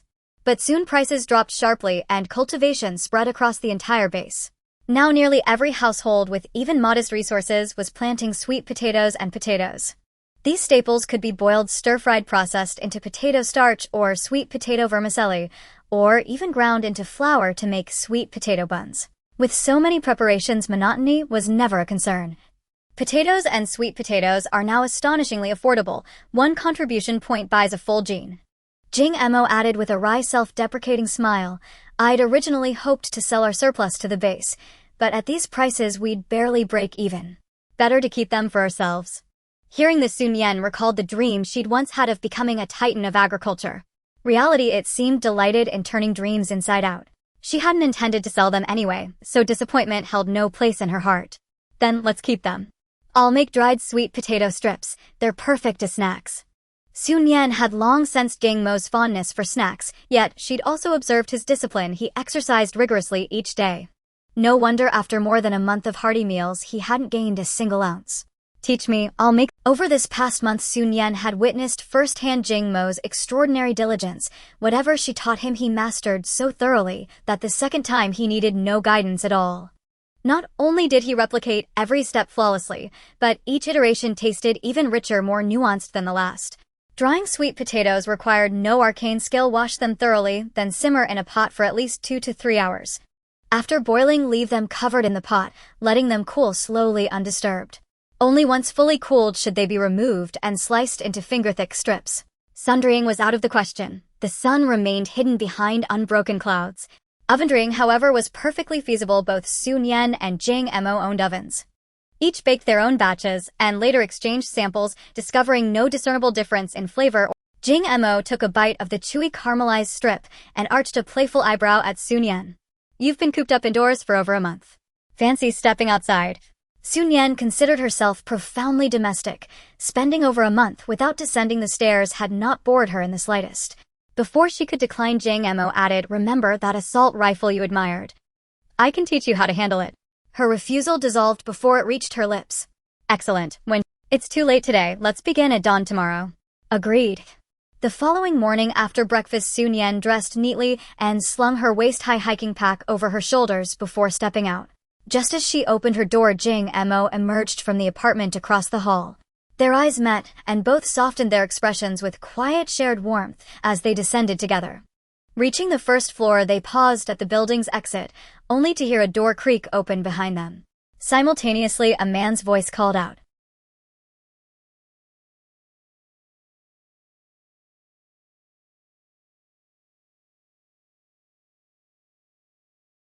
Hearing her name spoken by a stranger stirred not just surprise, but deep instinctive wariness. You really are Sun Yan, the young man exclaimed, striding forward eagerly. I'm Wu Kangjian. Wu Kangjian. Sun Yan furrowed her brow, no memory surfaced. We were high school classmates. In senior year we sat in the same class. I was in the third to last row. Oh, and our homeroom teacher was also surnamed Wu. Everyone called him Old Wu and teased me as Little Wu. Do you remember? Hearing Wu Kangjian's words, Sun Yan had some impressions. Perhaps for Wu Kangjian their high school graduation was just 4 years ago, so he still remembered her, an old classmate. But for Sun Yan that was already 14 years ago, so it was completely normal for her to not recall it suddenly. She felt no embarrassment and simply asked, do you have something to say? Have you remembered? Wu Kangjian exclaimed with delight, quickening his pace and opening his arms as he lunged towards Sun Yan. In the blink of an eye, it's been 4 years since we last met. I thought I would never see you again in this lifetime, yet here we are.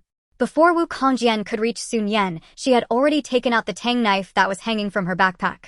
Sun Yan held the hilt of the knife with the end of the sheath pressing against Wu Kangjian's chest. What are you trying to do? I didn't mean to do anything. Wu Kangjian's voice was filled with innocence. I just thought that meeting an old classmate in such circumstances, we could embrace what's wrong with that. Hey, Sun Yan, is that a tang knife you're holding?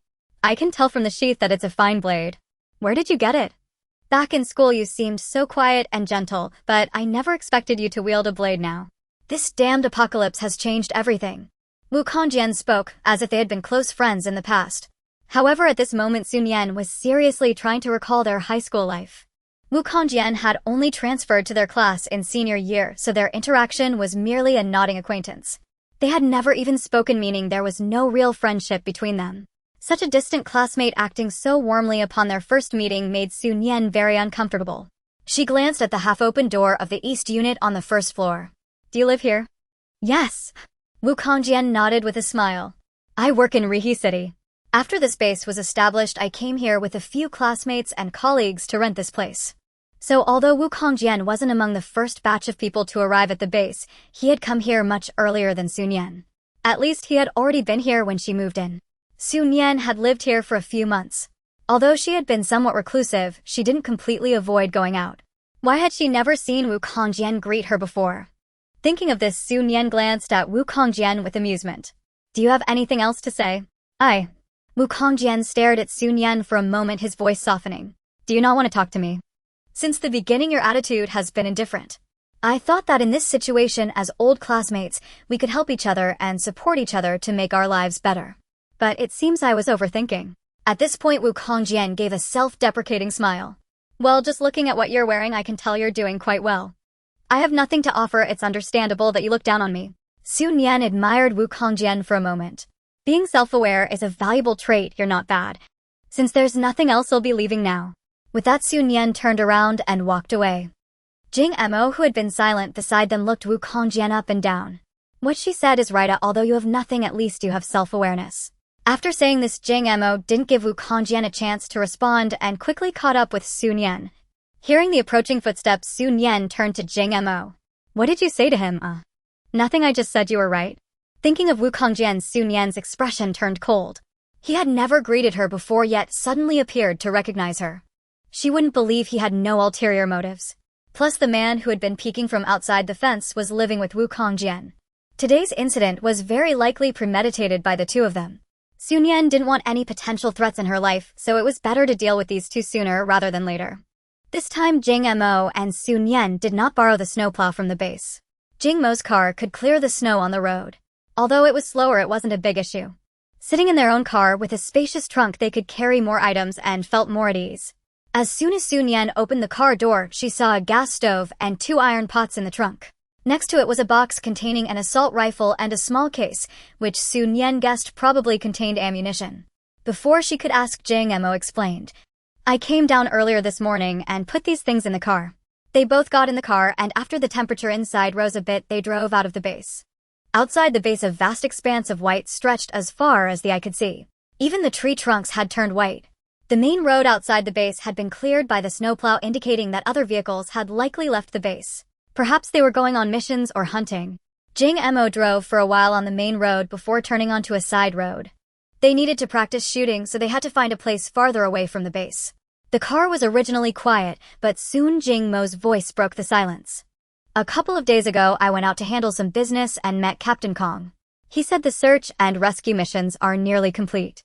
They've gone to all the places they could and brought back all the survivors. For places further away, the base is powerless to help. After all, now is different from before the apocalypse. To go further, it's not just a matter of whether people can be rescued, even those on missions must worry about coming back alive. While rescue efforts are important, one must also act within their means. After all, in the apocalypse, every life matters. Sun Yan did not find this surprising. In her previous life, the small remote base she lived in had never received any rescue. The rescue efforts are over and restoring network communication at the base is on the agenda.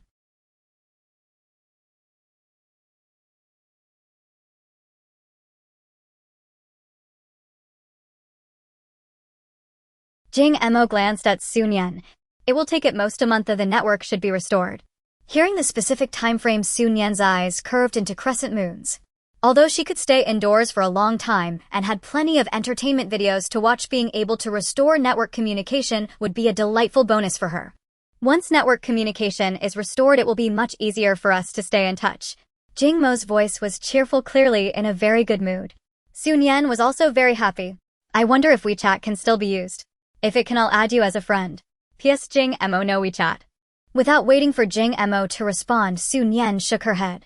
But I think it won't be useful anymore as there's no one to maintain it. Jing Mo didn't know what WeChat was, but that didn't matter. I heard from Captain Kong that the base has found quite a few talents in this area and they have developed a new program. Once the network communication is restored, this new program will be the one we can use. Hearing Jing Mo's explanation, Sun Yan wasn't surprised. Instead, she felt it was only natural. Various programs require staff to maintain them to function. However, right now the developers and maintenance personnel of these programs were nowhere to be found, so wanting to use them was nothing but a pipe dream. It was imperative for the base to develop a new app. The technology from before the apocalypse was still there, and creating a program suitable for the current base was not a difficult task. Nian felt a vague sense of anticipation, wondering what the program would be like. Just then she noticed the speed of the vehicle gradually slowing down. Jing Emo brought the car to a stop and then looked at Nian. This should be about the right place. Nian glanced outside and saw that the environment had not changed much. It was still the endless expanse of white snow, and the tree trunks were stained white. The two of them got out of the car and Jing Emo took out a submachine gun. Although Jing Emo was wearing gloves, they did not hinder the movements of his fingers. He quickly disassembled the gun, breaking it down into its various components, explaining each part to Nian. Nian listened attentively, her gaze closely following Jing Mo's hands. Jing Emo spoke clearly and unhurriedly, his voice pleasant and easy to listen to, and his explanations were very clear. As Jing Emo reassembled the submachine gun, he looked at Nian and asked, "How's that? Let me give it a try." Upon hearing this, Jing Emo set the gun down and made way for her. Nian stood still, stared at the submachine gun for a moment, and then raised her hands, slowly disassembling the gun while reciting the words Jing Emo had just said. From start to finish, she didn't miss a single word. By the time Nian finished, the submachine gun was completely reassembled in her hands. Jing Emo applauded, his eyes shining as he looked at Nian. "Nian, you're amazing." Nian raised her chin at Jing Emo and replied, "I think so too." Humility is a virtue, but recognizing one's own brilliance is also an important form of confidence. During the past months, Nian had not been idle. She had downloaded quite a bit of material, but had only skimmed through a little over the past year. After rummaging through her downloads, Nian found videos and books about firearms. The current Nian was no longer the ignorant girl she once was regarding firearms. In this world, anything can be mastered if one is willing to learn and study diligently. With effort, one will eventually reap the rewards. Jing Emo looked at Nian appreciatively, saying, "Recognizing yourself is very important. You must understand your weapon well to use it better. Now that you understand it well enough, I can teach you how to shoot. I have a space too." Nian said as she opened the medical box and took out hydrogen peroxide to disinfect Jing Mo's wound. Fortunately, with Jing Emo there to guide her carefully, Nian wasn't completely clueless. Mastering it was just a matter of time. During shooting practice, she completely lost track of time. Nian didn't feel tired at all. In fact, she found it very interesting. This was a completely different feeling compared to using a tang knife. It wasn't until she noticed that more than half of the bullets in the box were gone that Nian reluctantly stopped. "Why did you stop? Are you tired?" Jing Emo asked with a smile. Nian shook her head. "Not really, I just felt it was about enough. There would be more opportunities to practice in the future. Bullets were precious, and there was no need to waste them like this." Jing Emo didn't know what Nian was thinking, but soon offered a suggestion. "I heard from Captain Kong that now both official and private teams at the base are out hunting. Although the weather is extremely cold, the number of wild animals has increased dramatically, and they are larger, thicker-skinned, and more ferocious than before. The base's researchers have studied that these wild animals have not only changed in appearance and physical abilities, but even in meat quality. Eating them poses no harm to humans, and their taste is quite good." Nian listened quietly to Jing Emo, feeling that what he said earlier wasn't the main point. The true crux was in the last few sentences. "So you also want to hunt?" Nian asked. Jing Emo nodded. "Now that we're at it, would be wasteful to return empty-handed. Besides, hunting would be more helpful for your shooting practice, wouldn't it?" With Jing Emo saying so, Nian had no reason to refuse. Of course she agreed. The two returned to the car and Jing Emo took out a map. Nian looked at the map and saw that several locations were marked in red, clearly prepared in advance. Jing Emo pointed to a red dot. "This is our current location. If we drive north for an hour, we can reach here." Captain Kong said that various wild animals often appear around this area. Seeing that Jing Emo had done all the research, Nian directly said, "Then what are we waiting for? Let's go." The vehicle started again, heading towards the destination Jing Emo had marked. Nian was able to discern directions because she had lived in this vast, snowy, extreme cold for 2 years. But she also noticed that Jing Emo had a strong sense of direction. The road was covered in snow, yet Jing Emo could still accurately find the way forward without getting lost. An hour later, the car gradually came to a stop. Inside the car, both Nian and Jing Emo looked somewhat serious. About 100 meters ahead of them, 2 vehicles were stopped. If it were just the 2 cars, it wouldn't be unusual. However, there were many wild boars surrounding the vehicles. Looking at the number of wild boars, even Nian felt her scalp tingle. "In such cold weather, do wild boars breed this quickly?" Nian said softly, not really expecting But just after she finished speaking, Jing Mo replied, research indicates that they have evolved in physical quality and are no longer afraid of the current cold. Wild boars already breed quickly, typically having 1 to 2 litters a year, with each litter producing 4 to 12 piglets. Now their breeding rate is even faster, expected to produce 3 to 4 litters per year. Sun Yan. Jing Mo's response was completely beyond her expectations, and the content of his answer shocked Sun Yan. Such prolific breeders, truly worthy of being sows. Sun Yan stared at the group of wild boars in front of her for quite a while before slowly saying, not only have they multiplied, but their growth rate is also much faster than before. That should be the case. Sun Yan turned to Jing Mo, who had asked the most puzzling question in her mind. So, what do they eat? If there isn't enough food, no matter how many piglets are born, they won't grow up. Sun Yan remembered that wild boars are herbivores, seemingly eating roots, leaves, and fruits. But in this weather, there are hardly any living plants outdoors. What are these wild boars eating? They don't eat meat, so why are they attacking people? Jing Mo shook his head. I'm not quite sure about that either. Captain Kong said that scientists are conducting various studies on this matter, and it shouldn't be long before we have some results. Upon hearing this, Sun Yan nodded. Although she was curious, she knew it wasn't the time to discuss such things. The 2 vehicles surrounded by wild boars were clearly stuck. Sun Yan asked Jing Mo, what do you think about this? Jing Mo raised an eyebrow. If you want to try that submachine gun, we can fire a few shots. If you don't want to try, we can just turn around. Jing Mo was never one to be overly kind. He was a businessman, and a competent one at that. He never thought that just because he was capable, he should act heroically and lend a helping hand. If he wanted to help, he would. If not, he would leave. Sun Yan touched the gun in her hand. Then, let's give it a try. All right.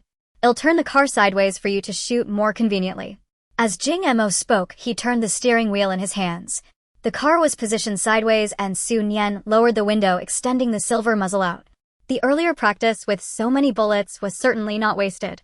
Sun Yan had never used any other submachine gun, so she didn't know how others felt. But the submachine gun in her hand had a manageable recoil, and it wasn't heavy for her. Most importantly, the feel of it was quite good. With a few shots fired apart from the sound of bullets slicing through the air, there was no other noise. Although the distance was quite far, the range was evidently much greater. Sun Yan could clearly see several wild boars hit in the head, collapsing immediately to the ground. This sudden change threw the group of wild boars into a panic, making them charge even harder at the 2 vehicles. However, soon these wild boars realized that the bullets were coming from behind, and they all turned their gazes towards Sun Yan. One wild boar broke into a run towards her, followed closely by the others. Facing the oncoming wild boars, Sun Yan calmly opened fire. At this moment, she truly felt the thrill of using a submachine gun. The rapid-fire burst ended quickly. As for how many targets she hit and whether she wasted bullets, that was completely out of her consideration at this moment. Even if wild boars are fierce, they cannot be fearless of death. As more boars fell, the remaining ones squealed in fear and scattered, galloping through the snow until they quickly disappeared from sight. Sun Yan put away her gun and turned to look at Jing Mo, who gave her a thumbs up. Well done. Sun Yan raised an eyebrow. Your teaching was also excellent. Let's go collect our spoils. All right. Jing Mo replied, driving the car towards the corpses of the wild boars. The car moved intermittently, and the 2 had to get out to lift the wild boars onto it. Fortunately, both of them were strong enough, otherwise they would have been at a loss dealing with the heavy corpses.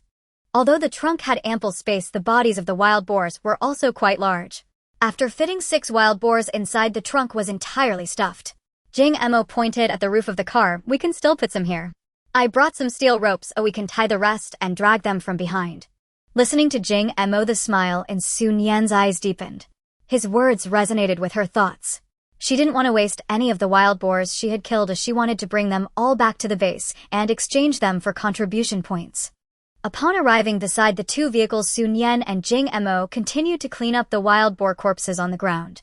For Sun Yan, practicing her shooting skills and hunting wild boars was her primary aim. Rescuing the people in those 2 vehicles was merely a side effect. They hadn't begged her to save them, nor had she thought about saving them. Thus at this moment, she didn't care about the thoughts of the people in the vehicles. After they finished collecting these spoils, they would naturally head back. However, at this moment, the doors of the 2 vehicles were pushed open in succession, and several people stepped out. Although Sun Yan heard the sound of the doors opening, she paid little attention to it. But as soon as these people stood firm, one of them quickly walked towards Sun Yan. You were the one who fired the shots just now, right? I saw it all. You are truly amazing. Thank you for saving us. Sun Yan glanced coldly at the girl who spoke. I didn't save you on purpose. Oh, you're a girl. When I saw you shooting just now, I thought you were a boy. I always imagined that a girl shooting would be heroic and cool, but I had never seen it before. Now that I see you, I know I wasn't wrong. A girl can indeed look cool while shooting. By the way, my name is Qin Yuanyuan. What's your name? Are you a soldier? No. Sun Yan, who was not naturally sociable, said these two words and nodded at Jing Mo, preparing to continue collecting the wild boar corpses. However, Sun Yan's cold attitude did not dampen Qin Yuanyuan's enthusiasm. Are you guys planning to take these wild boars back to the base? We can help you. I see your vehicle is already full. Sun Yan shook her head. No need, we can take them back ourselves. Your roof is piled high, it can't hold any more. Just right, our car is bigger and has a lot of empty space. We can help you take them back. Are you afraid that once we get to the base we won't return the wild boars to you? You really don't need to worry about that. We understand gratitude and are not those kinds of people. Qin Yuanyuan's voice was clear and she spoke quickly, chattering away. Sun Yan felt a bit of a headache and stared at Qin Yuanyuan directly. I said we can take them back ourselves. Saving you was not the goal, it was just a matter of convenience. After saying this, Sun Yan ignored Qin Yuanyuan's reaction and turned to walk towards another wild boar. Seeing this, Jing Mo hurriedly followed. The two first lifted the wild boar to the back of the car, then tied it up with the steel rope with the other end hanging off the vehicle. Just as they finished their task, Sun Yan turned around and saw two people working together to lift a wild boar towards their car. Upon witnessing the situation, Sun Yan's gaze instantly turned cold. What are you doing? Hearing Sun Yan's voice, Qin Yuanyuan hurriedly explained, Please don't be angry. We just thought you might not be able to take it back, so I wanted to help you carry it back. Really, there's no other intention. Sun Yan, disinterested in Qin Yuanyuan, walked directly towards the two men carrying the wild boar. Her speed was swift, and before long she had surpassed the two men standing in front of them. What are you? The two men, bending their backs and working together to lift a wild boar, looked up at Sun Yan upon hearing her words. However, they did not lower the wild boar. One of them sized up Sun Yan, saying, We are lifting the wild boar, can't you see? The other added, Although you killed this wild boar, if it weren't for us, how could you have killed so many at once? No matter how you calculate it, we have a share in these wild boars. Considering you killed them, we are willing to take a loss and let you take more. You've already loaded so many on your vehicle, the rest belongs to us. Little sister, it's better not to be. One should know that greed can lead to ruin. People must learn to be content. Listening to the back and forth between the two, Sun Yan's eyes surged with dark tides, her voice colder than before. Since you say so, I will return some wild boars to you. What do you mean by that? Sun Yan sneered. What do I mean? How many wild boars were surrounding you just now? I will bring just as many to surround you again, ensuring not a single one is missing. How about that? Are you happy? The two men did not expect Sun Yan to say such a thing, and upon hearing it their eyes widened in disbelief. One quickly reacted and scoffed. Who do you think you are? How many wild boars were surrounding you just now? I will bring just as many to surround you again, ensuring not a single one is missing. Ignoring the two's mockery, Sun Yan said nothing more, instead pulling open the steel wire rope hanging. Seeing Sun Yan's action, one of the men sensed something was wrong and immediately put down the wild boar, taking 2 steps back, looking at Sun Yan with wariness. What do you want to do, eh? The other man, however, was reluctant to let go of the wild boar, saying, What are you afraid of? Does she dare to kill us? Sun Yan stepped forward, directly standing beside the boy still holding the wild boar. Before he could react, the steel wire rope in Sun Yan's hand was already tied around him. Sun Yan's nodding technique was something she had learned in her past life.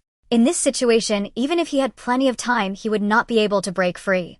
Pulling the other end of the rope toward the other boy, she said, No one who dares to steal from me leaves my sight alive. Do you think you will be the exception?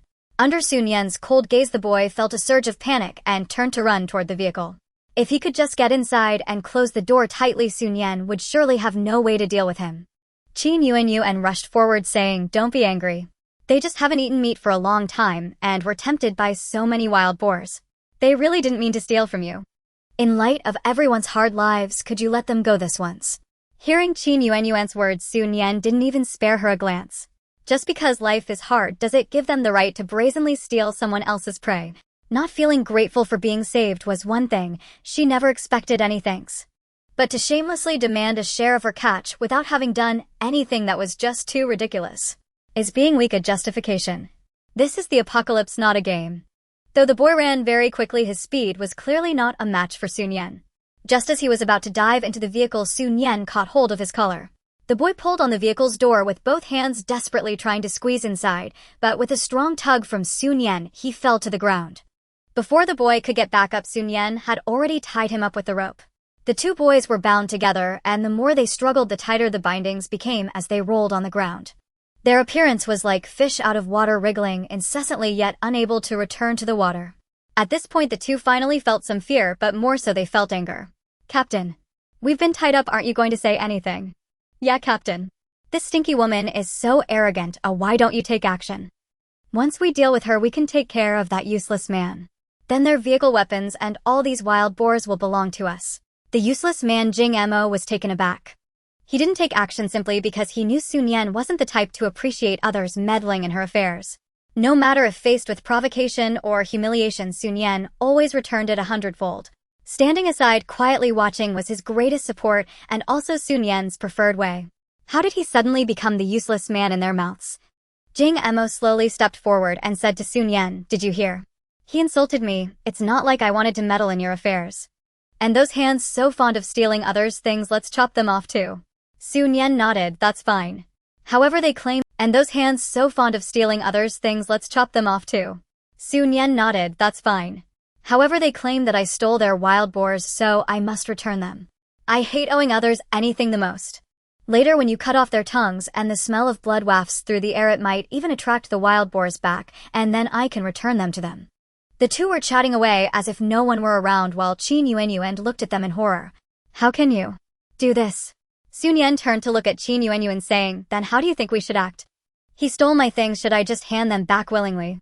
He insulted me, and I should just let him insult me and say he's right.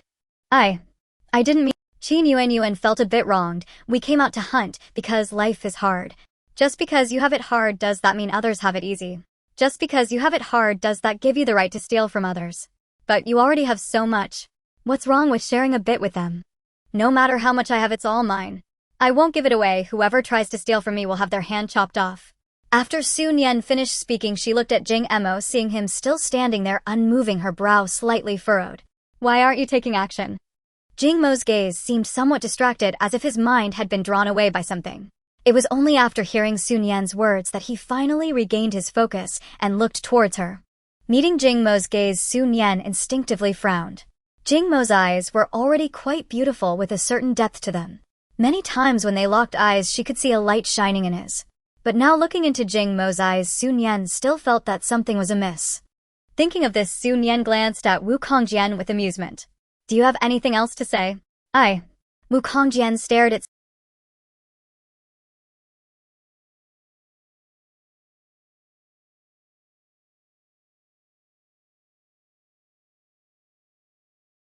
One of them stepped forward. "I am the captain. My name is Fong Xiang. Your team members made a mistake and you as captain are not concerned." Fong Xiang smiled self-deprecatingly. "We are just a temporary team, and I as captain have never had much authority. When I say to do something, they don't listen to me. They made their own decisions and made mistakes, so I naturally cannot take responsibility for them." Fong Xiang's response was somewhat unexpected. The most surprised was Qin Yuanyuan. Qin Yuanyuan was even more shocked than before, saying, "Captain, how can you say such things? We are a small team. Although they made some mistakes, but there is no but." Fong Xiang interrupted Qin Yuanyuan, "I have told you many times that the current situation is different from before. You shouldn't always think that anyone who makes a mistake still has a chance to redeem themselves. And don't think that as captain I have to bear the consequences for your foolish actions. Qin Yuanyuan stammered for a long time but could not say anything useful. Fong Xiang did not pay any more attention to Qin Yuanyuan but looked at Jing Emo, saying, "I have no objections to how you plan to deal with them. Thank you for today. Even though you said you didn't deliberately save us, I remember this kindness. In the future, feel free to ask if you need anything." "No need to wait for the future," Jing Emo replied. "Let's do it now. Those two are still your team members. They made a mistake, so it's your duty as captain to punish them. I'll leave them to you. How you deal with it is up to you." After saying that, Jing Emo walked over to Nian, tugging at her sleeve. "Hurry up and clean up the remaining wild boar. I need to talk to you about something." Nian always felt that Jing Emo was acting a bit strange, but hearing his urgent tone, thinking he might really have something important to discuss, she didn't dwell on it further. The two of them used a steel wire rope to tie up the remaining wild boars and hung them at the back of the car. It was fortunate that this car had enough power to carry so many wild boars. If it were a different car, it probably wouldn't even budge with the gas pedal pressed to the floor. After driving for a while, Su Nian glanced at the rearview mirror and saw Feng Xiang walking step by step towards the two on the ground. Then Feng Xiang took out a knife and severed the hands of the two. Qin Yuan stood not far away, covering her eyes with her hands, her body trembling slightly. It was unclear whether she was afraid or crying. Seeing this, Su Nian lost interest and directly withdrew her gaze. These people claimed to be a small team, but it seemed their bonds were not strong. Just from Feng Xiang's previous words, it was clear that he held strong opinions against those two. Today's events likely gave him a legitimate excuse to eliminate dissenters. As for Qin Yuan, whether she was genuinely naive or just pretending to be soft-hearted, Su Nian just regarded her as a joke. In this post-apocalyptic world, those who have survived this long must have their own ways of survival, unless they were extremely well protected. Su Nian could not fully understand or agree with others' ways of survival, nor would she pass any judgment. The only thing currently preoccupying Su Nian's mind was the somewhat unusual attitude of Jing Mo beside her. Yet Jing Mo was focused on driving, showing no intention of speaking, and Su Nian didn't initiate conversation either. Su Nian was not lacking in patience. Jing Mo drove the car back to the base at the fastest speed, heading straight to the service center. Since entering the base, this car had attracted everyone's attention. Many people had gone out hunting, after all, who wouldn't want to eat meat. In such cold weather, without meat one would not have enough warmth to withstand it. Previously, there were those who could bring back several or even dozens of prey at a time. But it was truly rare to see someone like Su Nian and Jing Mo bringing back so many wild boars at once. Upon reaching the service center, they weighed the wild boars, and each of them earned 4,000 contribution points. With no wild boars left in the car and being inside the base where the road conditions were better, Jing Mo drove even faster. In no time, they returned to the small building. Once inside the fence gate, Jing Mo finally spoke again. "I have something to tell you, come with me." Su Nian simply frowned slightly and followed Jing Mo to his home. After being away for most of the day, the charcoal in Jing Mo's bedroom stove was nearly burned out. But Jing Mo had no intention of adding more charcoal. Instead, he stared intently at Su Nian. "You said earlier that I am yours." Su Nian had waited a long time and finally heard Jing Mo speak. However, she never expected that when Jing Mo finally spoke, it would be this line. Su Nian remembered well the words she had said not long ago. "I said that because Su Nian." Jing Mo interrupted her, saying, "Let me speak first." His serious tone made Su Nian instinctively stop and just look at him. Jing Mo took off the mask on his face, allowing Su Nian to clearly see his expression.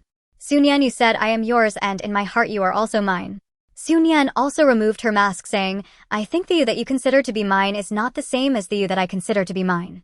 Having known each other for so long and collaborated so many times, we should be considered like-minded partners.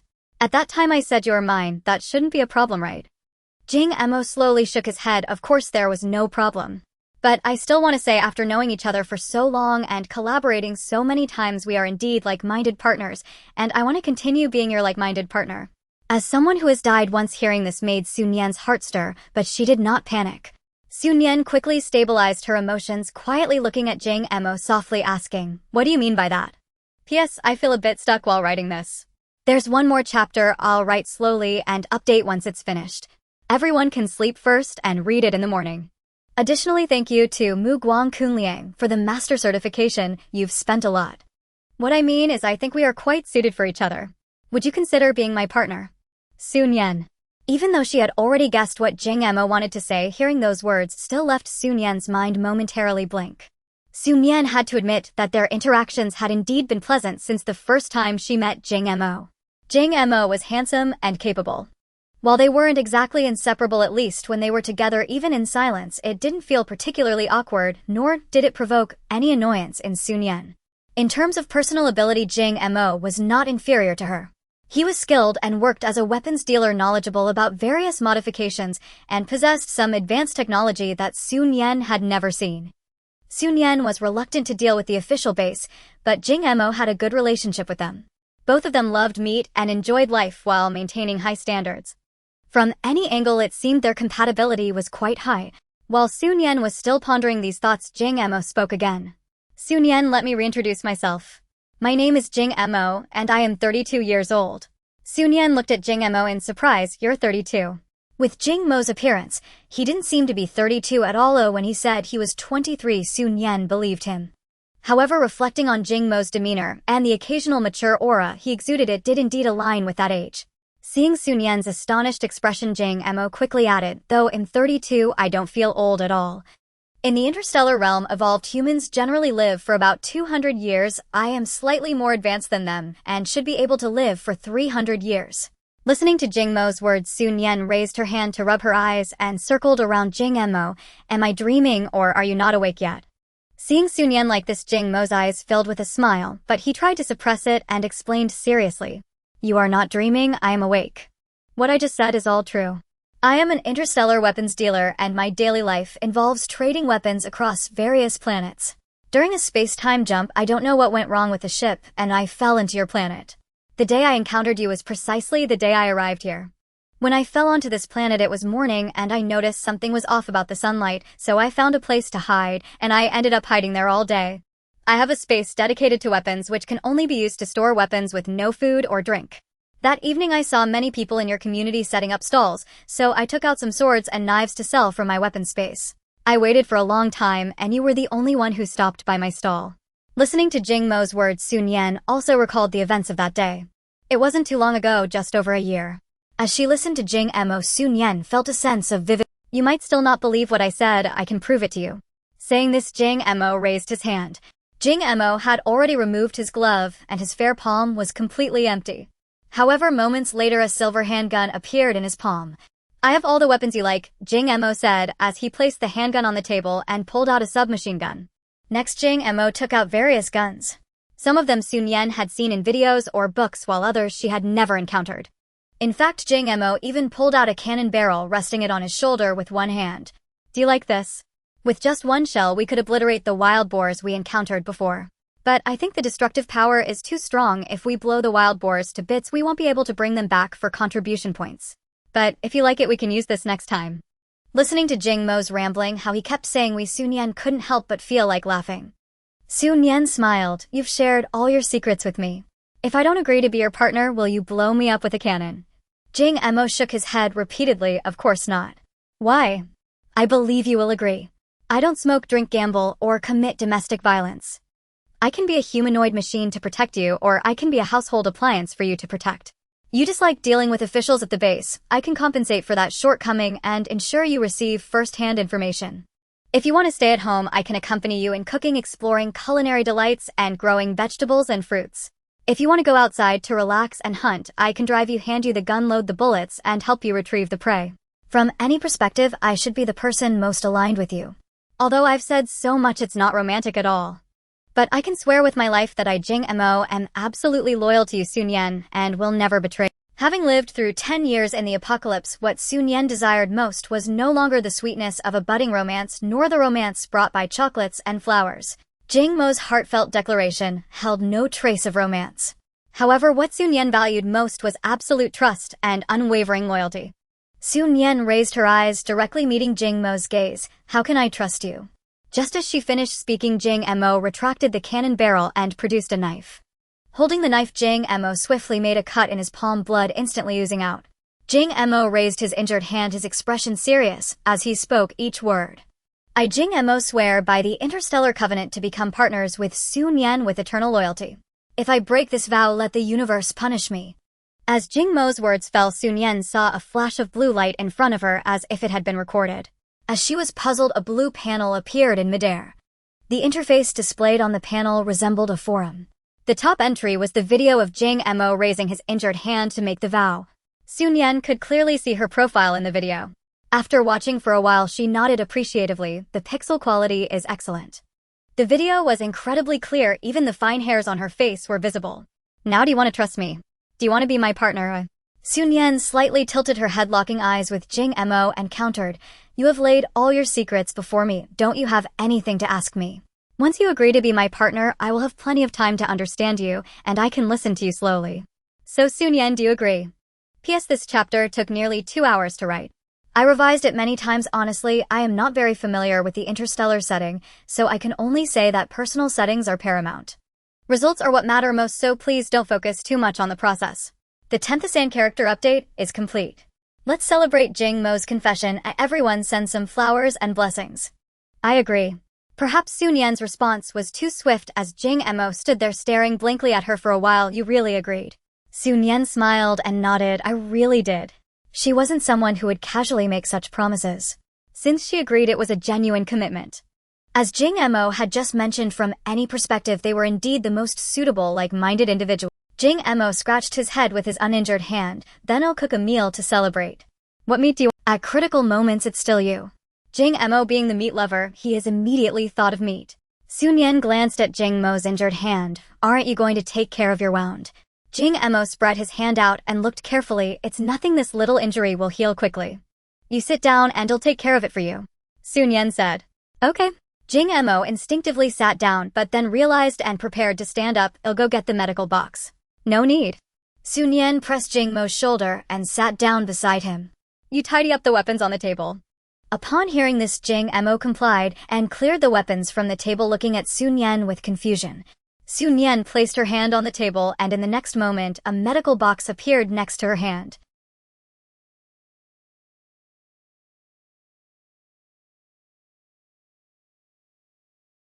The wound was quite deep, so it was essential to disinfect it properly. After using hydrogen peroxide, Su Nian opened iodine for a second round of disinfection. Just as she was about to sprinkle some Yunnan Baiyao, Su Nian paused. Do you have any effective external injury medicine in the interstellar?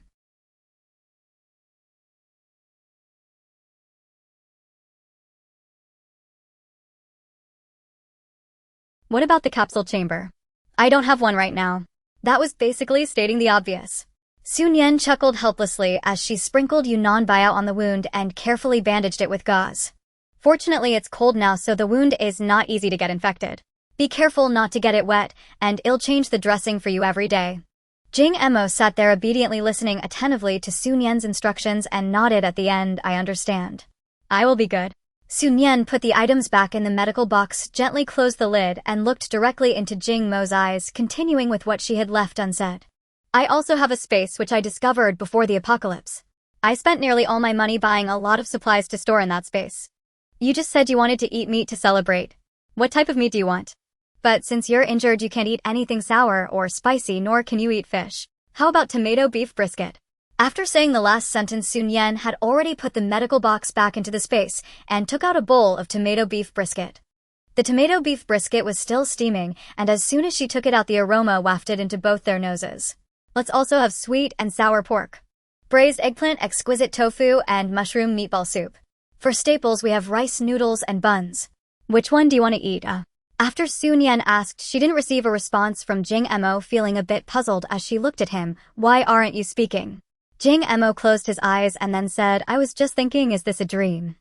Su Nian laughed upon hearing this. Do you want me to pinch you to see if this is a dream? No need. Jing Mo shook his head repeatedly. To be honest, I never dreamt of such delicious food. After all, I've never had it before. Jing Mo's words made him sound somewhat pitiful. Then what staple do you usually eat? If we don't start eating soon, the food will get cold. Rice, I suppose. Su Nian nodded, but did not rush to take out the rice. Instead, she took out a basin of warm water from her space. Let's wash our hands first. As Su Nian placed her hands in the basin and looked at Jing Mo's uninjured hand, she directly pulled it over and helped wash it. After washing their hands and drying them, Su Nian took out 2 bowls of rice, and they began to eat. After just one bite, Jing Mo gave a thumbs up. Delicious. Your cooking is the best. Su Nian continued eating and smiled as she replied, This isn't my cooking. I bought it from a restaurant before the apocalypse. After saying this, Su Nian mischievously glanced at Jing Mo. Originally, she thought Jing Mo might feel a bit awkward or try to make amends. However, Jing Mo naturally responded, Well, it's still your choice that made it good. Su Nian. Well, that's not wrong. Before the apocalypse, there were countless restaurants, and she didn't just buy from any random one. It must have been a good one that she bought to keep in her space. In total, there were 4 dishes and 1 soup along with 2 bowls of rice, which both of them finished cleanly. After finishing the meal, Jing Mo instinctively went to wash the dishes, but Su Nian stopped him. How can you wash dishes with your injured hand? Did you already forget that I told you not to get your wound wet? Jing Mo went to the rack and took a pair of silicone dishwashing gloves. I can wash dishes while wearing gloves. Jing Mo put on the gloves and quickly began to tidy up the bowls and chopsticks. It's just a minor injury, it's not a big deal. I can do whatever I need to do. Don't worry, my constitution is pretty good. This injury will heal in 3 days. Seeing Jing Mo was already washing up, Su Nian decided to say nothing and just sat quietly. The bowls and chopsticks were quickly cleaned and placed back on the square table. Do you want to put them away? They might still be useful later. Without any hesitation, Nian directly put the bowls and chopsticks away. The two sat facing each other at a loss for what to say for a moment. Although they were silent, looking at each other didn't feel awkward. Nian's gaze remained on Jingmo's face, slowly moving up to his hair. Is this hair color common among interstellar people? No, there are all sorts of colors. What color do you like? The color you have on your head is quite nice. Jingmo's silver hair indeed added a lot to his already exquisite appearance. Jingmo looked at Nian's hair and sincerely praised, the color of your hair is also very beautiful. Hearing Jingmo's words, although she knew he was genuinely complimenting her, it felt a bit strange.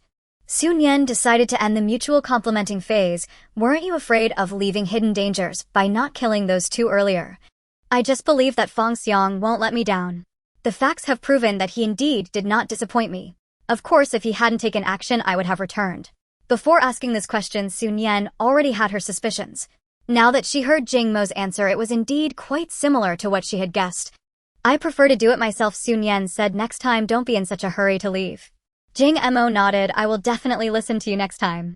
Now that I think about it, Jingmo couldn't help but smile a bit. He was simply shocked by Nian's words at that moment and just wanted to hurry back to confess to her without considering much else.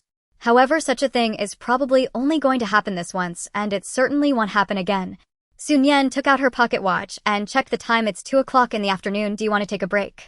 Upon hearing this, Jingmo instantly understood what Nian meant and nodded. Yes, I need to take a nap. You should go rest too. Let's have dinner together in the evening. Good, let's have dinner together in the evening. After confirming this, Nian finally stood up and walked outside. As she reached the door, she stopped again, took out an iPad from her space, and handed it to Jingmo. There are many videos to watch inside. You can use it to pass the time. Although Nian didn't know what kind of videos Jingmo watched during his time in the stars, with such a large number of downloaded dramas, movies, and variety shows on the iPad, there must be something he would be interested in, right? Once she returned home, closed the door, blocking Jingmo's gaze from the outside, Nian finally let out a gentle sigh and quickly walked towards the bedroom. Upon entering the bedroom, Nian did not remain idle. First, she took out the red-hot coal from her space, placed it into the stove, and turned on various heating devices.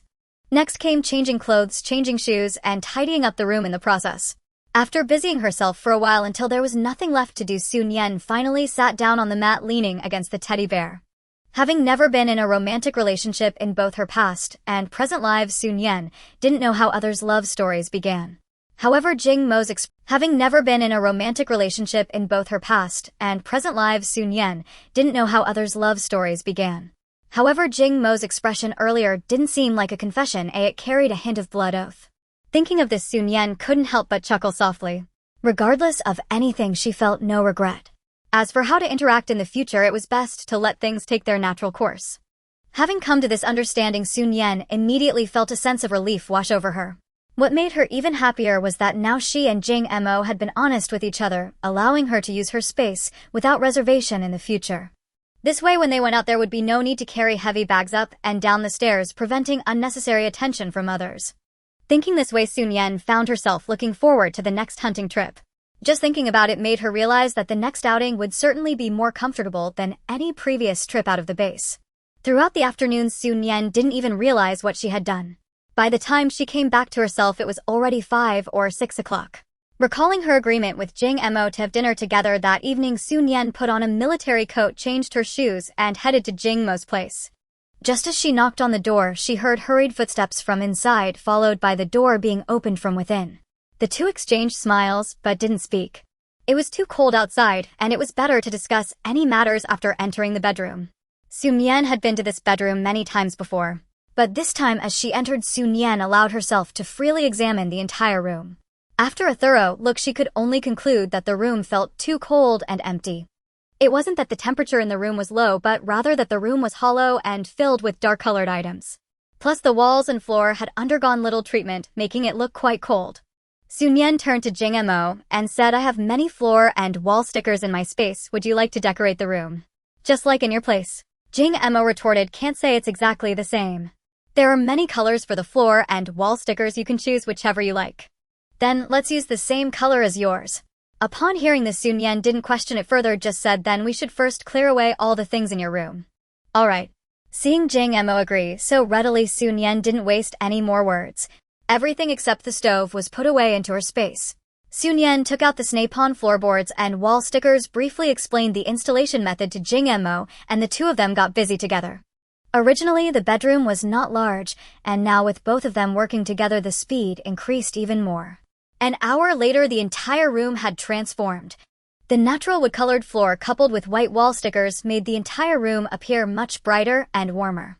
Su Nian placed Jing Mo's furniture back in its original position. Previously, they had used a small square table for meals sitting on two simple wooden stools without any backrest. Without the option for something better, Su Nian certainly didn't mind. But now the situation was different. She naturally wanted to replace them with more comfortable table and chairs. For some reason, a popular phrase from before the apocalypse floated into Su Nian's mind. How many surprises do you have that I don't know about?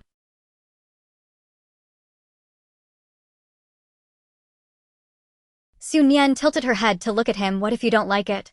Jing Emo shook his head seriously. That's impossible. I like whatever you like. Hearing Jing Emo say this, Su Nian didn't feel shy or blush. Instead, she looked at Jing Emo with curiosity.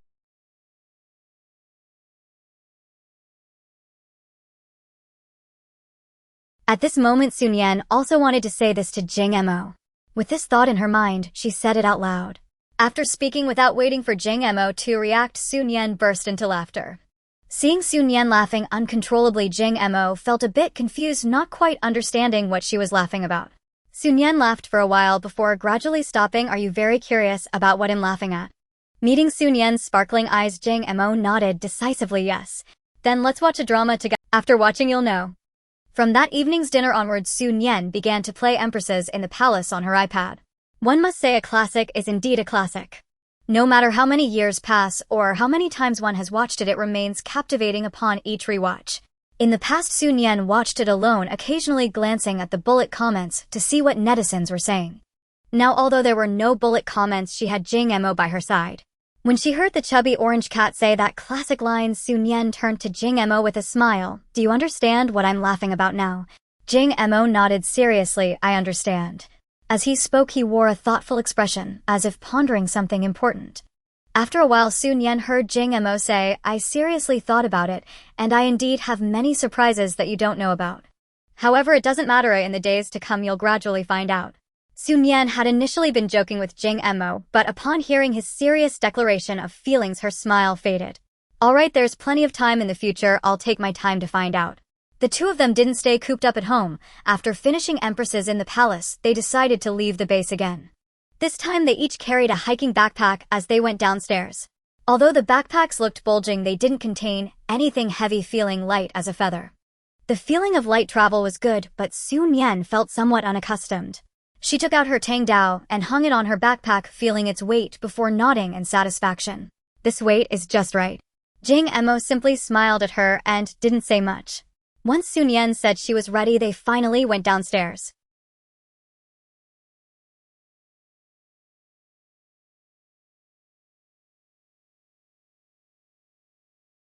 She hadn't gone downstairs in a while and hadn't bothered with Wu Kongjian. Unexpectedly, Wu Kongjian was actually waiting for her. Just as she stepped down from the upper floor, he pushed open the door and walked out. Su Nian. Wu Kongjian's voice was filled with surprise. I was just about to go out when I ran into you. What a coincidence. Su Nian chuckled lightly. Isn't it a man-made coincidence? Wu Kongjian was momentarily taken aback. Man-made coincidence. What do you mean, Su Nian? Do you think I purposely opened the door because I heard you coming down? This door doesn't even have a peephole. How would I know it was you coming downstairs? We were classmates after all. Isn't it a bit excessive for you to speculate like that? Looking at Wu Kongjian, who was furious, Su Nian raised an eyebrow. If I'm so excessive, then you might as well not acknowledge me as your old classmate. After saying this, she saw Wu Kongjian's eyes widen in disbelief, his neck stretching out as he froze there.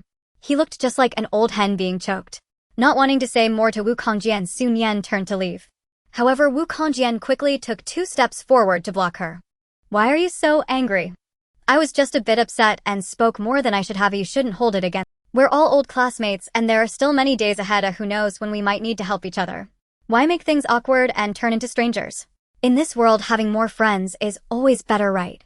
Su Nian shot Wu Kongjian a mocking glance. Compared to having more friends who scheme against me, I'd rather have one more stranger.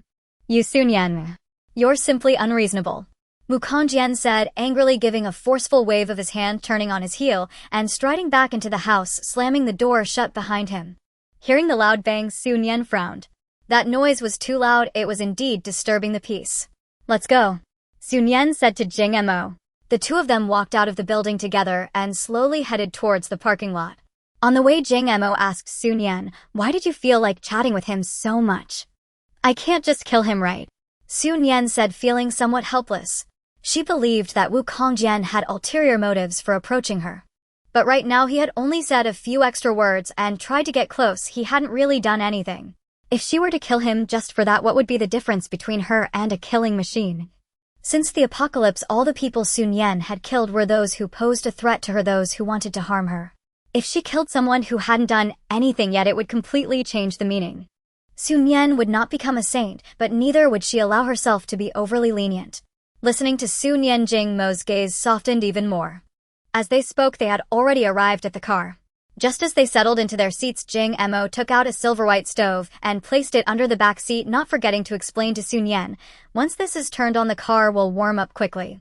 Su Nian glanced back and suddenly thought of something. When we were at the vacation villa that night I was sleeping, did you turn this on? Jing Mo looked at Su Nian with some surprise. You noticed back then? Not really, I just felt it was. At that time I didn't think much of it, but seeing you take this out now I guessed it. Just as Jing Mo said, not long after, the temperature in the car rose directly and warmed up quickly.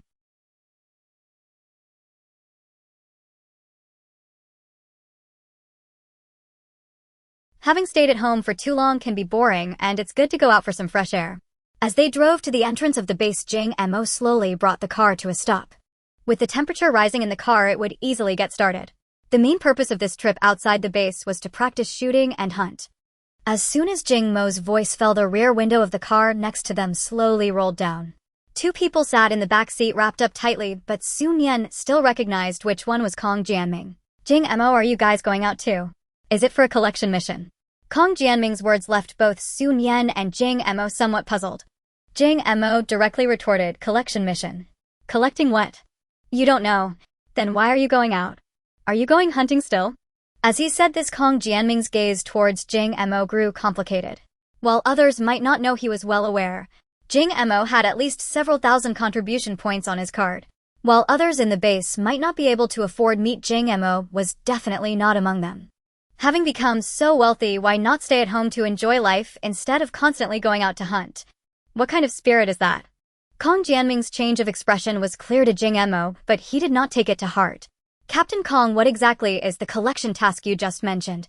Hearing Jing Mo's question again, Kong Jianming withdrew his wandering thoughts and seriously began to explain. Did I not tell you before that scientists are researching what those wild boars are actually eating?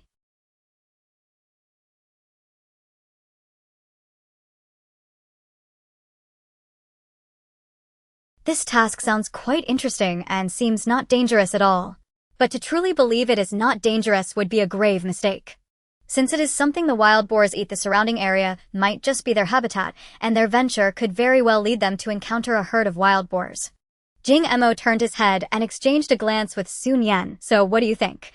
Do you want to go see? Upon hearing Jing Mo's inquiry, Su Nian showed no hesitation at all. Let's go.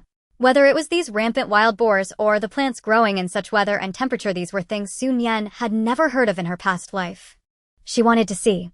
Just as Su Nian said she wanted to go, Kong Jianming's voice came through. You two are also going out to hunt, why not join us? Rest assured, you won't be working for free. You will receive the contribution points due to you, and if you encounter wild boars, all the ones you kill will belong to you. Listening to Kong Jianming's words, Jing Mo gave him a thumbs up. Captain Kong, you always handle things with such care. Since that's the case, we will go with you. You lead the way, and we will follow behind. Kong Jianming extended his hand and handed over a walkie-talkie. If anything happens, contact us through the walkie-talkie. Jing Mo took the walkie-talkie, rolled up the car window, and watched as Kong Jianming's vehicle moved ahead before slowly following. Following behind Kong Jianming's vehicle had its advantages. At least they didn't have to clear the road themselves, which saved quite a bit of fuel. On the way, Su Nian couldn't help but furrow her brows in deep thought. Since her rebirth, although the overall direction was the same as in her past life, upon careful reflection there were still many discrepancies in the details. Especially with so many ferocious wild animals and those unknown plants, this was no small deviation. Nian couldn't help but wonder if it was due to her previous lives' information being too isolated, or if all this was the butterfly effect brought by her rebirth.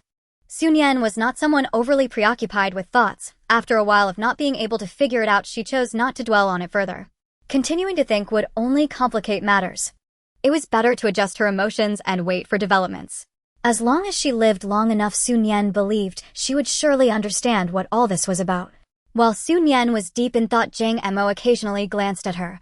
Seeing her furrowed brow and somewhat serious expression made him worry if she was contemplating something difficult. But from beginning to end, Jang Emo did not interrupt her.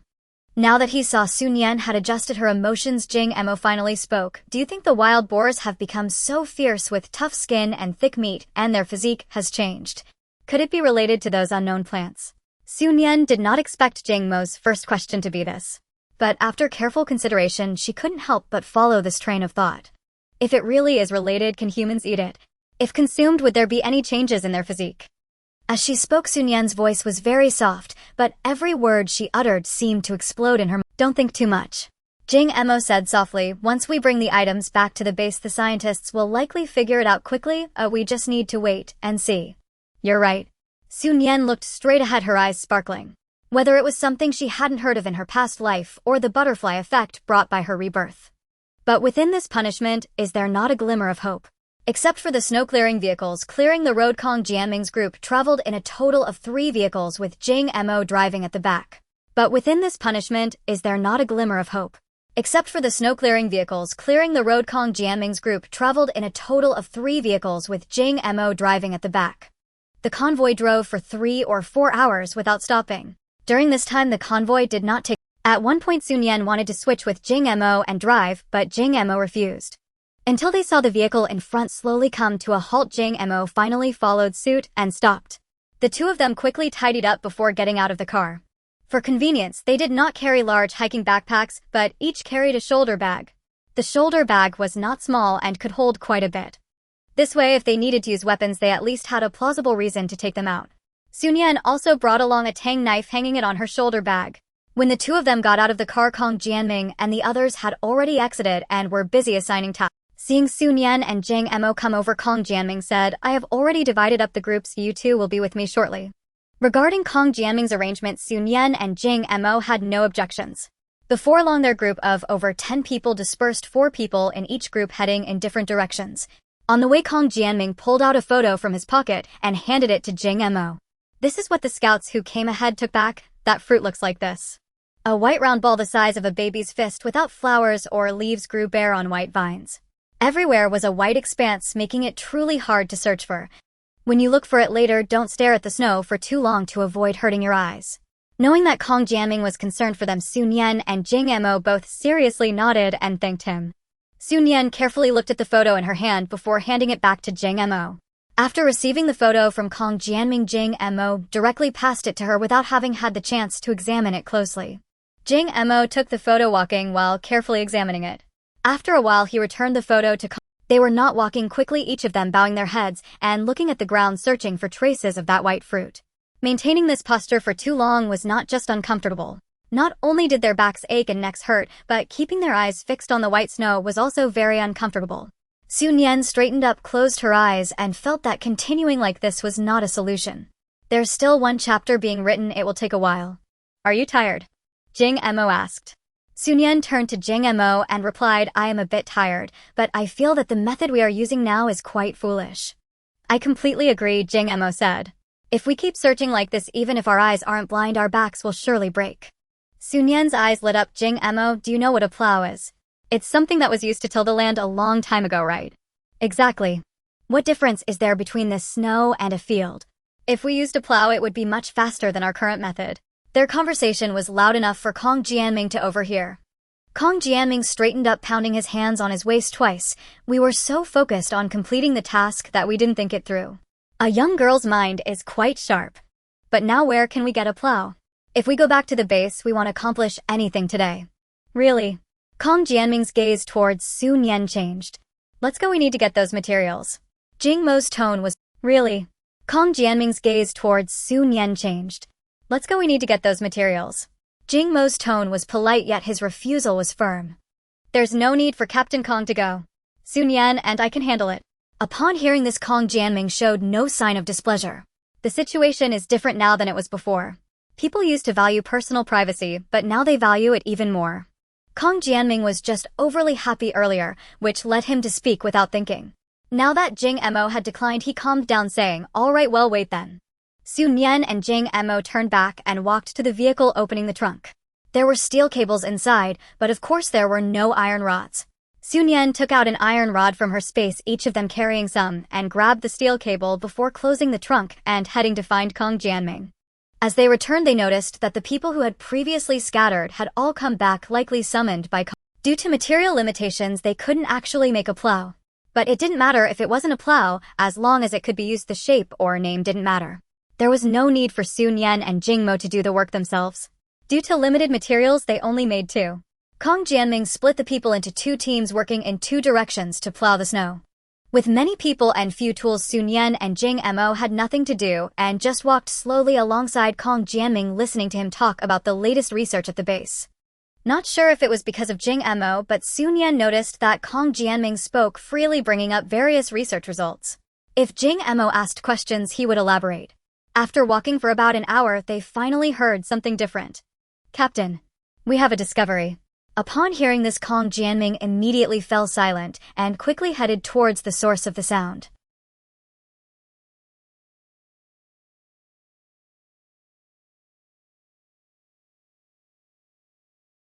Although the vines blended in with the snow, their thick stems were roughly the same size as Sun Yan's little finger, making them easy to spot once unearthed. As Kong Jianming pulled up the vines, white fruits were also lifted, swaying in the air with his movements. The snow that had originally clung to them fell away during the swaying. Kong Jianming picked two fruits and handed them to Sun Yan and Jing Mo, saying, "You should take a look, but don't eat them." Sun Yan and Jing Mo certainly wouldn't eat them, but they still acknowledged Kong Jianming's caution. Not sure if it was due to his role or his age, Sun Yan found Kong Jianming quite caring. He resembled a patient elder, showing appropriate concern without being bothersome. Sun Yan lowered her gaze, looking at the fruit in her hand. The white fruit felt hard when held through her gloves. It was unclear if that was its natural state or if it had frozen. The fruit was entirely white, and looking from where it connected to the vine, one could see that the inside was also white. Sun Yan brought the fruit close to her nose, lifting her mask slightly, and detected a faint sweet scent. This fruit has a scent, though it's very subtle. We are bundled up tightly, and our sense of smell isn't as sharp as animals, so we didn't notice it. But wild boars should be able to easily sniff it out. At this point, Sun Yan's expression changed, and she immediately looked around. Jing Mo stood by Sun Yan's side, and upon hearing her words, he instantly understood her implication. "Captain Kong, we've found the fruit. We need to be cautious about the possibility of wild boars nearby." This fruit was buried in the snow, which a wild boar could detect. Now that they had unearthed it and even picked it, would the scent be even stronger? Could the wild boars come looking for it by following the scent? Hearing Sun Yan and Jing Mo, Kong Jianming and the others quickly became vigilant, scanning their surroundings. Kong Jianming urged, "Hurry and pick. You four continue searching. Leave two to keep watch around." After saying this, he turned to Sun Yan and Jing Mo, "You two. Don't worry, Captain, we will keep watch around." Jing Mo promised. With Jing Mo's assurance, Kong Jianming felt even more at ease. In terms of vigilance, Kong Jianming felt inadequate. Jing Mo's senses were much sharper than most. With Jing Mo on watch, any unusual occurrences would be spotted immediately. These fruits were likely growing in clusters, and as they continued to plow, they quickly discovered many more. It was only when their bags were filled to the brim that Kong Jianming ordered a return. On the way back, Sun Yan's feelings were quite complex. Was it that they were just lucky? They had not only found a lot of fruit, but also hadn't encountered any wild boars. Then halfway back, they heard sounds of fighting. The direction of the noise was where another team had gone. "You three take the things back to the vehicle, the rest follow me to provide support." Jing Mo and Sun Yan exchanged glances, and without needing Kong Jianming to say more, they followed. Where that team had passed, the snow was in disarray, which now served as a guide. A few people ran wildly and finally spotted that team. At that moment, the team was under attack from wild boars.